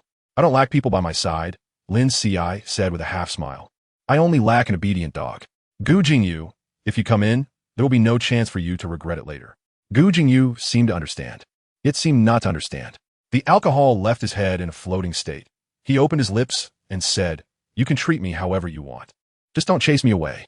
Lin Qiushi laughed, his laughter in the dark alley carrying a different meaning. Cool mean. As soon as Lin Qiushi finished speaking, Gu Jingyu eagerly walked in. He stepped in front of Lin Qiushi, lowering his head to look at Lin Qi's face. Lin Qiushi leaned against the wall, looking up at him with a smile. Gu Jingyu's heart raced, as if it was about to jump out. He was so close to Lin Qiushi, but didn't know what to do. Lin Qiushi spoke, bark for me. Woof woof. Lin Qiushi laughed again, his laughter cheerful. You're too tall, lower your head. Gu Jingyu obediently bent down, lowering his head. Suddenly, Lin Qiushi bit down hard on his Adam's apple. Gu Jingyu's whole body tensed up, the fatal spot being pinched, and that almost explosive danger made him want to push Lin Qiushi away. But upon realizing that the person in front of him was Lin Qiushi, he clenched his fists and remained still. After biting, Lin Qiushi let go and slowly leaned in to kiss him. This was almost taking Gu Jingyu's life. The man's Adam's apple was being seduced by the beautiful youth. A tingling sensation rising from deep within his spine. Gu Jingyu tilted his head back, wanting Lin Qiushi to give him a quick end, but also not wanting Lin Qiushi to stop so soon. He was almost driven mad by Lin Qiushi. Cold sweat dripping from his forehead, and all his blood vessels were screaming. After an unknown amount of time, Lin Qiushi finally stopped. Gu Jingyu's Adam's apple rolled significantly, and only then did he dare to breathe. Lin Qiushi listened to his heavy breathing, suddenly smiling with delight, tugging at his tie and kissing the corner of Gu Jingyu's lips. This is a reward. Reward for what? Gu Jingyu felt a bit dazed. Was Lin Qiushi rewarding him for being obedient? He liked this reward. It was a reward that belonged solely to Lin Qiushi, just like before. After a while, Lin Qiushi said, let's change places and continue. Gu Jingyu was even more confused, following Lin Qiushi blankly. Continue. What does that mean? But he didn't dare to ask, fearing that Lin Qiushi would be unhappy. Lin Qiushi got into Gu Jingyu's car, and the driver in front asked, Mr. Gu, are you taking him home? Gu Jingyu quickly came back to his senses and looked at Lin Qiushi, wanting to say something, but hesitating. Lin Qiushi asked lightly, what do you want to say? Where are we going? Gu Jingyu asked cautiously, his throat dry and his breathing tense. Lin Qiushi, with a half-smile, said, to your house. Gu Jingyu's expression tightened in an instant. He didn't know if Lin Qiushi was joking, but Lin Qiushi always had a smile on his face. Gu Jingyu suppressed the complex emotions in his heart and told the driver, to the Qingshan Villa. Chapter 109. What reward do you want? Throughout the journey, Lin Qi's expression was calm as he leisurely looked out the window. Gu Jingyu, however, was nervous, his palms sweating, his back straight, and his posture stiff and awkward in the narrow car. When they got out of the car, Gu Jingyu's back was soaked with cold sweat, and the cold wind blew, waking him up completely. Lin Qiushi stopped and looked up at the Qingshan Villa, and Gu Jingyu suddenly felt tight in his chest, hurriedly saying, I haven't touched anything in the villa. It's still the same as before. Lin Qiushi glanced at him, looking faintly at him. This was the place he used to live? Gu Jingyu was momentarily confused before realizing who Lin Qiushi was referring to. He responded hoarsely, mm. Lin Qiushi walked into the villa with a faint smile, and Gu Jingyu had invited Aunt Shun back, who had worked for Lin Qiushi for many years. When Lin Qiushi saw Aunt Shun, his gaze paused. Aunt Shun, seeing Lin Qiushi, widened her eyes in shock, her eyes quickly becoming moist. Qiushi, you? I can't be mistaken, right? Lin Qiushi remained silent, and Gu Jingyu pursed his lips and also said nothing. Lin Qiushi had never admitted that he was Lin Qiushi, and Gu Jingyu was unsure if he would acknowledge it in front of Aunt Shun. When Aunt Shun was excited, Lin Qiushi spoke up. Aunt, you have mistaken me. My name is Lin Qiushi. Aunt Shun looked at Lin Qiushi in panic, then turned to Gu Jingyu. Gu Jingyu said, "This is Mr. Lin who just returned from France? Aunt Shun, you've mistaken the person." "I mistook him?" Aunt Shun wanted to say how could she possibly be wrong. But seeing the expressions on Lin Qiushi and Gu Jingyu's faces, she suppressed her words. Lin Qiushi stood in the living room looking around, then turned and asked, "Where's your room?" Gu Jingyu swallowed hard, his gaze fleetingly passing over the bedroom on the first floor before quickly retracting. He replied, "It's on the second floor. I'll take you up to have a look." Lin Qiushi nodded, and Gu Jingyu led him upstairs. The master bedroom on the second floor looked the same. Gu Jingyu had been living downstairs for the past few years and rarely came up. Nevertheless, the room was still clean and tidy thanks to Aunt Shun. Lin Qiushi looked around the bedroom and said, "Are there any clothes? I want to take a shower. I smell like smoke." "There are," Gu Jingyu said, swallowing hard again. Lin Qi's statement kept lingering in his mind, making even Lin Qi's slightest movement jolt his nerves. Gu Jingyu turned and went downstairs to get a set of pajamas for Lin Qiushi. Upon seeing the familiar pajamas, Lin Qiushi raised his eyebrows. Gu Jingyu stared at his expression, seemingly trying to see some reaction from him, but Lin Qiushi took the pajamas and went into the bathroom. Gu Jingyu stood dazed for a moment before heading to the downstairs bathroom. When Lin Qiushi finished washing up and came out, Gu Jingyu had already showered and was standing by the bed. Seeing Lin Qiushi come out in pajamas, Gu Jingyu's expression was dazed, suppressing his surprise as if afraid of startling Lin Qiushi. Lin Qiushi suddenly raised an eyebrow, his gaze directly locking onto the depths of Gu Jingyu's eyes. "Who do you think I am?" Gu Jingyu hurriedly averted his gaze, lowering his eyes. Lin Qiushi walked up to him, crossed his arms, and kicked his calf. "I'm asking you a question. Who do you think I am?" "No, I." Gu Jingyu hadn't finished speaking when Lin Qiushi kicked him again with force. The kick made Gu Jingyu stagger back 2 steps. Lin Qiushi said coldly, "Do you need me to repeat the question?" "No, I just..." Gu Jingyu's mind was in chaos, speaking incoherently. "I didn't think of you as. I want any more. I won't in the future." Lin Qi's gaze was sharp, and Gu Jingyu was almost ready to raise his hand in assurance. Lin Qiushi withdrew his gaze and sat down on the edge of the bed, absent-mindedly drying his hair. Gu Jingyu asked, "Do you want me to help you dry your hair?" Lin Qiushi tossed the towel to him, and Gu Jingyu obediently caught it. He dried for a while and then brought over a hairdryer. His fingers ran through Lin Qi's soft black hair, the blowing wind tousling the fluffy strands. Gu Jingyu's heart softened even more.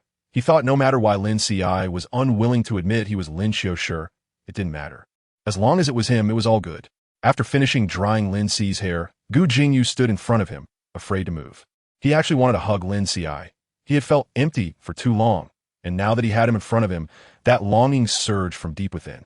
Lin Qiushi raised his eyes and saw Gu Jingyu's eager gaze. He suddenly smiled and asked, "Do you have a collar?" "Yes." Gu Jingyu nodded and hurried downstairs to get the collar for Lin Qiushi. Lin Qiushi kicked his leg, frowning. "Is there such a tall dog?" Gu Jingyu quickly squatted down, and Lin Qiushi kicked his knee, forcing him to kneel on one knee. Gu Jingyu hesitated for a moment, but didn't dare to move. Lin Qiushi played with the collar in his hands. The collar had frayed edges due to age. Lin Qiushi said, "Later, I'll make you a golden one." "Okay," Gu Jingyu replied. Lin Qiushi happily put the collar on Gu Jingyu, who lifted his neck, presenting his most vulnerable throat to Lin Qiushi. After fastening the collar, Lin Qiushi grabbed the red rope, his slender fingers winding it around, slowly pulling Gu Jingyu closer to him. Gu Jingyu awkwardly leaned forward, his chin almost resting on Lin Qi's knee. Lin Qiushi bent down, satisfied with the way he looked bound by the collar, and reached out to stroke Gu Jingyu's chin, saying, "I really like your expression right now." Gu Jingyu didn't know what expression he had on his face, but Lin Qiushi could see it clearly. In the past, this face always concealed humiliation, especially when Lin Qiushi first put the collar on him. Now Gu Jingyu was willing. He held his neck high, in a submissive posture, his dark eyes loyally gazing at Lin Qiushi, as if he saw only him in the world. Lin Qi's fingers brushed Gu Jingyu's lips, and he said joyfully, "I'm very happy tonight. What reward do you want?" Gu Jingyu's eyes brightened, looking at Lin Qiushi with anticipation. Lin Qiushi tugged on the red rope, saying, "Given how obedient you are tonight, I agree to give you a reward." Gu Jingyu swallowed hard, took a while before saying, "Can I hug you?" Lin Qiushi raised his eyebrows in surprise. He thought Gu Jingyu would ask for something more excessive. After all, raising such a big dog always carried the risk of being bitten back. He was prepared for that. Lin Qiushi opened his arms, and Gu Jingyu suddenly lunged at him, hugging Lin Qiushi tightly. The man's tall frame almost enveloped the young man completely, the size difference making Lin Qiushi, the one holding the rope, appear even more slender and fragile. Their chests pressed against each other, and Lin Qiushi could hardly breathe. "Are you trying to choke me?" Lin Qiushi tugged on the red rope. Gu Jingyu's throat tightened suddenly, his face turning pale, and he loosened his grip a little. However, he still held Lin Qiushi tightly, his blood boiling, clamoring. He had finally hugged this person again. The person in front of him felt so real. No longer the illusion he couldn't grasp. "I miss you so much." Gu Jingyu buried his face in Lin Qiu's neck, almost choking on the words in his heart. Chapter 110. Punishment. Lin Qiushi frowned. Gu Jingyu was shaking too much while holding him. Lin Qiushi raised his hand and pressed it on the man's broad shoulder, and the shaking gradually stopped. Lin Qiushi patted Gu Jingyu's head and then pinched the back of his neck. Lin Qiushi asked lightly, "How long are you planning to hold me?" Gu Jingyu rubbed against his neck, and Lin Qiushi suddenly yanked on the rope, forcing Gu Jingyu to lift his neck. And he had no choice but to let go. Lin Qiu's gaze swept across Gu Jingyu's face. His eyes were slightly red, and nothing else was noticeable. "I'm tired," Lin Qiushi said. "I want to sleep." "Oh." Gu Jingyu was taken aback, standing up. Lin Qiushi pulled back the blanket and lay down on the bed, closing his eyes and saying, "Get out," and closed the door. Gu Jingyu stood there dazed, taking 2 steps towards the door, then moving back. He looked at Lin Qiushi, suddenly jumped onto the bed, causing the mattress to shake violently. And Lin Qiushi opened his eyes. Gu Jingyu quickly pulled back the covers and lay down next to Lin Qiushi. Lin Qiushi was not polite and kicked him away. Gu Jingyu groaned softly and didn't move. "Get out." Lin Qiushi looked at him with a dangerous gaze. A tall figure of 191 meters curled up at the edge of the bed, aggrievedly saying, "I only sleep in this small space. I promise I won't move around. Please let me stay." Lin Qiushi sat up with a cold face, and Gu Jingyu, seeing his expression, sat up as well, somewhat afraid. Suddenly, Lin Qiushi kicked out a foot and forcefully kicked him to the ground. Lin Qiushi sat on the bed, looking down at him from a height. The warm light cast a glow on his cheeks, his skin so fair it seemed to radiate light, with beautiful brows and a gentle demeanor. Gu Jingyu's heart skipped a beat, and then began to beat more violently. Lin Qiushi spoke proudly. "If you want to stay, you can, but you can only sleep on the ground." "Okay, as long as I can stay." Gu Jingyu happily brought over 2 blankets. One as a mat on the ground, and the other covering himself, like a big dog making a nest for himself. After the main light was turned off, only a bedside lamp remained lit. Gu Jingyu felt an unprecedented sense of security, and he still wore the collar that Lin Qiushi had personally put on him around his neck. Suddenly, Gu Jingyu sat up again, placing one end of the red string into Lin Qiu's hand. Seeing that Lin Qiushi didn't shake it off, he tied the string around Lin Qiu's wrist. Lin Qiushi closed his eyes and suddenly let out a chuckle. Gu Jingyu's face turned slightly red, but he wanted to get closer to Lin Qiushi too much. Lin Qiushi wouldn't let him sleep on the bed, but with this string, it felt like he was closer to Lin Qiushi. After doing all this, Gu Jingyu obediently lay back down. The developments of this night felt like a dream. Lin Qiushi kissed him and even came home with him. Gu Jingyu didn't dare to think that Lin Qiushi would forgive him, but he could secretly wonder if he could stay by Lin Qiu's side, even if it was in the form of a dog. Gu Jingyu felt quite pathetic, but he was very happy, almost ready to fly into the sky. Gu Jingyu was so excited he couldn't sleep, and it wasn't until the early hours of the morning that he finally dozed off. He didn't know how long he had slept, but he heard a familiar voice speaking nearby. He opened his eyes in confusion and heard Lin Qiushi talking on the phone. The sunlight outside was blazing, and the wide-open window made the room bright and clear, with tiny shards of sunlight dancing on the floor. If it weren't for hearing what Lin Qiushi was saying, everything would have been beautiful. Gu Jingyu sat up and looked at Lin Qiushi. Lin Qiushi was leaning against the head of the bed, speaking softly to the person on the phone. "I promised you I'll be back soon." Gu Jingyu's nerves jolted, and upon realizing who the person on the phone was, he felt as if his whole body had frozen. Lin Qiushi noticed that he was awake and glanced over at him, a light, airy look in his eyes, tugging at the red string on his wrist. Gu Jingyu's throat felt tight, and his tongue felt bitter. Lin Qiushi continued, "Okay, I'll bring you something delicious from Wansheng when I come back. What is good to eat? You'll know when I bring it back." Gu Jingyu suddenly couldn't take it anymore. He stood up with a cold face and stepped onto the bed. Lin Qiushi, while still on the phone, frowned at him. Gu Jingyu's teeth were nearly grinding down. He hugged Lin Qiu's waist tightly and bit down hard on Lin Qiu's shoulder. Hiss! Lin Qiushi let out a painful sound. On the phone, He Xiaojin hurriedly asked, "Xiao Ci, what's wrong?" Lin Qi's face cooled down. "It's nothing, just accidentally bumped my hand." "Is it serious?" "Xiao Ci, hurry and go to the hospital. Or, I can contact a doctor to come check on you. No need. It's not a big deal. Lin Qiushi lowered his eyes, his lashes fluttering lightly, because Gu Jingyu had suddenly kissed his neck. A wet and warm tongue kissed its way inch by inch from his neck, and Gu Jingyu intentionally stirred Lin Qi's body. And he was so familiar with his body's sensitive spots. He lightly nibbled at Lin Qi's neck, then shifted to his ear. Lin Qi's sensitive body trembled. His eyes filled with a flush, staring at him with a moist gaze. Gu Jingyu grinned proudly, silently raising an eyebrow at Lin Qiushi, then lowered his head and gently pinched through a layer of sleepwear, taking hold of a jujube. Lin Qiushi shot a warning glare at Gu Jingyu. But with his flushed face and biting lip, that glare held no intimidation. Gu Jingyu chuckled softly, getting even bolder.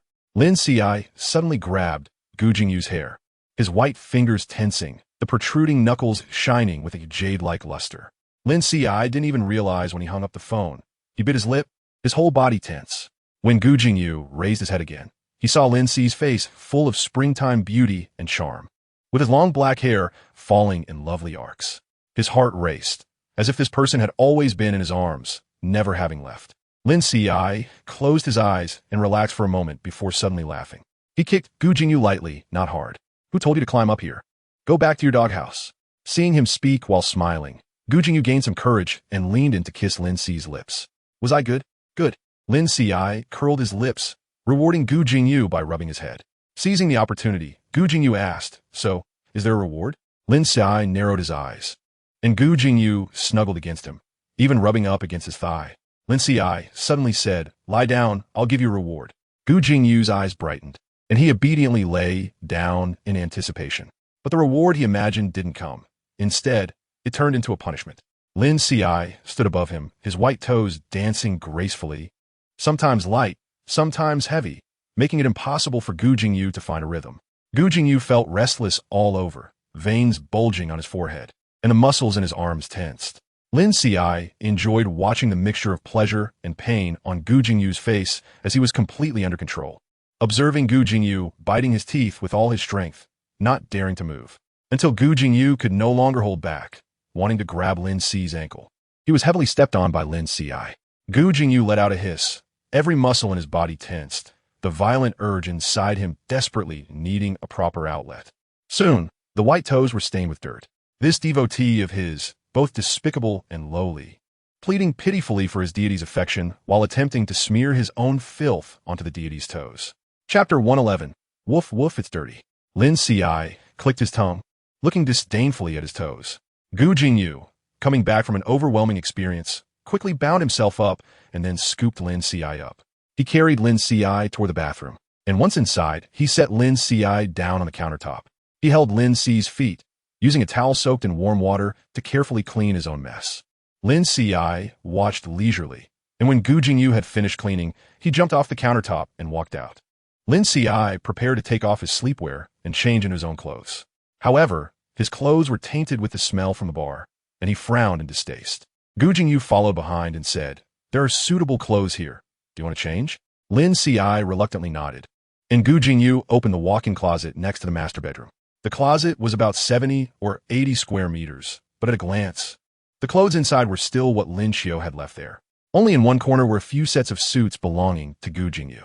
Lin Qiushi raised an eyebrow slightly, and Gu Jingyu, seeing his expression, said, these clothes should fit you. They're all clean. If you don't want to wear them, I can have someone bring clean clothes. No need. Lin Qiushi walked in and casually picked out a piece of clothing. He glanced at Gu Jingyu, who tactfully stepped out. When Lin Qiushi came out after changing, Gu Jingyu looked at him with a complex expression. The outfit Lin Qiushi was wearing was something Lin Qiushi often wore before. It was a casual outfit, comfortable to wear, and Lin Qiushi particularly liked to wear it around the house. Gu Jingyu dared not look any longer, fearing the moisture in his eyes would be exposed.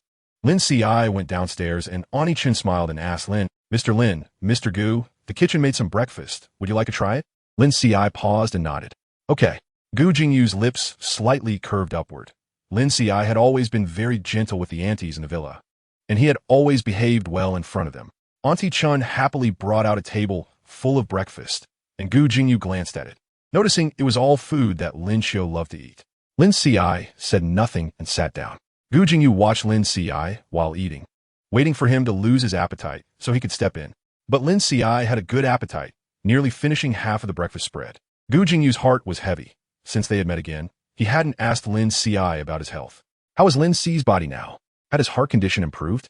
But since Lin Qiushi never admitted to being Lin Qiu, Gu Jingyu didn't dare to ask. Yet he thought to himself that he still needed to continue looking for a suitable heart. After finishing his meal, Lin Qiushi stood up to leave.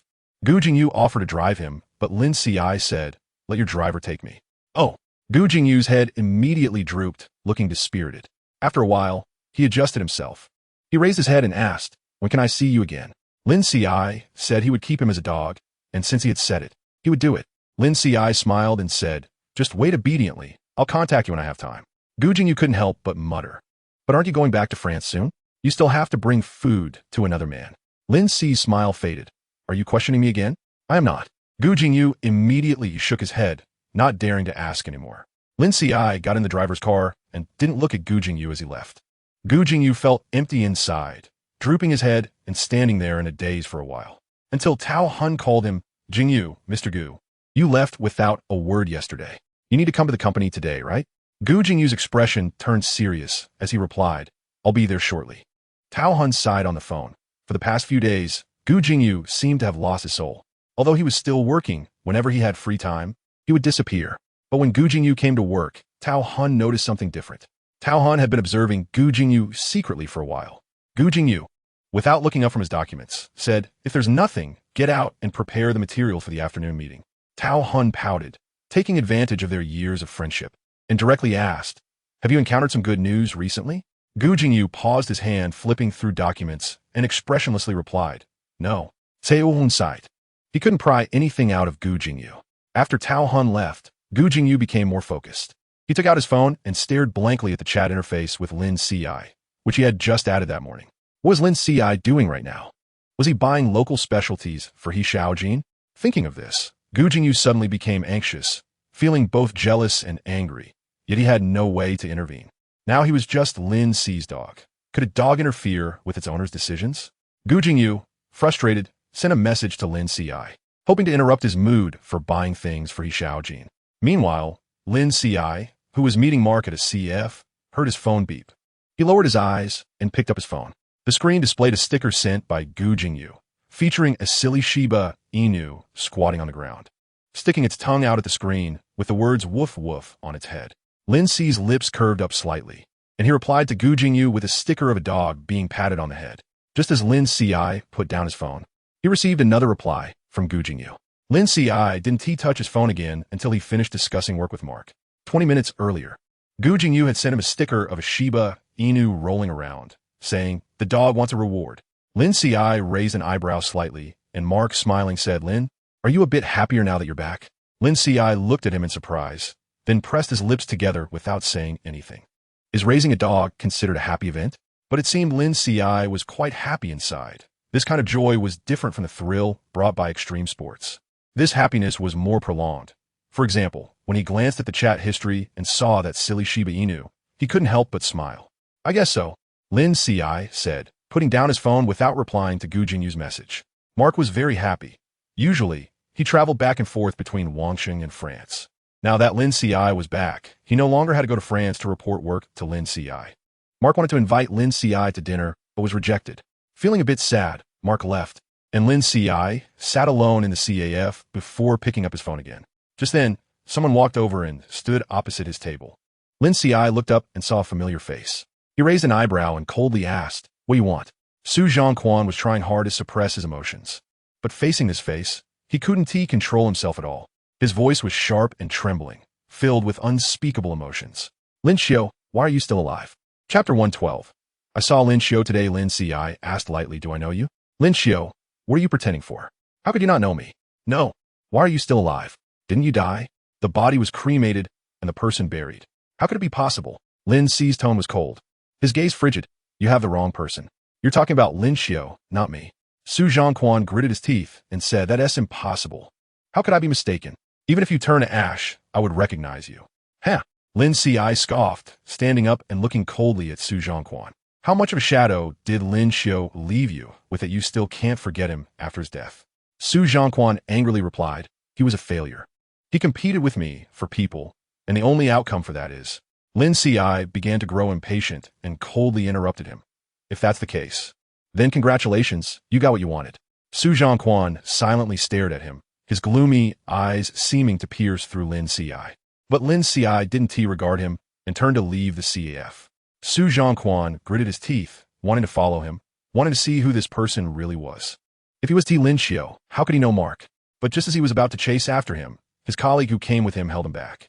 Xiao Quan, what's wrong with you? Su Zhongquan's expression stiffened, forcing a gentle smile. He had encountered an unexpected person. His colleague looked in the direction Lin Qiushi had left and murmured, "That person is so beautiful. Someone like that really deserves to be painted. You only see his face, but don't know how bad his character is. He uses his own body as a bargaining chip and deliberately snatches other people's boyfriends. On the surface, he pretends to be innocent, but privately has a malicious mind." Su Zhongquan speaks with resentment, wishing he could expose everything Lin Qiushi has done. Su Zhongquan's colleague is taken aback. Huh? I can't believe such a good-looking person would do such a thing. Su Zhongquan says sternly. He is that kind of person. His colleague is startled by his tone and looks at Su Zhongquan with a frown. Su Zhongquan has always been a gentle person. He works hard and is talented, and he quite likes him. But he didn't expect Su Zhongquan to be so emotionally unstable, his face so grim when he resents others. Su Zhongquan comes to his senses and quickly adds, "I'm sorry, I had a bit of a headache earlier, so my voice was a bit loud." His colleague nods and doesn't hold it against him. After calming his colleague, Su Zhongquan immediately calls Zhong Weishu. "Hu Yi." Su Zhongquan's voice has completely calmed down as he asks, "Shu Ge, have you been busy lately? I haven't seen you for a long time. Can I treat you to dinner tonight?" Anzhou Technology is thriving now, and as one of the partners, Zhong Weishu's worth has naturally skyrocketed. Over the years, Su Zhongquan has deliberately maintained a good relationship with Zhong Weishu, and his colleagues all envy him for knowing the president of Anzhou Technology. Zhong Weishu apologetically says, "I'm afraid I can't tonight. Jingyu definitely wants us to have a meeting today." Hearing Gu Jingyu's name, Su Zhongquan's expression darkens. Zhong Weishu seems to recall something and asks, "Is Jingyu still not answering your calls?" "Yeah." Hearing the dejection in Su Zhongquan's voice, Zhong Weishu can't help but feel sympathetic. Su Zhongquan hasn't done anything wrong. Just because he likes Gu Jingyu, he is caught between Gu Jingyu and Lin Qiushi. Lin Qiushi's death has nothing to do with Su Zhongquan, yet Gu Jingyu places the blame on him. Not only did he ruthlessly break up with Su Zhongquan, but he also blocked all his contact information. Su Zhongquan cried and caused a scene, not wanting to break up, but Gu Jingyu's heart was cold and unyielding. Thinking of this, Zhong Weishu still feels that Gu Jingyu is too indifferent and heartless. Because of Su Zhongquan, Zhong Weishu has even argued with Gu Jingyu twice. On the phone, Su Zhongquan suddenly asks, "Shu Ge, can I come to your company?" Zhong Weishu hesitates for a moment, but says, "Come on over. I'll have my assistant bring you up. Just stay in my office and don't go out. If Gu Jingyu finds out I let you into the company, there will be another argument." After arriving at Anzhou Technology, Su Zhongquan initially sat in Zhong Weishu's office, but later, using the excuse of going to the restroom, he slipped into Gu Jingyu's office. He entered Gu Jingyu's office while the people in the secretary's office were not paying attention, bending down as he did so. Gu Jingyu was on the phone, and when he saw Su Zhongquan, his brows suddenly furrowed. Gu Jingyu quickly hung up the phone and directly dialed the secretary's office. "Get in here." "Jingyu," Su Zhongquan stepped forward and said urgently, "I have something to tell you, and I'll leave once I've said it." Gu Jingyu's gaze was icy. When assistant he entered, he said, "This person came into my office, and you all didn't know?" Assistant, he looked ashamed. "It's our mistake. President Gu, I'll ask Mr. Su to leave right now." Just as assistant he was about to grab Su Zhongquan's hand, Su Zhongquan suddenly said, "Jingyu, I saw Lin Qiushi today." Assistant, he widened his eyes in shock, while Gu Jingyu narrowed his eyes slightly. "I'm telling the truth." Su Zhongquan thought they didn't believe him, so he continued, "I saw him having coffee with Mr. Mark. This is what I saw with my own eyes. If you don't believe me, you can ask Mark." Assistant, he said, "Mr. Su, Lin Xiao left 3 years ago. You shouldn't slander him at this time. You all believe him so much?" Su Zhongquan suddenly became furious. Just because he was with Mark doesn't mean anything. He climbed into Mark's bed back then and forced me out of the company. Now he is entangled with Mark again, which clearly shows that his death was just a trick to mock us. He climbed to a higher branch. So he faked his death and has been living it up for these years. Enough. Gu Jingyu's eyes were filled with suppressed anger. "Get out." Su Zhongquan's eyes widened in shock as he looked at him. Even after saying that, Gu Jingyu still didn't believe him. You trust him that much? He has been lying to you. He isn't dead. I know. Gu Jingyu interrupted him. I know he isn't dead. Aside from that, nothing else matters. You knew he wasn't dead all along? Su Zhongquan murmured, repeating it, then suddenly laughed out loud, the laughter sharp and piercing. Gu Jingyu. He fooled you into thinking he was dead for 3 years. You're so magnanimous, pretending none of this exists. What about me? Su Zhongquan wanted to ask why he, who should have been Gu Jingyu's most beloved person, had become this way. Why did Lin Qiushi not die? It was precisely because he didn't die that the plot of these 3 years was completely different from the previous life. Lin Qiushi had taken Gu Jingyu away, and Su Zhongquan deeply realized this point. Chapter 113. Don't do anything extra. After Su Zhongquan left, Gu Jingyu picked up his phone again. He pondered over what Su Zhongquan had said. Lin Ci was with Mark? Lin Ci knows Mark? Gu Jingyu quickly figured it out. Mark is also from a French investment company, so it's normal for Lin Ci to know him. But Gu Jingyu then thought, why did Lin Ci meet with Mark without inviting him? He was inexplicably furious about this. Lin Ci hadn't replied to his message because he was with that middle-aged man, Mark. Gu Jingyu squeezed his phone. Finding a dog wagging its tail emoji from the several sticker packs he had hastily downloaded that morning and sent it to Lin Ci. But after waiting for over half an hour, Lin Ci still hadn't replied. Gu Jingyu grew anxious, unable to sit still. He stood up and walked to the floor-to-ceiling glass window, hesitantly dialing the phone. After 3 rings, Lin Ci answered. Hello. Gu Jingyu's tone was somewhat aggrieved. Why didn't you reply to me? Lin Ci laughed on the other end of the line. I simply didn't want to reply. Is that not allowed? Oh, if Gu Jingyu had a tail, it would have drooped to the ground by now. Lin Ci crossed his legs and changed his sitting position. What's up calling me? Su Zhongquan saw him with Mark, and given Su Zhongquan's personality, he should have told Gu Jingyu. Lin Ci waited for Gu Jingyu to ask, but unexpectedly, Gu Jingyu didn't bring it up and instead asked about something else. What time are you returning to the villa today? I'll come pick you up. Lin Ci instantly saw through Gu Jingyu's little thoughts. He didn't ask if he would return, but directly said he would come pick him up. Lin Ci was just about to say he wouldn't be going back when suddenly the airport announcement rang out. On the other end of the line, Gu Jingyu suddenly became anxious. Are you going back to France? Yeah. Lin Ci nodded. Gu Jingyu's mood plummeted from a high point, sinking deeper and deeper. His heart felt heavy, and his tongue tasted bitter. You're not coming back after this? After asking, he suddenly remembered something. Aren't you working on the Yao family's project? Are you giving up? Lin Ci said, I'll go back for a while. If you can manage to sway the board of the Yao family while I'm away, then you're impressive. Gu Jingyu wasn't concerned about that at all. He just wanted to know if Lin Ci was going back to see Xiaojin. Previously, he had heard Lin Ci on the phone saying he would return in a few days and bring local specialties for Xiaojin. The more Gu Jingyu thought about it, the more sourness bubbled up inside him. His hand, hanging by his leg, started to tremble uncontrollably, his fingers twitching in a spastic, distorted position. Gu Jingyu suddenly said, I want to see you off. Lin Ci replied, I'm already at the airport. How much longer until you board? Lin Ci fell silent, and, on the other end, Gu Jingyu stubbornly asked again, how much longer until you board? Lin Ci looked up at the airport display screen and said lightly, 1 hour left. Gu Jingyu hung up the phone, grabbed his coat off the chair, and rushed out. At the office entrance, Iju was about to ask Gu Jingyu about Lin Qiushi, but was met with Gu Jingyu rushing past him. What should have been a 30-minute drive, Gu Jingyu managed to compress into 20 minutes. Upon arriving at the airport, he immediately jumped out of the car and went inside to find Lin Ci. By the time he appeared in front of Lin Ci, drenched in sweat, he finally let out the breath he had been holding since leaving the company. He leaned over, hands on his knees, looking at Lin Ci. Lin Ci uncrossed his legs, leaned forward slightly, and smiled at Gu Jingyu. You came so quickly? Gu Jingyu panted heavily, suddenly at a loss for words in front of that smiling face. After a long pause, he helplessly said, Lin Ci, are you doing this on purpose? Lin Ci stood up, resting his hand on the suitcase's handle. He replied calmly, if you're dissatisfied, you don't have to come. I will. Gu Jingyu hurriedly said, I will definitely come. Lin Ci smiled again, satisfied, and reached out to touch Gu Jingyu's ear, like patting a well-behaved dog. All right, I need to board now.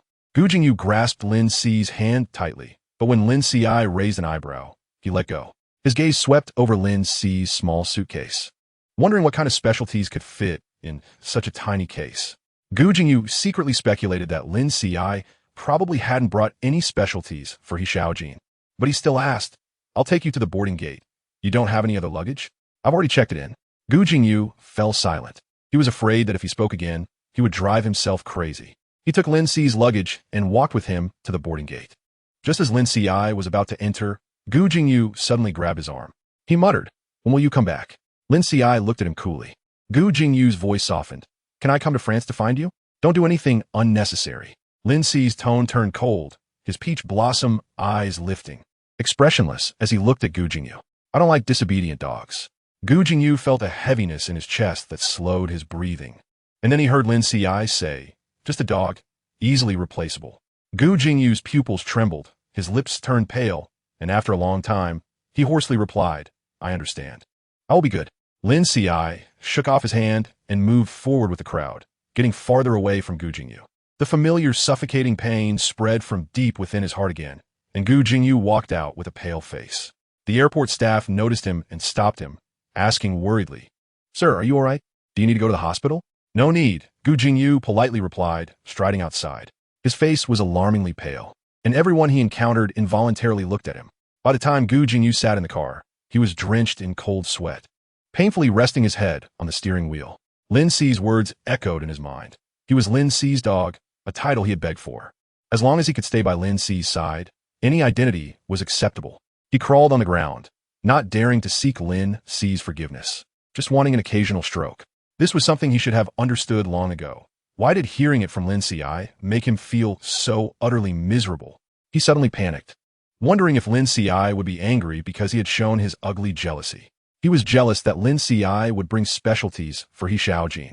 He was jealous that Lin Xi treated him like a dog while viewing He Xiaojin as a potential romantic partner. He was a dog that could be discarded by Lin Xi at any time, while He Xiaojin could always stay by Lin Xi's side.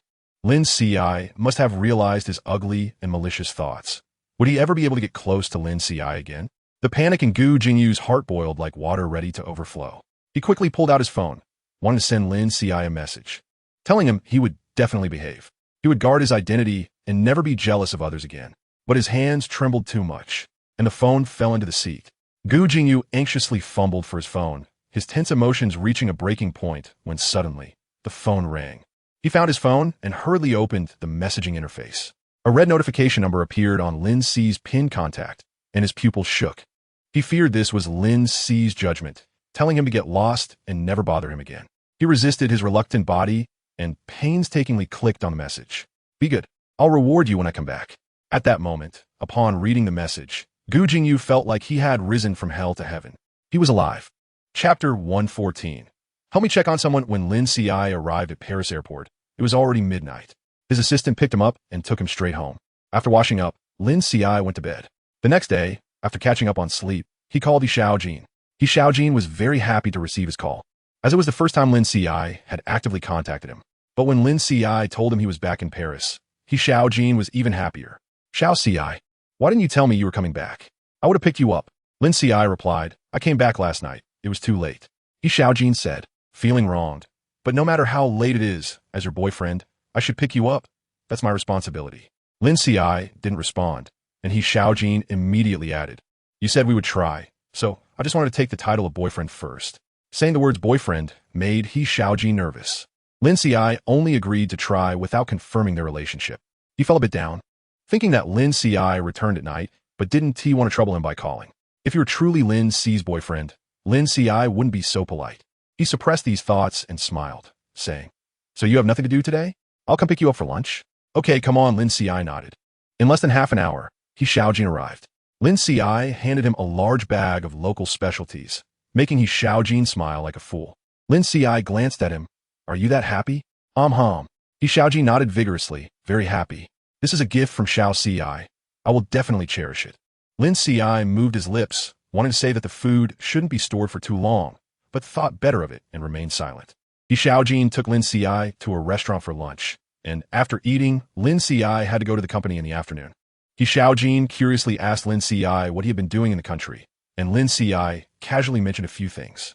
He Xiaojin said, "Xiao Ci, will you go back to the country again?" "I have to go again in a few days." He Xiaojin's expression stiffened, and he hesitantly asked, "Can I go back with you?"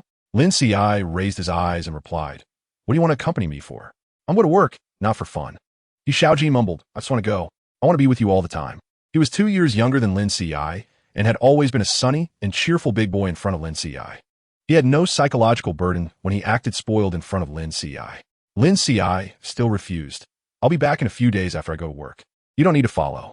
He Xiaojin pursed his lips, wanted to ask if that Gu Jingyu was in Wanqing. A fleeting shadow crossed his eyes, but he forced a smile again. All right, I'll wait for you in Paris. After finishing his meal, Lin Qiushi went to the company. The Yao family's project couldn't be resolved in a short time, and he had to return to handle other work. Anzhou Technology seemed to have reached a bottleneck in its development. Although Gu Jingyu and the others were seeking other avenues, Lin Qiushi was very dissatisfied. He spent the entire afternoon in the office, drafting a plan for Anzhou Technology, and then sent it to Mark. After Mark expressed his admiration, he sent Lin Qiushi another message. Lin, there are shareholders in Anzhou who want to sell their shares, so a shareholders meeting will be held.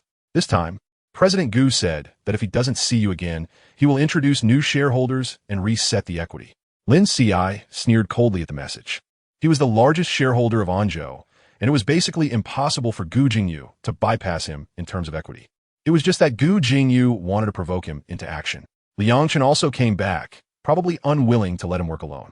In the evening, Liang Chen came to Lin Xi's office, stretched lazily, and complained, "How nice would it be if I didn't have to work? Clearly, I have more than enough money that I won't be able to spend in my lifetime, so why do I still have to work?" Lin Xi's assistant silently shifted his gaze to Liang Chen, eyes filled with resentment. Hearing Liang Chen's words made the ordinary workers want to throw a bag over him and drag him to a corner for a good beating. It was so infuriating. Lin Qiushi smiled and said, "Are you missing the days of being a rich kid who just eats and waits to die? Or do you want to go back to Wanqing?" Before Liang Chen partnered with Lin Qiushi, all his properties were handed over to professional managers. Now that he partnered with Lin Qiushi, he only personally handled matters related to Shiguan Capital. Nowadays, he was wholeheartedly chasing after Xianmu. So Lin Qiushi found it strange that he could come back to handle work. Liang Chen suddenly said, "Why don't we move the company back to Wanqing? Wanqing is a top-tier city with plenty of investment opportunities.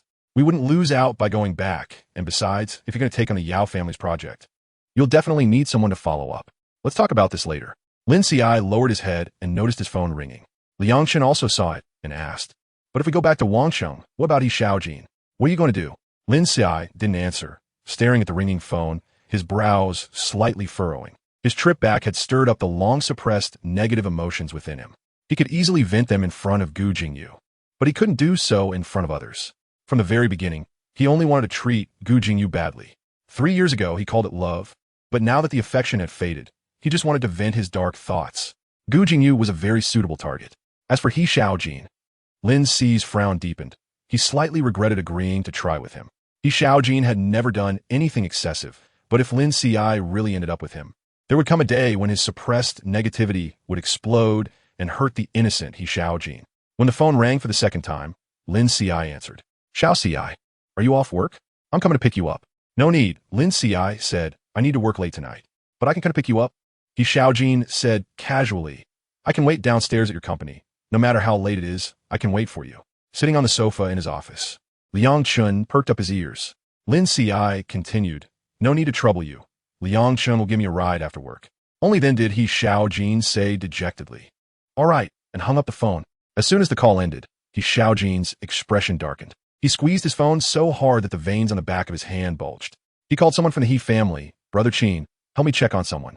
On the other end, Brother Qin said, "I've sent you the information you wanted on Gu Jingyu to your email. Remember to check it." "Who do you want to check now?" "Lin Qiushi." Brother Qin was surprised. "Isn't it the person you like? You've been pursuing him for 2 years." "Xiaojin, if this Lin Zong finds out what you're doing, he might get angry. If he gets angry, there's nothing I can do." He Xiaojin gritted his teeth and said irritably, "Just help me find out what happened after he went back to Wanqing. I want to know everything about him." He had a feeling that Lin Qiushi had changed after returning from Wanqing. In the past, Lin Qiushi was cold and proud, and no matter how many people surrounded him, he remained unaffected. Even he could only occupy the position of a friend beside Lin Qiushi. But now, there was an additional layer to Lin Qiushi that He Xiaojin couldn't understand. Moreover, although Lin Qiushi used to reject him, he didn't actually care about He Xiaojin's attentions.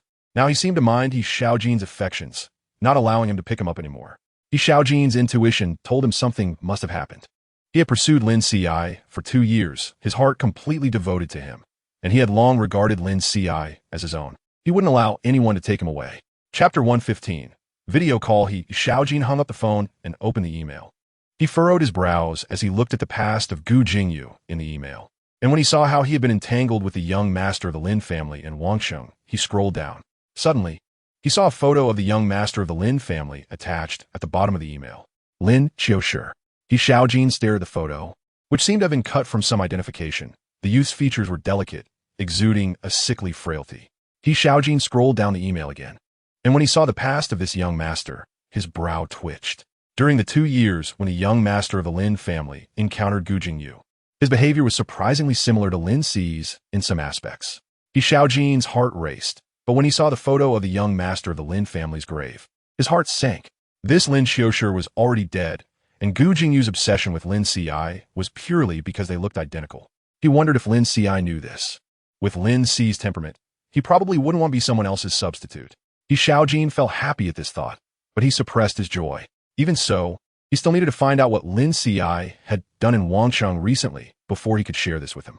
He had to be fully prepared to let Lin Xi see through Gu Jingyu's intentions. He was determined to have Lin Xi, and he didn't care how long it took to pursue him, but the premise was that Lin Xi had to be won over by him. That evening, after working late, Lin Xi returned home. After washing up and lying in bed, he suddenly remembered that he had previously mentioned wanting to get a golden collar for Gu Jingyu. Thinking of this, he called someone he knew in the circle to order a custom golden collar. The person on the other end of the phone teased, "President Lin wants to play these games. I wonder how many people are willing to raise their necks. Just waiting for President Lin to personally put them on." Lin Xi replied, "Really? It's a pity that I don't like things that are delivered to my doorstep." The laughter on the other end grew louder, and after chatting a few more sentences, Lin Xi hung up the phone. His fingers swiped across the phone screen, and he saw that his chat history with Gu Jingyu ended yesterday afternoon. The last message was a big dog emoji that Gu Jingyu sent him. He must have been on a plane at that time. The big dog was rolling on the ground, exposing its soft belly to show that it was being obedient. Lin Xi tapped the dog's belly on the screen. He quite liked Gu Jingyu's sensibility now. It seemed that no matter how he treated him, Gu Jingyu would obediently accept it. Just look at how he made Gu Jingyu behave a bit more, and Gu Jingyu wouldn't dare to contact him. So obedient that Lin Xi couldn't help but want to step on that soft belly a couple of times. Unfortunately, the person wasn't by his side. Lin Xi clicked his tongue and directly dialed a video call. Gu Jingyu quickly answered the call, looking dazed as if he didn't expect Lin Xi to call him. But he quickly reacted, and his dark eyes lit up. "Lin Xi, why are you calling me so late? Did I disturb you?" Lin Xi looked at him coldly. Since that was the case, there was no need to say more. He hung up the phone directly, and Gu Jingyu panicked, immediately calling back. But Lin Xi didn't answer him. Gu Jingyu's eyes turned red with anxiety, holding the phone with both hands, continuing to call Lin Xi. But every time he called, Lin Xi hung up. Gu Jingyu was anxious. He desperately wanted to explain things to Lin Xi. He sent Lin Xi a message. "I wasn't disturbed, really. I misspoke. Please don't be angry. Dog is very obedient. JPG. I was wrong. Are you still angry? Dog with pitiful eyes. JPG. I really made a mistake. I miss you. I've been very obedient these past 2 days. Can you take a look at me? Dog crying. JPG. Just when Gu Jingyu thought Lin Xi was angry and wouldn't pay attention to him anymore, Lin Xi's call came through again. As soon as it connected, Gu Jingyu anxiously looked at Lin Xi and hurriedly explained, "You can call me anytime. It won't disturb me." Lin Xi looked at his red eyes and suddenly smiled. What to do? Seeing Gu Jingyu in pain made his bad side surge up again. He licked his tongue over his gums and suddenly asked, "Are you taking a shower?" "Yeah, I'm about to." Gu Jingyu was in the bathroom, having already taken off his shirt. Lin Xi said, "I'll watch you shower." Gu Jingyu's pupils froze slightly, and his ears slowly turned red. He looked at Lin Xi, opened his mouth, wanted to say something, but in the end, said nothing. He propped the phone on a nearby counter, turning his back to Lin Xi, and from the phone, one could see the small of his back. Just as he was about to turn on the shower, Lin Xi smiled and said, "Use cold water. Otherwise, the steam will cover everything, and nothing will be visible." What does Lin Xi want to see? Gu Jingyu didn't dare to think. He turned on the cold water, and the icy water splashed onto him, making him shiver. But the gaze from behind him felt almost tangible, igniting a fire within him. Lin Xi was watching him. Just thinking about Lin Xi's gaze on his bare back made him tremble. "Gu Jingyu, turn around." Lin Xi's voice came from the phone, mingling with the sound of water, seemingly adding some kind of magic. The cold water pouring down couldn't extinguish the heat. Gu Jingyu turned around with difficulty. Although the phone screen couldn't see his lower body, it felt as if something was being watched, making him even more excited. Gu Jingyu looked at Lin Ci. The warm light from the bedroom softly draping over Lin Ci, and even through the phone, that face made Gu Jingyu's heart race. Lin Ci. Gu Jingyu stepped forward foolishly, but his fingers reached in another direction. Lin Ci narrowed his eyes. What are you doing? I miss you, Gu Jingyu said. His face was flushed, veins standing out on his neck, and his Adam's apple was tightly strung. Even through the screen, the heat of male hormones surged forth. Lin Ci couldn't see Gu Jingyu's hand movements, but he could see from Gu Jingyu's face that a volcano was about to erupt. Lin Ci smiled and said, Gu Jingyu, you've gotten bold. Gu Jingyu stopped his movements, cautiously looking at Lin Ci.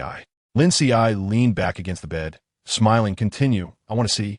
This sentence was like lighting the fuse of a volcano. In an instant, Gu Jingyu reached his limit, and the magma spewed forth. When the volcano erupted, all Gu Jingyu could see in his mind was Lin Ci's clear and bright eyes. Gu Jingyu stared blankly at Lin Ci, the cold water still splashing down, quickly washing away all the filth in the room. Lin Ci smiled and said, This is a reward for you. Do you like it? Gu Jingyu felt dizzy and instinctively nodded blankly. Lin Ci said good night. After he finished speaking, the phone hung up, and the screen quickly went black. Gu Jingyu felt as if he was trapped in a frenzy granted to him by Lin Ci. As soon as Lin Ci withdrew, he took away all his passion and vitality. Chapter 116. Lin Ci has a weakness in the bathroom. Only the sound of water remained. Gu Jingyu stood under the cold shower, feeling downcast. After about 10 minutes, he finally turned off the cold water. His skin was icy, glistening with a pale sheen. He hastily wiped his body and suddenly saw his naked form in the mirror. Earlier, facing Lin Ci, he had draped a towel over his shoulder, and the part that hung down perfectly covered his heart. Now, in the mirror, he could see the scars on his heart clearly. Ugly, twisted lines running across it, some dark, some light. The most recent one was from a night before Lin Ci returned to the country, when he lost control and scratched himself.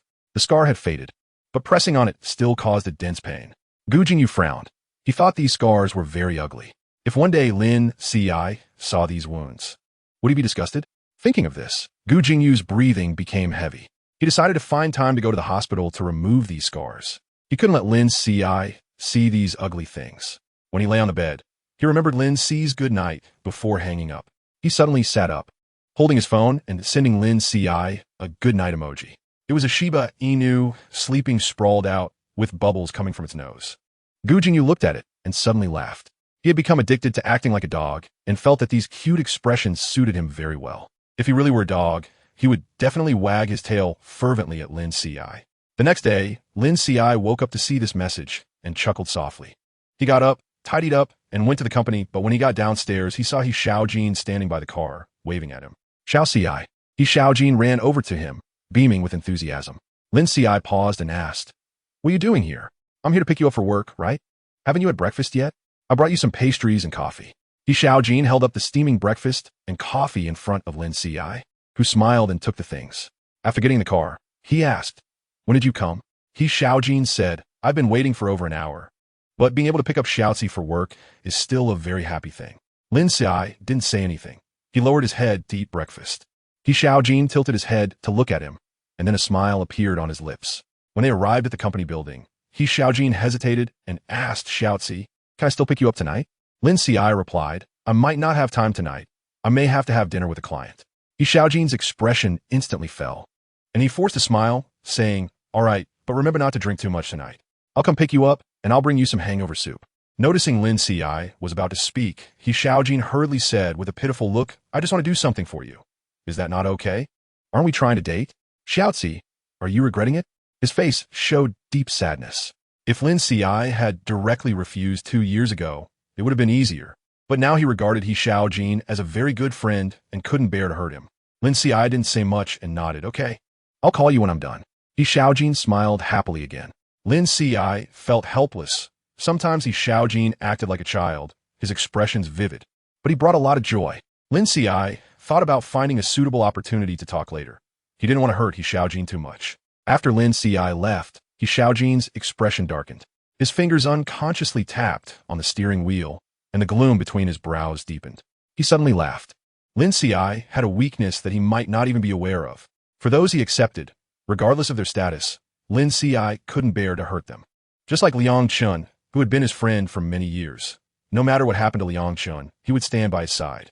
Because of his pursuit over the past 2 years, Lin Qiushi had placed He Xiaojin within his circle of close people. Even if Lin Qiushi didn't have those feelings for him, he wouldn't be cruel enough to refuse him. The person who appeared so indifferent was actually so gentle, which made him seem a bit pitiful. As if he hadn't received much love, he tightly guarded what belonged to him. He Xiaojin smiled and happily started the car. Those with weaknesses are easier to conquer. Lin Qiushi couldn't refuse him. Lin Qiushi had been in France for a week, during which time Yao Yin called him. On the phone, he sounded anxious, wanting Lin Qiushi to return to help him. Lin Qiushi replied calmly, "President Yao can convince half of the board members, which already shows your strength. You don't need to worry. Shiguang Capital will stand behind you. The board meeting will proceed as usual, and I will return in time to attend." Hearing this, Yao Yin breathed a sigh of relief. It seemed that with Shiguang Capital behind him, he could stand tall against those stubborn old board members.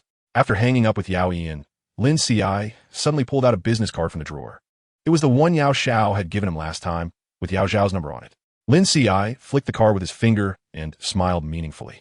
In the past few days, Lin Qiushi hadn't contacted Gu Jingyu, and Gu Jingyu only sent him a good night emoji every night, which Lin Qiushi never replied to. One day, Catherine called him, hoping he would attend a private party. Lin Qiushi definitely wanted to give Catherine face, so he nodded in agreement. When he arrived at the banquet hall, he saw He Xiaojin, who brightened up upon seeing him and rushed to his side. "Xiaozi," he called enthusiastically. "Lin Qiushi, I didn't expect you to be here too." He Xiaojin was the most outstanding among his generation of the He family. But perhaps because he had been around Lin Qiushi for so long, Lin Qiushi felt as if he had nothing going on. However, thinking of his family status, it wasn't surprising that Catherine could invite him. Catherine smiled at the two of them, saying, "Has Xiaojin not won over President Lin yet?" It wasn't just Catherine who teased. Others present also laughed and asked, "Right, He Xiaojin, have you won him over yet?" "Not yet," He Xiaojin replied with a mock-crying expression. "Xiaozi is very hard to pursue. I still need to work hard." Hearing this, everyone laughed. In Paris's circle, who didn't know that the outstanding heir of the He family had been pursuing Lin Qiushi from Shiguang Capital. He Xiaojin was deeply invested and had not given up over the years, which everyone knew. In their eyes, even though He Xiaojin hadn't won Lin Qiushi over yet, he was getting close. Everyone almost took it for granted that the two would end up together, especially since neither had been involved with anyone else in the past 2 years. Moreover, no one could refuse He Xiaojin's way of pursuing. Lin Qiushi smiled, but didn't say much. He Xiaojin noticed Lin Qi's expression, and a shadow flashed in his eyes. However, he quickly collected himself and handed Lin Qiushi a glass of champagne. Lin Qiushi thanked him, and He Xiaojin cheerfully chatted with him while keeping an eye on the surroundings. With his efforts over the past 2 years, no one dared to approach Lin Qiushi anymore. Everyone knew that this Eastern beauty who had entered the Paris business circle had already been claimed by He Xiaojin. He Xiaojin was satisfied with this outcome. He was not in a hurry. To hunt a beautiful wolf, one must have enough patience. But when he saw Gu Jingyu appear in the banquet hall, his expression darkened. He had a premonition that this person would break the cage he had set and take away his prey. Chapter 117. Framing. While Catherine was speaking with Lin Qiushi and He Xiaojin, Gu Jingyu entered. He saw He Xiaojin standing next to Lin Qiushi, saying he liked Lin Qiushi and was determined to win him over, and Lin Qiushi did not refuse. A wave of bitterness surged in Gu Jingyu's heart, and the alcohol he had consumed felt like a knife, scraping his throat painfully. At that moment, He Xiaojin glanced over, and their eyes met, sparking with tension. He Xiaojin mockingly curled his lips and suddenly wrapped his arm around Lin Qi's waist. Gu Jingyu's face immediately turned incredibly ugly. He tightened his grip on the glass, his gaze cold enough to seem sharp as a blade. When He Xiaojin pulled him in, Lin Qiushi stiffened. He Xiaojin immediately said, "Xiaozi, I'm feeling a bit dizzy." "What's wrong?" Lin Qiushi set down his glass, looking at him with concern. He Xiaojin caught a glimpse of Gu Jingyu's ugly expression and deliberately leaned on Lin Qi's shoulder. "I probably ate too much seafood for lunch with a client, and now I've had some wine. I'm not feeling well." Lin Qiushi frowned and supported He Xiaojin's arm. "I'll take you to the hospital." He Xiaojin replied, "No need. I just want to rest for a while." Lin Qiushi said, "Then I'll help you to the lounge upstairs to rest for a bit." "Okay." "Xiaozi, you're so nice," He Xiaojin said as he rubbed against Lin Qi's shoulder. Lin Qiushi informed Catherine and then helped He Xiaojin to the lounge upstairs. Catherine brought her family doctor over to check on He Xiaojin. The doctor said, "It should be a case of stomach chill, compounded by drinking. The doctor prescribed some medication, and Lin Qiushi turned to pour He Xiaojin a glass of warm water. Once everyone had dispersed, He Xiaojin held Lin Qi's hand and said, "You're still the best, Xiaozi." Lin Qiushi replied, "I've contacted your assistant to come pick you up. You should go home and rest." He Xiaojin's face stiffened. "Aren't you going to take me home?" "I have some things to discuss with Catherine," Lin Qiushi said. He Xiaojin quickly said, "Then I'll rest here. I'll wait for you to go back together." Lin Qiushi was just about to refuse when He Xiaojin looked at him pitifully and begged. Lin Qiushi had no choice but to nod and remind him, "You rest here. I'll come find you after I'm done." He Xiaojin obediently nodded. As soon as Lin Qiushi left the room, he made a phone call. A man's voice on the other end said, "He Xiao, we've got him cornered." He Xiaojin's face darkened as he replied, "I'll be right there." He Xiaojin pushed open the fire escape door at the end of the second floor, and upon seeing the person inside, he coldly closed the fire door. He walked up to Gu Jingyu and said coldly, "I told you to stay away from him." Gu Jingyu sneered. He had come to the second floor to find Lin Qiushi, but was stopped by a group of strong men. He knew who was behind this without having to think. Gu Jingyu also suppressed a surge of anger. He couldn't vent it in front of Lin Qiushi, and now encountering He Xiaojin was just right. Gu Jingyu threw a punch, and He Xiaojin stumbled back a step, supported by his subordinates.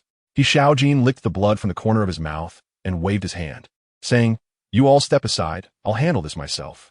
After saying that, he charged at Gu Jingyu. This wasn't their first fight. This time, they were even more ruthless, aiming to seriously injure each other. The two big men silently fought in the stairwell. If it weren't for the sound of fists hitting flesh, it would seem like a silent play.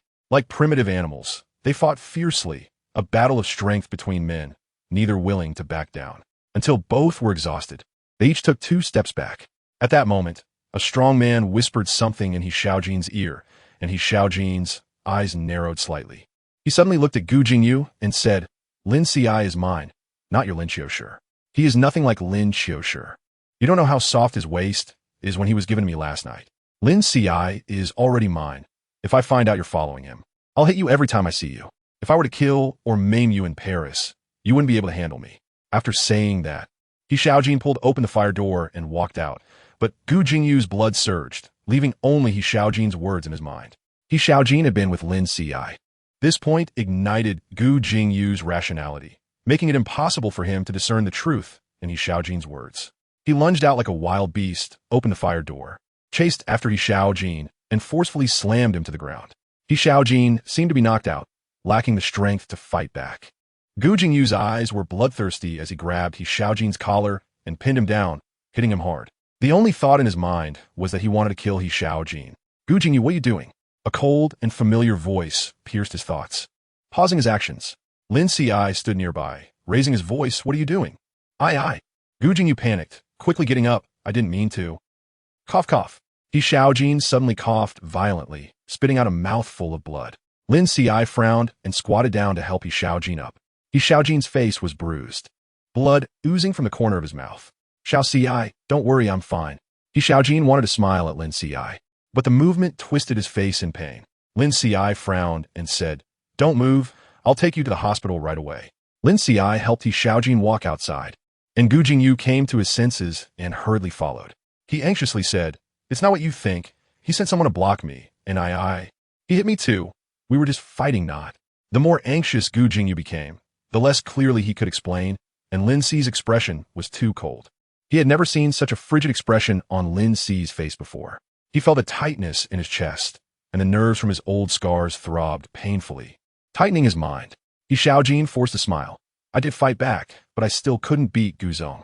Gu Jingyu stared blankly at He Xiaojin, and only then did he realize that he hadn't held back at all while hitting He Xiaojin.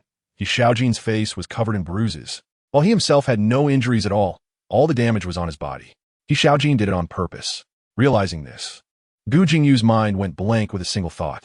He needed to explain things clearly to Lin Qiushi. He couldn't let Lin Qiushi be deceived by He Xiaojin. But after he explained, Lin Qiushi still looked at him coldly. Gu Jingyu's face showed a panicked and fearful expression when Lin Qiushi spoke. His fear surged to the top of his head. "Did I not tell you not to do anything unnecessary?" Lin Qiushi spoke word by word, his voice frosty. "Who told you to come to Paris? Who told you to hit He Xiaojin? Who told you to lie in front of me?" Hearing Lin Qi's words, He Xiaojin, who had his head down, curled the corners of his mouth slightly. and this slight curve was caught by Gu Jingyu, causing him to feel as if he had fallen into a cold abyss, his whole body frozen. Chapter 118. I want to explain. Clearly, Lin Qiushi took He Xiaojin to the hospital. After the doctor examined He Xiaojin's wounds, he gave him an ice pack and some medicine. He Xiaojin held the ice pack to his face and asked, "Xiao Qiushi, are you unhappy tonight?" Ever since they left the banquet hall, Lin Qiushi had hardly spoken. He Xiaojin couldn't gauge Lin Qi's mood, so he deliberately asked in his usual tone. Lin Qiushi shook his head lightly. No. He Xiaojin's eyes flickered, and he continued, "Aren't you angry that I fought with Gu Jingyu? I also hurt him. Although I couldn't beat him, I didn't let him off either." Lin Qiushi asked, "You couldn't beat him?" He Xiaojin's heart trembled, and he mumbled, "He's so tall. How could I beat him?" Luckily Xiao Qiushi came. Otherwise, my handsome face would have been ruined by him. Lin Qiushi smiled and stood up, saying, "I'll take you home." "Okay, Xiao Qiushi is so nice to me." He Xiaojin happily replied. Suddenly, he exclaimed. Lin Qiushi turned back to look at him, and He Xiaojin pitifully said, "The wound hurts too much. I want Xiao Qiushi to help me with it." He Xiaojin grabbed Lin Qi's hand, and Lin Qiushi took the ice pack and applied it to his face for a moment. But soon, Lin Qi's assistant called, and Lin Qiushi set the ice pack down and said, "Let's go." He Xiaojin felt reluctant, but still followed Lin Qiushi. When Lin Qiushi dropped He Xiaojin off at his doorstep, He Xiaojin said, "It's so late, why not stay? I have my assistant taking me back. You should rest early and keep your wound dry for the next few days." He Xiaojin looked at Lin Qiushi with a wronged expression, but Lin Qiushi still turned to leave.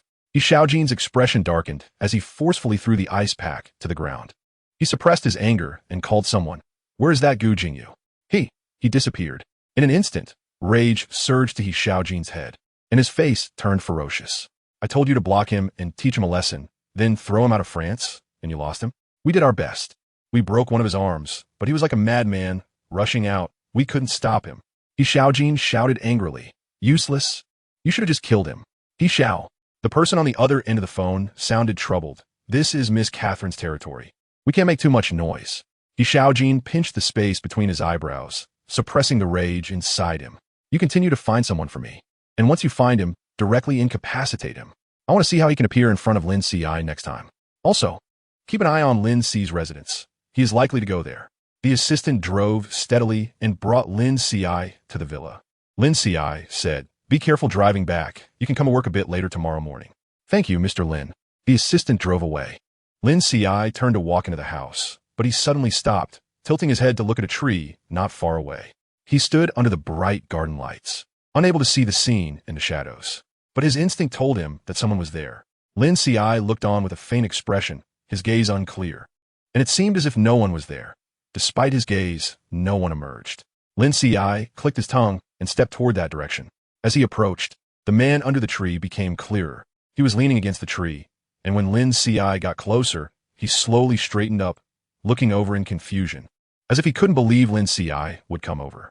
However, as soon as Lin Qiushi arrived, he became tense, his shoulders involuntarily stiffening, which aggravated his injuries, causing his face to turn pale. Lin Qiushi stood 2 steps in front of him, looking at him coldly. "What are you doing here?" I want to clarify things with you." "Clarify what?" "I didn't do anything extra." Gu Jingyu dared not come closer, still mostly hidden in the shadows of the tree. His voice was low, suppressing some ambiguous emotions. "I came to France because Catherine invited me. I didn't know you would be here tonight." I didn't intend to fight He Xiaojin.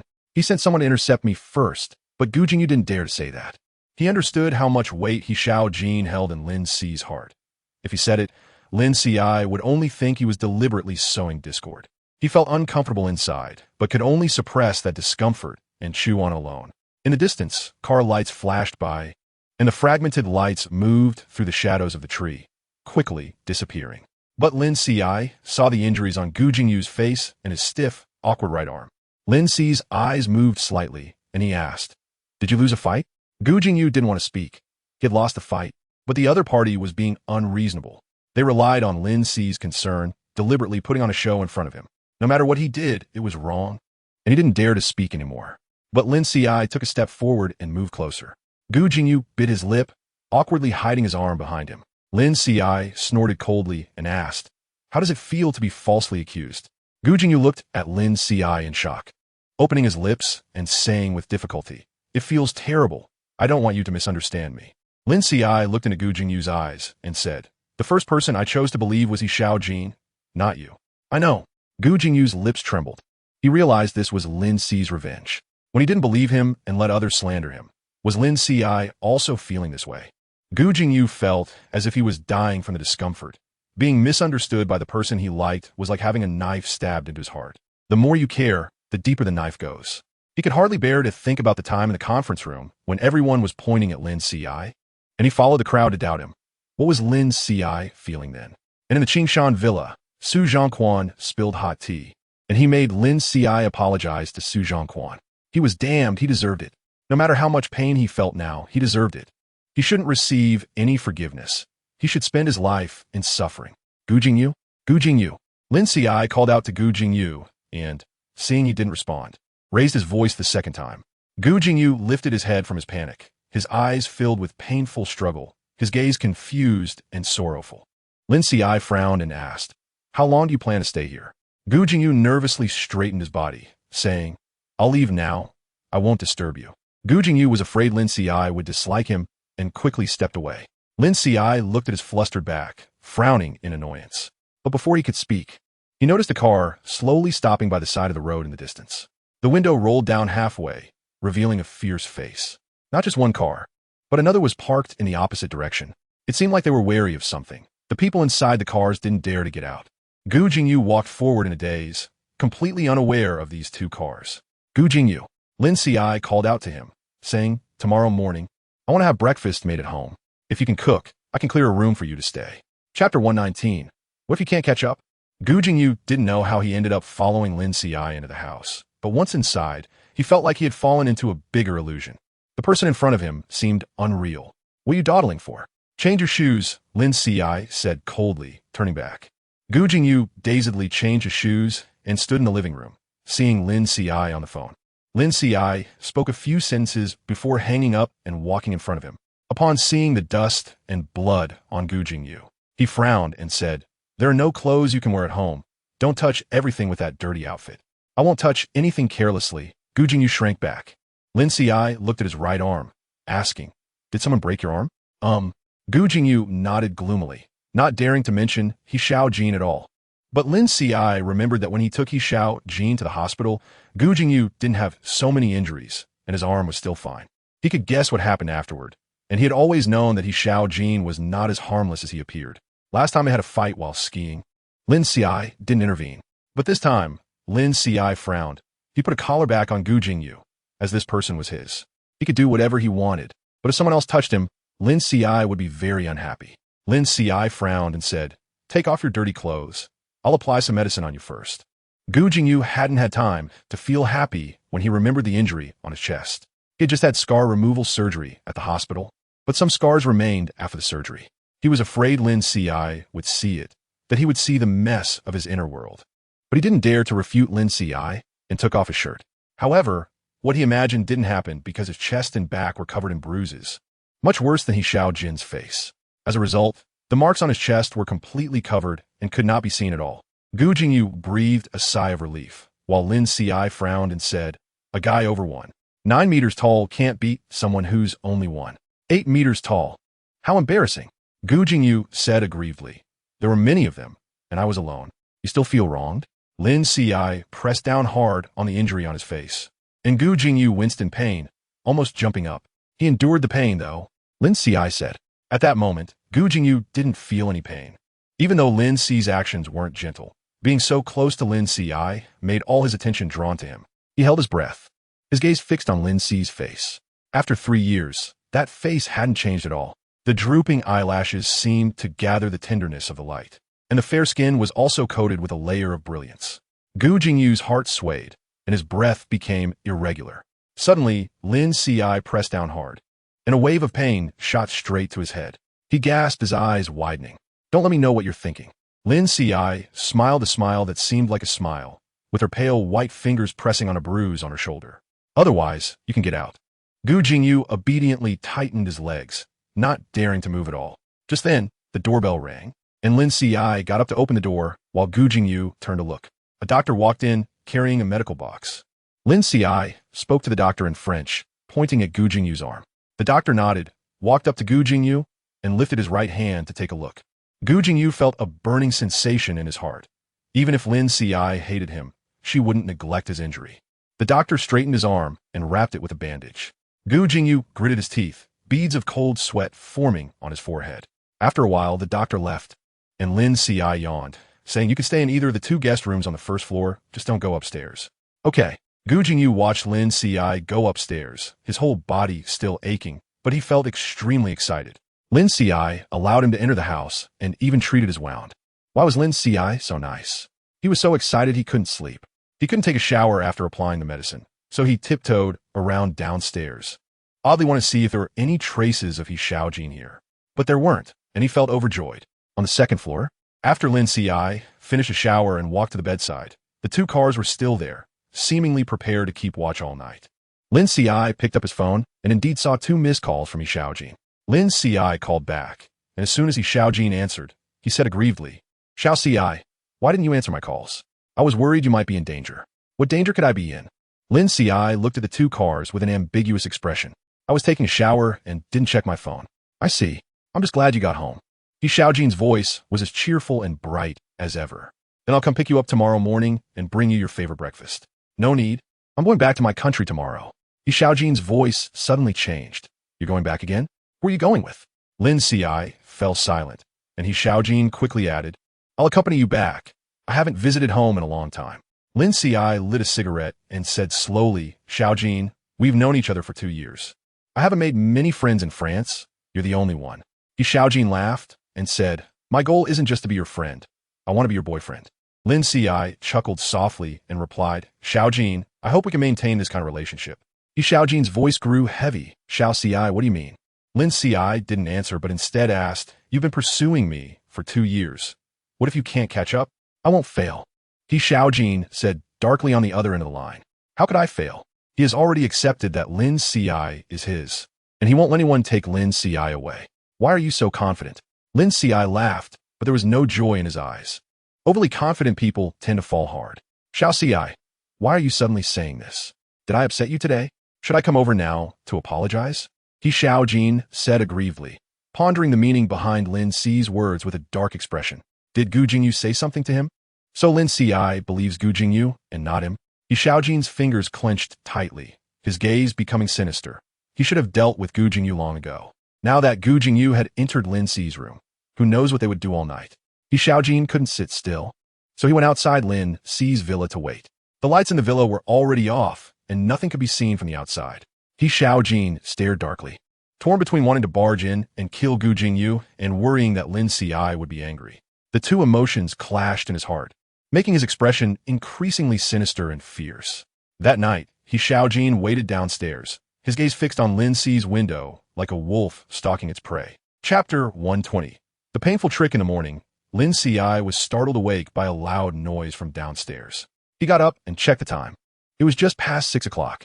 Lin Qiushi scratched his hair, and when he listened again, there was no sound from downstairs. Since he was already awake, he simply got out of bed, washed up, and went downstairs. At first glance, he didn't see anyone, but he heard the sound of rustling from the kitchen. Frowning, he went over and saw Gu Jingyu clumsily making breakfast in the kitchen. He was facing away from Lin Qiushi, awkwardly using his left hand to flip an egg with a spatula. Lin Qiushi crossed his arms and leisurely watched for a while. What he said last night about wanting breakfast was just an excuse. But Gu Jingyu was up so early, still injured, with one arm in a sling, and he was still trying to make breakfast for him. Lin Qiushi suddenly spoke up. "When did you get up?" Gu Jingyu turned around abruptly, his eyes lighting up when he saw him, and then said, "Did I wake you?" "I accidentally knocked over the pan." Lin Qiushi walked over, his gaze falling on the counter nearby. There was a bowl of noodles with 2 fried eggs on top, though he was unsure how it would taste. Gu Jingyu said, "I couldn't sleep this morning, so I got up to make breakfast." He hadn't slept much at all that night, and as soon as it was dawn, he got up thinking Lin Qiushi would want breakfast. Unfortunately, with one hand, he couldn't make anything fancy, so he could only manage a bowl of noodles. "Let me try." Lin Qiushi picked up chopsticks and took a bite of the noodles, nodding in response to Gu Jingyu's anxious gaze. "Not bad." Gu Jingyu smiled, but he didn't realize how swollen his face had become overnight. It was hardly better than a pig's head. Lin Qiushi suddenly raised his eyebrows, reached out, and grabbed Gu Jingyu's collar, pulling the taller man down. Lin Qiushi looked at his face and clicked his tongue. Gu Jingyu nervously gazed at him, his dark eyes fixed on Lin Qiushi's face. His heart fluttered, and suddenly, without warning, he leaned down and kissed Lin Qiushi's lips. Lin Qiushi tightened his grip on his collar, narrowing his eyes. After the kiss, Gu Jingyu immediately said obediently, "I couldn't help it. I'm sorry." "That's a terrible excuse," Lin Qiushi said coldly. Gu Jingyu bent over, looking at Lin Qiushi with a crooked posture. "Do you want to hear the truth?" Lin Qiushi casually replied, "Go ahead. I want to kiss you. I think about it all the time." Lin Qiushi remained unmoved and instead laughed, pushing him away. "You should take a look at your face. With a face like that, I not only have no appetite, but also feel nauseous." Gu Jingyu was stunned for a moment, and Lin Qiushi had already taken the bowl of noodles into the living room. Gu Jingyu came back to his senses and went to the bathroom. But when he saw his swollen face, his expression suddenly darkened. He just kissed Lin Qiushi with that face. It was already very merciful of Lin Qiushi not to hit him back. Today he remembered He Xiaojin. He had to take revenge for this grudge. By the time Gu Jingyu came out, Lin Qiushi had already finished eating and had gone upstairs to change clothes. Gu Jingyu gloomily cleaned up the dishes, wondering if Lin Qiushi already disliked him. How could he be happy looking at a face like this? Lost in thought, the doorbell suddenly rang. He glanced upstairs. Lin Qiushi didn't seem to have come down yet. So, he went to open the door, but when he saw He Xiaojin outside, his expression darkened. He Xiaojin was not surprised to see Gu Jingyu, whose face was equally dark. Both men could see the raging hatred in each other's eyes. The fight they had yesterday was far from satisfying. After a night of accumulation, their hatred surged even more, each wanting to kill the other. He Xiaojin endured for a moment. He knew Gu Jingyu had stayed here last night. But when he saw that it was Gu Jingyu who opened the door this morning, his anger reached its peak, like a boiler about to explode. He had waited downstairs all night, countless thoughts flashing through his mind, but in the end, only one thought remained. He would not let Lin Qiushi be taken away by someone else. He Xiaojin pushed Gu Jingyu aside and stepped inside. But Gu Jingyu used his left hand to shove him back forcefully. He Xiaojin narrowed his eyes. He had calmed his anger before daring to open the door, fearing Lin Qiushi would see his violent and cruel side. But it was Gu Jingyu who had provoked him first. A flash of ruthlessness crossed He Xiaojin's eyes as he grabbed Gu Jingyu's shoulder, drove his knee up, and then forcefully slammed him to the ground. He coldly laughed as he stepped on Gu Jingyu's right arm, crushing it. "You think you can touch me? Gu Jingyu, do you believe I can kill you? In France, if I want you dead, there's no escape." Gu Jingyu's face turned pale from the pain, lying on the ground with no strength to struggle. He Xiaojin felt a sense of relief, but when he looked up, he saw Lin Qiushi standing on the stairs. He quickly retracted his foot, panic showing on his face, but immediately regained his composure, shooting a cold glare at Gu Jingyu. The same trick he had used yesterday had now backfired on him today. He quickly suppressed the emotions in his eyes and walked toward Lin Qiushi. In Lin Qiushi's heart, he and Gu Jingyu were different. Even so, Gu Jingyu shouldn't think he could compete with him. "Xiao Qiushi, are you going to the airport? I can take you." He didn't mention what had just happened, confident that Lin Qiushi wouldn't question him over Gu Jingyu. Sure enough, Lin Qiushi didn't bring it up, instead saying, "My assistant is coming soon. He'll take me to the airport." Gu Jingyu, lying on the ground, managed a bitter smile as he got up. His right arm was in so much pain that it had gone numb, devoid of any feeling. He leaned against the wall, looking at Lin Qiushi, realizing that even a scheme for sympathy requires someone to care. Without that, it looked clumsy and ridiculous. "Then I'll take your assistant's car and go with you." Afraid Lin Qiushi would refuse, he said in a coaxing tone, "Xiao Qiushi, if you don't agree, I'm going back home with you. I really don't want to part ways." Lin Qiushi looked at He Xiaojin, his expression unchanged, clearly not taking seriously what he had said on the phone last night. He Xiaojin was increasingly unable to conceal his true self in front of him. He was not as innocent as he pretended to be. From the ruthlessness that had flashed across his face moments ago, Lin Qiushi knew He Xiaojin would not give up. When Lin Qiushi agreed, He Xiaojin happily took over his suitcase. As they walked downstairs, Lin Qiushi said to Gu Jingyu, "I'll take you to the hospital first. Get your things ready." Gu Jingyu glanced at the suitcase, then looked at Lin Qiushi. "Are you going back home?" "Yes." Lin Qiushi nodded. Gu Jingyu felt a heavy pressure in his chest, and when his gaze met He Xiaojin's face behind Lin Qiushi, He Xiaojin gave him a provocative smile. He even made a gesture of cutting across his neck, seemingly warning him. Gu Jingyu averted his gaze and coldly said, "I can go to the hospital myself. No need for Mr. Lin to send me." His tone was laced with coldness mixed with grievance and a sense of loss, along with an emotion he couldn't articulate even to himself. He was feeling too miserable. He couldn't control himself from exposing the pain in his heart. He didn't want to see Lin Qiushi any longer, so he turned and left. Gu Jingyu. Lin Qiushi called out to him coldly, "If you leave now, don't ever show up in front of me again." Chapter 121. No need to meet again. With his back to Lin Qiushi, Gu Jingyu slightly curled the corners of his mouth. Lin Qiushi knew exactly how to manipulate him. No matter how much he was hurting inside, a single word from Lin Qiushi could make him obediently return. Compared to the pain he felt, he feared even more that Lin Qiushi would never want to see him again. Gu Jingyu turned around, pressed his lips together, and stood still. Meanwhile, He Xiaojin's expression darkened when Lin Qiushi spoke. Lin Qi's face was frosty as he called his assistant. After confirming the assistant had arrived at the door, he said, "Gu Jingyu, you get in the car first. Let my assistant take you to the hospital." Gu Jingyu moved his lips, wanting to ask Lin Qiushi if he was going to let Xiaojin take him, but the obvious truth was that if he asked, it would be self-humiliation. Lin Qiushi didn't care at all how he felt. Even when he saw Xiaojin beat him to the ground, he acted as if he hadn't seen it. Gu Jingyu, feeling dejected, got into Lin Qi's assistant's car. On the way to the hospital, he felt the numb pain in his chest. When the assistant wasn't paying attention, he couldn't help but take out a small knife from his pocket, slipping it inside his shirt and stab down hard.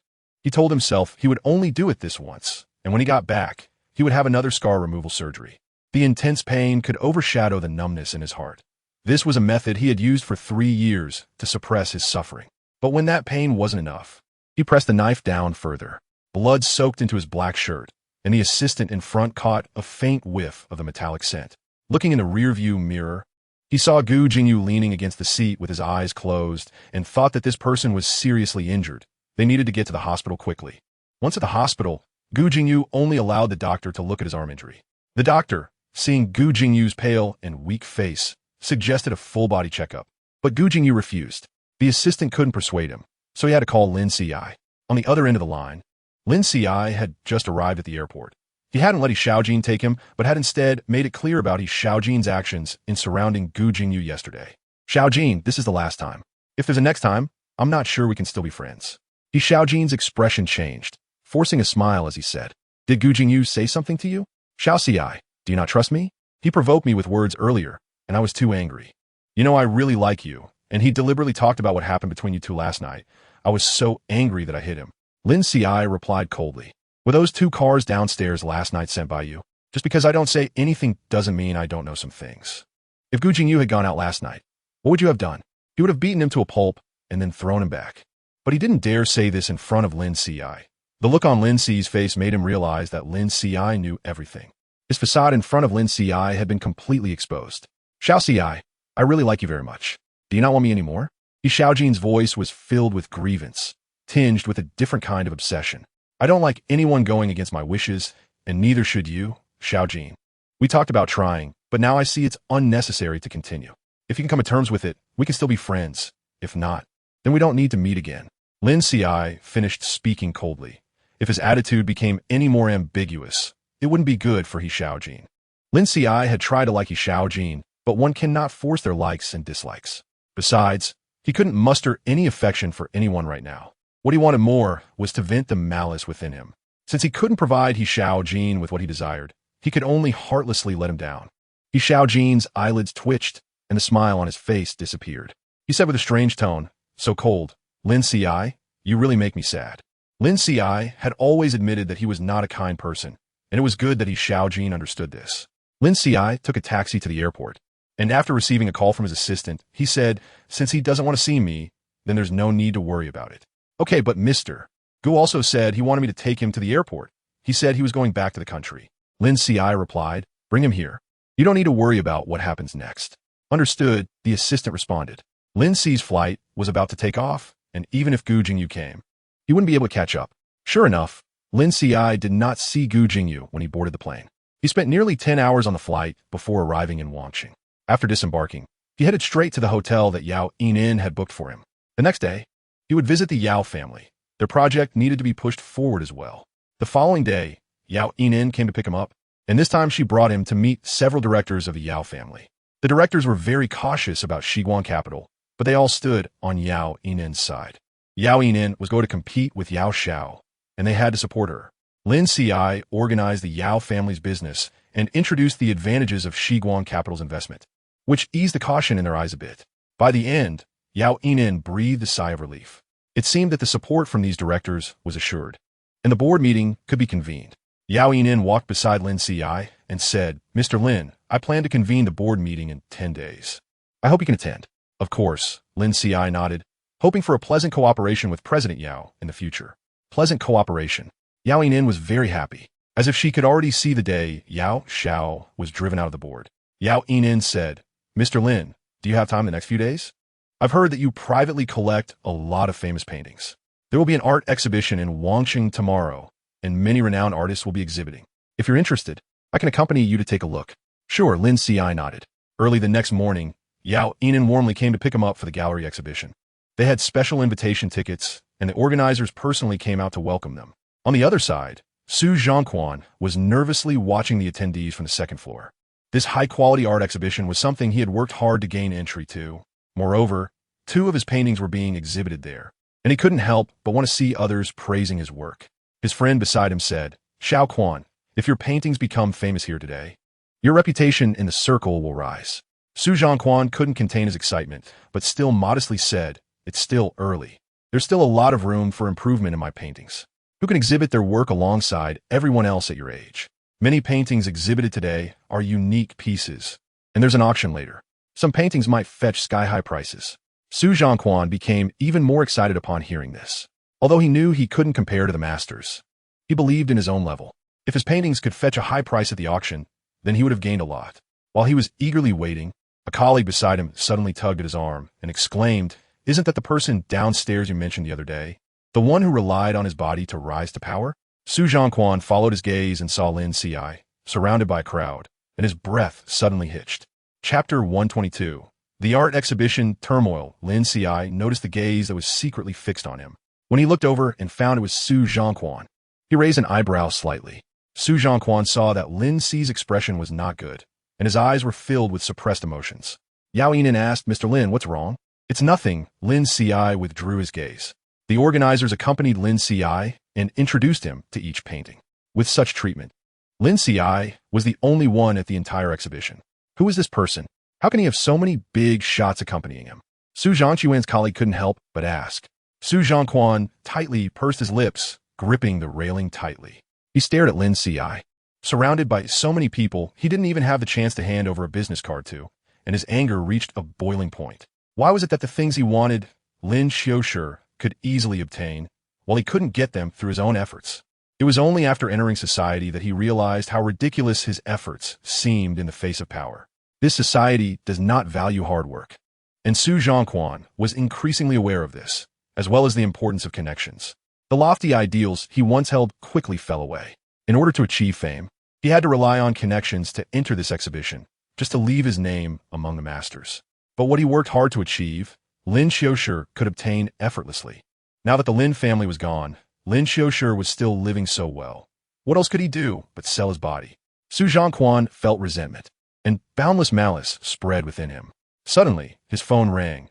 He looked down to see it was a call from Zhong Weishu, and his expression immediately changed. "Shugo, have you arrived? I'll come out to pick you up." "No need, I'm already inside." "Where are you?" Su Zhongquan looked towards the entrance, and when he saw Zhong Weishu's figure, he ran down enthusiastically. "Shugo, you really came? I'm so happy." Zhong Weishu smiled and said, "Your paintings are being exhibited today. Of course, I had to come see, but I don't really understand art, just came to take a look." "I'm very happy that Shugo could come." Su Zhongquan grabbed Zhong Weishu's arm and led him to his own exhibition. Zhong Weishu didn't understand, but still praised it enthusiastically, and Su Zhongquan smiled happily. He glanced over at Lin Qiushi on the other side, hiding the darkness in his eyes. Zhong Weishu said, "Isn't there an auction later? I must bid for your 2 paintings." Su Zhongquan knew Zhong Weishu had money. If his paintings could be auctioned for a high price, then his reputation would soar. But he still said, "I'm the least famous one here. You don't need to bid specifically for me. If you want to see my paintings, I'll give you one later." "That won't do." Zhong Weishu understood the significance of the auction. If someone's painting sold for a high price, the donated funds would be in that person's name. Su Zhongquan was talented, and this was a chance for everyone to recognize him. Zhong Weishu said, "Don't worry. You will be the most eye-catching one today." "Okay." Su Zhongquan nodded and smiled.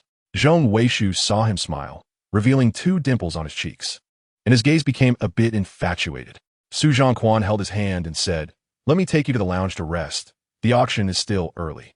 Zhong Weishu followed him in a daze, and when they reached the lounge, Su Zhongquan suddenly slipped and fell towards him. Zhong Weishu immediately caught him, and Su Zhongquan shyly said, "Shu Ge, sorry, I didn't see the water on the floor." "It's fine." But Zhong Weishu didn't let go of him, and Su Zhongquan looked up, his cheeks flushed, then lowered his head again. Zhong Weishu felt a sudden itch in his heart and suddenly kissed him. Su Zhongquan didn't refuse, but instead hugged back. The two rolled onto the sofa, clothes scattered all over the floor. Lin Qiushi actually quite liked paintings. Although he couldn't paint himself, it didn't affect his appreciation of art. However, when the organizers brought him in front of Su Zhongquan's two paintings, Lin Qiushi's expression was indifferent. The organizer frowned, clearly displeased with the two paintings that were not on the same level as the previous ones. "Whose works are these?" "Su Zhongquan. I've never heard of this person. How did his paintings get approved?" His assistant stammered, and the organizer realized there was nothing more to understand. He looked displeased, but didn't want to show it in front of Lin Qiushi. Lin Qiushi glanced at Su Zhongquan's paintings and then continued to walk towards another exhibition booth. 3 years ago, he had also seen Su Zhongquan's paintings. At that time, they indeed had a spark, showcasing a strong personal style. But now, 3 years later, Su Zhongquan presented these two mediocre works, which surprised Lin Qiushi. Once Lin Qiushi left, the organizer shot a fierce glare at his assistant and muttered, "What kind of occasion is this today? How dare you bring in such unworthy works? Hurry up and take them down, otherwise people will question our review standards." The assistant nodded nervously and quickly ordered the removal of the paintings. Meanwhile, Su Zhongquan and Zhong Weishu emerged from the lounge just in time for the auction start. Zhong Weishu held Su Zhongquan's hand and said, "I will bid on your painting later, Xiao Quan. After today, everyone will know your name." Su Zhongquan suppressed his excitement and showed a hint of shyness on his face. Zhong Weishu was even more moved, recalling Su Zhongquan's initiative earlier in the lounge. Su Zhongquan scratched his palm, implying that they could continue after the event. Zhong Weishu then calmed himself and entered the auction hall with Su Zhongquan. He immediately spotted Lin Qiushi in the front row, frowning. "Why is he here?" Su Zhongquan said ambiguously, "I don't know. He seems to have come with the CEO, but I don't know their relationship." Su Zhongquan was unaware of Lin Qiushi's current status and said this intentionally. However, Zhong Weishu noticed Yao Ian beside Lin Qiushi. He remembered that Gu Jingyu didn't want him to get involved in the Yao family's project, but now there had been no progress at all. Did Gu Jingyu give the Yao family's project to Lin Qiushi? Zhong Weishu's expression darkened. He needed to have a serious talk with Gu Jingyu about this later. The auction began, and the host took the stage, making Su Zhongquan sit up straight with excitement. In the front row, Yao Ian asked Mr. Lin, "Is there anything you like? I'm here to give it to you today. No need for me to do it myself." Lin Qiushi replied casually. He did have something he liked, so when that painting was presented, he raised his hand to bid, and the price quickly reached 18 million, ultimately being secured by Lin Qiushi for 20 million. Su Zhongquan watched as Lin Qiushi casually spent 20 million on a painting. He felt a pang of jealousy. Lin Qiushi must have gotten close to someone influential to afford such a painting. He secretly glanced at Zhong Weishu, wondering if it was his previous impression on Zhong Weishu that made him seem like someone who wasn't concerned about money. As Su Zhongquan gained more experience in society, this perception seemed to worsen. Zhong Weishu wouldn't spend money on him. Instead, he always gave him useless things. Su Zhongquan thought about how to let Zhong Weishu know that he also wanted to spend 20 million casually. Zhong Weishu had shares in Anzhou and made so much money every year. For him, 20 million was nothing, so why couldn't he give it to him? While Su Zhongquan pondered, the auction continued. But until the last painting was sold, his painting had not appeared. Zhong Weishu, puzzled, asked, "Xiao Quan, where's your painting?" Su Zhongquan's face turned pale. Yes, where was his painting? It was supposed to be exhibited, so it should have appeared at the auction. But it hadn't shown up after it was all over, unless someone had withdrawn it. Su Zhongquan recalled Lin Qiushi's cold gaze when he looked over at the exhibition hall. He clenched his fists and gritted his teeth, saying, "It was Lin Qiushi. He had my painting withdrawn." Chapter 123. Are you bold enough to do it, but not bold enough to admit it? That was the only possibility. Su Zhongquan's bizarre anger and hatred surged. Why did Lin Qiushi keep obstructing him? What did his exhibition have to do with Lin Qiushi? Yet Lin Qiushi still disapproved of his rise to fame and seemed intent on ruining him. Zhong Weishu grasped Su Zhongquan's trembling hand in anger, saying, "I'll go confront him." Seeing Lin Qiushi about to leave from the front row, Zhong Weishu hurriedly pulled Su Zhongquan to chase after him. Zhong Weishu wanted to confront Lin Qiushi for an explanation. Enough time had passed since the previous events, and Lin Qiushi shouldn't still harbor resentment and seek revenge. They chased halfway when Su Zhongquan suddenly noticed the organizer's assistant glance at him before turning and heading backstage. Su Zhongquan took note of this, thought for a moment, and said to Zhong Weishu, "Brother Shu, you help me find Lin Qiushi first. I left my things in that spot, and I need to get them back." "Okay, I'll go first." Once Su Zhongquan shook off Zhong Weishu, he avoided the crowd and went to the backstage area. There was a door at the back, and when he pushed it open, he found a corridor with a restroom at the end. As soon as Su Zhongquan opened the restroom door, someone yanked him inside, pressed him against the wall, and kissed him. Wait, Brother Qin, hold on." The person called Brother Qin was impatient, pushing Su Zhongquan's shirt up to his neck. Su Zhongquan felt annoyed. If he didn't stop this person, they would strip him of his pants. "Brother Qin, why was my painting withdrawn? Didn't you promise me that my painting would be exhibited?" "I did promise, but our leader saw it. If our leader is unhappy, it gets withdrawn. I can't help it." Brother Qin chuckled and roughly kneaded his buttocks. Su Zhongquan was furious. "But you promised me that my painting would be exhibited. Are you going back on your word? What can I do? I guarantee to give you this opportunity next time. I'll definitely make you a great painter." "A great painter? Let me have a kiss." Su Zhongquan was trembling with anger. He had worked hard to get close to this person for this exhibition. He had abandoned his previous pride and self-respect, relying on his body to get ahead like Lin Qiushi. But in the end, he sold his body and got nothing in return. Su Zhongquan was close to grinding his teeth, but he didn't dare offend the person in front of him. He still needed this person if he wanted to exhibit his paintings elsewhere in the future. After hesitating for a moment, he was pulled into a restroom stall. Su Zhongquan braced his arms against the door, and as Brother Qin was about to continue, he suddenly paused. "Have you been with someone else? Damn, you claim to be an artist, but you're just a whore." Brother Qin cursed loudly, using force. Su Zhongquan's face turned pale from the pain. Brother Qin had previously indulged his artist temper, but now that he knew what kind of person Su Zhongquan was, he immediately stopped holding back.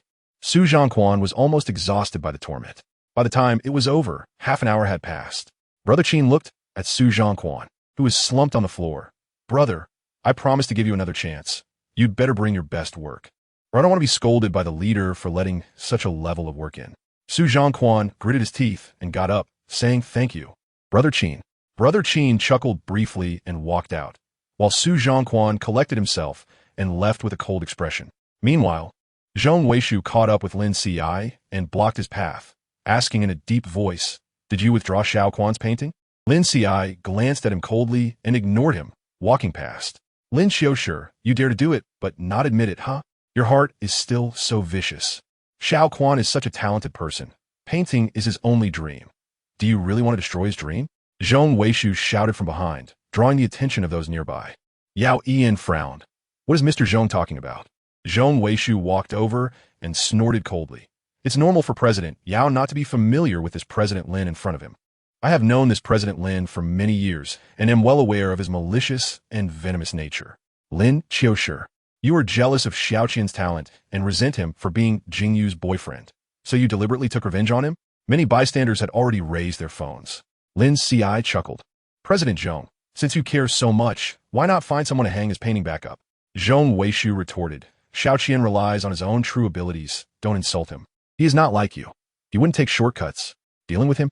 Zhong Weishu, don't think that just because you treasure something, others will too.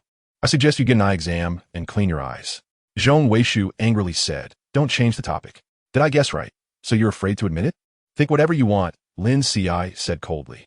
After saying that, he left directly, while Zhong Weishu glared at his back in anger until Su Zhongquan hurried out. "Xiao Qian, why are you only coming out now? Are you not feeling well? Did we not clean up properly before?" "No." Su Zhongquan interrupted him. "Shu Ge, I want to go back and rest. Can you take me back?" "Okay." Zhong Weishu was a bit stunned. He had just been close with Su Zhongquan today and didn't want to part with him yet. But seeing Su Zhongquan's bad complexion, he felt distressed and sent him back. Lin Qiushi didn't take this matter to heart, but Zhong Weishu always felt the need to seek justice for Su Zhongquan. He went to Gu Jingyu's office and recounted what had happened today. "Jingyu, do you still not believe it? After all these years, Lin Qiushi hasn't changed at all. He easily destroys someone's dreams. Xiao Qian works so hard. He wants to become a great painter, as you know. But Lin Qiushi maliciously tramples on others' dreams and dignity. I suspect that everything regarding the Wang family was deliberately done by him, just to make you feel guilty. After Zhong Weishu finished speaking, Gu Jingyu raised his head and coldly asked, "Are you done?" Zhong Weishu questioned, "Jingyu, are you blinded by him? I saw him with Yao Yin today. You don't want to work on the Yao family's project anymore, do you? Are you handing it over to him? My matters with him are none of your business. And don't let me hear you say anything bad about him. As for the Yao family's project, it's too complicated, and I don't need to report to you until it's completely settled." Disappointment showed in Zhong Weishu's eyes. "I see you are truly bewitched. Our years of supporting each other can't compare to your relationship with him. You talk about friendship with me?" Gu Jingyu stared at him fixedly. "Who is trying to sell off Anzhou's shares behind my back?" Zhong Weishu's expression changed. "You already know? The shareholders' meeting will be held soon. Since you want to withdraw from Anzhou Technology, then this matter should be brought up." Zhong Weishu fell silent. He wanted to withdraw from Anzhou Technology because he felt increasingly out of place there. It was clear that he and Gu Jingyu had partnered initially, but now it seemed he couldn't provide any value to the company. Their philosophies had also diverged more and more because Xiaoqian and Lin Qiushi had quarreled many times. Selling off his shares was his secret plan, but now that Gu Jingyu had exposed it, he felt a sense of relief instead. "Okay." Zhong Weishu's expression firmed, and he nodded in agreement. After Zhong Weishu left, Gu Jingyu closed his eyes and leaned wearily back in his chair. If he hadn't brought it up today, was Zhong Weishu really planning to sell his shares to outsiders? Gu Jingyu felt disappointed and couldn't muster any energy. But then he suddenly thought of Lin Qiushi and sat up sharply. Since returning from France, he hadn't contacted Lin Qiushi again. He wanted to get closer to Lin Qiushi, but he had to sort out his own feelings first and fortify his heart before he could stand in front of Lin Qiushi again. At that moment, whatever cold and cruel words Lin Qiushi said to him, he could pretend he hadn't heard. Gu Jingyu took a deep breath, feeling that after a few days of self-healing, he could face Lin Qiushi again. He took out his phone and called Lin Qiushi. Chapter 124, He Won't Forgive Alo? As soon as Lin Qi's voice rang out, Gu Jingyu's heart trembled. "Did you go to the art exhibition today?" Lin Qiushi asked. "Are you here to interrogate me?" "No, I want to invite you to dinner. I wonder if you have time tonight? What if I don't?" Lin Qi's voice carried a hint of casual laughter, and Gu Jingyu said dejectedly, "Then I'll call you again tomorrow." Lin Qiushi said, "I'm at the Half Mountain Hot Spring now. Come pick me up." "Okay, I'm on my way." Gu Jingyu immediately stood up and quickly walked out. He arrived at the private room that Lin Qiushi mentioned at the Half Mountain Hot Spring, pushed the door open, and saw a hot spring capable of accommodating 10 people, but only Liang Chun and Xian Mu were soaking in it. On a lounge chair next to the hot spring sat another person, wrapped in a large towel, exposing a pair of long, fair legs. Gu Jingyu hurried over, "Xiao Qiushi." Lin Qiushi glanced at him, showing no reaction to the address. Gu Jingyu then sat down beside Lin Qiushi and Liang Chun, who was soaking in the hot spring, frowned and asked, "Why is he here?" Xian Mu lazily leaned against the edge of the hot spring, half of his body submerged in the water.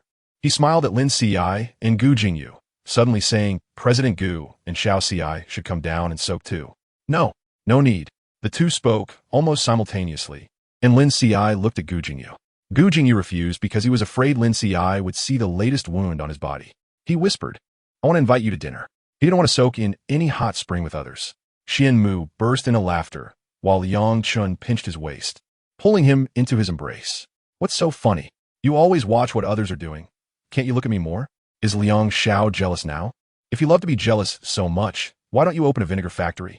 Liang Chun felt a pang in his chest, biting down on the person in his arms.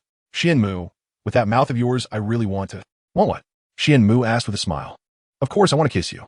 Liang Chun seized the opportunity and kissed him, the two of them kissing passionately, completely ignoring Lin Qiushi and Gu Jingyu beside them.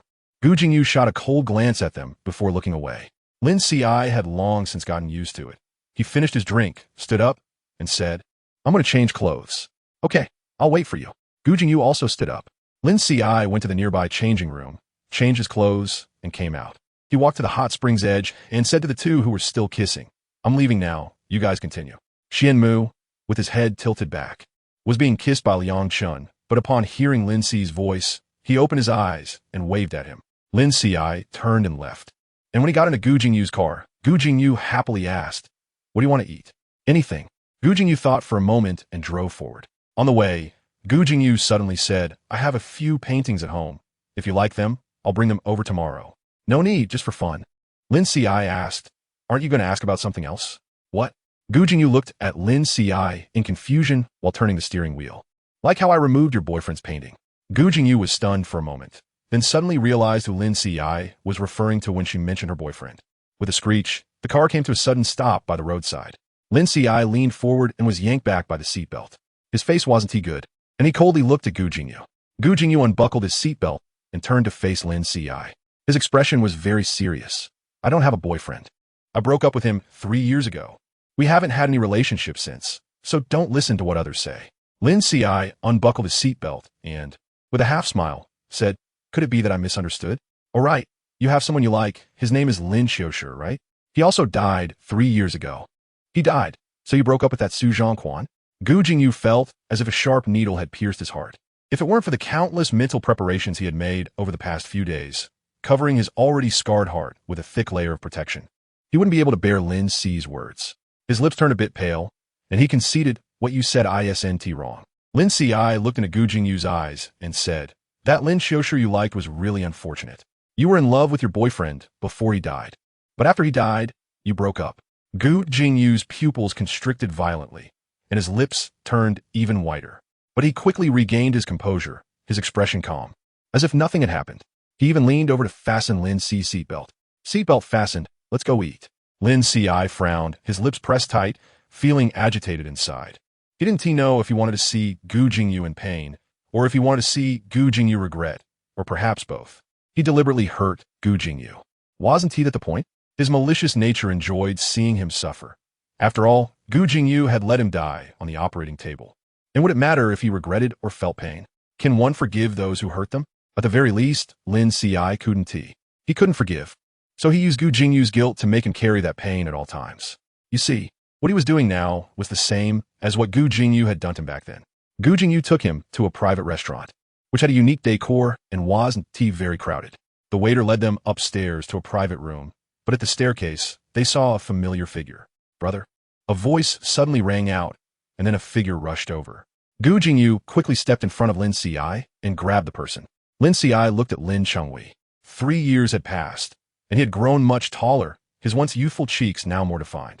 Lin Qiushi turned away and said, you've mistaken me for someone else. How could I be mistaken?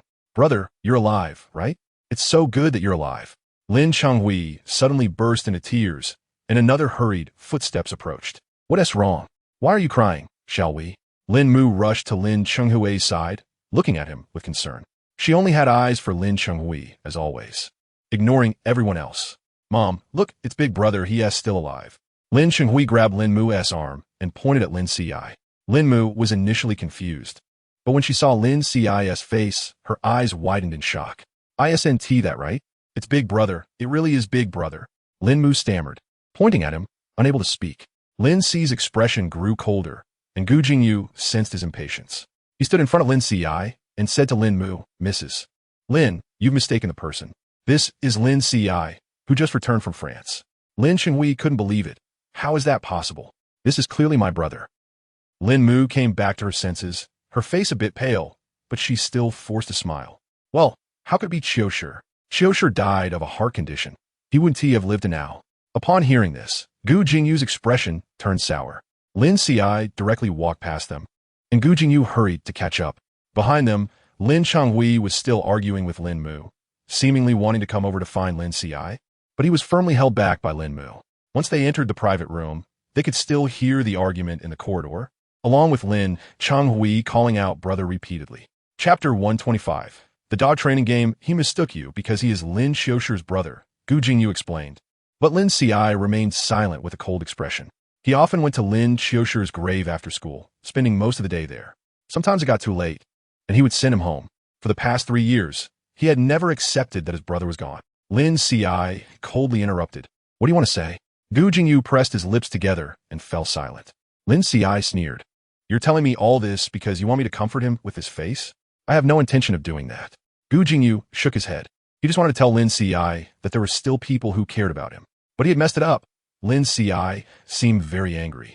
After the dishes were served, Lin Qiushi didn't speak to him. He ordered a bottle of wine, and Gu Jingyu didn't drink since he was driving.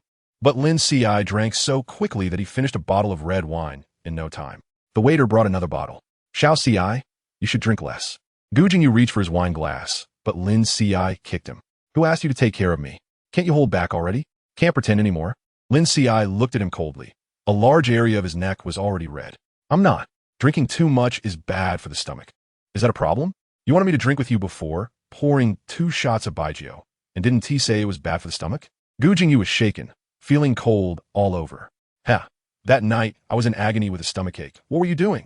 You and your boyfriend were upstairs, sweet-talking. Lin Ci's eyes were reddened by the alcohol, and at that moment, he just wanted to vent his unhappiness. Gu Jingyu, do you think by doing this in front of me now, I would forgive you? I want to forgive you. I never thought that, Gu Jingyu stammered. He knew long ago that he wasn't worthy of forgiveness, and he wouldn't ask Lin Ci for it. He believed he should live a lifetime in pain and guilt. That was the life he had long accepted. Lin Ci continued drinking, leaning on the table, one glass after another. Gu Jingyu stayed by his side, not eating a single bite, only focusing on Lin Ci. Lin Ci drank 3 bottles of red wine. His face flushed, and he had already collapsed on the table. Xiao Ci, I'll take you back. Gu Jingyu stood up and walked to Lin Ci's side. Lin Ci suddenly lifted his head and opened his arms towards Gu Jingyu. Silly, carry me. Gu Jingyu felt his eyes warm and put his jacket over Lin Ci, then squatted down. As soon as he crouched, Lin Ci leaped onto him, and Gu Jingyu caught him steadily. He carried Lin Ci out, his hot breath hitting Gu Jingyu's neck. Soon, Gu Jingyu's neck was sweating, not from fatigue, but from heat. Is the chef here from that restaurant we used to go to? Lin Ci whispered in his ear. Yeah, 3 years ago. He had poached Wei Yi and a chef from that restaurant and opened this one. He just wanted to keep a memory for himself, wanting to preserve everything Lin Ci liked. He never expected that 3 years later, he could bring Lin Ci to taste the flavors of the past together.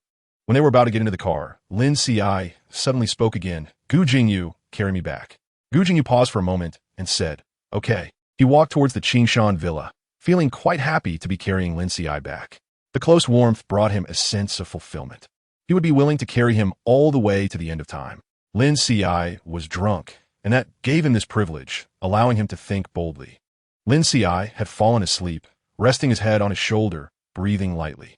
Gu Jingyu walked slowly, without any bumps. As the night deepened and they moved closer to Qingshan Villa, the road became more remote. The streetlights alternately elongated and shortened their shadows. From the shadows, the two seemed inseparable, so close that they could hold hands across the world. Gu Jingyu was quietly immersed in this fantasy when Lin Ci suddenly hummed. Put me down.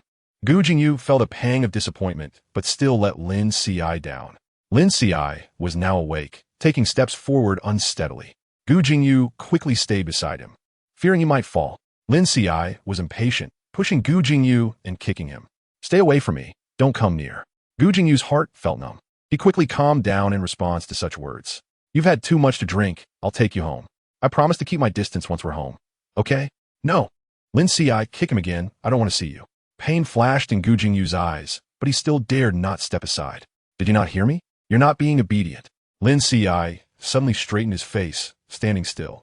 I'm not being disobedient. Once I take you home. Why is that dog so big? Lin Ci looked up at Gu Jingyu in confusion. It's too tall. I can't pull it. Gu Jingyu helplessly squatted down, hands still outstretched, fearing he might fall. Lin Ci lowered his eyes, satisfied as he patted Gu Jingyu's head. It's still a bit big. Gu Jingyu shrugged his shoulders. But being a tall guy at 1.9 meters, he couldn't shrink much. After a while, Lin Ci stopped worrying about that and started to play with something else. Does this dog not bark? Woof woof. Ah, it barked. Lin Ci laughed, his eyes shining brightly. Gu Jingyu felt that even if Lin Ci made him crawl back all the way, he would be willing. For that joyful smile on Lin Ci's face. Everything was worth it. Doggy, raise your hand. Lin Ci extended one hand, and Gu Jingyu helplessly placed one of his hands on it. Lin Ci happily said, Doggy, stand up. Gu Jingyu jumped forward, but didn't exceed Lin Ci's height. Squat down. Bark twice. Wag your tail, hey? Where's your tail? Gu Jingyu truly had no choice. He pulled a blade of grass from the roadside, holding it at the base of his spine and shaking it in front of Lin Ci. Lin Ci laughed again, pure like a child. Doggy, do you have a name? Lin Ci asked, and Gu Jingyu barked twice. Lin Ci then said, Then I'll give you a name. Let us call you Gu Jingyu. Gu Jingyu. Big dog Gu huh? Lin Ci bent over laughing, and Gu Jingyu quickly grabbed his arm, afraid he would fall. Lin Ci, tired from playing, collapsed into Gu Jingyu's arms. Gu Jingyu breathed a sigh of relief. Having played dog training games with Lin Qiushi for half a day on the side of the road, although he wasn't too afraid of embarrassment, he was always worried about Lin Qiushi, who was swaying dangerously. Gu Jingyu picked Lin Qiushi up again, and Lin Qiushi grabbed his hair at the back of his head, suddenly asking, "Doggy, can you only be my dog? Don't play with the other kids at the orphanage." Gu Jingyu paused his steps, his Adam's apple moving up and down, finally saying with difficulty, "Okay." Chapter 126. What the hell are you doing? Lin Qiushi had a dream where he returned to the orphanage. The walls of the orphanage were very high, the crumbling walls always covered in damp green moss. Every time Lin Qiushi tried to sneak out by climbing the wall, he failed, but later he found a dog hole behind a pile of clutter in the corner. However, the dog hole was very small. He would get stuck as soon as he crawled through. Still, Lin Qiushi stretched his neck to look out through the small dog hole. Outside the wall was an even wetter and more humid alley with very few people. But a dirty black stray dog always stayed there. After discovering it, Lin Qiushi would secretly save his meals and bring them to feed the black dog. The black dog was very well behaved. After eating, it would let him pet its head and would lie beside him on the other side of the hole. In the orphanage, Lin Qiushi had no one to talk to, but in front of the black dog, he had countless words to share. He took care of this dog for several months, already convinced it was his dog. But later, the hole was discovered by others, and countless children from the orphanage scrambled to feed the black dog. After Lin Qiushi saw that the dog had eaten food from others, he abandoned it. He stubbornly believed that it was his and could only accept its good and bad. Once it was tainted by others' scents, it was no longer his. In the dream, he never went to see that dog again. Later, the children got bored and stopped going out to feed the black dog. And Lin Qiushi also didn't go out. Lin Qiushi suddenly woke up, the last remnants of the dream being the black dog outside the hole, gazing at him with murky, lifeless eyes. Lin Qiushi exhaled. It had been a long time since he had dreamed about the orphanage. For some reason, he dreamed of it tonight. Lin Qiushi's gaze paused, seeing the man lying on the sofa by the window in the room. The man's long legs were curled up, awkwardly nestled on the small sofa. Even in his sleep, he frowned tightly, cold sweat beading on his forehead, as if trapped in a nightmare. Lin Qiushi looked around. This was the master bedroom of Qingshan Villa, and he realized that Gu Jingyu must have brought him here after he got drunk last night. Lin Qiushi lifted the blanket and got out of bed. As soon as he moved, Gu Jingyu suddenly woke up. He trembled, sitting up with a pale face. His eyes were wide with panic and fear, taking a moment to focus on Lin Qiushi. Gu Jingyu stood up and walked over, asking, "You're awake? Do you feel unwell? Anywhere?" Lin Qiushi looked up at him. "Did you have a nightmare?" Gu Jingyu lightly hummed in response, quickly changing the subject. "Do you feel unwell? Anywhere? Are you dizzy? You didn't take off my clothes?" Lin Qiushi looked down to see he was still wearing his clothes from the day. I didn't take them off." Gu Jingyu didn't dare to move, fearing Lin Qiushi would misunderstand his intentions if he woke up. Lin Qiushi chuckled lightly and walked toward the bathroom. "I'm going to take a shower. Bring me some clothes." "Okay," Gu Jingyu replied. He found a clean nightgown that Lin Qiushi used to wear and knocked on the bathroom door when he brought it over. "Come in." Gu Jingyu took a breath but still turned the doorknob. The bathroom was filled with warm steam, and through a foggy glass partition, Gu Jingyu saw Lin Qiushi lying in the bathtub. He couldn't see clearly and didn't dare to look too closely. "I'll put the nightgown on the counter. Don't soak for too long. You might get dizzy from drinking too much." Lin Qiushi didn't respond, so Gu Jingyu had to step back. But just as he was about to close the door, he suddenly heard a splash. Lin Qiushi stepped out of the bathtub, directly crossing half of the glass.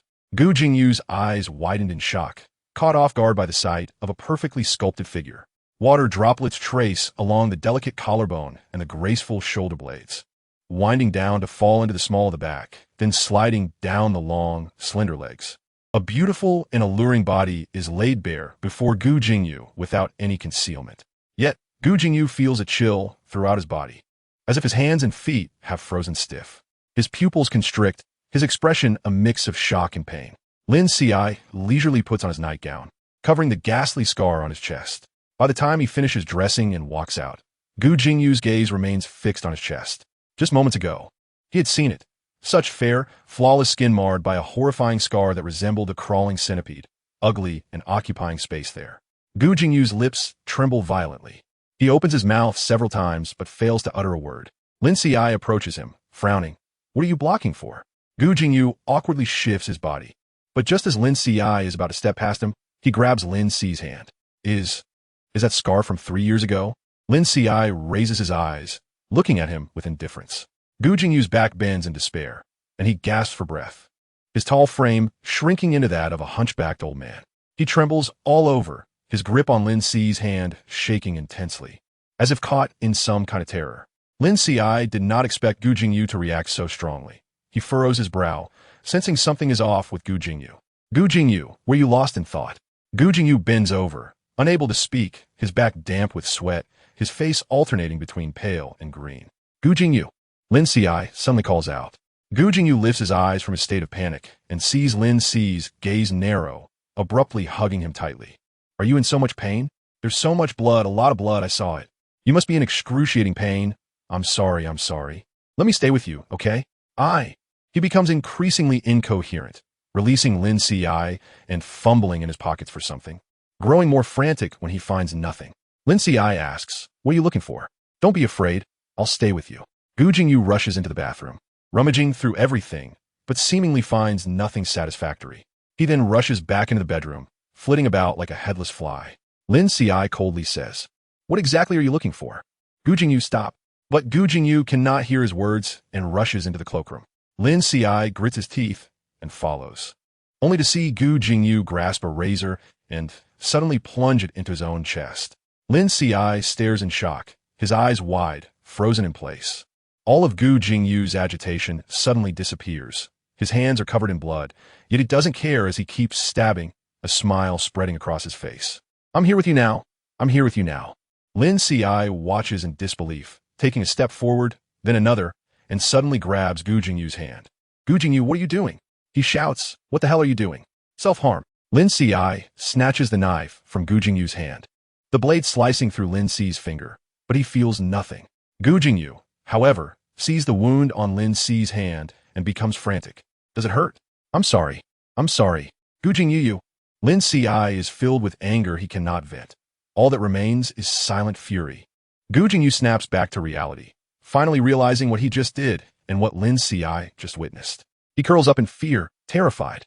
His ugly side is laid bare before Lin Qiushi, and he must be even more repulsive to him. Chapter 127. You can hate me forever. Did you not hear my question? What were you doing just now? Lin Qiushi interrogates, his face pale with anger. I was just... He can't explain, trembling with fear, wanting nothing more than to hide. Gu Jingyu, you're really something. Lin Qiushi looks at the blade in his hand, sneering. Do you think doing this will make me forgive you? I never thought about it. I really never thought about it. Gu Jingyu hurriedly explains. He never considered that Lin Qiushi would forgive him. He was just in so much pain. The blood-red sheets from 3 years ago are etched in his heart, and it feels as if Lin Qiu's pain has transferred to him. He genuinely feels a pain in his chest that makes it hard to breathe, and this is the only way he can alleviate it. For 3 years, he never dared to speak of this to anyone, and after their encounter, he feared Lin Qiushi would find out. What would Lin Qiushi think of him? An ugly, nauseating display to coerce Lin Qiushi into forgiving him? Gu Jingyu cannot bear to think about it. He is terrified. Lin Qiushi grits his teeth, his anger nearly obliterating his rationality, the inherent malice within him bubbling like venom. Since we met, have you been waiting for me to discover that you did this? Gu Jingyu, you're really calculating. Gu Jingyu shakes his head. I would never do that. Then what was I just seeing? I couldn't control it. I'm sorry. Gu Jingyu's eyes brim with tears, looking at Lin Qiushi with fear and pleading. He reaches out to grab Lin Qiu's hand, but Lin Qiushi forcefully shakes it off. Gu Jingyu. Lin Qiushi steps closer, staring into his eyes. Do you think that by doing this, you can erase what you did in the past? Do you really know how much it hurts? Can this blade give you a taste of the pain I felt back then? Lin Qiushi, suddenly tears open his nightgown, revealing the ghastly scar on his chest. He takes Gu Jingyu's hand and presses it against the scar, causing Gu Jingyu to tremble violently. Do you know what it feels like to want to dig your heart out because of the pain? Do you know how much I wanted to kill you back then? The more I hurt, the more I hate you. Even if you dug out your heart now, I would not forgive you. Gu Jingyu's gaze fixates on Lin Qiu's chest, his lips trembling as he says, I know, I don't deserve forgiveness. Don't forgive me. Never forgive me. Lin Qiushi forcefully pushes Gu Jingyu away, disgusted as he looks at the blood on his chest that Gu Jingyu has smeared. Gu Jingyu says, I don't want your forgiveness. You can hate me forever. I know I did wrong in the past, and I should feel guilty for what I did for the rest of my life. You can do whatever you want to me, but don't be angry with yourself. It's not worth it to be angry because of me. Lin Qiushi raises his eyes to look at him. Gu Jingyu, fearing Lin Qiushi won't believe him, adds, I'm telling the truth. If I lie, I'll be hit by a car as soon as I step outside. Enough. Lin Qiushi interrupts him. He closes his eyes and then opens them again. He was so angry at what he saw Gu Jingyu doing to himself that he spoke without thinking. While most of it is true, when Gu Jingyu says he wants Lin Qiushi to hate him for a lifetime, Lin Qiushi calms down. If he truly hated Gu Jingyu, he could easily make Gu Jingyu suffer unbearably, and he could unleash his malice without restraint, using his guilt to torment him. But when he occasionally shows mercy, what is it for? He says he wants Gu Jingyu to be his dog alone and not to be friendly with others. What is that for? He can no longer distinguish what kind of feelings he has for Gu Jingyu, whether it's more hatred or possessiveness, or if there is something else mixed in. But he knows he does not want to let go of Gu Jingyu, nor does he want anyone else around Gu Jingyu. If Gu Jingyu turns around and becomes someone else's dog, he won't abandon him like he did in childhood. He will directly kill him. Lin Qiushi said, get up and clean the blood. Gu Jingyu stood up anxiously. Lin Qiushi thought for a moment and then said, let me see the wound. I can do it myself. Lin Qiushi shot him a cold glare. Gu Jingyu didn't want Lin Qiushi to see, but he didn't dare to stop him. Lin Qiushi pulled him to the bathroom and ordered him to take off his clothes. Gu Jingyu didn't dare to refuse. He considered Lin Qiushi's expression, unsure if he was still angry, but he obediently removed his clothes. Lin Qiushi used a towel to wipe away the large patch of blood. Gu Jingyu glanced down, relieved that the new wound had covered the old one, and the previous injury was no longer visible. Lin Qiushi saw several scars on his chest, and his expression turned even colder. Go to the hospital, he said. Gu Jingyu whispered, we have medicine at home. Lin Qiushi snorted coldly. Why didn't you just stab yourself to death? Should I be grateful that you managed to control yourself just now? Gu Jingyu didn't dare to speak. When he lost control, he was actually aware. He didn't dare to let himself die. He hadn't finished atoning for his sins, and he was afraid to die. Gu Jingyu found the medicine, and Lin Qiushi sat in front of him to apply it. He had a stern face, looking extremely cold, and Gu Jingyu held his breath, afraid of making Lin Qiushi angry. After applying the medicine, Lin Qiushi said, the medicine is applied, go to sleep. I can help with the wound on your hand. I'll do it myself. Lin Qiushi didn't want to see Gu Jingyu now get out. Gu Jingyu obediently left, and Lin Qiushi turned on the faucet to wash the blood off his hands. The wound wasn't deep. Applying some medicine would suffice. He also had Gu Jingyu's blood on his chest, and after cleaning it, he looked at the scar on his heart. His fingers brushed over the scar. This scar could be removed, but Lin Qiushi had kept it. He wanted to remember the anger and helplessness of being trapped in a mission 3 years ago, longing for love that he couldn't have. Even now, touching this scar, he could still feel the pain from back then. After tidying up, he left the bathroom, but saw Gu Jingyu sitting awkwardly on the sofa. Lin Qiushi frowned. Go sleep. Gu Jingyu stood up and quietly asked, can I sleep here? I promise I won't disturb you. Sleep however you want, Lin Qiushi said, ignoring him as he pulled back the covers and got into bed. Gu Jingyu showed a hint of joy and curled up on the sofa to sleep again. The space was too small, pressing on his wound. He let out a soft hiss and moved slightly. Lin Qiushi, lying on the bed, suddenly spoke, come up and sleep. Chapter 128. Online video. Gu Jingyu immediately flipped over and lay down on the bed. Lin Qiushi said coldly, is the wound not hurting now? His small movements were easily seen through by Lin Qiushi. Gu Jingyu thought that even if Lin Qiushi kicked him out now, he wouldn't leave. But Lin Qiushi didn't say anything more. The surroundings were silent at 4 in the morning, and Gu Jingyu could only hear the light breathing beside him. He turned to look at Lin Qiushi, who was lying flat with his eyes closed, seemingly asleep. But Gu Jingyu couldn't sleep. The event from last night to the early morning felt like a dream. Lin Qiushi was drunk, and he had carried him back. Later, he lost control, showing Lin Qiushi such an ugly side, but Lin Qiushi didn't leave. Now he was still lying next to him. This was no longer something that could be accomplished in a dream. At least in the dreams of the past 3 years, he had never achieved it even once.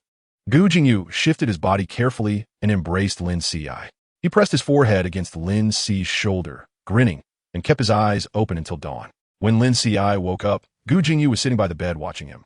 You're awake? Does your body feel uncomfortable? Lin Qiushi had drunk yesterday, and Gu Jingyu was worried that he would wake up with a headache. Lin Qiushi sat up, and Gu Jingyu leaned over to massage his head. Lin Qiushi raised his eyebrows in comfort, while Gu Jingyu suppressed the curve of his lips, focusing on giving Lin Qiushi a good massage for a while. All right, get up. Lin Qiushi got out of bed to wash up and Gu Jingyu stood by the door waiting for him. While brushing his teeth, Lin Qiushi caught a glimpse of Gu Jingyu by the door through the mirror. Gu Jingyu's dark eyes were fixed on him, and Lin Qiushi spat out the toothpaste, rinsed his mouth, walked over, and grabbed his collar. "Why are you staring at me?" Gu Jingyu bit his lip and said, "I just want to look at you." Lin Qiushi ground his teeth, wanting to say not to look, but those 3 words would sound like a spoiled child, so he didn't say anything, pulling him down and kissing him. The cool minty scent spread between their lips and tongues, and Lin Qi's tongue proactively entered. Gu Jingyu's large hand immediately clasped around his, returning the kiss. This kiss was evenly matched, their tongues dancing in the heated mouths, making wet, sticky sounds. After the kiss, Lin Qiushi gasped for air, leaning against the door to calm his emotions. Gu Jingyu, however, seemed like a beast stirred by instinct, staring at him intently. Lin Qiushi looked at him without speaking. In the next moment, Gu Jingyu lunged back, pressing him against the door and kissing him fiercely. This time Gu Jingyu was even more aggressive, and after a few moments, Lin Qiushi lost his strength and could only let him take the lead.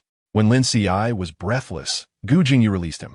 After Lin Qiushi caught his breath, he came in for another kiss. "All right, you're almost breaking the skin." Lin Qiushi clicked his tongue and kicked Gu Jingyu's calf.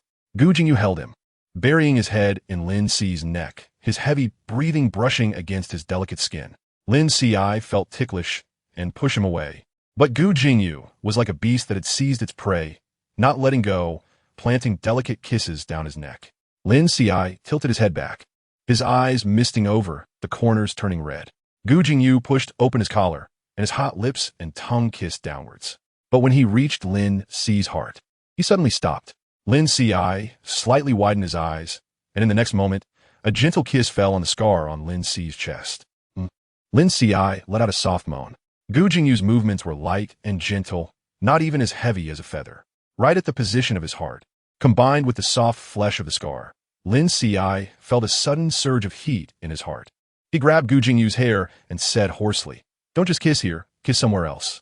But Gu Jingyu didn't move, continuing to kiss there, without any desire. Lin Qiushi, feeling irritated, kicked him. "Are you going to do it or not? Stop dragging this out." Suddenly, a tear fell onto Lin Qi's chest, followed by more tears, extinguishing the fire in Lin Qi's heart. Lin Qiushi silently lowered his gaze. Gu Jingyu's head was buried in his chest, so he couldn't see the expression on his face. A sudden downpour fell on his heart, soaking it. "Gu Jingyu," Lin Qiushi spoke softly, "stop crying." Gu Jingyu's voice was hoarse and rough. "Does it hurt?" "It hurt before, but it doesn't hurt now." Lin Qiushi spoke the truth. Gu Jingyu's heartache and guilt left him speechless. No matter how many cuts he made on his own heart, it couldn't compare to Lin Qi's pain. He wanted to replicate this scar, forever etched in his heart. After waiting for a while and seeing that Gu Jingyu had not stopped, Lin Qiushi pushed him away with force, crying endlessly. "Let those who admire you outside see what Gu is like when he cries." Gu Jingyu suppressed all his emotions and pain, saying, "They don't matter." Lin Qiushi wanted to say something but didn't. He said, "I'm hungry. If you want to cry, keep talking here. I'm going downstairs to eat. I'll go down with you." Gu Jingyu had already cleaned himself up. Only his eyes were slightly red. Gu Jingyu had instructed Aunt Chun to prepare breakfast early in the morning. And when they went downstairs, they indeed saw a table full of breakfast, all of which Lin Qiushi loved. "Thank you, Aunt Chun," Lin Qiushi said. Aunt Chun smiled and said, "As long as you like it, if you want to eat something else, just tell me and I'll make it." Lin Qiushi replied, "This is enough." Gu Jingyu watched Lin Qiushi eat.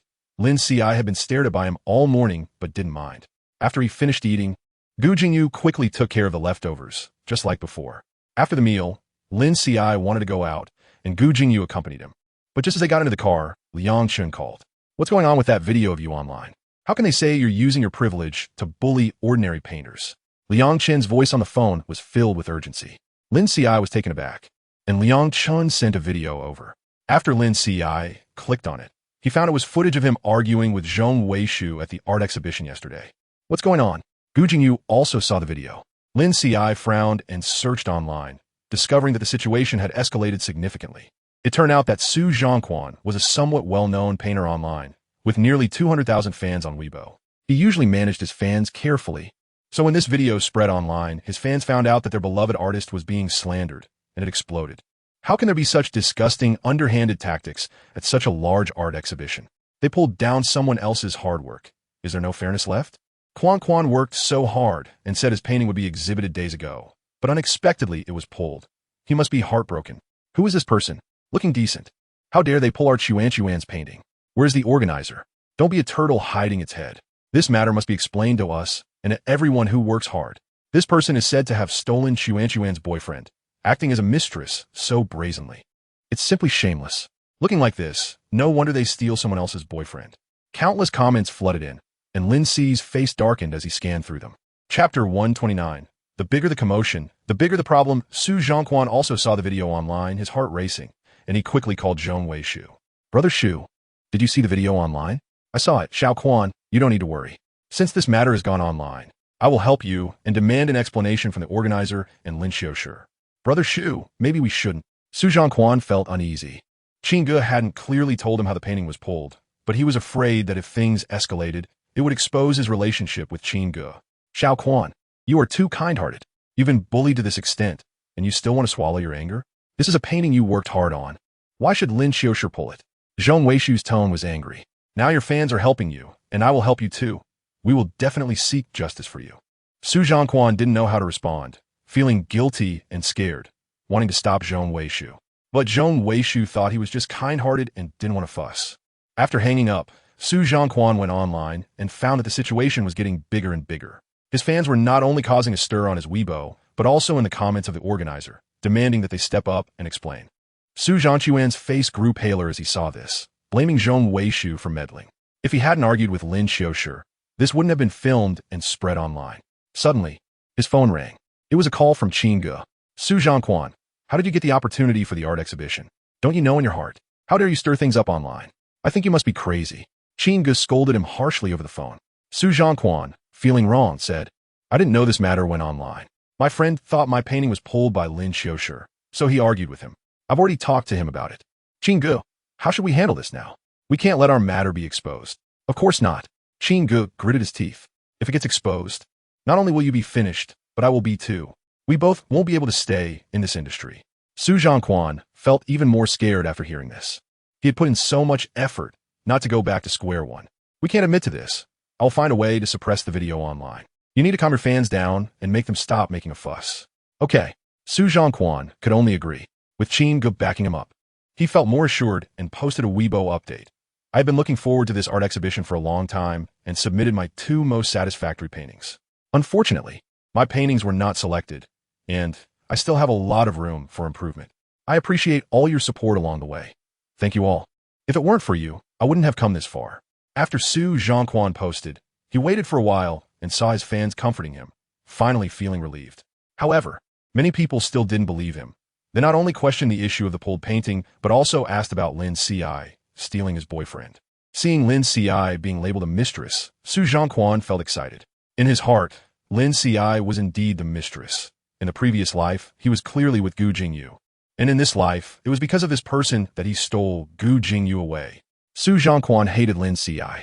So he replied to one of the comments. That was a long time ago. It's all in the past. Now I'm living well on my own. Thank you all for your concern. This statement was more effective than a direct admission, as afterwards his fans and bystanders came to comfort him. Everyone was united against the mistress, and soon, everyone became enraged. Meanwhile, Qin Ge secretly hired internet commentators to drag this matter into a historical context, hoping to make everyone forget about the art exhibition. With someone guiding from behind, Lin Qiushi and Gu Jingyu's identities were dug up. Gu Jingyu from Anzhou Technology?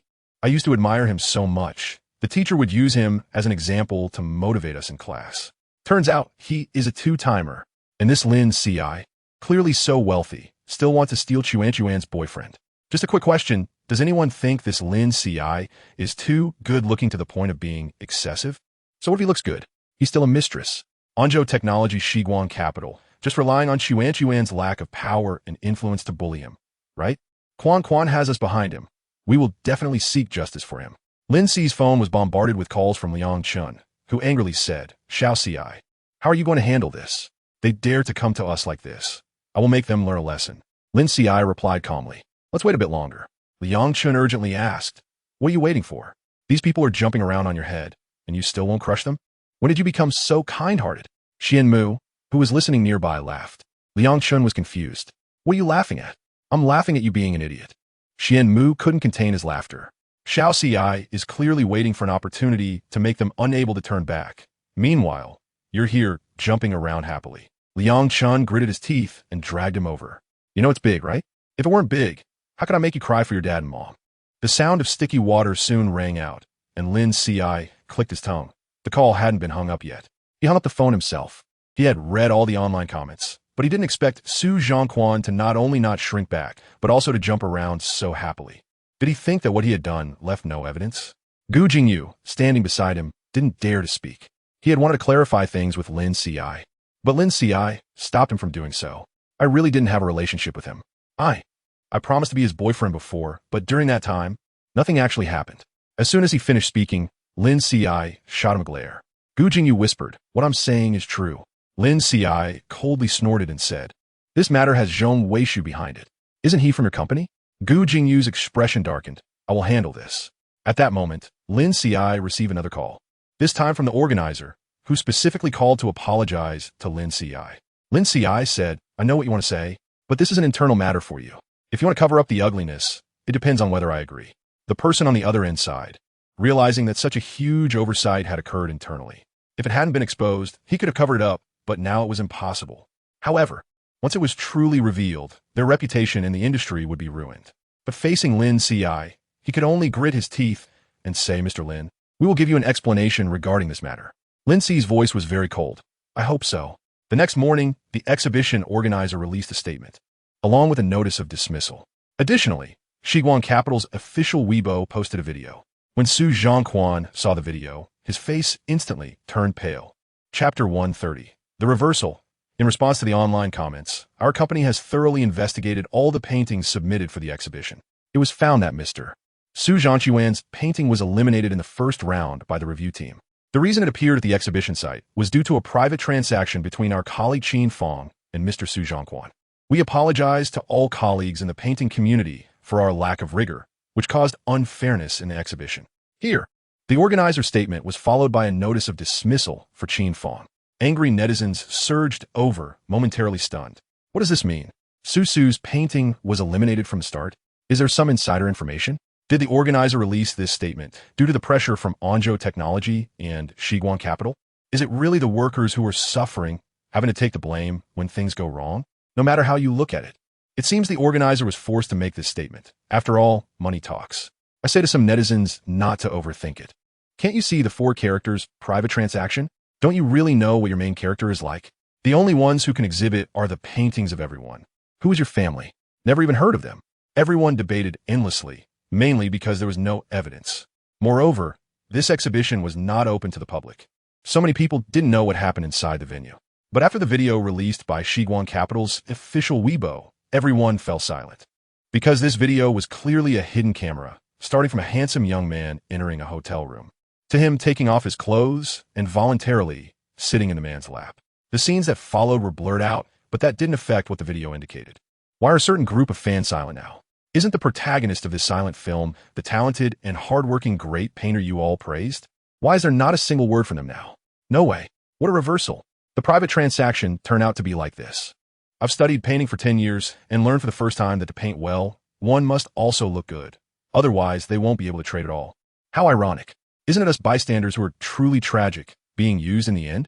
Weren't you all curious about Shiguan Capital's tone? What do you mean by our little CI being an innocent victim? Some people need to man up and come out to clarify. Shiguan Capital's official Weibo tagged Onjo Technology. After all, could it be that Gu and Lin really have something going on? The painting matter has been clarified, but what about the mistress issue? Some fans jumped out again, questioning who the mistress is. Given the great painter's proficiency at taking off clothes, he probably worked hard privately, right? Netizens began to argue again, but none of this was related to Su Zhongquan anymore. He trembled as he called Qin Gu, dialing twice when he didn't answer, until the call was finally connected. When did you record the video? You bastard. You actually recorded a video. The great painter, after one taste, I must slowly appreciate. Qin Ji's voice was very dejected. After such a mess, he couldn't continue in this industry either. But if it weren't for Su Zhongquan seducing him, he wouldn't have ended up like this. Bastard. Su Zhongquan was so angry that his whole body shook. But why did you give a video to Lin Ci? Do you know you harmed me? Do you think Shiguan Capital can spare you and me? And that Onjo technology, if you're so capable. Why didn't you get your ex-boyfriend to help you? All right, there was also that day you went to the exhibition with you. That was Zhong, right? Turns out you're a slut. Any man can get to you. Su Zhongquan shouted, what did you say? But he hadn't finished speaking when the call was hung up. He was so furious that his whole body trembled, and all that was left in his mind were 3 words. He was finished. He was finished. At that moment, his phone rang again. He saw it was Zhong Weishu's and trembled all over, throwing the phone away. He didn't dare to answer Zhong Weishu's call. He didn't know how Zhong Weishu would react to the video online. But now, only Zhong Weishu could save him. So he hurriedly picked up the phone. Shugo, he cried, Shugo, please save me. I'm so scared. Can you help me, please? Zhong Weishu gritted his teeth and asked, what is going on with the video online? Su Zhangguan? Shugo, that person forced me. I had no choice, I had no choice. Are you still going to lie to me? Zhong Weishu shouted loudly. You told me you're painting God and based on your own skills, but the truth is you sold your body to get it. And that day, you suddenly left. You went to find him, didn't you? Su Zhangquan, you really are shameless. What's even more shameless is that he actually felt moved by this slut, and he had even touched such a filthy body. Shugo, please believe me. I only have you. I really only have you. Shugo, didn't you say you hope we can always be together? Can we just be good? Zhong Weishu cursed, unable to suppress the disgust in his heart, and suddenly smashed his phone. At that moment, his office door was knocked on, and an assistant came in, saying, President Zhong, Mr. Gu is asking for you. Zhong Weishu's face turned ashen, and he immediately felt defeated. Okay, I'll go right away. Meanwhile, Onjo Technology's official Weibo released a statement. Our Mr. Gu Jingyu broke up with Mr. Su Zhongquan 3 years ago. During their 3-month relationship, the two had incompatible personalities and parted ways amicably. Mr. Gu is currently single, and we hope that the vast number of netizens do not listen to rumors. To add a note, Mr. Gu is currently pursuing Mr. Lin Qiushi. On behalf of everyone at Onjo Technology, I wish Mr. Gu success in winning over his beautiful partner. Netizens. Not very well received. Don't you all think it's so sweet? A tall, handsome CEO and a delicate little beauty. How great is that? I feel like it's a loyal dog and his carnivorous flower, though. Don't forget, he's the big boss of Shiguan Capital, not some delicate little beauty. So they haven't gotten together? Still pursuing each other? I wonder how rich people pursue love. I want to know too. I also won. 10,086. Chapter 131. You agreed to let me pursue you, does Gu Jingyu have no shame? Liang Chun gritted his teeth as he looked at his phone. What pursuing? He thinks he can pursue someone just like that? Liang Chun lifted his head from the phone and looked at Lin Qiushi. Xiao Xiai, you won't agree to him, will you? Who knows? Lin Qiushi said without looking up from the computer. Liang Chen's face became serious. He walked in front of Lin Qiushi and slammed down his laptop. Have you forgiven him for the past? Lin Qiushi pressed his lips together, remaining silent.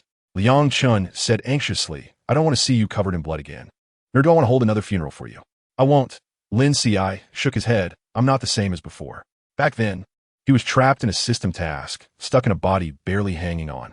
Faced with Gu Jingyu, he felt both jealousy and an involuntary fondness. The more he liked him, the worse he treated him. Plus, the task at that time almost bound him to Gu Jingyu, so he unknowingly gave his heart away. Falling to that extent, he bears some responsibility. When Liang Chen asked him if he had forgiven Gu Jingyu, Lin Qiushi still felt pain when he thought of the past. The hatred hadn't disappeared, but when he remembered that night when Gu Jingyu madly stabbed his heart, that hatred took on a different flavor. Perhaps it was still hatred, but it was no longer pure hatred. All right, you think about this yourself. Now that your health is better, do whatever you want, Liang Chun said. If you want to hate, then hate. If you want to love, then love. Lin Qiushi smiled sincerely and said, thank you. Liang Chun had helped him a lot over the past 3 years, and he remembered all that kindness. Lin Qiushi continued, don't talk about me, what about you? Liang Chun, what's wrong with me? Lin Qiushi teased with a smile. Have you caught up with Xianmu? With me stepping in, how could I not catch up? Liang Chun said, then deflated, realizing he really couldn't catch up. After so many encounters, Xianmu still treats him like a friend with benefits. Is there anyone as rich and handsome as me to be a friend with benefits? Lin Qiushi saw Liang Chun getting deeper and deeper into this. But since Xianmu wasn't agreeable, Liang Chun could only be anxious alone. When Liang Chun was around 21, he was at his wildest. Plus at that time, the Liang family was handed over to him. Although he had a talent for business, he always acted freely. Now he was bound by family obligations, filled with frustration. Outside of work, he indulged himself to the fullest. Back then, Xianmu hadn't graduated from college yet, and Liang Chun took a liking to him, chasing him at school. Every day, he had a new romantic gesture, being generous and romantic. Anyone else would have agreed long ago. But it took him nearly 2 months to finally win Xianmu over, but he was too wild. His pursuit of man made headlines in various sections just to annoy his old man, who controlled him. When he finally got Xianmu, he tossed a friends with benefits agreement in front of him. Or rather, a sponsorship agreement would be more appropriate. Just talk about money, no feelings. If either party wasn't happy halfway through, they could withdraw. At that time, Xianmu stared at the agreement for an entire afternoon, but still signed it in the end. Outsiders thought they were dating, but they both knew it was just a physical transaction. Later, after about half a year, Xianmu proposed to end the relationship. Liang Chun didn't even react before being kicked out, feeling displeased. He thought he was the first to propose ending it. Unexpectedly, he wasn't the one getting tired. Xianmu was the first to lose interest, but he didn't hold it against him. He was able to let go. Later, he switched targets and never contacted Xianmu again. If it weren't for accidentally finding out 3 years ago that Xianmu opened a bar, he wouldn't have fallen for him again, ultimately liking him once more. Now he shamelessly wants to win him back. But Xianmu isn't interested and only wants to maintain a friends with benefits relationship. This is all a result of his past sins. Liang Chun can't do anything about it. Lin Qiushi couldn't help him. This matter between the two of them had to be resolved by themselves. After a day of work, Gu Jingyu called Lin Qiushi. Are you done?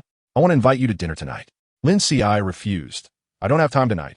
I have plans with someone else. Gu Jingyu's heart sank. Who are you meeting? Lin Qiushi chuckled. You haven't even started pursuing me, and you're already controlling me? That's not what I meant. Gu Jingyu realized you agreed to let me pursue you. Although Gu Jingyu could disregard the online matters, he really didn't want to, so he found another excuse to tie himself to Lin Qiushi. He let the PR department finish, but he was still nervous, afraid Lin Qiushi would be angry. However, hearing Lin Qiushi's tone now, he not only didn't sound angry, but seemed to be smiling. Lin Qiushi said, there are many people pursuing me, but I won't agree. That's fine, Gu Jingyu said. You just need to let me pursue you. Letting him become one of the pursuers seemed to bring him a bit closer, and he had a reason to appear by his side and stick around to treat him well. Gu Jingyu became excited again. After hanging up the phone, another call came in. Gu Jingyu saw it was from Yao Jiaqiao. Yao Jiaqiao said, President Gu, tomorrow is the day of our Yao family's board meeting. Please remember to attend on time. I will attend on time, Gu Jingyu replied. That's good, although I brought you into the board. I can't guarantee who the board will ultimately choose. But I heard you're pursuing President Lin from Shiguan Capital? Gu Jingyu said coldly. That has nothing to do with our cooperation. All right. Yao Jiaqiao's tone sounded nonchalant, but Gu Jingyu knew he was quite capable. The playboy was just a facade. Among the younger generation of the Yao family, Gu Jingyu only valued Yao Jiaqiao's capabilities, which is why he helped him. However, Gu Jingyu suddenly became puzzled. If Shiguan Capital also wanted to enter the Yao family, Lin Qiushi should have investigated the younger generation of the Yao family. But why did he ultimately choose Yao Yian? Yao Yian's methods are mild. He only knows how to maintain, not to expand. Even if the Yao family is handed over to Yao Yian, it won't thrive. Gu Jingyu couldn't figure it out, shaking his head. Tomorrow is the board meeting. Even if Lin Qiushi regrets it, it will be too late. Leave of absence note, dear ones. Today is the first day of my period, and it hurts too much. I can't type. Taking a day off. Normal updates tomorrow. Moi chapter 132. Let's make a bed in the morning. Gu Jingyu called Lin Qiushi, saying he wanted to pick him up. Lin Qiushi smiled and said, President Gu, today we are opponents. Until the results come out, it's best we don't meet. Gu Jingyu paused for a moment and asked, Can I invite you to dinner after the results tonight? Lin Qiushi replied with an inexplicable tone, If you feel like it. Gu Jingyu laughed. You're so confident? Gu Jingyu reviewed the progress of the Yao family's project and the project proposal they were going to present today. The most important person to the board is Yao Xiao, whom they value the most. Lin Qi's mistake was backing the wrong person. However, Lin Qi's tone was so confident that it cast a hint of doubt on Gu Jingyu, who was initially confident of victory. Lin Qiushi said, This is our first encounter. Perhaps there will be many more in the future. Are you ready, General Gu? I won't let you. Gu Jingyu replied. Lin Qiushi let him do other things, but he wouldn't give in at work. Lin Qiushi scoffed and hung up the phone. However, Gu Jingyu felt all his fighting spirit ignited. He was very curious about what Lin Qi's expression would be when the Yao family's project fell into his hands. Would he look at him with more respect? Gu Jingyu and Tao Han, along with their respective assistants, entered the boardroom before the Yao family board meeting began. They didn't arrive too early. Lin Qiushi and Liang Chun were already there. Gu Jingyu's gaze fell on Lin Qiushi. Clearly just an ordinary suit, but on Lin Qiushi, it had a unique flavor. His exquisite features were no longer youthful, but added a touch of mature charm, and his beautiful brows and eyes carried an extra layer of coldness. Lin Qiushi noticed his gaze, slightly raised an eyebrow, and looked over at him. Gu Jingyu's heart skipped a beat, and his breathing became uneven. Yao Xiao looked over at him, lowering his voice with a smile. With such a beautiful person like General Lin sitting opposite you, General Gu won't go easy, right? Gu Jingyu shot him a cold glance. He didn't like the way Yao Xiao talked about Lin Qiushi, so slick and as if he could be easily teased. Gu Jingyu coldly said, "If second young master Yao wants to lose today, I can leave right now." All right, my fault." Yao Xiao raised his hand in surrender, but looked at Lin Qiushi with interest. Lin Qiushi cast a faint glance his way, and Yao Xiao enthusiastically blew him a kiss, causing Gu Jingyu's expression to darken immediately. Sitting next to Lin Qiushi, Yao Yian frowned in disgust. His younger brother was on the brink of disaster, yet looked so happy. After the board meeting, he would kick him out of the board. Let's see if he could still smile then. Soon, all the board members arrived, and the board meeting officially began. Today's agenda mainly discussed which capital to introduce to the Yao family. The Yao family had been stagnant for a long time, with a broken funding chain and urgently needed fresh capital injection. Although Anzhou Technology was not originally in capital investment, it had achieved good results in its investment business over the past 2 years. This was also why Anzhou was considered by the Yao family board. As for Shiguang Capital, that went without saying. At the start of the board meeting, Yao Yian and Yao Xiao represented both sides and presented their plans for the future development of the Yao family. Gu Jingyu observed, indeed, Yao Yian still took a conservative approach. Even with capital injection, it could only provide temporary relief. Without addressing the underlying issues, the Yao family could not rejuvenate. After both sides finished their presentations, it was Anzhou and Shiguang's turn. Gu Jingyu did not take the stage and left everything to Tao Han. However, when Lin Qiushi stood up, he found himself sitting up straight, his eyes lighting up. People might marvel at Lin Qi's looks, but when he stood up and spoke eloquently, no one could focus solely on his appearance. When talent was outstanding enough to overshadow looks, the admiration drawn by appearance would be transformed into admiration for his abilities. Gu Jingyu didn't know what Lin Qiushi had gone through in the past 3 years, from a pampered young master to the head of a top capital company. Such a transformation was not easily made. Gu Jingyu's dark eyes remained fixed on Lin Qiushi. With so many eyes on him, Lin Qiushi could only feel Gu Jingyu's singular gaze. When he finished speaking and sat down, he finally looked up at Gu Jingyu and smiled inexplicably. Gu Jingyu snapped back to reality and heard that the board meeting had already moved on to the next item, the voting session. Both Anzhou and Shiguang had to leave the meeting room for a while. Their people sat in another meeting room waiting for the board voting to conclude.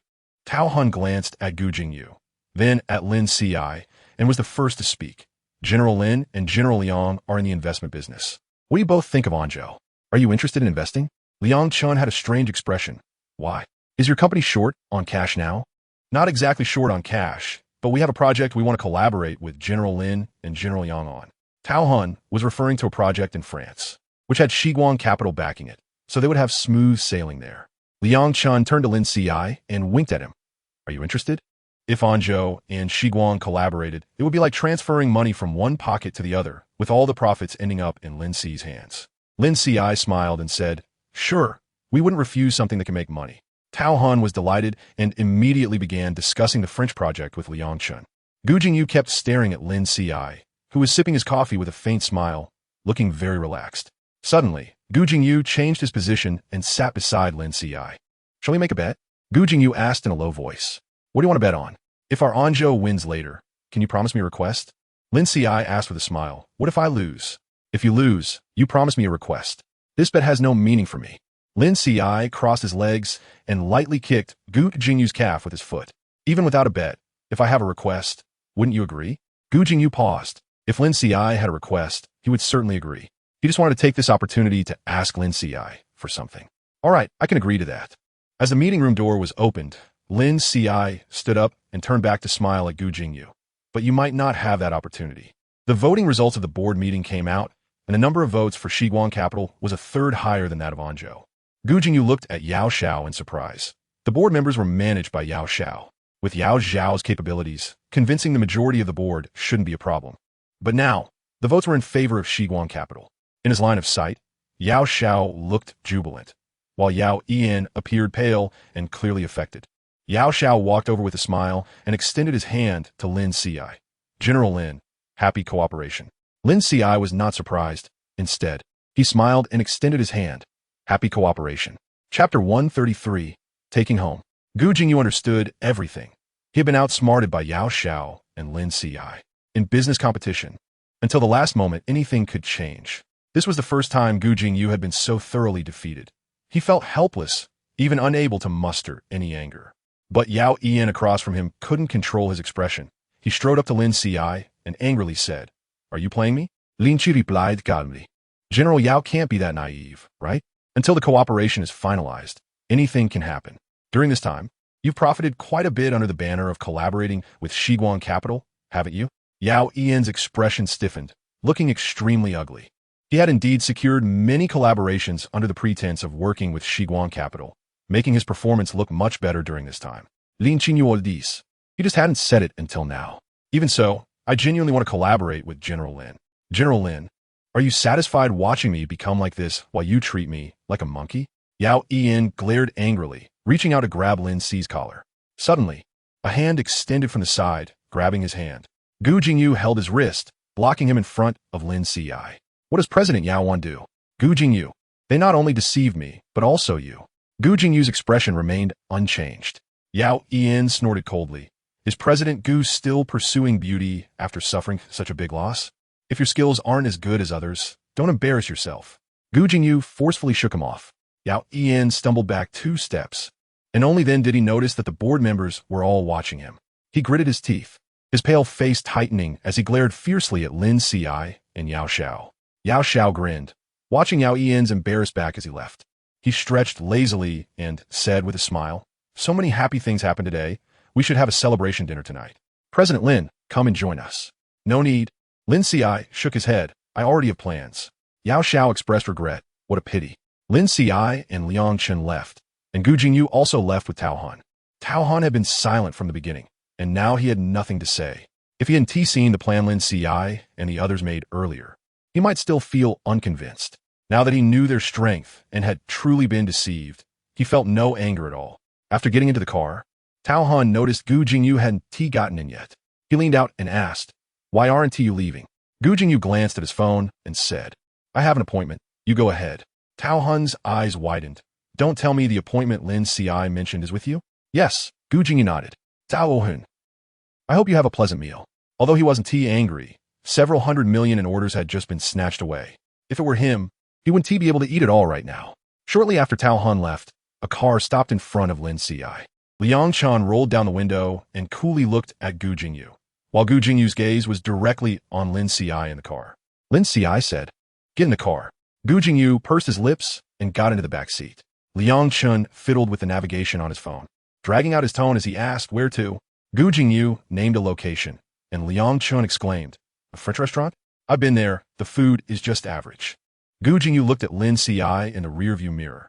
Lin Qiushi had a slight smile on his lips, gazing out the window, seemingly not listening to their conversation at all. Gu Jingyu spoke up. "Is President Liang joining us today? Don't want to take me? I insist on going." Liang Chen huffed. Gu Jingyu pursed his lips, his expression blank, but he felt a wave of disappointment inside. He finally had a chance to have a meal alone with Lin Qiushi, and Liang Chen had to intrude. He felt disheartened, but didn't voice it, remaining silent until they got out of the car. After the car stopped, Gu Jingyu was the first to get out, then opened the door on Lin Qi's side.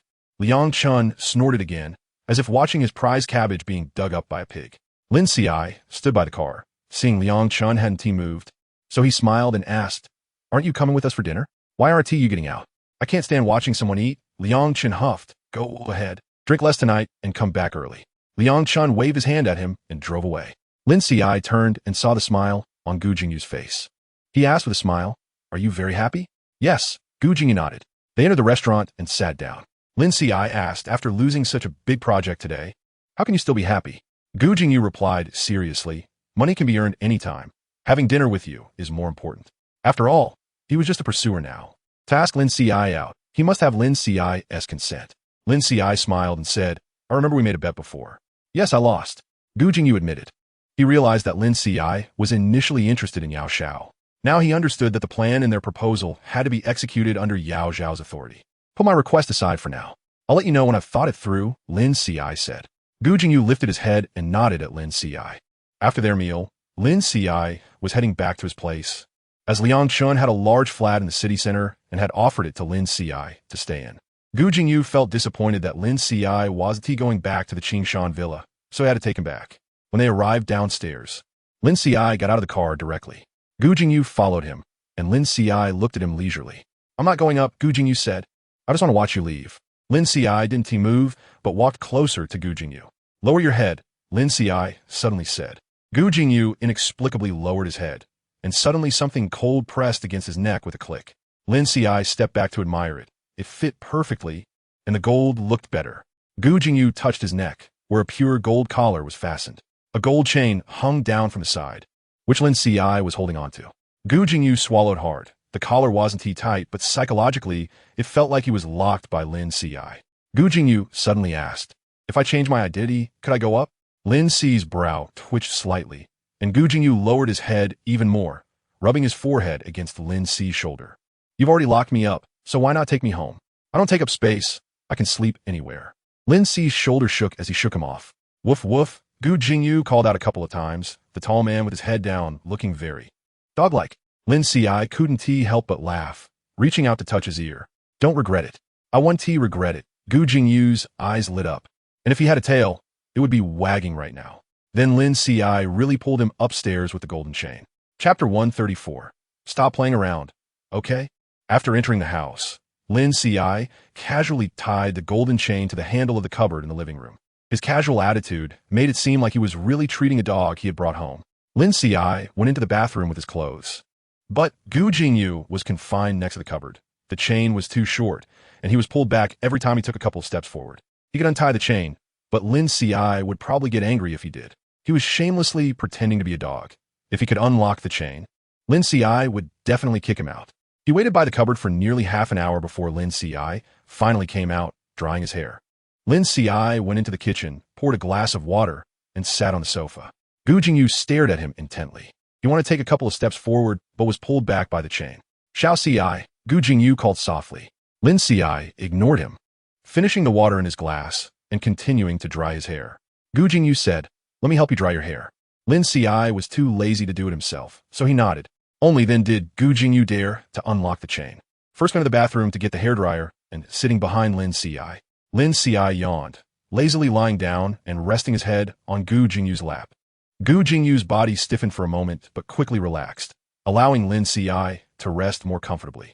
The hot wind blew through the soft strands of hair, and Gu Jingyu moved more gently, feeling the fragrance lingering in his breath. It was clearly the scent of shampoo, yet it carried an alluring power. Gu Jingyu's heart felt as if it were soaked in soft syrup, swelling and heating up in the blowing wind, almost overflowing. This affection had long occupied all his thoughts. Anything related to Lin Qiushi made him both desire it and fear it. Guilt and sorrow made him hesitant, but humans are selfish creatures. And even without the right to possess, he still harbored a base desire for ownership. He shamelessly wanted to get a little closer, just a bit closer. As long as Lin Qiushi didn't drive him away, he could stay by his side under any pretext. When Lin Qiushi's hair was almost dry, he suddenly opened his eyes, glancing playfully at a certain spot. Only dogs would be so openly lustful. I'm just like that. Gu Jingyu's voice tightened. Lin Qiushi was lying on his lap, and he couldn't control the desire that was arising, just as he couldn't control his love for him. Love and desire coexisted, resulting in something ugly in the body. Lin Qiushi clicked his tongue, sat up, and reached out to grab the gold chain hanging from Gu Jingyu's neck. Seeing you so obedient, I'll give you a reward. Gu Jingyu's body responded uniquely to the word reward. At the sound of it, his body uncontrollably trembled, and something within him became even more excited. Lin Qiushi smirked, extending his hand. The tight suit pants felt more constricting than the collar around his neck, and Gu Jingyu's throat tightened, unable to suppress a low growl. Compared to the collar, he wanted to unfasten the constricting suit pants even more, because the teasing was even more tormenting. But Lin Qiushi was doing it on purpose. He maliciously wanted to see him suffer. The more Gu Jingyu struggled, the happier Lin Qiushi would be. Gu Jingyu's eyes were forced to turn red. The person in his arms was pulling the gold chain with one hand and causing trouble with the other. Whenever Gu Jingyu moved slightly, Lin Qiushi would tighten the chain. Xiao Qiushi. Gu Jingyu called out to him hoarsely, his expression restrained and pained. Lin Qiushi, sitting in his lap, asked with a smile, "Don't like this reward?" Gu Jingyu gritted his teeth and nodded. "Like it?" Lin Qiushi continued to ask, "But I don't see that you look like you like it. Stop playing around, okay?" Gu Jingyu lowered his head, resting it on his shoulder, his voice raspy. Lin Qiushi clicked his tongue and withdrew his hand. "You said it." As he spoke, he was about to get off Gu Jingyu, but Gu Jingyu grabbed his waist. "Don't go. So difficult to serve?" Lin Qiushi raised an eyebrow. "I want to move." Gu Jingyu didn't dare move, softly pleading, "Don't go. Can we continue?" Even if he had to suffer, he wanted to suffer at Lin Qi's hands. Lin Qiushi reluctantly agreed, but his hands lost their lightness. Gu Jingyu's eyes turned even redder, yet he kept his body tense, not moving at all. Lin Qiu's hand was getting sore, and only then did Gu Jingyu's tense body slowly relax. He lowered his head and kissed Lin Qi's fingertips, to which Lin Qiushi laughed and said, "I don't have any clothes here that you can wear. After this, you definitely can't wear this outfit." Gu Jingyu whispered, "I'll have my assistant bring something over." Lin Qi's fingers felt itchy from Gu Jingyu's kiss. The fair fingertips reddened as if caught by a wild dog gnawing on bone and flesh. "I'm tired." Lin Qiushi pushed the man's head away. Gu Jingyu immediately picked him up, saying, "I'll take you to sleep." Lin Qiushi lazily yawned and didn't refuse. Gu Jingyu carried him into the master bedroom and laid him on the bed. Lin Qiushi was extremely tired, waving his hand. "You go find somewhere to sleep. Don't come to bed." Hearing Gu Jingyu's agreeing voice, Lin Qiushi fell into a deep sleep. Gu Jingyu smiled bitterly. How could Lin Qiushi trust him so much, believing he wouldn't do anything to him? But he truly didn't dare to do anything. Being able to follow him inside was already very satisfying. Lin Qiushi told him to find somewhere to sleep, but Gu Jingyu didn't want to leave Lin Qiu's side. However, there was no sofa in the room, so Gu Jingyu quietly found a blanket and laid it by the bed. The sounds of breathing in the quiet night made him feel at ease, facing the bed. He secretly grasped Lin Qiu's hand that was draped over the edge. It was like catching a flying kite. The kite longed for freedom, yet countless people were waiting for it to fall into their arms. But for now, he had caught it. At least for this night, the kite was his. The next day, Gu Jingyu woke up to someone poking his cheek. He opened his eyes to see Lin Qi's porcelain white hand hanging in front of him, sitting at the edge of the bed, admiring him. "You slept here all night?" Gu Jingyu sat up and slipped Lin Qi's slippers onto his feet. Lin Qiushi impatiently kicked off the shoes and got out of bed barefoot. Gu Jingyu nervously picked up the slippers and followed behind him, scooping him up again. "Where are you going?" "I'll take you." Lin Qiushi looked at him with amusement. "You're addicted to carrying me, aren't you?" Gu Jingyu fell silent. Lin Qiushi snorted, "To the bathroom." Gu Jingyu carried Lin Qiushi to the bathroom, not letting him down, but instead setting him on the counter.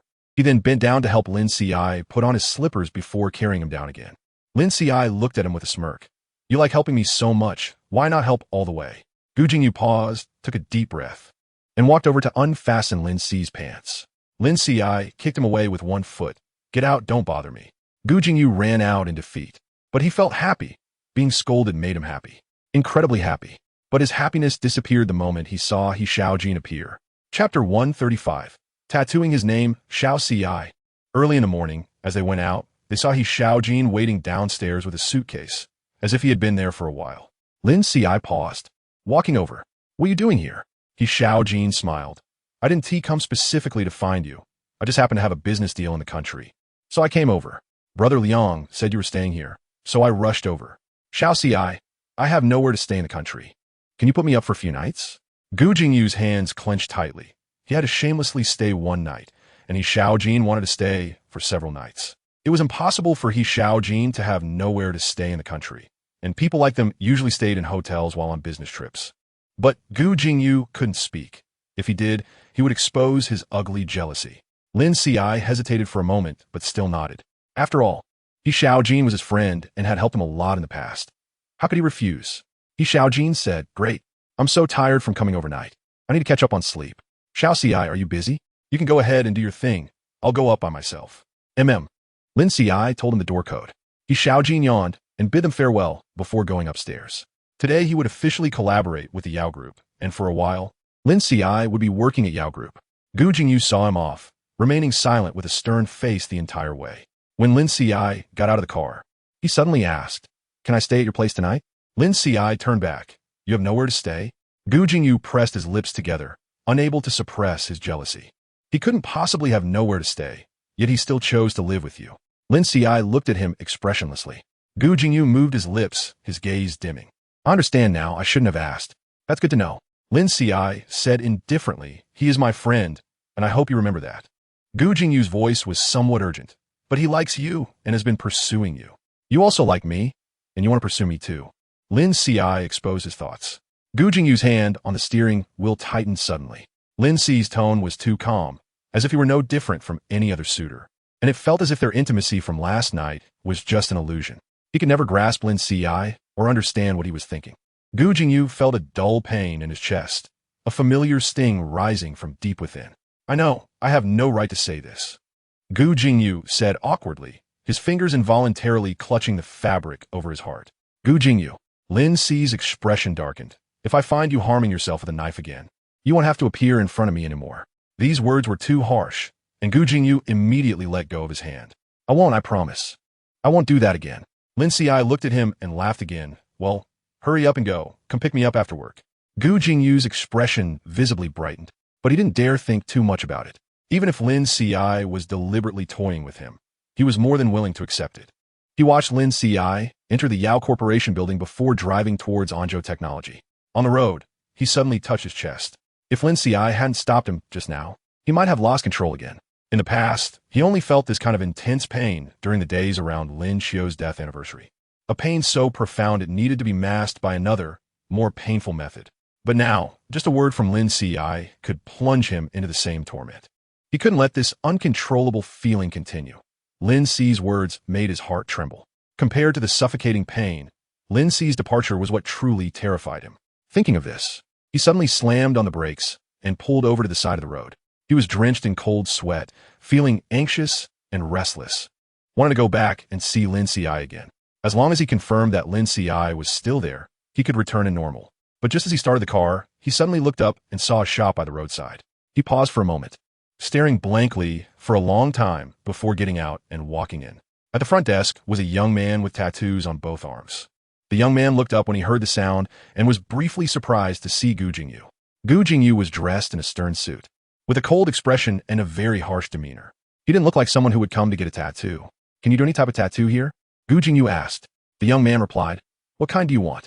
We have designs available, or you can tell us your idea, and our tattoo artist can design it for you, or you can bring your own design. It's not that complicated. I just want to tattoo a name. That's simple." The young man quickly noted something down.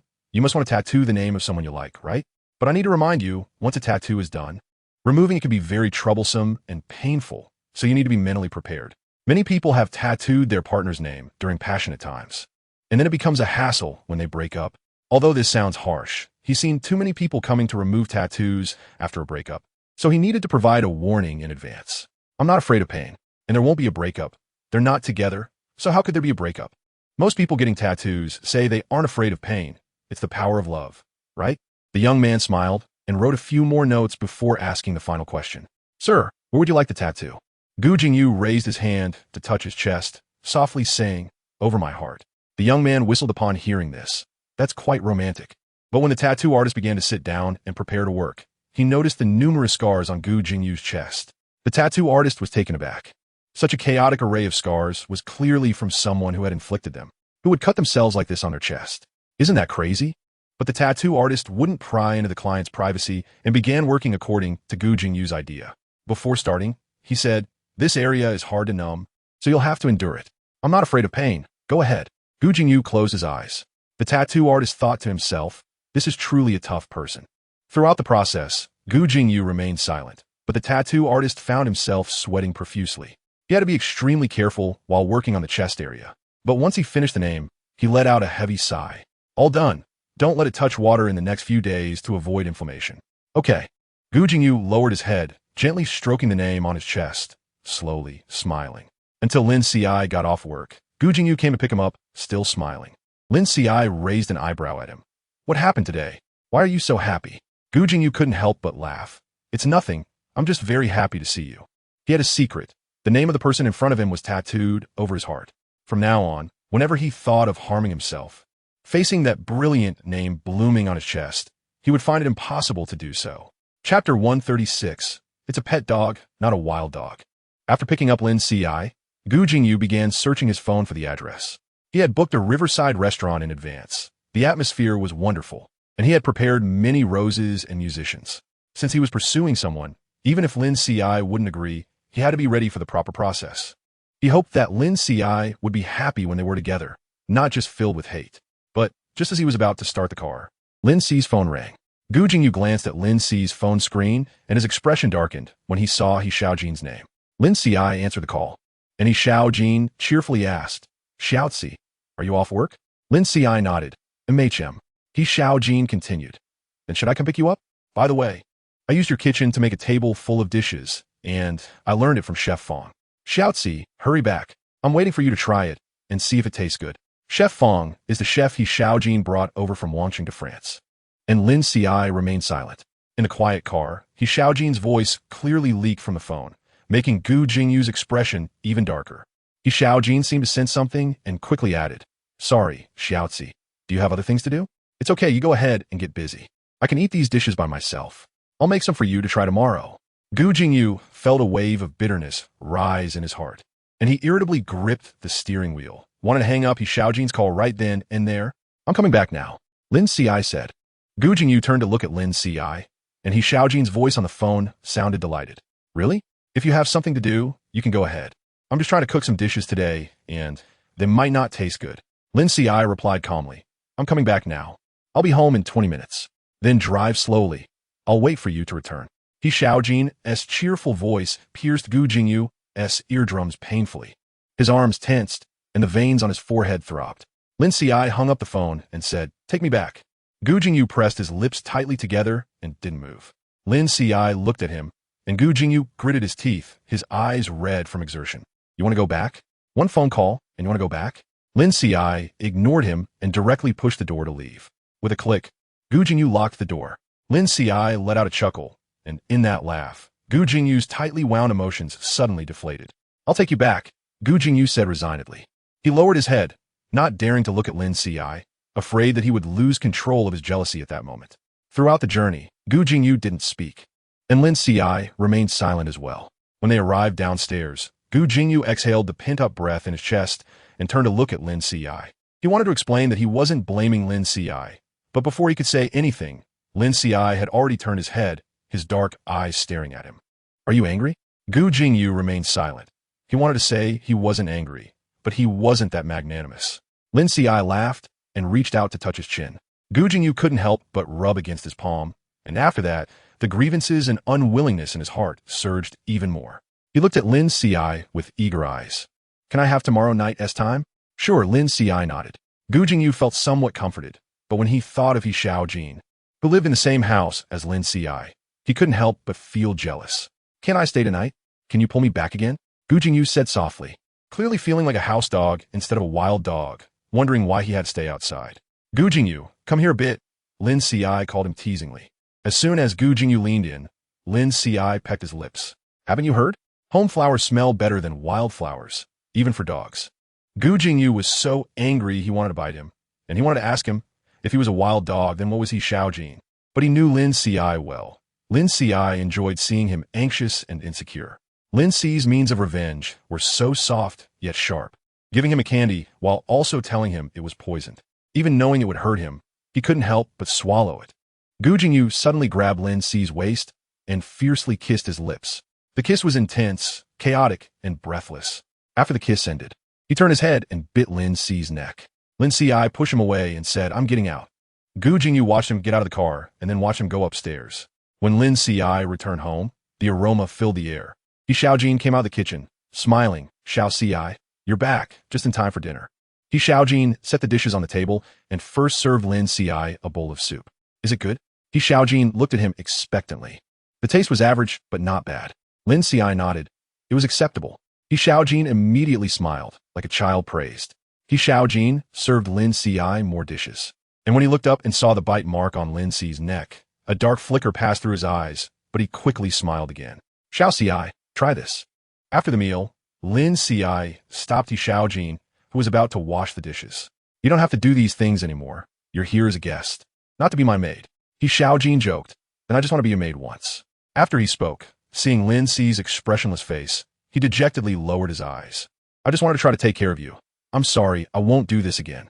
Lin Qiushi rubbed his forehead. It was clear he Xiaojin hadn't taken his previous words to heart.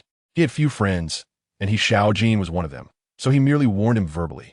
But if he Xiaojin continued like this, Lin Qiushi wasn't sure if he could still be friends with him. Xiao Qiushi. He Xiaojin smiled bitterly. I know what you mean. I just want to try again. You've let Gu Jingyu pursue you again. So can I pursue you like before? Do you have someone you like? So you want to drive me away? Lin Qiushi was taken aback for a moment, and he Xiaojin immediately said, since there's no one you like, can I try again? If you really can't accept me, I will definitely leave. Lin Qiushi thought for a moment and nodded. He Xiaojin smiled happily. But while he said he would continue pursuing, he didn't stay by Lin Qi's side all the time like before. He Xiaojin seemed very busy. Lin Qiushi hadn't seen him for several days. Moreover, Gu Jingyu was also busy and didn't bother him like before.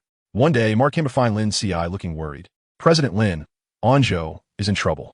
What happened? Lin Qi's expression darkened. Recently, someone had been attacking Anzhou's stock price in the market, and several of Anzhou's business lines had also encountered problems. Now the capital chain had broken, and if the gap couldn't be filled, Anzhou would likely suffer a serious blow. Chapter 137. Want to change the game? Lin Qiushi was the largest shareholder of Anzhou. If Anzhou suffered losses, it would be Lin Qi's loss. Mark was anxious, fearing that Lin Qi's investment in Anzhou would be wasted. He sighed. President Gu and President Tao are handling it, but President Zhong is leaving the company for a while, and the issue of equity reset has been brought up again. Lin Qiushi knew how many shares Zhong Weishu held, but it was clear that Zhong Weishu didn't want to transfer the shares to them. He wanted to sell at a high price to attract other capital. After pondering for a moment, Lin Qiushi said, I will invest the missing funds and also tell Gu Jingyu that I want all the shares in Zhong Weishu's hands. Mark hesitated. I'm afraid President Gu won't agree, and President Zhong won't agree either. The majority of Anzhou's shares were in Lin Qi's hands, and previously Gu Jingyu wanted to dilute Lin Qi's shares. Now that Zhong Weishu's shares were available, he wouldn't let Lin Qiushi take them again. He has to agree whether he wants to or not. Lin Qiushi said with a half smile, I will attend this shareholders meeting. Mark was surprised. President Lin doesn't need to hide your identity anymore. Lin Qiushi smiled and said, I want to change the game. After returning, Mark told Gu Jingyu what Lin Qiushi said, and Gu Jingyu directly refused coldly. We will find a way to solve the company's funding issue. If your backer is still unwilling to show up, we will redo the equity reset at this shareholders meeting. Mark knew that the investors behind him wanted to meet that person too. After all, the largest shares of the company were in someone else's hands. Although that person didn't interfere with their operations, they still felt uneasy about it. Mark thought for a moment and didn't mention that Lin Qiushi would come. They would know on the day of the shareholders meeting. Gu Jingyu was extremely busy with company matters, but he still found time to send Lin Qiushi a message. Dog emojis came one after another. Most of the time Lin Qiushi didn't reply, and occasionally when Lin Qiushi was amused by an emoji, he would reply 1 or 2 sentences. One day, Gu Jingyu suddenly received a call from Yao Xiao.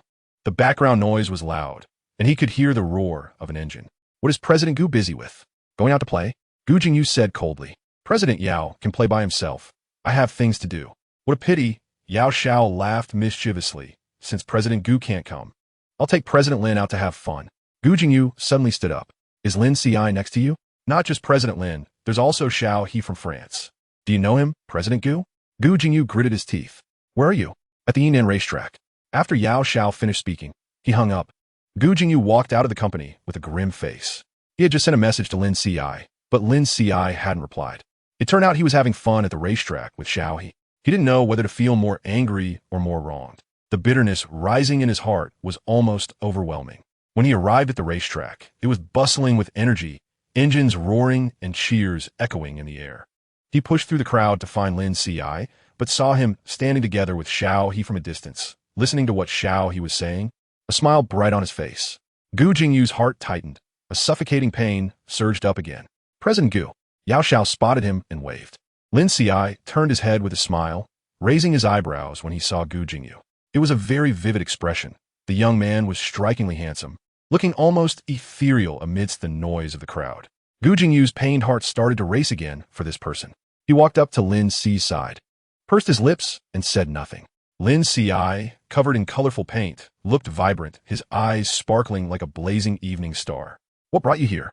Gu Jingyu said softly. "I sent you a message. You didn't reply."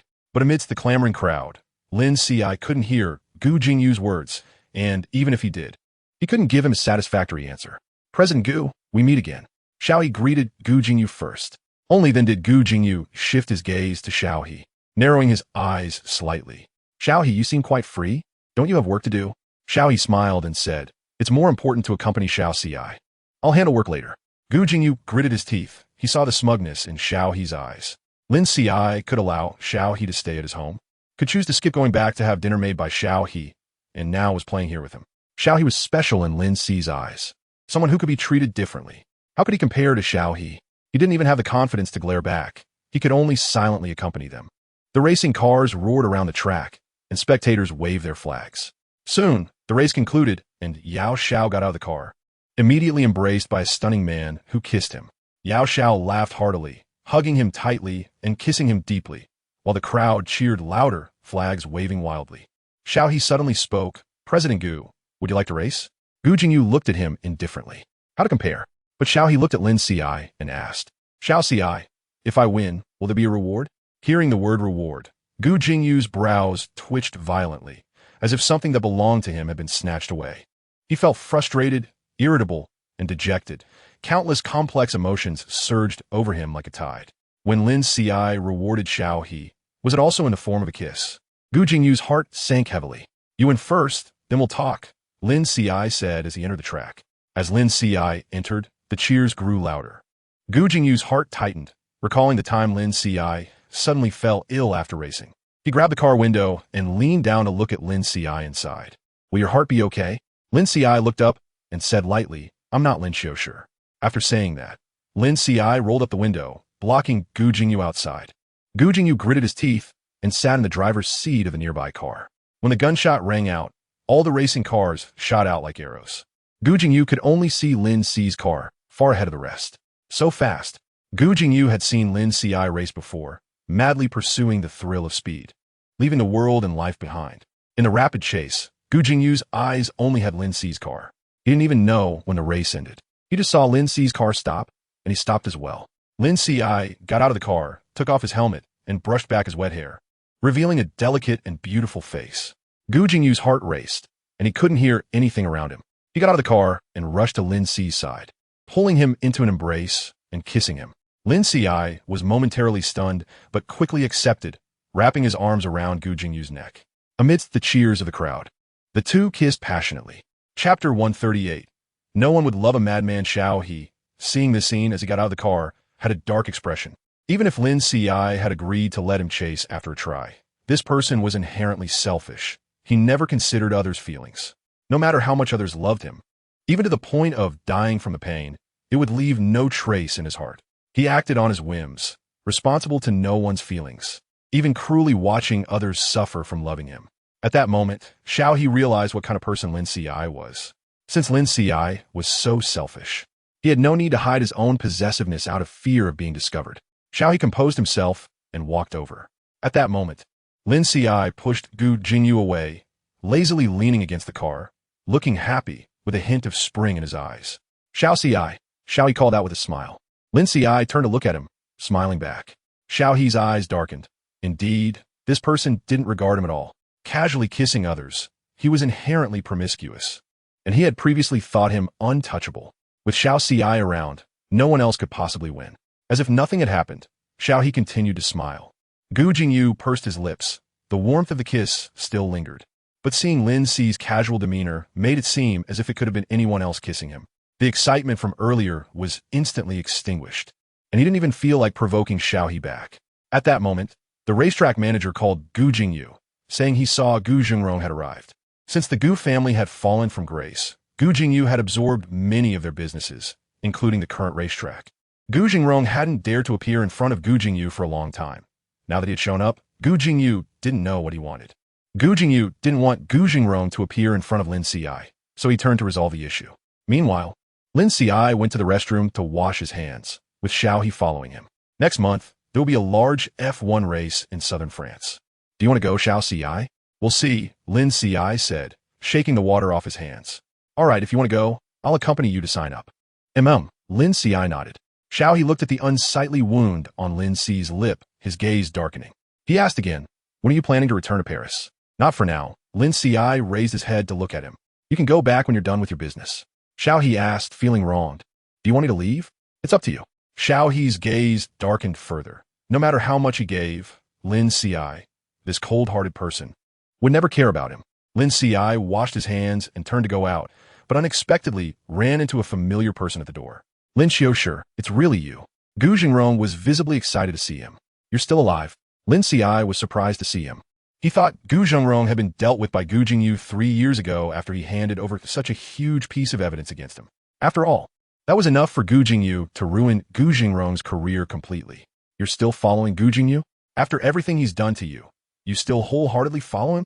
Gu Jingrong was agitated and very tense. Lin Qiushi looked at him leisurely and suddenly laughed. You came to see me behind Gu Jingyu's back just to say these things? If there's nothing else, then we don't need to waste time on this nonsense. Gu Jingrong's face was dark and gloomy. He said, I heard Gu Jingyu is pursuing you again? What kind of capital do you have now as a CEO? Why would you still look at someone like Gu Jingyu? What does that have to do with you? Lin Qiushi had a barely noticeable smile at the corner of his mouth, his expression haughty, as if he were looking at a clown. Gu Jingrong gritted his teeth, his tone cold. You don't know, right? Gu Jingyu doesn't want me to see you because he's afraid I'll expose his true nature. He's afraid you'll find out about his past and that you'll hate him. Lin Qiushi became curious, anticipating that Gu Jingrong might say something different. Lin Qiushi asked, what do you want to tell me? If you don't speak soon, Gu Jingyu will come looking for you, and you won't have the chance to talk. Gu Jingrong looked around and suddenly gritted his teeth and said, Gu Jingyu is a madman. My grandfather was locked up in a mental hospital by him, and now he wants to lock me up too. But in reality, he is the one who is sick. He carries the genes of mental illness. He can't hide it. Do you know how his father died? He was stabbed to death by his mother. His mother has always been mentally ill and can even harm those close to her. Gu Jingyu inherited his mother's genes. Haha, he is also a madman. Does he think I wouldn't know if he hid me away? He secretly sees a psychologist. He is going to go crazy just like his mother. Would you dare to lie beside a person like Lin Qiushi? What if he goes crazy one day and stabs someone? At first, Lin Qiushi listened with a smile on his face, but as Gu Jingrong continued, his expression gradually turned cold. Gu Jingrong saw Lin Qiushi's changing expression and felt increasingly satisfied. If Gu Jingyu made him suffer, he wouldn't let Gu Jingyu have it easy either. Doesn't he like Lin Qiushi? Then he'll make sure Lin Qiushi will never like him. Who would like a madman? Gu Jingyu is finished. He won't get anything. Nearby, He Xiaojin had a strange smile on his face, pondering something. Lin Qiushi quietly asked, You said he is seeing a psychologist? Gu Jingrong. Suddenly, a loud shout interrupted Gu Jingrong's words. Gu Jingyu approached with a dark expression, striding over. He first glanced at Lin Qiushi with guilt, then turned his furious gaze on Gu Jingrong. What are you doing here? What did you just say? Gu Jingrong laughed heartily. Gu Jingyu, what are you afraid of? Afraid others will know your crazy mother is about to come out of prison? Or are you afraid Lin Qiushi will know you're just like your mother? Before he could finish, Gu Jingyu punched him, knocking him to the ground, blood pouring from his mouth. Don't listen to his nonsense. Gu Jingyu clenched his fists, trying hard to control his emotions, but if one looked closely, they could see his whole body was trembling. Gu Jingrong has always been resentful that I ruined the Gu family, so he ran to you to say these things. Lin Qiushi asked, his tone oddly, is what he said true? Gu Jingyu opened his mouth. The word no almost slipped out, but he quickly added, what he said isn't entirely true. Don't listen to him, okay? Gu Jingyu's tone turned pleading, his expression anxious and fearful. Lin Qiushi glanced at Gu Jingrong, who was still on the ground and unable to get up. I can choose not to listen to him. Lin Qiushi smiled lightly, but there was no warmth in his eyes. But I'm waiting for you to explain. After saying that, Lin Qiushi turned and left, with He Xiaojin chuckling as he followed. It wasn't until Lin Qiushi had walked for quite a while that Gu Jingyu's tense body slowly relaxed. Gu Jingrong, bloodied and leaning against the wall, laughed heartily. No one will love a madman. Chapter 139. Shareholders meeting after leaving the racetrack that day. Lin Qiushi didn't receive any explanation from Gu Jingyu, nor did he see him. Even the daily messages that used to come from him had stopped. Someone had turned into a turtle, too afraid to see him. Lin Qiushi continued with his business as usual, as if he had never asked for an explanation. The work at Yao's had entered a routine, and Lin Qiushi was less busy. He Xiaojin had been staying with him for over a week, and suddenly said he wanted to return to Paris. Lin Qiushi breathed a sigh of relief. It was a good thing that Xiaojin was no longer stubborn. He could treat others with indifference, but he couldn't do that with Xiaojin. Lin Qiushi saw him off at the airport, and just after Xiaojin exited, Mark called him. Mr. Lin, tomorrow is the shareholders' meeting for Anzhou. Are you sure you want to come? Yes. All right, I'll pick you up tomorrow morning. After Mark hung up, he happened to see Zhong Weishu walking into Gu Jingyu's office, and they bumped into each other. Zhong Weishu said angrily, Mark, you came at the right time. Gu Jingyu and Tao Han are all eyeing the shares in my hands. Otherwise, I might as well sell the shares to Mark, since he is the largest shareholder of our company. Sure, Mark immediately smiled and said, if President Zhong wants to sell, we'll take them all, and the price will be satisfactory to you. Hearing Mark say this, Zhong Weishu provocatively looked at Gu Jingyu and Tao Han. Tao Han rubbed his temples, helplessly saying, do we really have to escalate it this far? Weishu, Anzhou has your hard work too. You know Anzhou has my hard work, but right now, what do I have a say in Anzhou? Zhong Weishu angrily pointed at Gu Jingyu. The current Anzhou is Gu Jingyu's Anzhou, not mine. This company is all following Gu Jingyu. Now that he has lost such a big deal with Yao's, do you all think it's nothing? For a man, he has sacrificed the company's interests. Tao Han, you may not care, but I wonder if our biggest shareholder will care. Mark smiled, but remained silent. What could he say? Should he point out that it was their biggest shareholder who stole Yao's business? Zhong Weishu sneered again. Now that Anzhou's capital chain is broken, and the stock price has plummeted, someone wants to buy the shares in my hands at a high price. Of course, I'm willing to sell. Tao Han, you might as well join me, so you won't end up with nothing. Tao Han's expression was serious as he glanced at Gu Jingyu. He wasn't inclined to do so, but the situation at Anzhou was indeed urgent. Didn't he know who had the power to push Anzhou to this point? Moreover, now someone was willing to buy Zhong Weishu's shares at a high price, but Zhong Weishu refused to reveal who was behind it. If the shares were taken away, Anzhou would truly be at the mercy of others. Zhong Weishu noticed the expression on Tao Han's face and coldly said, you're quite loyal, aren't you? Have you finished? Gu Jingyu raised his head, his tone icy.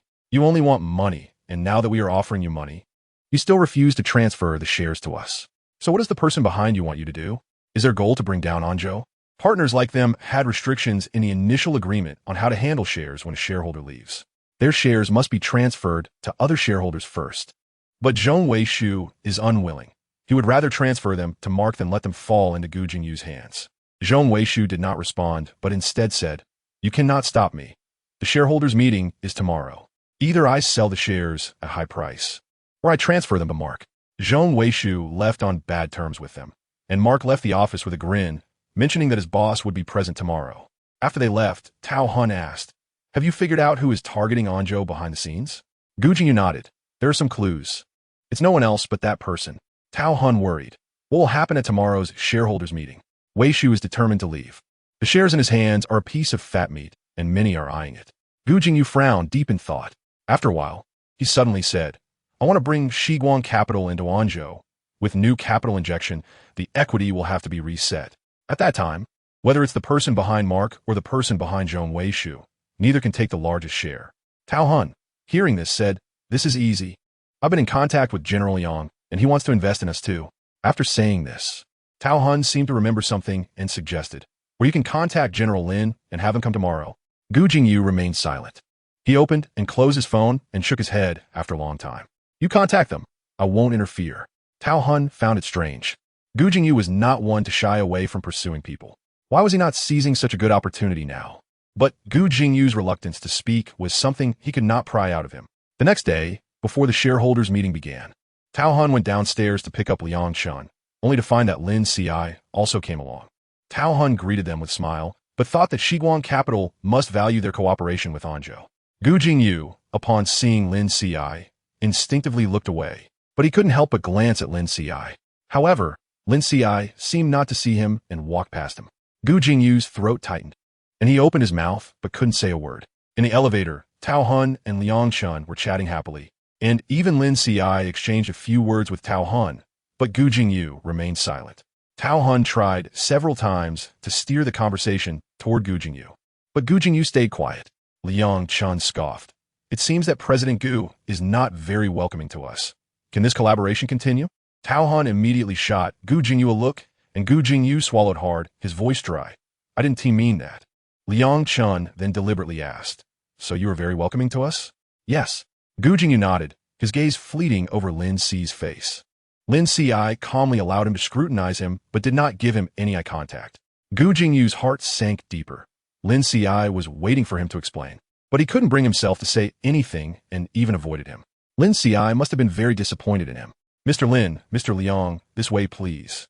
Tao Hun guided them into the conference room. Liang Chun introduced Lin Ci and himself in front of everyone, stating that Shiguang Capital would be the new investor in Anzhou and join the board of directors.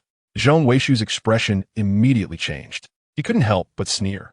President Gu has been emotional before and lost such a big order from the Yao family. Now he wants to bring his lover into the company? I think Anzhou will be renamed Lin in the future. All shareholders will have to follow Mr. Lin for meals. Zhong Weishu's words were sarcastic, and Gu Jingyu's expression darkened. Lin Ci, however, smiled faintly. "Mr. Zhong, your words are indeed correct. I also think it's more appropriate for Anzhou to be surnamed Lin." Zhong Weishu's face turned pale, and he suddenly caught sight of Mark out of the corner of his eye. He sneered, "Lin Qiushi, you are too early to be arrogant. Our largest shareholder is here, and even if you want to swallow Anzhou, it won't work." After saying that, he turned to Mark. "Mark, where's your boss? Why hasn't he come yet? Should we go pick him up? The shareholders' meeting has started. If he doesn't come soon, he will miss it." But Mark suddenly laughed. "Everyone is here. We can start now." Zhong Weishu frowned. "Your boss is not coming? He doesn't want the shares in my hands anymore." Zhong Weishu knew it was impossible for the shares in his hands to be transferred to outsiders, so he would transfer them to Mark's boss instead, which would also annoy Gu Jingyu and the others. Mark smiled. "My boss is here. How can you all pretend not to see him?" Chapter 140. Have you figured out how to explain to me? Gu Jingyu and Tao Hun both frowned. Tao Hun asked, "Mr. Mark, are you joking with us?" Mark shrugged. "I'm not joking. You all have met my boss, so why are you still asking me?" Gu Jingyu's heart skipped a beat, and at that moment, Liang Chun suddenly burst out laughing. Tao Hun looked over in surprise. "It can't be Liang, right? That's impossible." Zhong Weishu frowned. At that time, he only had a project proposal and nothing else, and he had just met Gu Jingyu. How could Liang Chun possibly know them? Based on the Liang family's wealth, they wouldn't even look at them. "What are you all thinking?" Liang Chun smiled at the several gazes directed at him. "Of course, it's not me. Just based on your immature proposal, dreaming of getting investment from the Liang family, good luck with that." Zhong Weishu's face was not looking good. "Then why are you laughing? You Shiguang haven't even entered Anzhou yet, and you're already so arrogant?" "I'm laughing at how ridiculous you are." Liang Chun looked disdainfully at Zhong Weishu. "Back then, you were just a freshly graduated poor student, thinking that with your immature proposal, you could get someone to recognize your worth and invest in you. You don't actually think you were some hidden gem, do you? Others look down on your proposal because they're blind? If it weren't for someone investing so much money in you, could you have kept Anzhou afloat?" Liang Chen's sarcastic words were sharper than ever, making Zhong Weishu's face flush. Zhong Weishu, with a reddened face, asked, "Since you say it's not you, then who is it?" At that moment, Gu Jingyu suddenly stood up, the chair scraping against the floor with a harsh sound. Everyone turned to look at him in shock, and Gu Jingyu fixed his gaze on Lin Ci, his eyes swirling with complex emotions. Tao Hun followed his line of sight and looked shocked. "Is it you?" Gu Jingyu asked softly, but then confirmed, "It has always been you." This sentence was abrupt, but Lin Ci understood what Gu Jingyu was referring to. It referred to his investment and also to his identity. "How is that possible?" Zhong Weishu asked in disbelief. "Weren't you sick and dying back then? And at that time, didn't you treat Gu Jingyu like a dog? How could you come to invest in us? Have you finished your nonsense?" Lin Ci glanced at them lightly. "Now that we've spoken, let's start the meeting." Gu Jingyu clenched his fists tightly, his emotions surging. Zhong Weishu looked at Mark, who shrugged. "My boss has spoken. Shouldn't you hurry up and start the meeting?" During the entire meeting, Gu Jingyu was in a daze. He remembered that shortly after he met Zhong Weishu, Zhong had told him that he had found an investor. At that time, Lin Ci was still lying in the hospital, and he was pretending to be foolish in front of Lin Ci, thinking he was enduring humiliation. But those who hit him, Lin Ci had him pay back. He thought the person who had given him the greatest humiliation had once loved him and secretly invested a large sum of money in him. The initial investment in Anzhou was from Lin Ci. The Lin family was also handed over to him by Lin Ci, along with the Wang family and the Gu family. Anzhou had developed so much, and it turned out that Lin Ci's shadow was behind it all. After the meeting, Zhong Weishu was unable to regain control of the situation. If he wanted to leave, he would lose his shares. Lin Ci had more than one company under his command, and now Shiguang Capital wanted to get involved. No matter what Zhong Weishu did, in the end, the shares would still fall into their hands. Throughout the meeting, Gu Jingyu only spoke during the voting, raising his hand once. When the memories ended, Zhong Weishu left in a dejected manner. Gu Jingyu stared blankly at Lin Qiushi. And at that moment, Tao Han suddenly stepped forward and asked with a complex tone, "Mr. Lin, I have something to ask you." Lin Qiushi looked at him and said, "What is it? Was it your idea that Mark recommended me to Anzhou?" Lin Qiushi nodded. "Your resume was very suitable, which is why I pushed you over. Later, the facts proved that you had the ability." After hearing Lin Qiushi's words, Tao Han felt even more complicated. He had once looked down on Lin Qiushi, thinking of him as a spoiled young master, just like Zhong Weishu and the others. When they misunderstood Lin Qiushi, he had also mocked him. But in the end, he was able to enter Anzhou because of Lin Qiushi, which made him feel a bit guilty. Lin Qiushi seemed to know what he was thinking and suddenly laughed. "Where's Mr. Tao's mind wandering? The more outstanding your ability, the more money I earn. I've received quite a few dividends over the years. If you really feel guilty, then just work hard." "Rest assured, Mr. Lin, I will work hard." Tao Han suddenly straightened up and guaranteed passionately. Although he also had shares in Anzhou, he had never felt this passionate about making money for himself before. Gu Jingyu stood silently beside them. After they finished speaking, he walked up to Lin Qiushi.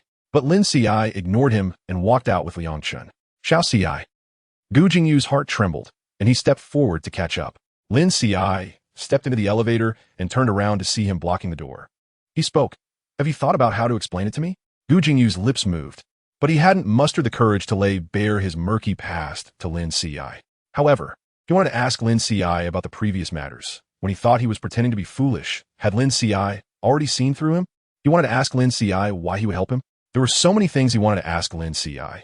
The thing he wanted to ask the most was whether Lin Qiushi still wanted him. Lin Qiushi looked at him and said, "Come find me when you've thought it through. My patience is limited. Before my patience runs out, I hope you can hurry up." Lin Qiushi pressed the button for the first floor and coldly said, "Let go." Gu Jingyu instinctively let go, but as the elevator descended, his heart skipped a beat as if something was about to happen. He quickly tried to press the button for the adjacent elevator, but it took too long to arrive. His heart grew increasingly anxious, and he suddenly pushed open the fire exit door and ran down. He had only one thought. He had to clarify things with Lin Qiushi. If he didn't clarify, he would regret it for the rest of his life. But when he ran down breathlessly, he only saw Lin Qiushi's car leaving the main road. Gu Jingyu felt an emptiness in his heart. He took out his phone to call Lin Qiushi, but at that moment, Heju's call came in. "President Gu is in trouble. When will you be back?" Gu Jingyu looked up at the road where there was no longer any trace of Lin Qiushi and paused before saying, "I'll be back right now." On the other side, Lin Qiushi also received a call from Mark. Lin Qiushi was somewhat surprised. Why was Mark calling him right after they had parted? "Mr. Lin, someone has leaked President Gu's identity and medical records online, and now many people are discussing Anzhou." Lin Qiushi frowned and immediately switched to Weibo to see what had happened. But when he saw the comments online, his expression darkened. Liang Chun turned his head to look as well, and suddenly exclaimed, "Gu Jingyu's mother is about to be released from prison? How do these netizens know that? They even know that Gu Jingyu has seen a psychologist? They posted the medical records." Chapter 141. Surprise or shock, the murder case that left the deepest impression on me when I was a child. The murderer turned out to be Anzhou's President Gu's mother. Can a mentally unstable person really manage a company? Aren't the people around him afraid he would suddenly stab someone with a knife? It is said that he was mentally disabled for many years as a child. Both a fool and a madman. Shouldn't such an unstable person be locked up in a mental hospital? The netizens are exaggerating too much, right? Even if someone is mentally ill, they still have human rights. How many mentally ill people randomly stab others? Isn't President Gu's mother one of them? She could even harm her own husband. Isn't that madness? If it's not dangerous, haven't you seen his medical records? He even has suicidal tendencies and might stab himself. No wonder Lin, the president of Shiguan capital, didn't agree to his pursuit. A person like that should be kept as far away as possible. In Gu Jingyu's office, Heju and the public relations team were present, along with Tao Han. The PR manager hesitated and asked, "Is the news online true or false? Our PR department needs to arrange strategies based on the truth." Gu Jingyu silently stared at his phone. After a long while, he seemed to come to a realization and nodded. "It's true." The PR manager was momentarily stunned, but work responsibilities prevented him from voicing his doubts. Once everyone left, Tao Han asked, "The dates on the medical records are all within these 3 years. Jingyu did Lin Qiushi's departure make you?" Gu Jingyu looked up, and his expression revealed a hint of vulnerability. But it was only for a moment before he collected himself again, and Tao Hun thought he had seen it wrong. Gu Jingyu suddenly asked, "If you saw this information online, would you also think I'm a madman?" "Of course not." Tao Hun shook his head. "We are friends. After spending so much time together, I know what kind of person you are. Then how about in the eyes of those who dislike you? With this evidence in front of them, wouldn't it only prove that I'm even more detestable?" Tao Hun asked, "Are you worried that Mr. Lin has a bad impression of you? Will he?" Tao Hun didn't he know. The current Lin Qiushi was not the Lin Qiushi of the past. Even the previous Lin Qiushi, they had misunderstood him multiple times. What Lin Qiushi would think, Tao Hun really didn't he know. Gu Jingyu fell silent, staring at the pin name in the chat records. He didn't he care how others viewed him. He had experienced worse comments since childhood. He had heard more vicious and cruel words than this. But Lin Qiushi had previously asked for his explanation, and he had avoided saying it. Now, having others lay all of this before Lin Qiushi, would Lin Qiushi not want to hear any explanations? As Gu Jingyu thought of this, he panicked and hurriedly called Lin Qiushi, but the call went straight to voicemail. Gu Jingyu seemed to have stopped breathing, his face pale. 2 hours ago, Lin Qiushi had called He Xiaojin from the car. "Xiao Qiushi, why are you calling me? Are you coming back? I'll come pick you up." He Xiaojin's voice was as cheerful as ever. Lin Qiushi asked coldly, "Did you do something online? What are you talking about? You should have already heard from Zhong Weishu that I am the largest shareholder of Anzhou. You know well what you've been doing behind the scenes to Anzhou. Now, if you want to ruin Anzhou's reputation, you should ask me if I agree." There was silence on the other end, and after a while, He Xiaojin chuckled softly. "Xiao Qiushi, I thought it would take you some time to guess it was me. Although I didn't expect you to be the largest shareholder of Anzhou, I don't regret the current situation. Without Anzhou, Gu Jingyu has nothing." Lin Qiushi sneered. "He Xiaojin, you shouldn't touch my things. Is Gu Jingyu also your thing?" "Yes." Lin Qiushi replied. He Xiaojin suddenly became angry. "Lin Qiushi, you really have no conscience. I've been so good to you, I can give you anything you want. Yet you choose another man. I shouldn't have let you go. I should have taken you in early. You could try." Lin Qiushi suppressed the disappointment in his eyes, his voice growing colder. He Xiaojin laughed loudly. "Xiao Qiushi, when you have nothing left, you'll obediently come to my side." Lin Qiushi hung up the phone, and Liang Chun looked at him seriously, saying, "The He family has also taken action against Shiguang Capital." Liang Chun gritted his teeth. "I never expected He Xiaojin to be this kind of person. If the He family wants to confront us head-on, then let's see." "Yeah, we need to go back to Paris," Lin Qiushi said. "Shiguang Capital is in Paris, and the He family is also in Paris. They need to go back to Paris to deal with this confrontation." When Gu Jingyu called, Lin Qiushi was already on the plane. After more than 10 hours, when Lin Qiushi turned on his phone, he saw countless missed calls from Gu Jingyu. Lin Qiushi rubbed his forehead and said, "It's too late tonight. We'll handle it at the company tomorrow." "Okay." Liang Chen nodded and then arranged for a driver to take Lin Qiushi back. The streets of Paris were quiet in the early morning hours, and Lin Qiushi, feeling exhausted, closed his eyes and leaned back in the car seat.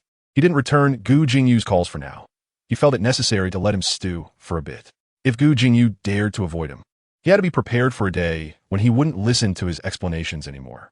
Lin Qiushi closed his eyes to rest, and the car was quiet. He was in a half-asleep state. Suddenly, he opened his eyes and looked outside. This wasn't the way back. Lin Qiushi stared straight at the driver. The next moment, the driver turned his face, revealing a smiling He Xiaojin. "Surprised, Xiaoqi. I told you I'd come and pick you up." Lin Qiushi asked coldly. "Where are you taking me?" He Xiaojin, in a good mood, tapped his fingers on the steering wheel. "You'll know when we get there." Gu Jingyu had been waiting by the phone all night. When his phone finally died, he suddenly woke up. He hurriedly found a charger and stayed by the phone. Lin Qiushi wasn't answering his calls anymore and didn't want to listen to his explanations. The worst conclusion had come, and he was almost unable to breathe with fear. When the pain in his heart spread, he suddenly touched the name over his heart. This action seemed to give him some strength, and he dialed again. This time, someone picked up the phone, and Gu Jingyu said urgently, "Xiao Qiushi, you have to listen to my explanation. I can explain everything. Please don't listen to others." There was a scoff from the other end, and Gu Jingyu's face darkened. "How do you have Xiao Xi's phone?" "Mr. Gu, you're too loud. Xiao Qiushi is still sleeping," He Xiaojin said with a smile. "Don't wake him up, he's tired. We'll talk when he wakes up." Chapter 142. "I heard you have self-harm tendencies." Gu Jingyu clenched his jaw and didn't have time to speak before He Xiaojin hung up. Gu Jingyu stood up abruptly, and when he called back, the phone was already off. His heart sank, and he continued to call, but the busy tone felt like an ice pick stabbing into his heart. Lin Qiushi would no longer listen to his explanations. He had completely abandoned him. Gu Jingyu's emotions fell into panic, and his rationality was slowly being pulled apart into bubbles. The more he struggled, the deeper he sank. He wandered aimlessly around the room, the blade already clutched in his hand, the sharp edge cutting into his palm without him realizing it. No one would like a madman. Even less would anyone like a madman full of sins. Lin Qiushi still hated him, and now knowing he was this kind of person, he would never care about him again. The boundless darkness of emotion swallowed his heart, and he pressed the knife against his chest.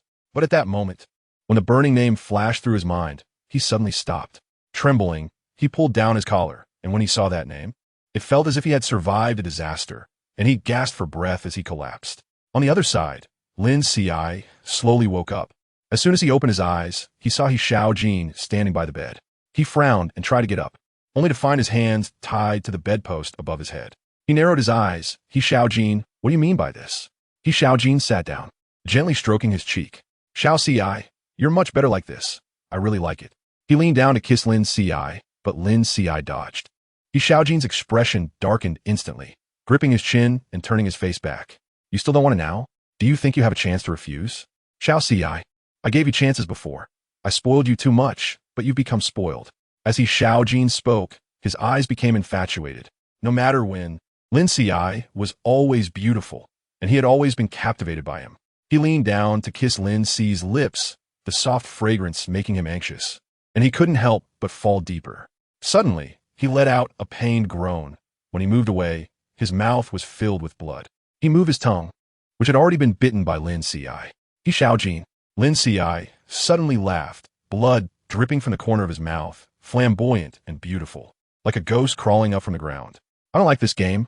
I really don't. Even though he was tied up, shackled beneath him, his expression remained high and mighty, arrogant and unrestrained, filled with mocking venom. This was the real him. Xiaojin said aggrievedly, but that's not true. You don't pay any attention to me at all. Lin Qiushi smiled at him, his eyes sharp as if piercing through his soul. Even so, you still can't have me.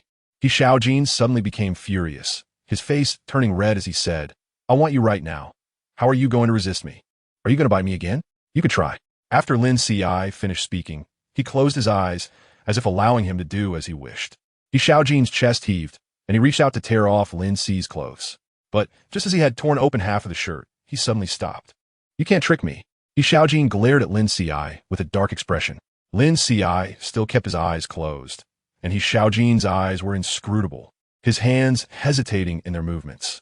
He knew Lin Qiushi's temperament. If he really went through with it, Lin Qiushi would hate him for a lifetime. He wanted to obtain his affection while also wanting to possess his body, but he couldn't have both. Lin Qiushi knew this, so he used it to threaten him. Xiaojin angrily kissed the corner of his lips. Xiaojin, I can't hold on for a few days. I also don't want to hurt you. Will you obediently submit to me? Lin Qiushi opened his eyes and kicked him down. Get out. Xiaojin's expression darkened again, and he said ominously, Xiaojin, don't think you can buy time. No one will find you here. Lin Qiushi ignored him, and Xiaojin left with an ugly face. Once the room fell silent, Lin Qiushi was still reflecting on what had happened from last night until now. He had been picked up from the airport by Xiaojin and suddenly lost consciousness.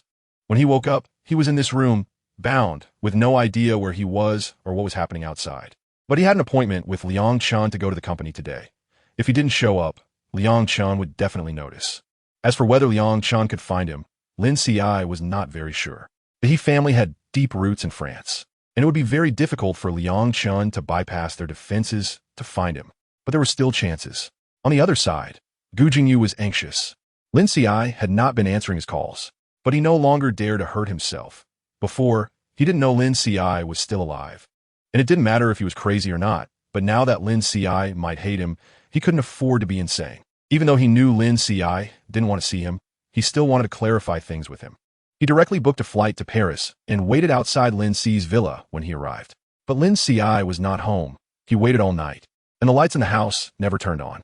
The disappointment in his heart was overwhelming, almost drowning him. He quietly stared at Lin Qiushi's villa, not knowing what he was waiting for. That day, it was Xiaojin who answered the phone, and Lin Qiushi was probably with him. Lin Qiushi was so disappointed in him that he accepted Xiaojin's pursuit, right? There was only this possibility, and when he thought of this possibility, his body felt as if it had frozen, unable to move at all. He didn't know how long he had been standing downstairs at Lin Qiushi's. But when Liang Qiushi hurried over, he was jolted awake. What are you doing here? Liang Chun frowned at him. Have you seen Xiao Ci?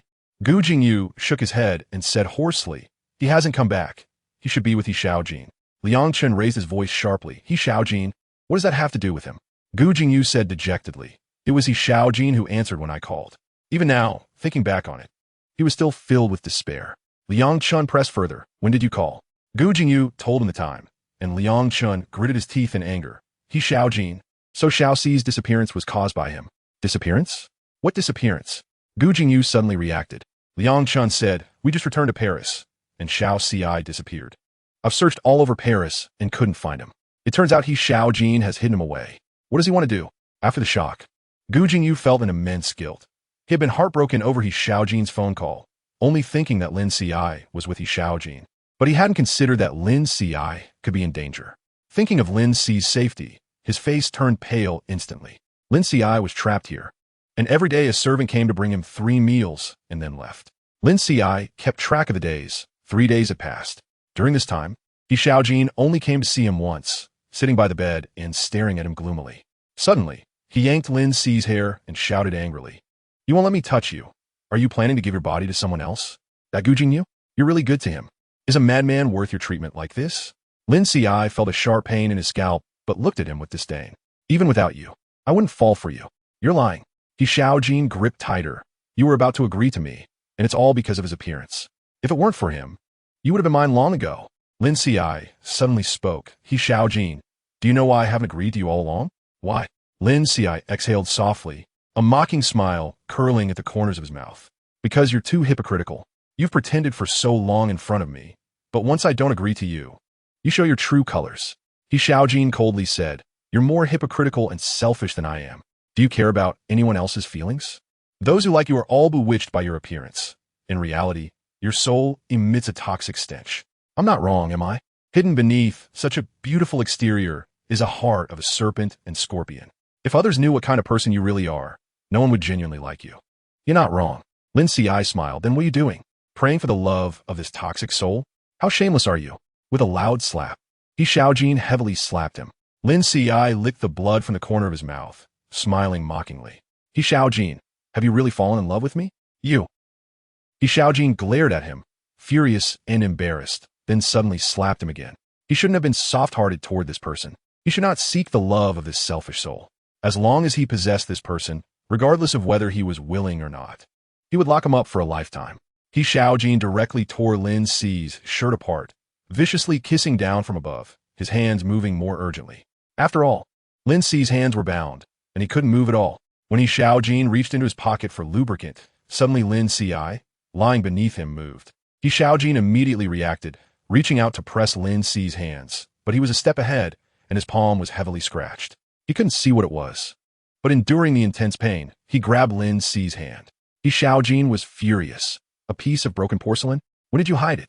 Lin Ci regretfully said. What a pity. He didn't have as much physical strength as He Xiaojin, nor was his reaction speed as fast, and he was easily subdued.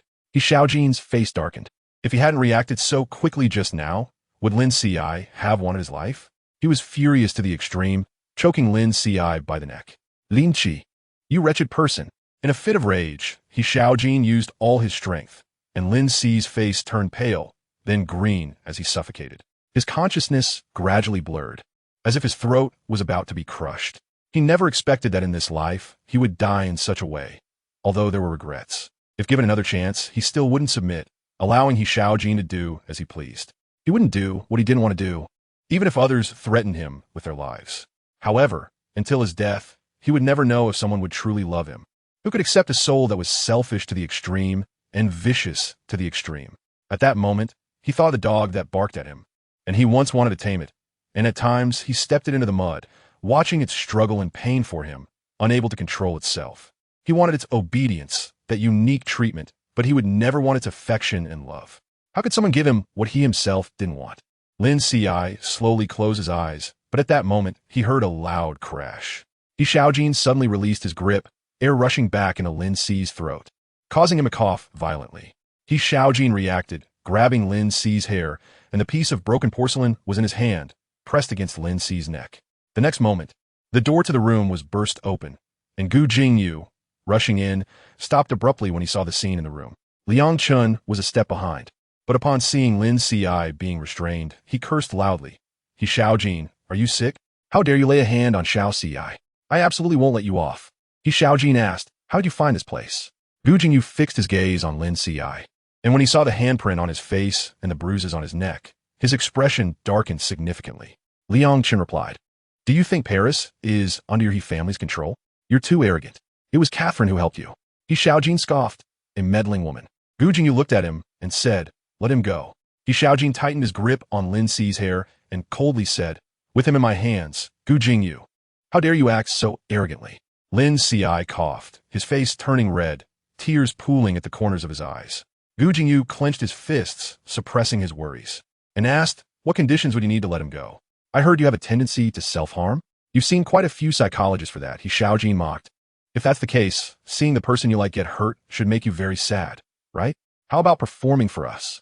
Liang Chun cursed again, exasperated. Fine. Gu Jingyu nodded. He Xiaojin kicked over the broken porcelain shards from earlier. He cheerfully said, let's use this. I wonder where would be good to cut. Do you usually like to cut your wrist, your neck, or your heart? But I see you have no injuries on your neck or wrist. So it must be your heart. Gu Jingyu said nothing and directly dragged the shard across his wrist. Hey! Liang Chun was startled and tried to stop him. Lin Qi's gaze also turned cold as he said sternly, Gu Jingyu, what did you promise me? Have you forgotten? Gu Jingyu's lips trembled, but he remained silent. Blood flowed from his wrist, quickly staining the floor red. Continue, he Xiaojin said with a smile. This is just the first cut. It seems Lin Qiushi isn't very important to you after all. Gu Jingyu, just as he was about to make a second cut, Lin Qiushi shouted coldly, I told you. If I see you doing this again, you won't have to see me anymore. Gu Jingyu trembled all over, his lips parted, and after a long pause, he said, as long as you live well, you don't have to see me. Are you touched? He Xiaojin leaned close to Lin Qi's ear and whispered with a laugh. Is this what you like? You enjoy playing with people's hearts so much. Someone dying for you should make you happy, right? Lin Qiushi or Lin Qiushi? Weren't you very resentful towards Gu Jingyu 3 years ago when you faked your death? Now you finally have a chance for revenge. Aren't you happy? I'll help you. I like you so much. Your enemy is my enemy. He Xiaojin affectionately kissed Lin Qi's cheek, ignoring Lin Qi's cold gaze, and continued looking at Gu Jingyu. Keep going. As long as your blood runs dry, I'll let Lin Qiushi go. Chapter 143. Drowsiness. Liang Chun was furious. He Xiaojin, if you cause someone's death, you won't escape either. What do I have to fear with someone accompanying me? He Xiaojin scoffed. Gu Jingyu, continue. Let's start with the heart this time. Lin Qi's face turned ashen, extremely ugly. However, Gu Jingyu didn't look at him, slightly lowering his eyes as he dragged the shard across his wrist again. He seemed to feel no pain, his face merely paling slightly. Where are you cutting on the heart? Gu Jingyu. Lin Qiushi asked angrily. You just want to see me bleed to death. Does it matter where I cut? Gu Jingyu replied. You don't like it? If you don't like it, then cut on Lin Qi's heart. Such tender skin. If I make a couple of cuts, I'll do it. Gu Jingyu interrupted him.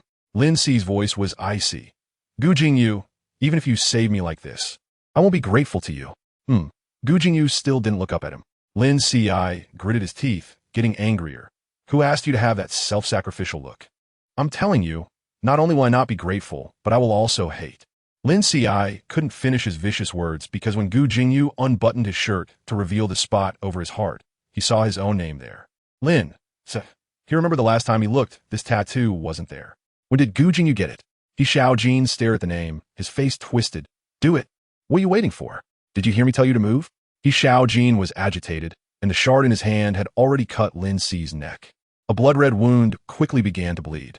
Gu Jingyu's pupils jolted, and the shard in his hand cut into the spot he had hesitated to touch multiple times, slashing the scalding name from his heart. Even Liang Chun couldn't bear to watch, averting his gaze slightly, but Lin Qi's eyes remained fixed on Gu Jingyu's heart. His name was shredded, blood gushed out, and soon flowed away. Gu Jingyu lowered his eyes, watching that name gradually disappear from his heart. A sharper pain radiated from deep within, and without that name, he could no longer control his hand. His hand shook, covered in blood, yet he remained oblivious, cutting again and again. Lin Qi's eyes turned blood red. An inexplicable anger seized his mind. What was Gu Jingyu doing? How could he decide to save him this way? Since he had put a gold collar on him, this body was his.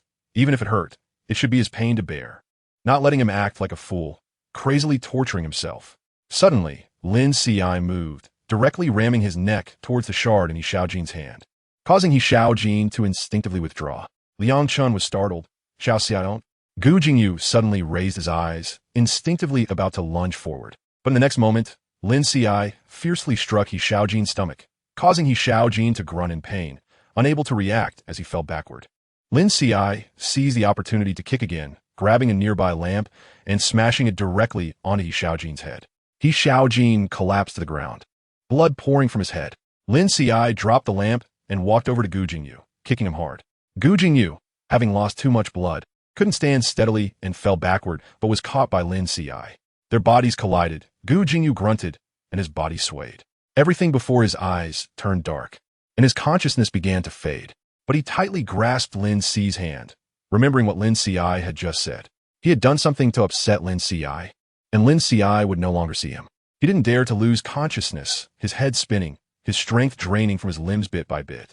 Don't go. Just before he fainted, he managed to say this one sentence, but he didn't hear any response from Lin Qiushi. His consciousness sank into the boundless darkness. 2 days later, in a private hospital in Paris, the doctor stood by the bedside and said, although this gentleman lost too much blood, fortunately, he was rescued in time. Liang Chun impatiently asked, then why isn't he awake yet? The doctor said, I've looked at the previous medical records you sent. His prolonged unconsciousness might be due to psychological reasons. What kind of psychological reasons could cause him to remain unresponsive? Liang Chun had always struggled to understand why Gu Jingyu had psychological issues, but that day, when he saw Gu Jingyu emotionlessly harm himself, he was taken aback by the calmness on his face. Now that Gu Jingyu remained unconscious, if there truly were psychological problems, they had no way to help him. Liang Chun looked over at Lin Qiushi, who was standing by the window. Since that day, they brought Gu Jingyu to the hospital. Lin Qiushi had not shown any other expressions. He had maintained a cold face and hardly said a word. Psychological avoidance. Fear of waking up to face reality. The doctor flipped through Gu Jingyu's previous medical records and then said, according to his past records, he exhibited these symptoms 3 years ago. Something must have happened 3 years ago that he could not accept, leading to this psychological issue. No way. Liang Chun paused. Lin Qiushi glanced over, his gaze landing on the tightly closed eyes of Gu Jingyu, lost in thought. If there really were psychological issues, they would have to wait for him to wake up to treat them. Now that he was in a deep sleep, they were helpless. Liang Chun hesitantly asked, his mother seems to have a history of mental illness. Could it be related? The doctor replied, it's uncertain. Everything needs to be confirmed once he wakes up. Liang Chun escorted the doctor out, and Lin Qiushi silently stared at Gu Jingyu for a long time. 3 years ago, when he faked his death, everything that followed was arranged by him. The fabricated ashes were his doing, and the funeral was also arranged by him. Later, when the Wang family was investigated and the truth was laid bare before Gu Jingyu, it was also orchestrated step by step by him. He had been forced by the system's tasks to that extent. Even if he survived, he would not be content. Thus, he manipulated Gu Jingyu's heart, betting that Gu Jingyu still had feelings for him. Sure enough, he won the bet. When he saw Gu Jingyu 3 years later, he knew he had won. His revenge had been executed 3 years ago. Even if it only caused Gu Jingyu pain for a while, he would still do it. Even now, he would not regret it. But he never expected Gu Jingyu would remember so deeply. Human hearts are fickle, and love and affection are even more ephemeral, as fleeting as the morning dew. Regret, guilt, and love can easily be diluted by time. Lin Qiushi never considered how long his revenge could make someone suffer. But Gu Jingyu had submerged himself in the pain of the past, even to the point of losing his sanity and punishing himself with a knife. Such effective revenge should have made him happy, yet Lin Qiushi could not feel joy. Instead, an unnamed anger burned within him. The calmer he appeared, the more intense the fire burned. He pressed his tongue against the roots of his teeth, and when his sharp teeth pierced his tongue, he stepped toward the bedside. He directly sat down at the edge of the hospital bed and reached out to pull apart Gu Jingyu's hospital gown. The wound over his heart had been treated and had a bandage. Lin Qi's expression was ambiguous as his fingers brushed over the wound. At the spot, his name had once been carved. What was Gu Jingyu thinking to engrave someone's name on his heart? Such an act was both foolish and meaningless. But he had to admit that at that moment he felt touched. Lin Qiushi lowered his head and kissed the scar, then looked at Gu Jingyu's sleeping face. He said softly, what I said before doesn't count. Listen carefully to what I say now. I can forgive you once, but if you don't wake up, this won't count either. Chapter 144.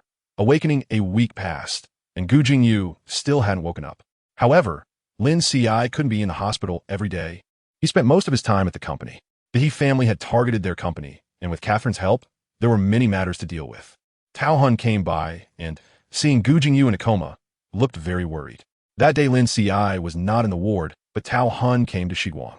President Lin, Tao Hun hesitated for a long time before speaking. I shouldn't have brought up the matter between you and Jingyu. But I've watched Jingyu over the past 3 years. After you left 3 years ago, he began to torment himself. He always thought that your painful departure was his fault, so he self-harmed as punishment. The first time we caught him hurting himself, we sent him to the hospital. Since then, Jingyu hadn't shown any signs of abnormality in front of us, and we thought he had recovered. But unexpectedly, for the past 3 years, he had been punishing himself in private. Tao Hun sighed, guilt evident in his tone. I didn't notice his abnormality over the past 3 years, which led to his condition worsening to this extent. Lin Qiushi looked at him calmly. What do you want to say? I should take responsibility for all of this. That's not what I mean. Tao Hun shook his head, but Jingyu can't bear to have what happened 3 years ago happen again. He would really go mad. Lin Qiushi fell silent, not saying anything. Tao Hun sighed inwardly, standing up and saying, President Lin, I'm sorry. Since Jingyu hasn't woken up, what I've said is actually useless. I'm just too worried about him. Tao Hun was concerned about Gu Jingyu's mental state, and with him in a coma, he didn't know when he would wake up. Even if he woke up, given the current state of his relationship with Lin Qiushi, there was a possibility he could relapse at any time. As Tao Hun was about to leave, Lin Qiushi suddenly spoke up. It doesn't matter if Gu Jingyu goes mad. Tao Hun didn't understand what this meant, but Lin Qiushi didn't intend to explain. After work, Lin Qiushi went to the hospital, bringing a bouquet of red roses. He placed the flowers in the vase by the window and sprinkled some water on them. The crystalline droplets fell on the vibrant petals, and after admiring them for a while, he took one and placed it by the bedside. Half a month had passed, and Gu Jingyu still hadn't woken up. The doctor suggested that familiar people should talk to him more, preferably about things he liked, to pull him out of his consciousness. Lin Qiushi arranged the flowers, then opened Gu Jingyu's collar to check the wound over his heart. The wound had healed, but the scar would definitely remain. Lin Qiushi touched the uneven scar and said, When you wake up, let's get a tattoo there. He liked the idea of having his name tattooed in that spot. It was like putting a golden collar around Gu Jingyu's neck. It was the same principle. If the pain couldn't be healed, repairing it with a tattoo seemed like a good idea. Lin Qiushi smiled and said, But if you don't wake up, then I'll have to do it myself. Just don't complain about the pain. I definitely won't be as gentle as a tattoo artist. Gu Jingyu remained asleep and in the hospital room. Only Lin Qiushi's occasional voice could be heard. The quietness made Lin Qiushi feel somewhat uncomfortable. Why had he spent time with Gu Jingyu so peacefully? But it didn't seem bad. Compared to the excitement and thrill he gained from extreme sports, this tranquility felt like a soothing dream in the deep night, bringing a different kind of comforting power. Lin Qiushi suddenly looked forward to Gu Jingyu waking up. Even if hatred remained, it was nice to be quiet together, as long as his inherent malice didn't surface. He leaned down, casually playing with Gu Jingyu's hair. Gu Jingyu, if you don't wake up soon, I might really leave. But threatening a person who was in a deep sleep seemed useless. Lin Qiushi pouted and stood up. If you wake up, I will grant you one request. Since threats didn't work, he decided to entice instead. But Gu Jingyu showed no reaction. Lin Qiushi ground his teeth, suddenly turned around, and bit down hard on Gu Jingyu's chin. He didn't even know what he wanted to say, and childishly said, Don't you want to be a house dog? I'll only give you this one chance. If you don't come back with me, there won't be another opportunity. After saying that, he felt deflated and didn't want to deal with Gu Jingyu anymore today. He turned to leave, but suddenly felt a gentle tug on his finger. It was very light, but Lin Qiushi's heart skipped a beat. He turned back to look at Gu Jingyu. Gu Jingyu still had his eyes closed, but his fingers, which were dangling at the edge of the bed, were struggling to reach up. Don't go. The voice that squeezed out from his throat was fragmented and soft, but Lin Qiushi heard it. Lin Qiushi was stunned for a moment and suddenly chuckled, lowering his head.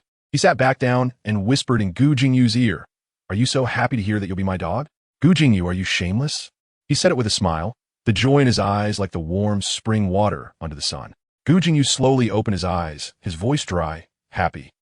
Don't go. Did you do it on purpose? Did you wait until I finished saying that before you woke up? Gu Jingyu shook his head. He had just woken up and was weak, and after saying that, he had no strength left. Lin Qiushi called the doctor over, and after the examination, the doctor said, Just rest well after waking up, don't think too much. Gu Jingyu half closed his eyes. Every time he was about to close them completely, He forced himself to open them again and look at Lin Qiushi. Lin Qiushi said, "I won't leave, you can sleep." But Gu Jingyu still didn't dare to sleep. He kept remembering Lin Qi's threatening words, fearing that Lin Qiushi would really disappear on him. Lin Qiushi clicked his tongue, sat down, and took his hand. "I said I want to leave. You should hurry and sleep. When you wake up, I have something to tell you." What is it?" Lin Qi's voice turned slightly cold. "I said I'll tell you when you wake up." Gu Jingyu didn't dare to ask more. He was too tired and could only hold onto Lin Qi's hand with a bit of consciousness. As his awareness began to sink deeper, he struggled desperately to wake up. He could barely feel whether Lin Qi's hand was still holding his. But in the next moment, a warm hand covered his eyes. A clear voice laughed. "Be a good boy and sleep. There will be a reward when you wake up." Chapter 145. Let him off the hook. Gu Jingyu woke up again 2 days later, staring blankly with his eyes wide open, surrounded by several doctors. He couldn't hear their words clearly. Each sentence seemed to be behind a glass cover, floating outside his world. He moved his fingers, and his hands were empty. "The person has woken up. Quickly call Mr. Lin." "I'll go call Mr. Lin." The doctor's conversation made Gu Jingyu suddenly sit up. "Hey, don't move." Gu Jingyu's vision went black, and he fell straight back down. "You can't make big movements just after waking up. Let me check if you feel uncomfortable anywhere." "Mr. Lin? We've already called him. He should be here soon." "Hey, I told you not to move. How can Mr. Lin not come? Just wait for him here." The doctor's words were still persuading him. But Gu Jingyu insisted on getting out of bed. He had just gone off the bed when he fell to the ground with a thud. The doctors were at a loss, but fortunately, a clever nurse said, "Mr. Gu, if you keep this up, Mr. Lin will be angry when he arrives." Gu Jingyu paused, opened his empty palm, and asked in confusion, "Will he really come?" Mr. Lin instructed that you should contact him as soon as you wake up. Gu Jingyu's unease didn't disappear, but he didn't force himself to go out, as if he was shocked by the words that Mr. Lin would be angry. Gu Jingyu lay back down on the bed, but his eyes remained fixed on the door of the ward. The doctors had no choice but to conduct an examination and arrange for a nurse to keep an eye on him. He didn't know how long he waited, but a figure appeared at the door of the ward. Gu Jingyu suddenly wanted to get up, but then remembered something and pressed himself back down. His dark eyes were fixed on Lin Qiushi, his expression excited. But when Lin Qiushi didn't come in, instead standing by the door, talking to the doctors, Gu Jingyu became anxious again. The doctor seemed to say something to Lin Qiushi, because Lin Qiushi glanced into the room. Gu Jingyu couldn't perceive Lin Qi's expression from that glance, making him even more nervous, his whole body tense, fearing Lin Qiushi would turn and leave. But Lin Qiushi came in. He walked to the bedside and looked at him. "Xiao, Qi." Gu Jingyu wiggled his fingers. Lin Qiushi asked, "I heard you wanted to get out of bed as soon as you woke up?" Gu Jingyu said anxiously, "I didn't see you, so I wanted to find you. Do you know how long you were unconscious this time?" Gu Jingyu nodded. He had heard the doctors mention it before. 17 days. 17 days. Gu Jingyu, you're really something. Lin Qi's tone was strange, and Gu Jingyu became even more anxious, not daring to speak further. He looked at Lin Qi's face and neck, seeing that there were no more wounds, and he finally breathed a sigh of relief. Lin Qiushi said, "I will send someone to take care of you. You can only leave the hospital when your injuries are healed. During this time, you'd better behave." "What about you?" Gu Jingyu suddenly asked, his dark eyes fixed on Lin Qiushi. Lin Qiushi smiled slightly. "You don't want me to stay and take care of you?" "No." Gu Jingyu averted his gaze shyly, but he couldn't bear it and looked back. "Before you said there would be a reward. Is there still one? I thought you had forgotten. You remember so clearly. How come you can't recall what I said before?" Lin Qi's gaze darkened slightly, his eyes falling on Gu Jingyu's heart. Gu Jingyu fell silent. Lin Qiushi snorted coldly. "You only want the reward but not the punishment. That option doesn't exist." Gu Jingyu pressed his lips together and suddenly asked, "Can I have the reward first?" Lin Qi's eyes narrowed, and in the next moment, Gu Jingyu sat up straight, pulling Lin Qiushi into his arms tightly. Lin Qiushi was taken aback and, realizing, tried to push him away. But Gu Jingyu held on tightly, refusing to let go, almost choking Lin Qiushi. "Gu Jingyu!" Lin Qiushi shouted angrily. But even with that, Gu Jingyu didn't let go. "You got bold," Lin Qiushi thought. Gu Jingyu held Lin Qiushi tightly. Even if Lin Qiushi was angry, he wouldn't let him go. This was his only reward. But the punishment to come was something he couldn't accept. Lin Qiushi would make him leave and never see him again. That was his fate, but before that, he recklessly wanted to earn this reward. Gu Jingyu felt a pain in his heart, repeatedly savoring the fresh agony. He lifted Lin Qi's chin and kissed him. It was a kiss full of possessiveness, fierce, rough, and filled with desperate ownership. Almost instantly, Lin Qi's breath was taken away, and he heavily and fiercely sucked on Lin Qi's soft lips. When Lin Qiu couldn't breathe anymore, Gu Jingyu would release a bit of space for him to breathe. And as soon as Lin Qiu caught his breath, he would kiss him again. The chaotic and urgent process seemed to leave even the soul damp and soft, stirred by the scorching lips and tongue. I don't know how long it lasted, but Gu Jingyu finally released the person who had become powerless. He didn't dare to look at Lin Qi's angry face, so he held on to the last bit of hope and gently sucked on Lin Qi's lips, licking away all the moisture. Lin Qiu forcefully pushed Gu Jingyu away, and Gu Jingyu let out a bitter laugh, his eyes gradually darkening. The reward was over, and the punishment was next. This was his last kiss with Lin Qiu, and it would also be the last time he saw him. The heavy weight on his chest made it hard for him to breathe as he held his breath, waiting for Lin Qi's judgment. Lin Qiu stood up, straightening his clothes that Gu Jingyu had messed up. He stood by the bed, looking at Gu Jingyu, who was now obedient and seemed like a completely different person from the one who had just been fierce enough to want to kiss him to death. The reward is gone, Lin Qiu said. Gu Jingyu didn't respond. He cared more about the impending punishment than this matter. But the result he was waiting for didn't come. Instead, Lin Qiu grabbed his hair, pulling him up. Gu Jingyu was forced to lift his head, meeting a vibrant and beautiful face. Lin Qiu ground his teeth and said, "Now it's punishment. You can't move at all until I say so." Gu Jingyu didn't understand what Lin Qiu meant, and Lin Qi's kiss fell again. Compared to his fierce and possessive kisses, Lin Qi's kiss was gentle and skillful, stirring up emotions that were impossible to resist. In this situation, where all the fire in his body was ignited but not released, Gu Jingyu finally understood what Lin Qiu meant by not letting him move. His throat felt like it was on fire, and when Lin Qi's nimble tongue kissed him, he instinctively chased after it, only to be skillfully evaded. Lin Qiu was deliberately tormenting him. This torment was slow and gentle. Gu Jingyu didn't dare to move, but his eyes turned red. It was a mix of desire and the fact that Lin Qiu had given him a chance. When Lin Qiu had had enough fun, he pushed Gu Jingyu away. "Rest well. Someone will come and take care of you." Saying this, Lin Qiu was about to leave when Gu Jingyu hurriedly called out to him. "Xiao Qiu, can I come find you after I get discharged? I'll come pick you up when you get discharged." After Lin Qiu left, Gu Jingyu was still savoring those words. He smiled foolishly, as if he were an idiot. Chapter 146. Conclusion. 2 days later, Gu Jingyu was discharged from the hospital. His physical injuries had long healed, but he needed to be hospitalized for observation due to psychological issues. These 2 days, Gu Jingyu was anxious, feeling like 2 days had stretched into a century. Lin Qiu hadn't come to the hospital during these 2 days, but with Lin Qi's words, Gu Jingyu managed to endure until the day he could be discharged. Lin Qiu really came to pick him up. Gu Jingyu hurried over to Lin Qi's side, his eyes fixed on him. But Lin Qiu was looking at the doctor, listening to the doctor's instructions. "Mr. Gu, your physical injuries are not serious. There are scars on your chest and wrist, but if you want to remove them, you can have a scar removal surgery. As for your psychological issues..." Gu Jingyu's heart tightened. He had been so happy these past 2 days that he almost forgot about his mental illness, which Lin Qiu also knew about. The doctor continued, "Although there are no problems for now, we can't say when something might happen. I recommend you come to the hospital for observation regularly. And Mr. Gu, you can't refuse treatment from the psychologist, or it won't be effective." Gu Jingyu's heart sank heavily, and he didn't even hear clearly what Lin Qiu said to the doctor. "Are you daydreaming?" Lin Qiu turned back to look at him. Gu Jingyu silently followed him, even though Lin Qiu hadn't let him leave. But he was a hidden madman, a ticking time bomb. No one could accept a madman, and Lin Qiu hadn't forgiven him. With the fact that he was a madman, how would Lin Qiu see him? Gu Jingyu was lost in these thoughts all the way, and the more he didn't dare to think about it, the more he thought about it, not even noticing where Lin Qiu was taking him. When they arrived at their destination, Gu Jingyu realized it was Lin Qi's villa in Paris. Lin Qiu opened the door and entered. The open door revealed Lin Qi's figure, like a dream tempting him, but behind this dream lay a cruel separation.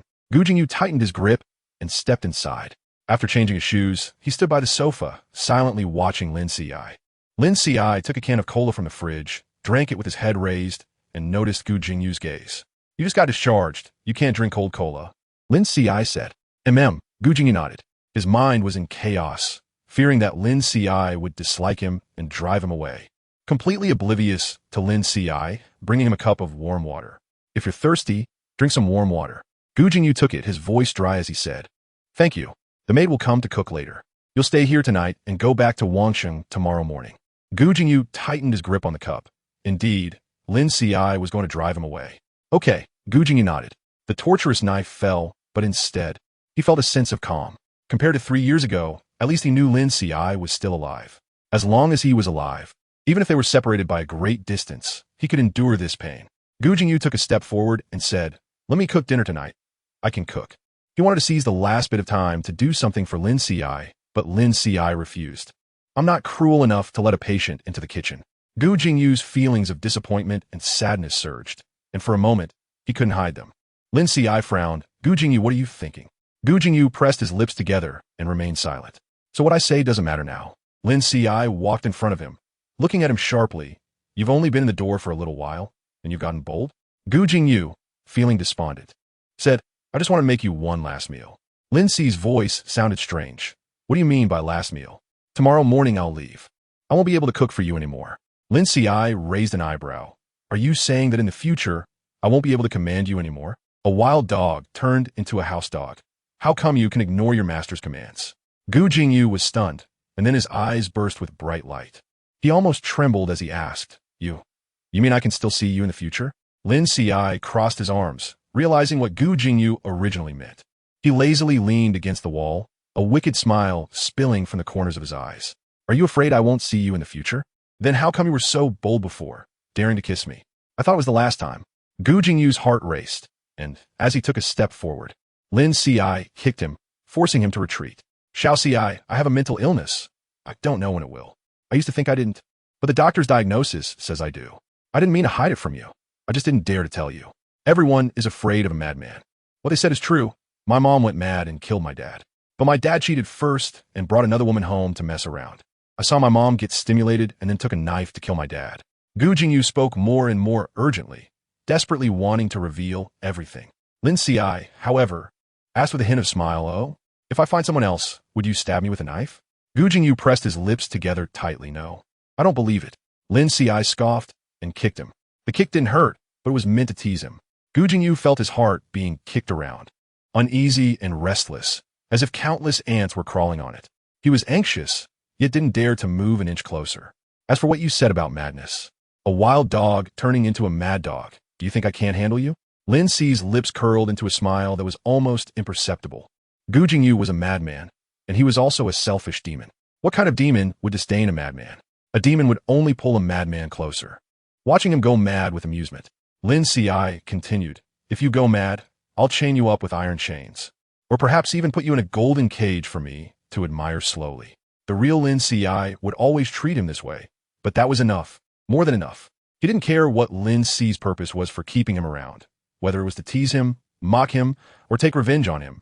It was all fine. What mattered was that Lin Ci didn't drive him away. As for his illness, Lin Ci didn't show any disdain. Originally, it was a big deal for Gu Jingyu, but Lin Ci casually brushed it aside with a few words. In the evening, Annie came to cook, and after they finished dinner and washed up, Gu Jingyu voluntarily made a bed on the floor. Lin Ci walked to the bedside and said, "Come up and sleep." Gu Jingyu looked at him in shock, and Lin Ci teased, "Would you rather sleep on the floor? Then go ahead." "I would." Gu Jingyu quickly climbed onto the bed, lying down properly. Lin Ci laughed again and then got onto the bed. Gu Jingyu's heart was pounding like a drum, with many thoughts swirling in his mind. Lin Ci's attitude was like a string tied to his heart, easily making him feel both miserable and ecstatic. Gu Jingyu turned to look at Lin Ci beside him, staring at his face, his gaze like water, filled with complex affection. He kept his eyes open and stared for a long, long time. When the night deepened, he finally dared to whisper, "I love you." A very soft reply echoed in the moonlight. Gu Jingyu's eyes widened, and then a tear suddenly flowed from the corner of his eye. He was willing to wear a collar for a lifetime, lying at Lin Ci's feet, occasionally getting kicked. He didn't pray for divine love. He only prayed for divine mercy. Extra 1. Come pick me up, Gu X Lin. The next day, Gu Jingyu returned to Wangcheng, and Tao Han was very surprised to see him. "You were discharged so soon? Is your health any better? Why didn't you call me? I could have picked you up." "It's temporarily better. The medication is controlling it. So there's no problem for now," Gu Jingyu said as he sat down at his desk and started working on the computer. Tao Han was even more surprised. Gu Jingyu had never talked about his health issues before, yet now he openly mentioned he was on medication. Seeing Gu Jingyu busy, Tao Han hesitated for a long time before he finally left his office. What's wrong? Do you have something else? Gu Jingyu lifted his eyelids to look at him. Tao Hun thought for a moment and asked indirectly, that Lin, did he give you any instructions after you returned? Gu Jingyu replied, he told us to work hard and make money for him. Tao Hun became anxious. I'm not talking about that. What does Lin have in mind now? Gu Jingyu was taken aback, recalling Lin Qiushi's smile when he left Paris, telling him to work hard. A subtle emotion brewed in his heart, and the corners of his lips involuntarily began to rise. Jingyu, you and Lin. Tao Hun's eyes widened. It's nothing. Gu Jingyu immediately restrained his expression and said seriously, if he comes to inspect in a couple of days and sees you not working during work hours, he might get curious and gossip. No way. Jingyu, are you going to burn the bridge after crossing it? After Tao Hun said that, he laughed at himself. Looking at Gu Jingyu's expression, it seemed he hadn't fallen out with Lin Qiushi. If they had, Gu Jingyu would have looked like he did 3 years ago, when he was on the verge of collapse. Gu Jingyu focused on work all day. He had accumulated too much work during his hospitalization, and even with overtime, it would take a while to finish. In the evening, he pulled out his phone, hesitating to call Lin Qiushi. Hello. Hearing Lin Qiushi's voice, Gu Jingyu couldn't help but smile. Xiao Qiushi. Gu Jingyu tried to calm his racing heart, but just hearing Lin Qiushi's voice felt like his heart was soaking in a jar of sweet and sour soda. When can I come to Paris to see you? On the other end, Lin Qiushi chuckled softly. Didn't you just leave? Gu Jingyu said softly, I want to see you. I really want to see you. Even if it's only been a day since we parted. The longing is tormenting my heart. But without Lin Qiushi's permission, he didn't dare to fly over. He had to endure it. Lin Qiushi smiled and said, if Anzhou has any losses, I will hold you, the executive president, accountable. Then when will you come to the company for an inspection? Gu Jingyu rephrased his question. Lin Qiushi looked out the window and said, maybe when it snows. So, Gu Jingyu started to look forward to it day and night, with the first thing he did every morning being to open the window and see if it was snowing outside. This year, the first snow in Wangcheng came particularly late. So late that Gu Jingyu even considered contacting the Meteorological Bureau for updates. It wasn't until half a month later that Wangcheng welcomed its first snowfall of the year. Gu Jingyu found out after leaving the company after work. The snow on the road had already accumulated half an inch thick, and the branches were heavily laden, creating a scene of silver-clad beauty everywhere. Gu Jingyu's heart was on fire as he dialed the phone, filled with anticipation. Hello. Lin Qiu's voice sounded a bit tired. Gu Jingyu looked up at the sky and smiled. It's snowing in Wangcheng. Will you come back? Not in the next couple of days. I have a meeting that will last 3 days, Lin Qiushi replied. Gu Jingyu's expression froze, but he still said, all right, I'll wait for you to finish the meeting, or I can come find you. I won't disturb you. I have to go now. I'm getting busy here, Lin Qiushi said, and someone called him on the other end, prompting him to hang up quickly. Gu Jingyu stood in the snow, stunned for a while. Although he knew Lin Qiushi couldn't return because of work, the disappointment in his heart was uncontrollable. What had once been a fiery heart was now falling under a heavy snow. He returned to Qingshan Villa with cold hands and feet and had no appetite for dinner. He told himself not to act unreasonable, or Lin Qiushi would get annoyed. But he had waited half a month for the first snowfall, yet still couldn't see Lin Qiushi. This disappointment couldn't be suppressed by reason. The more he thought about it, the more sour it felt. His heart was heavy as if a giant stone was pressing down on it. He lay in bed, holding Lin Qiu's pajamas tightly, took his medication in a daze, and then fell asleep. The Qingshan Villa was very quiet. Aunt Chen had also gone to bed early. Outside, the snow was falling heavily, and there were hardly any pedestrians on the road. By midnight, the night was even quieter, and the heavy snow had turned into light snow, falling gently. At that moment, Gu Jingyu's phone suddenly rang. When he saw the caller ID, he sat up abruptly. Hello. Gu Jingyu's voice was excited as he spoke. Why are you calling so late? Fool, come pick me up, Lin Qiushi said with a yawn on the other end. Gu Jingyu was stunned, and the next moment, he jumped out of bed. His pajamas got tangled around his feet, and he stumbled into the nearby sofa, his toes kicking against the sofa leg. He jumped up with a grin and bounced down the stairs. He was like a gust of wind, quickly reaching the door and flinging it open. Then his breath caught. Under the dim light of the garden lamp, a young man was lazily leaning against the doorframe. A suitcase lay at his feet, and a light layer of snow had settled on him. Hearing the door open, he raised his eyebrows and smiled. For a moment, it felt like spring had come, and everything was full of life. Gu Jingyu's heart, which had been silent in his chest, broke through the ground and started thumping wildly. Are you stupid? Lin Qiushi approached, teasingly looking at him. You. Gu Jingyu's Adam's apple bobbed up and down, 1,000 words pressed at his throat, but he couldn't say a single one. It's freezing, move aside and let me in. Lin Qiushi arrogantly kicked his calf. Gu Jingyu immediately hugged him, warmth swelling in his chest. And he couldn't help but lift him a bit. Lin Qiushi felt a dull pain in his chest from being squeezed, nearly gasping for air. But Gu Jingyu was like a happy big dog, holding him while pulling the suitcase inside. I'm so sleepy. I want to take a hot shower. Lin Qiushi said as he walked in. Okay, I'll run the hot water for you. Gu Jingyu followed closely behind, unable to hide his excitement. He trailed after Lin Qiushi. If he had a tail, it would have been wagging joyfully by now. Lin Qiushi ignored him, entering the master bedroom. And when he saw his pajamas clearly on the floor, he raised his eyebrows. I can't sleep. Gu Jingyu hurriedly picked up the pajamas. So, you're going to sleep holding my pajamas? Lin Qiushi looked at him with amusement. Yeah, Gu Jingyu said with a serious face. You're not here, I have to hold something, right? Quite bold. Lin Qiushi leaned in a little, smilingly asked, so, did you hold my pajamas and do other bad things? Extra 2. Roses and poisonous snakes. Gu X Lin. Gu Jingyu's tense expression stiffened, his gaze becoming evasive, not daring to meet Lin Qi's eyes. But the tips of his ears turned red. Lin Qiushi chuckled and said, I'm wearing this tonight. Lin Qiushi snatched the pajamas from his hands and turned to enter the bathroom.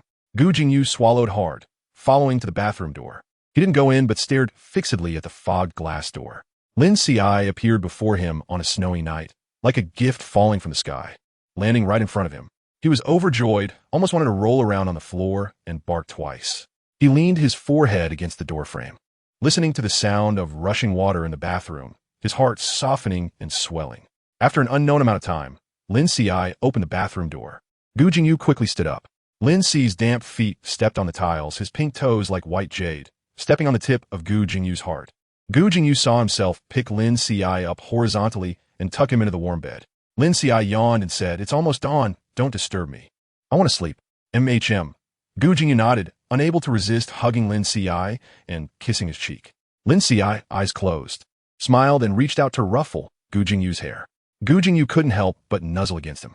Lin Qiushi opened his eyes and asked, Are you still sleeping? Sleeping. Gu Jingyu lay down, holding him tightly. Lin Qiushi was too tired to argue and closed his eyes, falling into a deep sleep.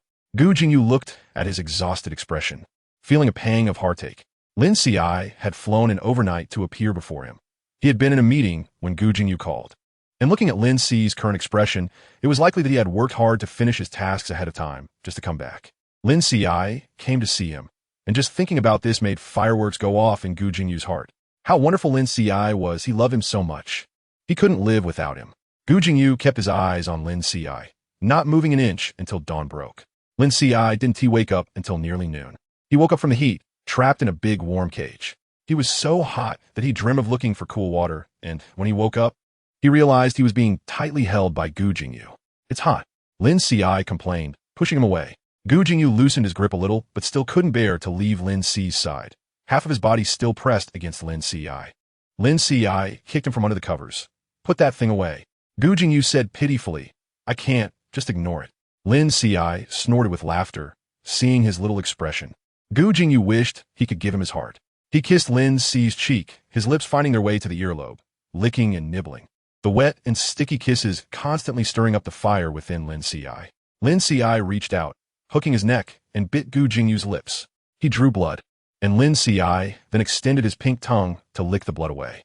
Gu Jingyu's whole body tightened, a certain part aching with desire. Lin Qiushi watched him leisurely, his brows slightly raised, charming yet dangerous, making it impossible for anyone to escape his temptation. Gu Jingyu lowered his head and kissed him with utmost tenderness and passion. Lin Qiushi held onto his neck, smiling as he immersed himself in the kiss. The deeper Gu Jingyu kissed, the stronger his desire became. But he never went further, just gently kissing Lin Qi's lips. Lin Qiushi bent his knee, teasingly nudging a certain spot, almost imperceptibly provoking. Gu Jingyu's eyes turned red from restraint, and the hand gripping Lin Qi's waist couldn't help but tighten. Lin Qiushi chuckled, exhaling in his ear. Gu Jingyu, are you up for it? Don't tease me. Gu Jingyu said hoarsely, I can't help it. Who told you to hold back? You didn't rest well. Gu Jingyu, come on. Gu Jingyu's mind snapped, all his rationality shattering into pieces. He gripped Lin Qi's waist, the veins on the back of his hand bulging, pressing down with invisible strength and desire. He restrained the impulse to possess Lin Qiushi, gently untying his pajamas. Lin Qiushi kicked him, urging, "Hurry up." Gu Jingyu's voice was on fire, his fingers starting to tremble. He was like a clumsy boy, hurriedly stripping Lin Qiushi of his clothes. Lin Qiushi tilted his head, cooperating with his movements, always smiling.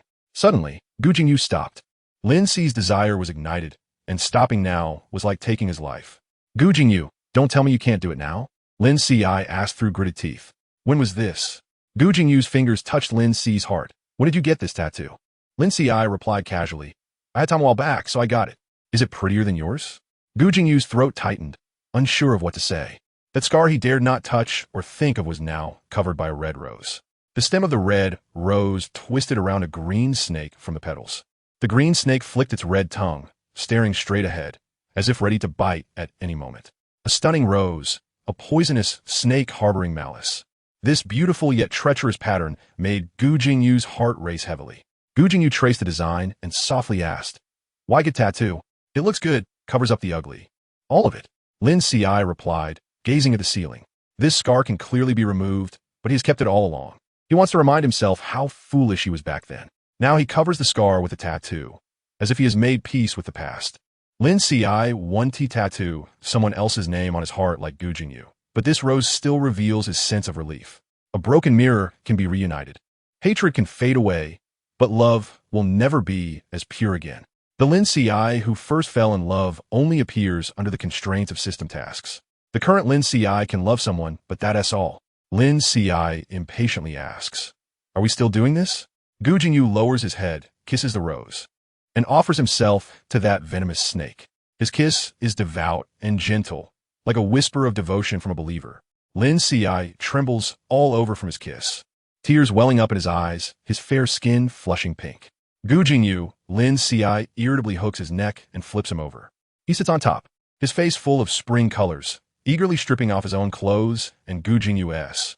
Gu Jingyu tries to take action, but is brushed aside by Lin Qiushi. "Stop dragging it out. If you can't do it, let me take over."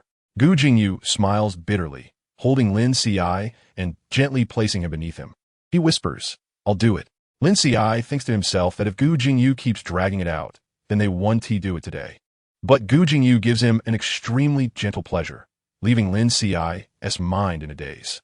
Throughout, Gu Jingyu is attentive to his feelings, catering to him entirely. Afterward, Lin Qiushi laughs and says, "Are you just going to hold on like this? No need to continue?"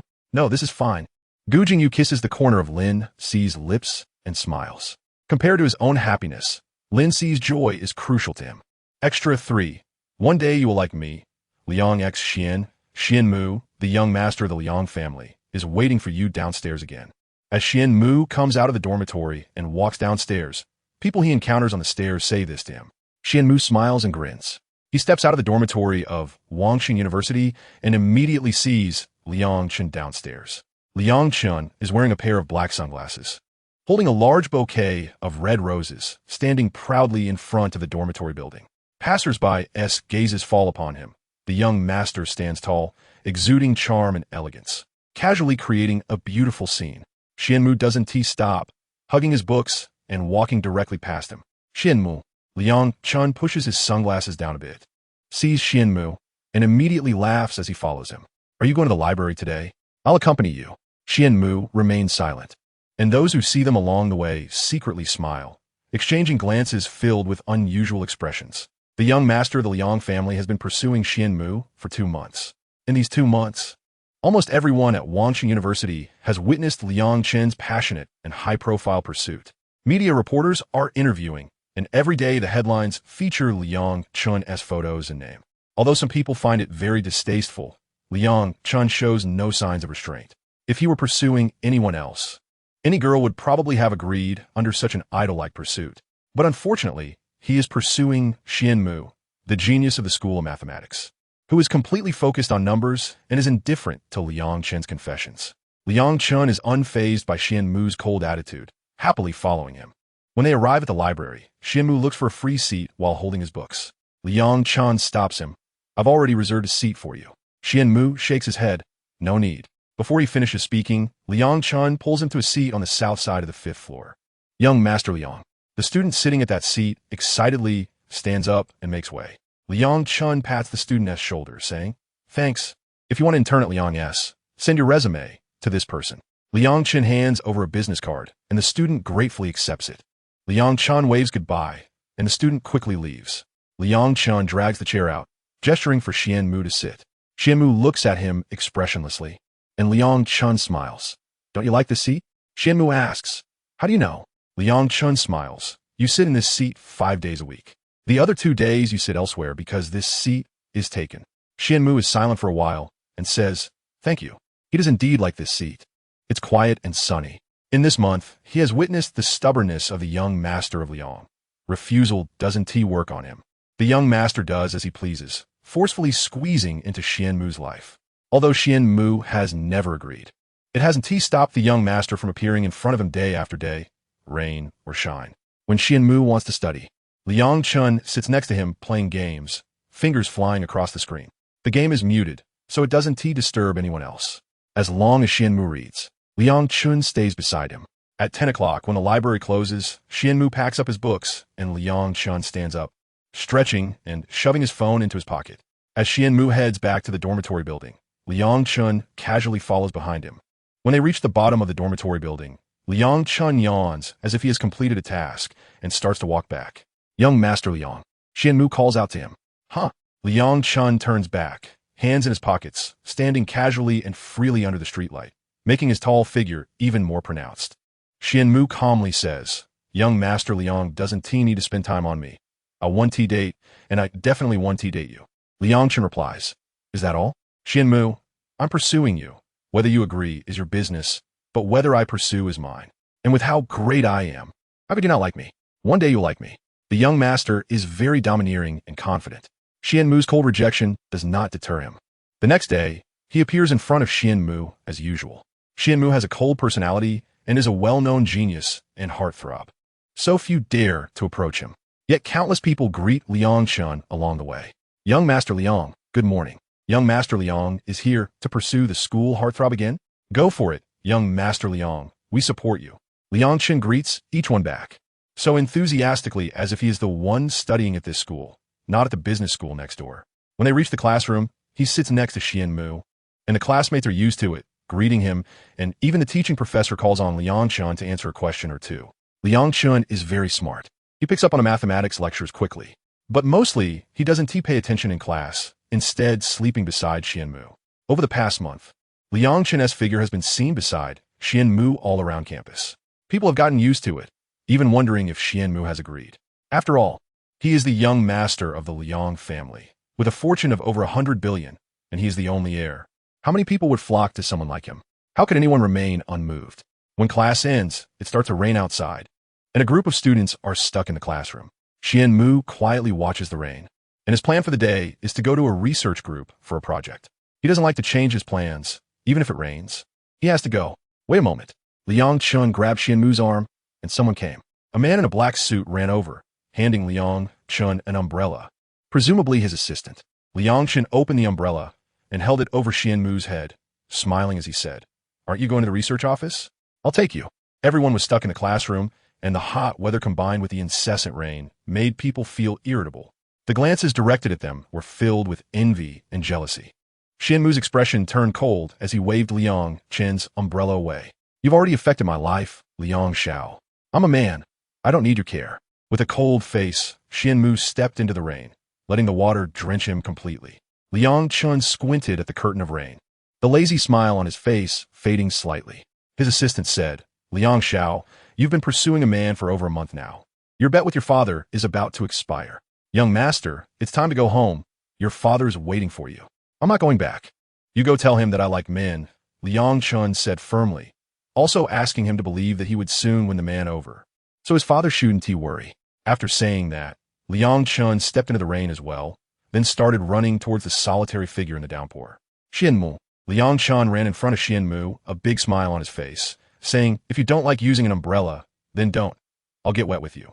The bright smile on the man's face seemed to pierce through the dark rain as he walked backward towards Qianmu, laughing, his eyes shining like the brightest star in the dawn sky. Extra Chapter 4. Welcome to my world, Liang X Xian. Qianmu walked to the dormitory building under the rain, with Liang Chen accompanying him the whole way. In the rain, Liang Chen was carefree, as if the rain could bring out a romantic atmosphere. A clear whistle sounded, seemingly a tune from a foreign land. Xian Mu pursed his lips tightly. He really couldn't understand Liang Chun.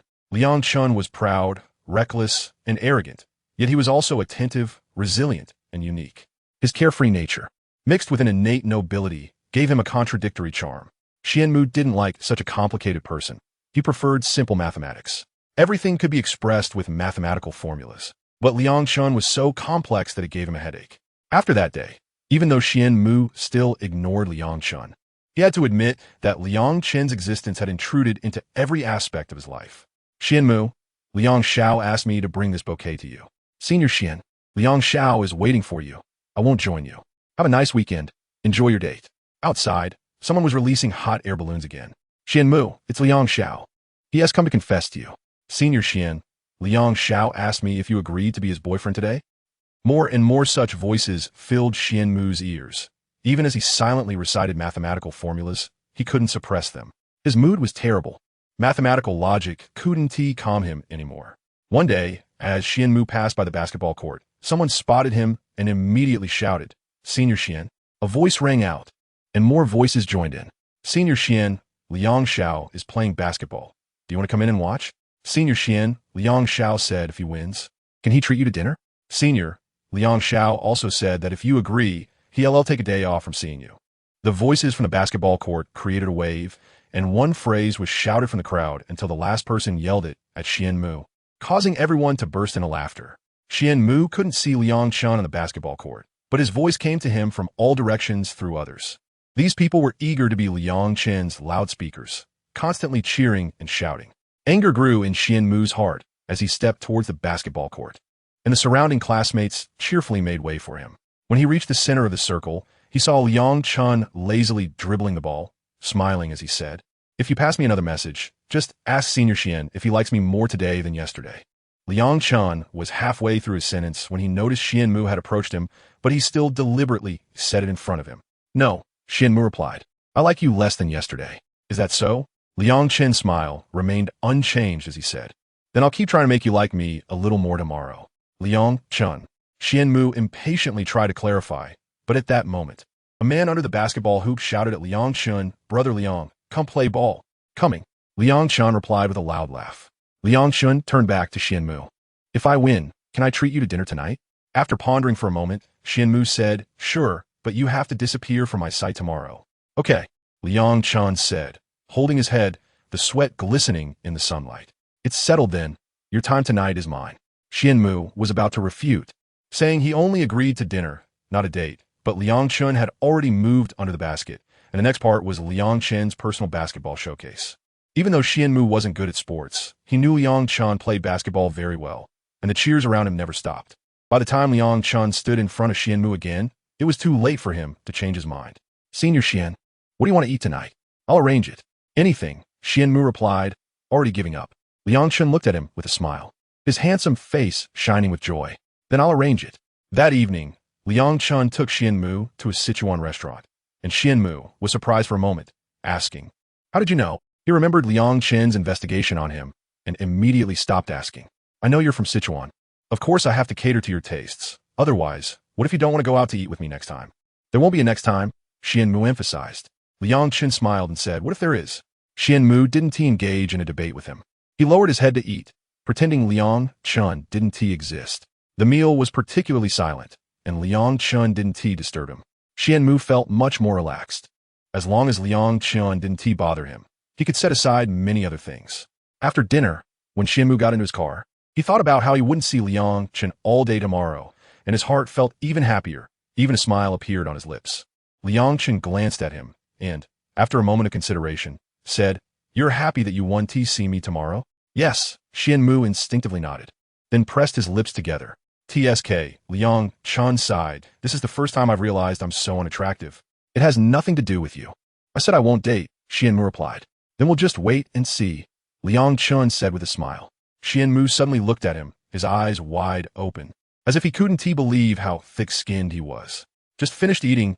I'll take you for a walk, Liang Chun said, and without waiting for Xian Mu to react, he drove onto another road. Xian Mu was angry, but could do nothing, only allowing Liang Chun to lead him into an unfamiliar place. It turns out to be a bar, a gay bar at that. Before Xuanmu could even refuse, Liang Chun had already pulled him into the dazzling bar. The noise here is extremely loud, with everyone irrationally screaming and partying. This place is completely different from his logical and rational world of mathematics. He feels like he has fallen into a bizarre hole. Liang Chen's voice laughs in Xuanmu's ear. Xiaomu, you need to stick close to me here, or you might get taken away. Xuanmu turns to leave, but Liang Chun holds his shoulder, and he can't break free. Xuanmu, welcome to my world. Liang Chun pulls Xuanmu to the highest stage, where he stands under the colorful lights, undoes his shirt, and suddenly throws it away. Some people cheer, some scream. The revelry continues, and everyone is indulgent. Liang Chun, dancing in the crowd, resembles a siren king from mythology, a sea monster enchanting sailors, and also a mathematical symbol that makes Xuanmu's heart flutter. If Xuanmu had known that he would completely abandon mathematical symbols in the future and sink into this world, he wouldn't have entered with Liang Chun that day. But he did come in, and it was too late. Extra 5. Heartbeat. Liang X Xian, Mu Mu. People here don't just stand around like you. Liang Chun pulls Xuanmu into the dance floor, where the restless notes and the chaotic crowd constantly challenge Xuanmu's worldview. He stands there, his body uncoordinated, looking like a fool. But in Liang Chen's eyes, he is a refined and extraordinary fool.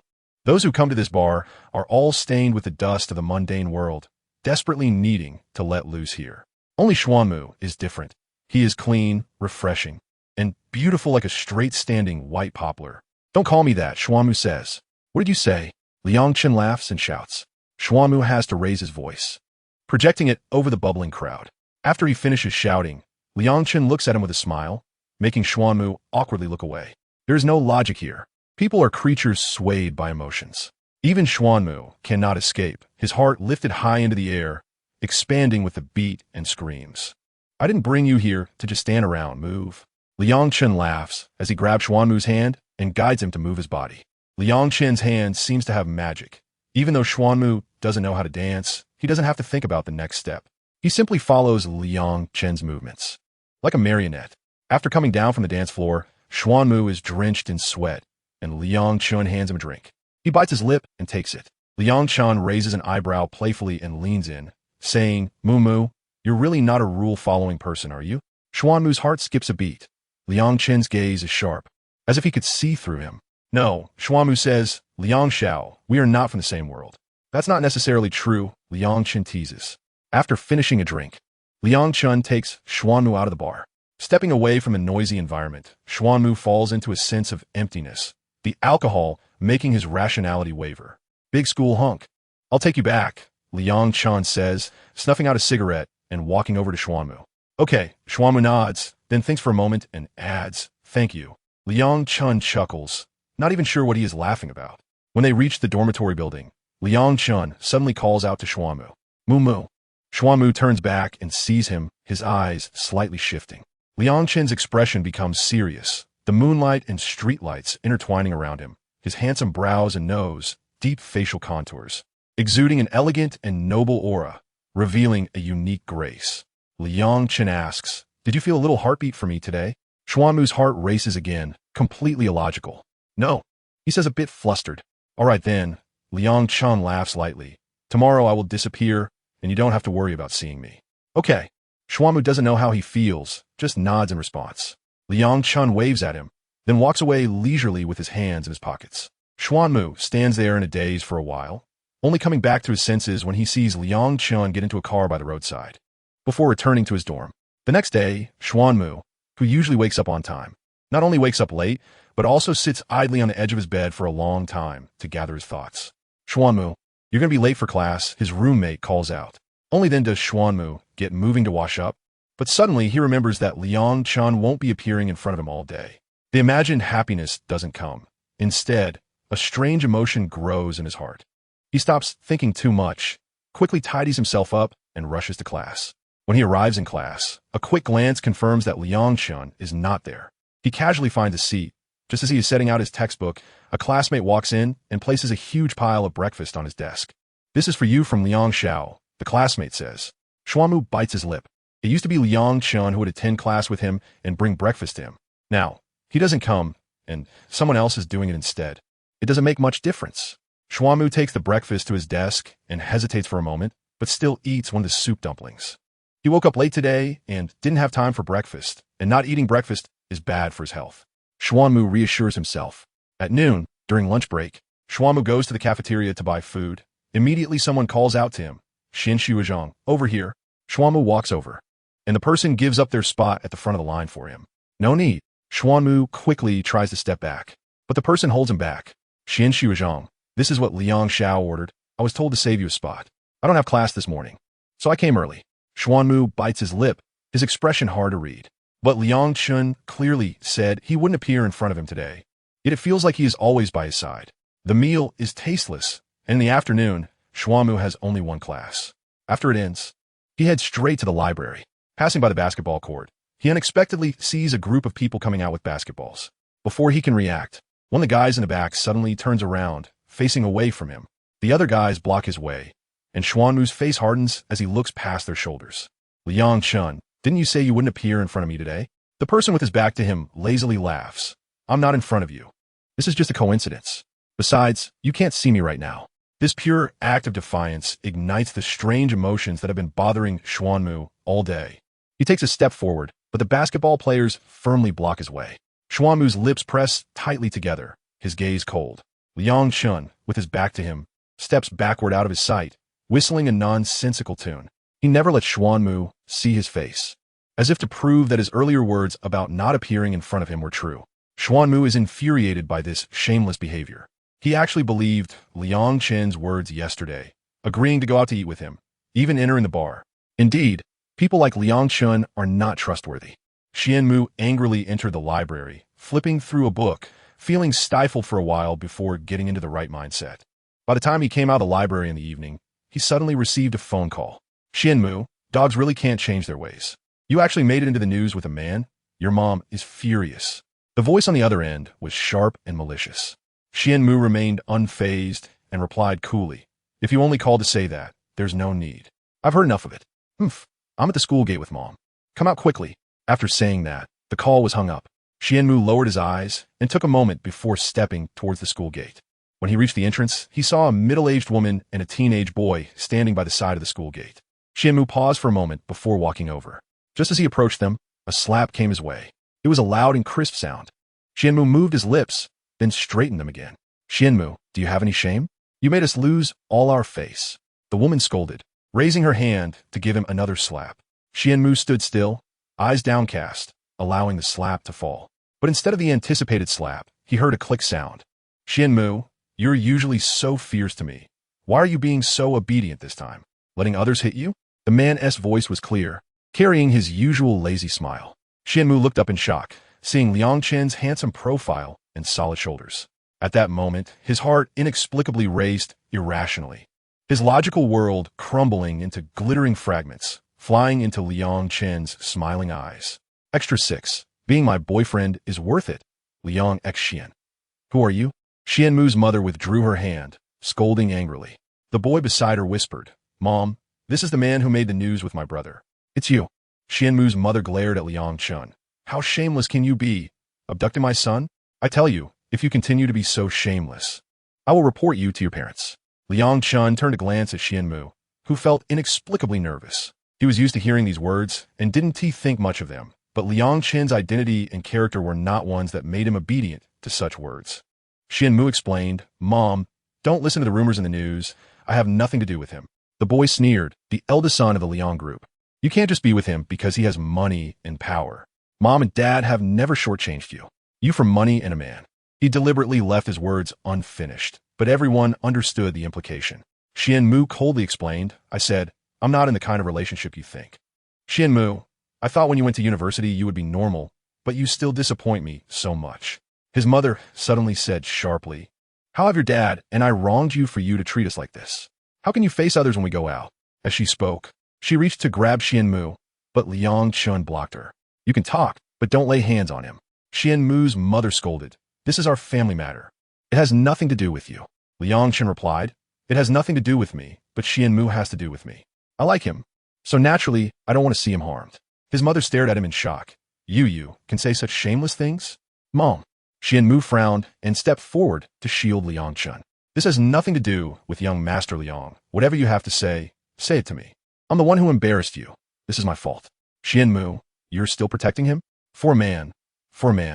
Are you trying to make us too ashamed to face the ancestors of the Qian family? Liang Chun sneered, rebutting, what is wrong with liking men? Is the sky falling, or is the earth sinking? Or does your family have a throne he is supposed to inherit? Qianmu's mother was so angry she couldn't speak, and the boy supported her, saying, Big brother, Mom traveled for so long to see you. Is this how you treat her? You really don't understand how to empathize with your parents. Liang Chun suddenly interrupted, You're his brother?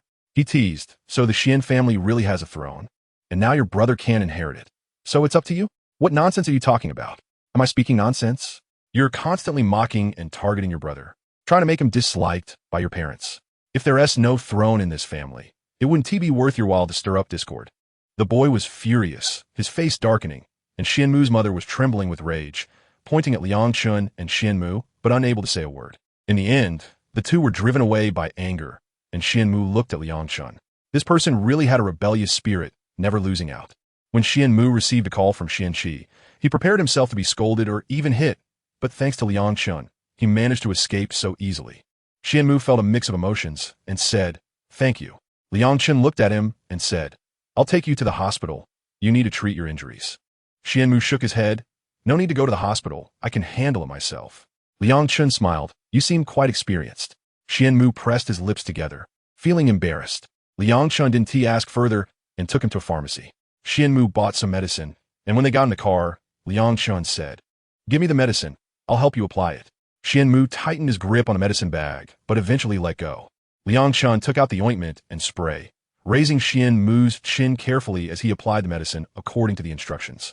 Qianmu's eyes lowered, but all he could see was Liang Chun, who was seriously applying the medicine with his head bowed. This side of Liang Chun was different from the usual carefree young master. He seemed to have many facets, each showing a unique charm. Qianmu couldn't help but stare, his cheeks growing redder. Liang Chun paused for a moment while applying the medicine and teased, Is it my strength too much? Or are you shy? Qianmu turned his eyes away, stammering, No, don't say that. Liang Chun chuckled softly, making Qianmu's ears even redder. After applying the medicine, Liang Chun's expression turned serious. I want to apologize. I'm sorry that my pursuit made you the subject of the news, which your parents saw. Although he had already informed the media not to publish Qianmu's photos, it was impossible to completely prevent it. No need. Qianmu was taken aback, then shook his head. They've always known I like men. Even without you, this would have happened, just in a different form. Liang Chun teased. So you're not rejecting my pursuit, right? Qianmu was stunned, opening his mouth, but unable to say anything. Then let me ask you again. Did you feel a little bit moved by me today? Liang Chun's gaze was direct, straightforward, and powerful. Qianmu's heart thumped, and his body surrendered first. The redness on his cheeks spread across his entire face. If you don't speak, I'll take it as your acquiescence. 3, 2, Liang Chun. Qianmu called him. Liang Chun responded gently. Qianmu asked, What do you like about me? Do you want me to list your merits? Although there are many, I just like whoever I like. It has nothing to do with anything else. There's always a reason. Qianmu persisted. Then let's see how it goes. Liang Chun said with a smile. Qianmu. Liang Chun burst out laughing, his eyes filled with playful intent. Qianmu, although things are moving a bit fast, I still want to ask you, do you want to be my boyfriend? Being my boyfriend is not a loss. The last note almost carried a tempting tone, making Qianmu's heart race even more. Okay, Qianmu agreed, realizing he liked Liang Chun more than he thought. He had been drawn to Liang Chun even before he realized it. As people say, no one can refuse the affection offered by someone like Liang Chun. And Qianmu was just an ordinary person. Extra Chapter 7. Let's talk after I've had my fun. Liang X Xian. After applying the medicine, Liang Chun said, I'll take you back.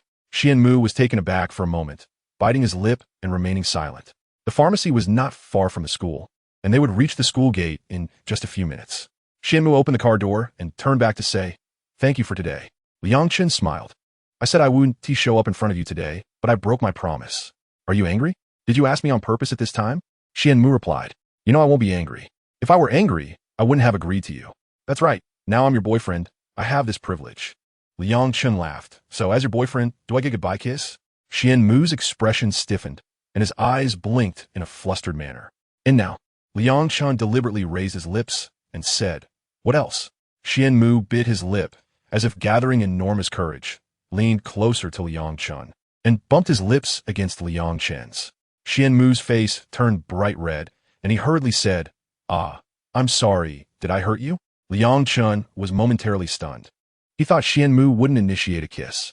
The well-known, somewhat rigid beauty from the mathematics department, who was indifferent to anyone pursuing him, unexpectedly took the initiative to kiss him on their first day together. Although the kiss was a bit forceful, Liang Chun still smiled happily. It did hurt a bit. He said, "Kissing isn't like this. Next time, I'll teach you how to kiss."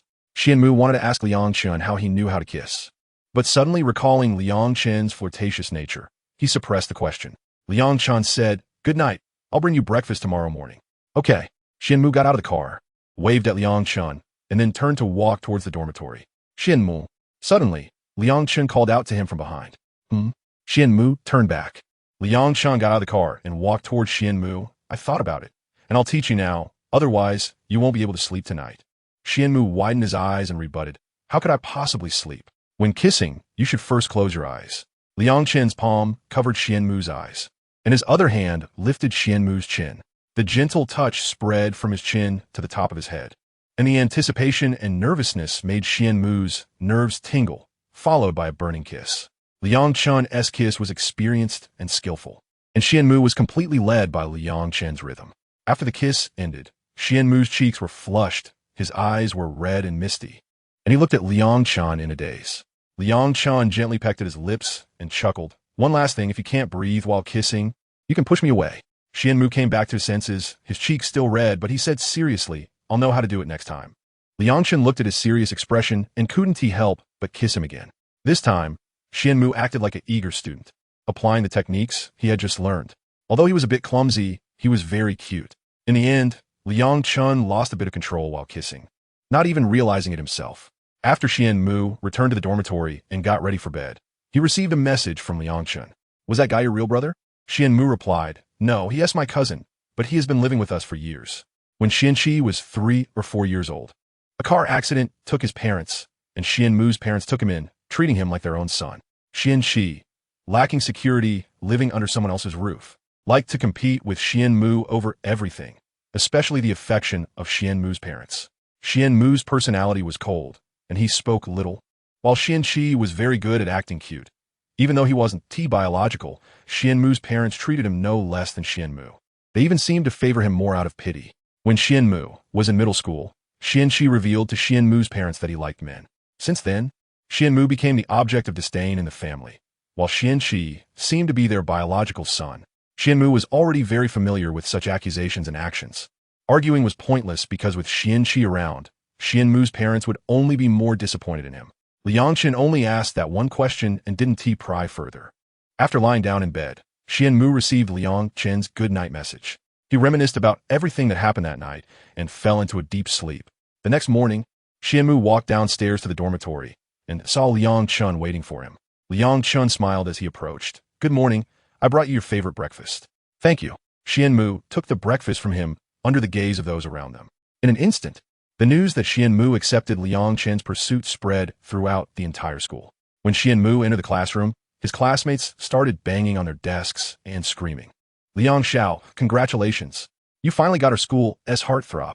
Qianmu maintained a straight face as he walked to his seat, but his ears turned red despite himself. Liang Chun lazily smiled, his demeanor carefree and bold. "Tonight, I'll treat everyone to dinner to thank you all for your help during this time." The class erupted in cheers. Liang Chun was generous, and during the past 2 months, his classmates had helped him a little in his pursuit of Qianmu and had received plenty of benefits. However, Liang Chun seemed to have no airs about him, able to talk to anyone casually. In reality, he maintained a distant relationship with everyone, and no one could get close to him. That night, Liang Chun booked an entire bar and invited the whole class to have fun. Everyone went wild, and even Qianmu drank a lot. Liang Chun brought several assistants with him, and at the end, arranged for them all to be driven back to school. Qianmu was helped into the car by Liang Chun, who was supporting and carrying him. As soon as he got in, he drunkenly leaned against the window. Liang Chun chuckled and pinched Qianmu's cheek, and Qianmu waved his hand in annoyance, then drunkenly closed his eyes. "Young master," an assistant in the front passenger seat suddenly spoke up, "Your father's calling." The assistant handed him the phone. And Liang Chan looked down at the phone with his eyes lowered, remaining silent for a while before finally picking it up. Have you had enough fun out there? You little rascal, if you like men, that's fine, but you can't neglect the family business. The old man's voice was deep and filled with anger. Liang Chun replied lightly, I'll talk about it when I'm done having fun. The old man was even angrier. You suddenly say you've fallen for a college student? And now you've pursued him. You've made enough noise. What do you want to do next? Are you really planning to spend your life with him? Is that unacceptable? I think you're crazy. There's no need to joke about your own happiness just to spite me. You've dated so many girls before. And now you insist on being with a guy. Do you think I don't know what you're thinking? I'm not very clear about what Grandpa is thinking. I said I would talk after I've had enough fun. Damn it. The old man cursed loudly and hung up the phone. Liang Chun threw his phone to the assistant in the passenger seat, and when he turned around, he saw Xian Mu staring blankly with wide eyes. Awake? Does your head hurt? Liang Chun asked. Xian Mu shook his head, then nodded. He seemed to have heard something just now, but his muddled brain couldn't distinguish what it was. However, his intuition told him that it was very important. If Xian Mu in the future knew what he heard tonight, he would withdraw in time. He would fall in love with Liang Chun, and he definitely wouldn't turn himself into a joke. Extra 8. He used to like women. Liang x Xian. Liang Chun and Xian Mu's relationship blossomed under the watchful eyes of the entire school, with Liang Chun spending most of his time by Xian Mu's side.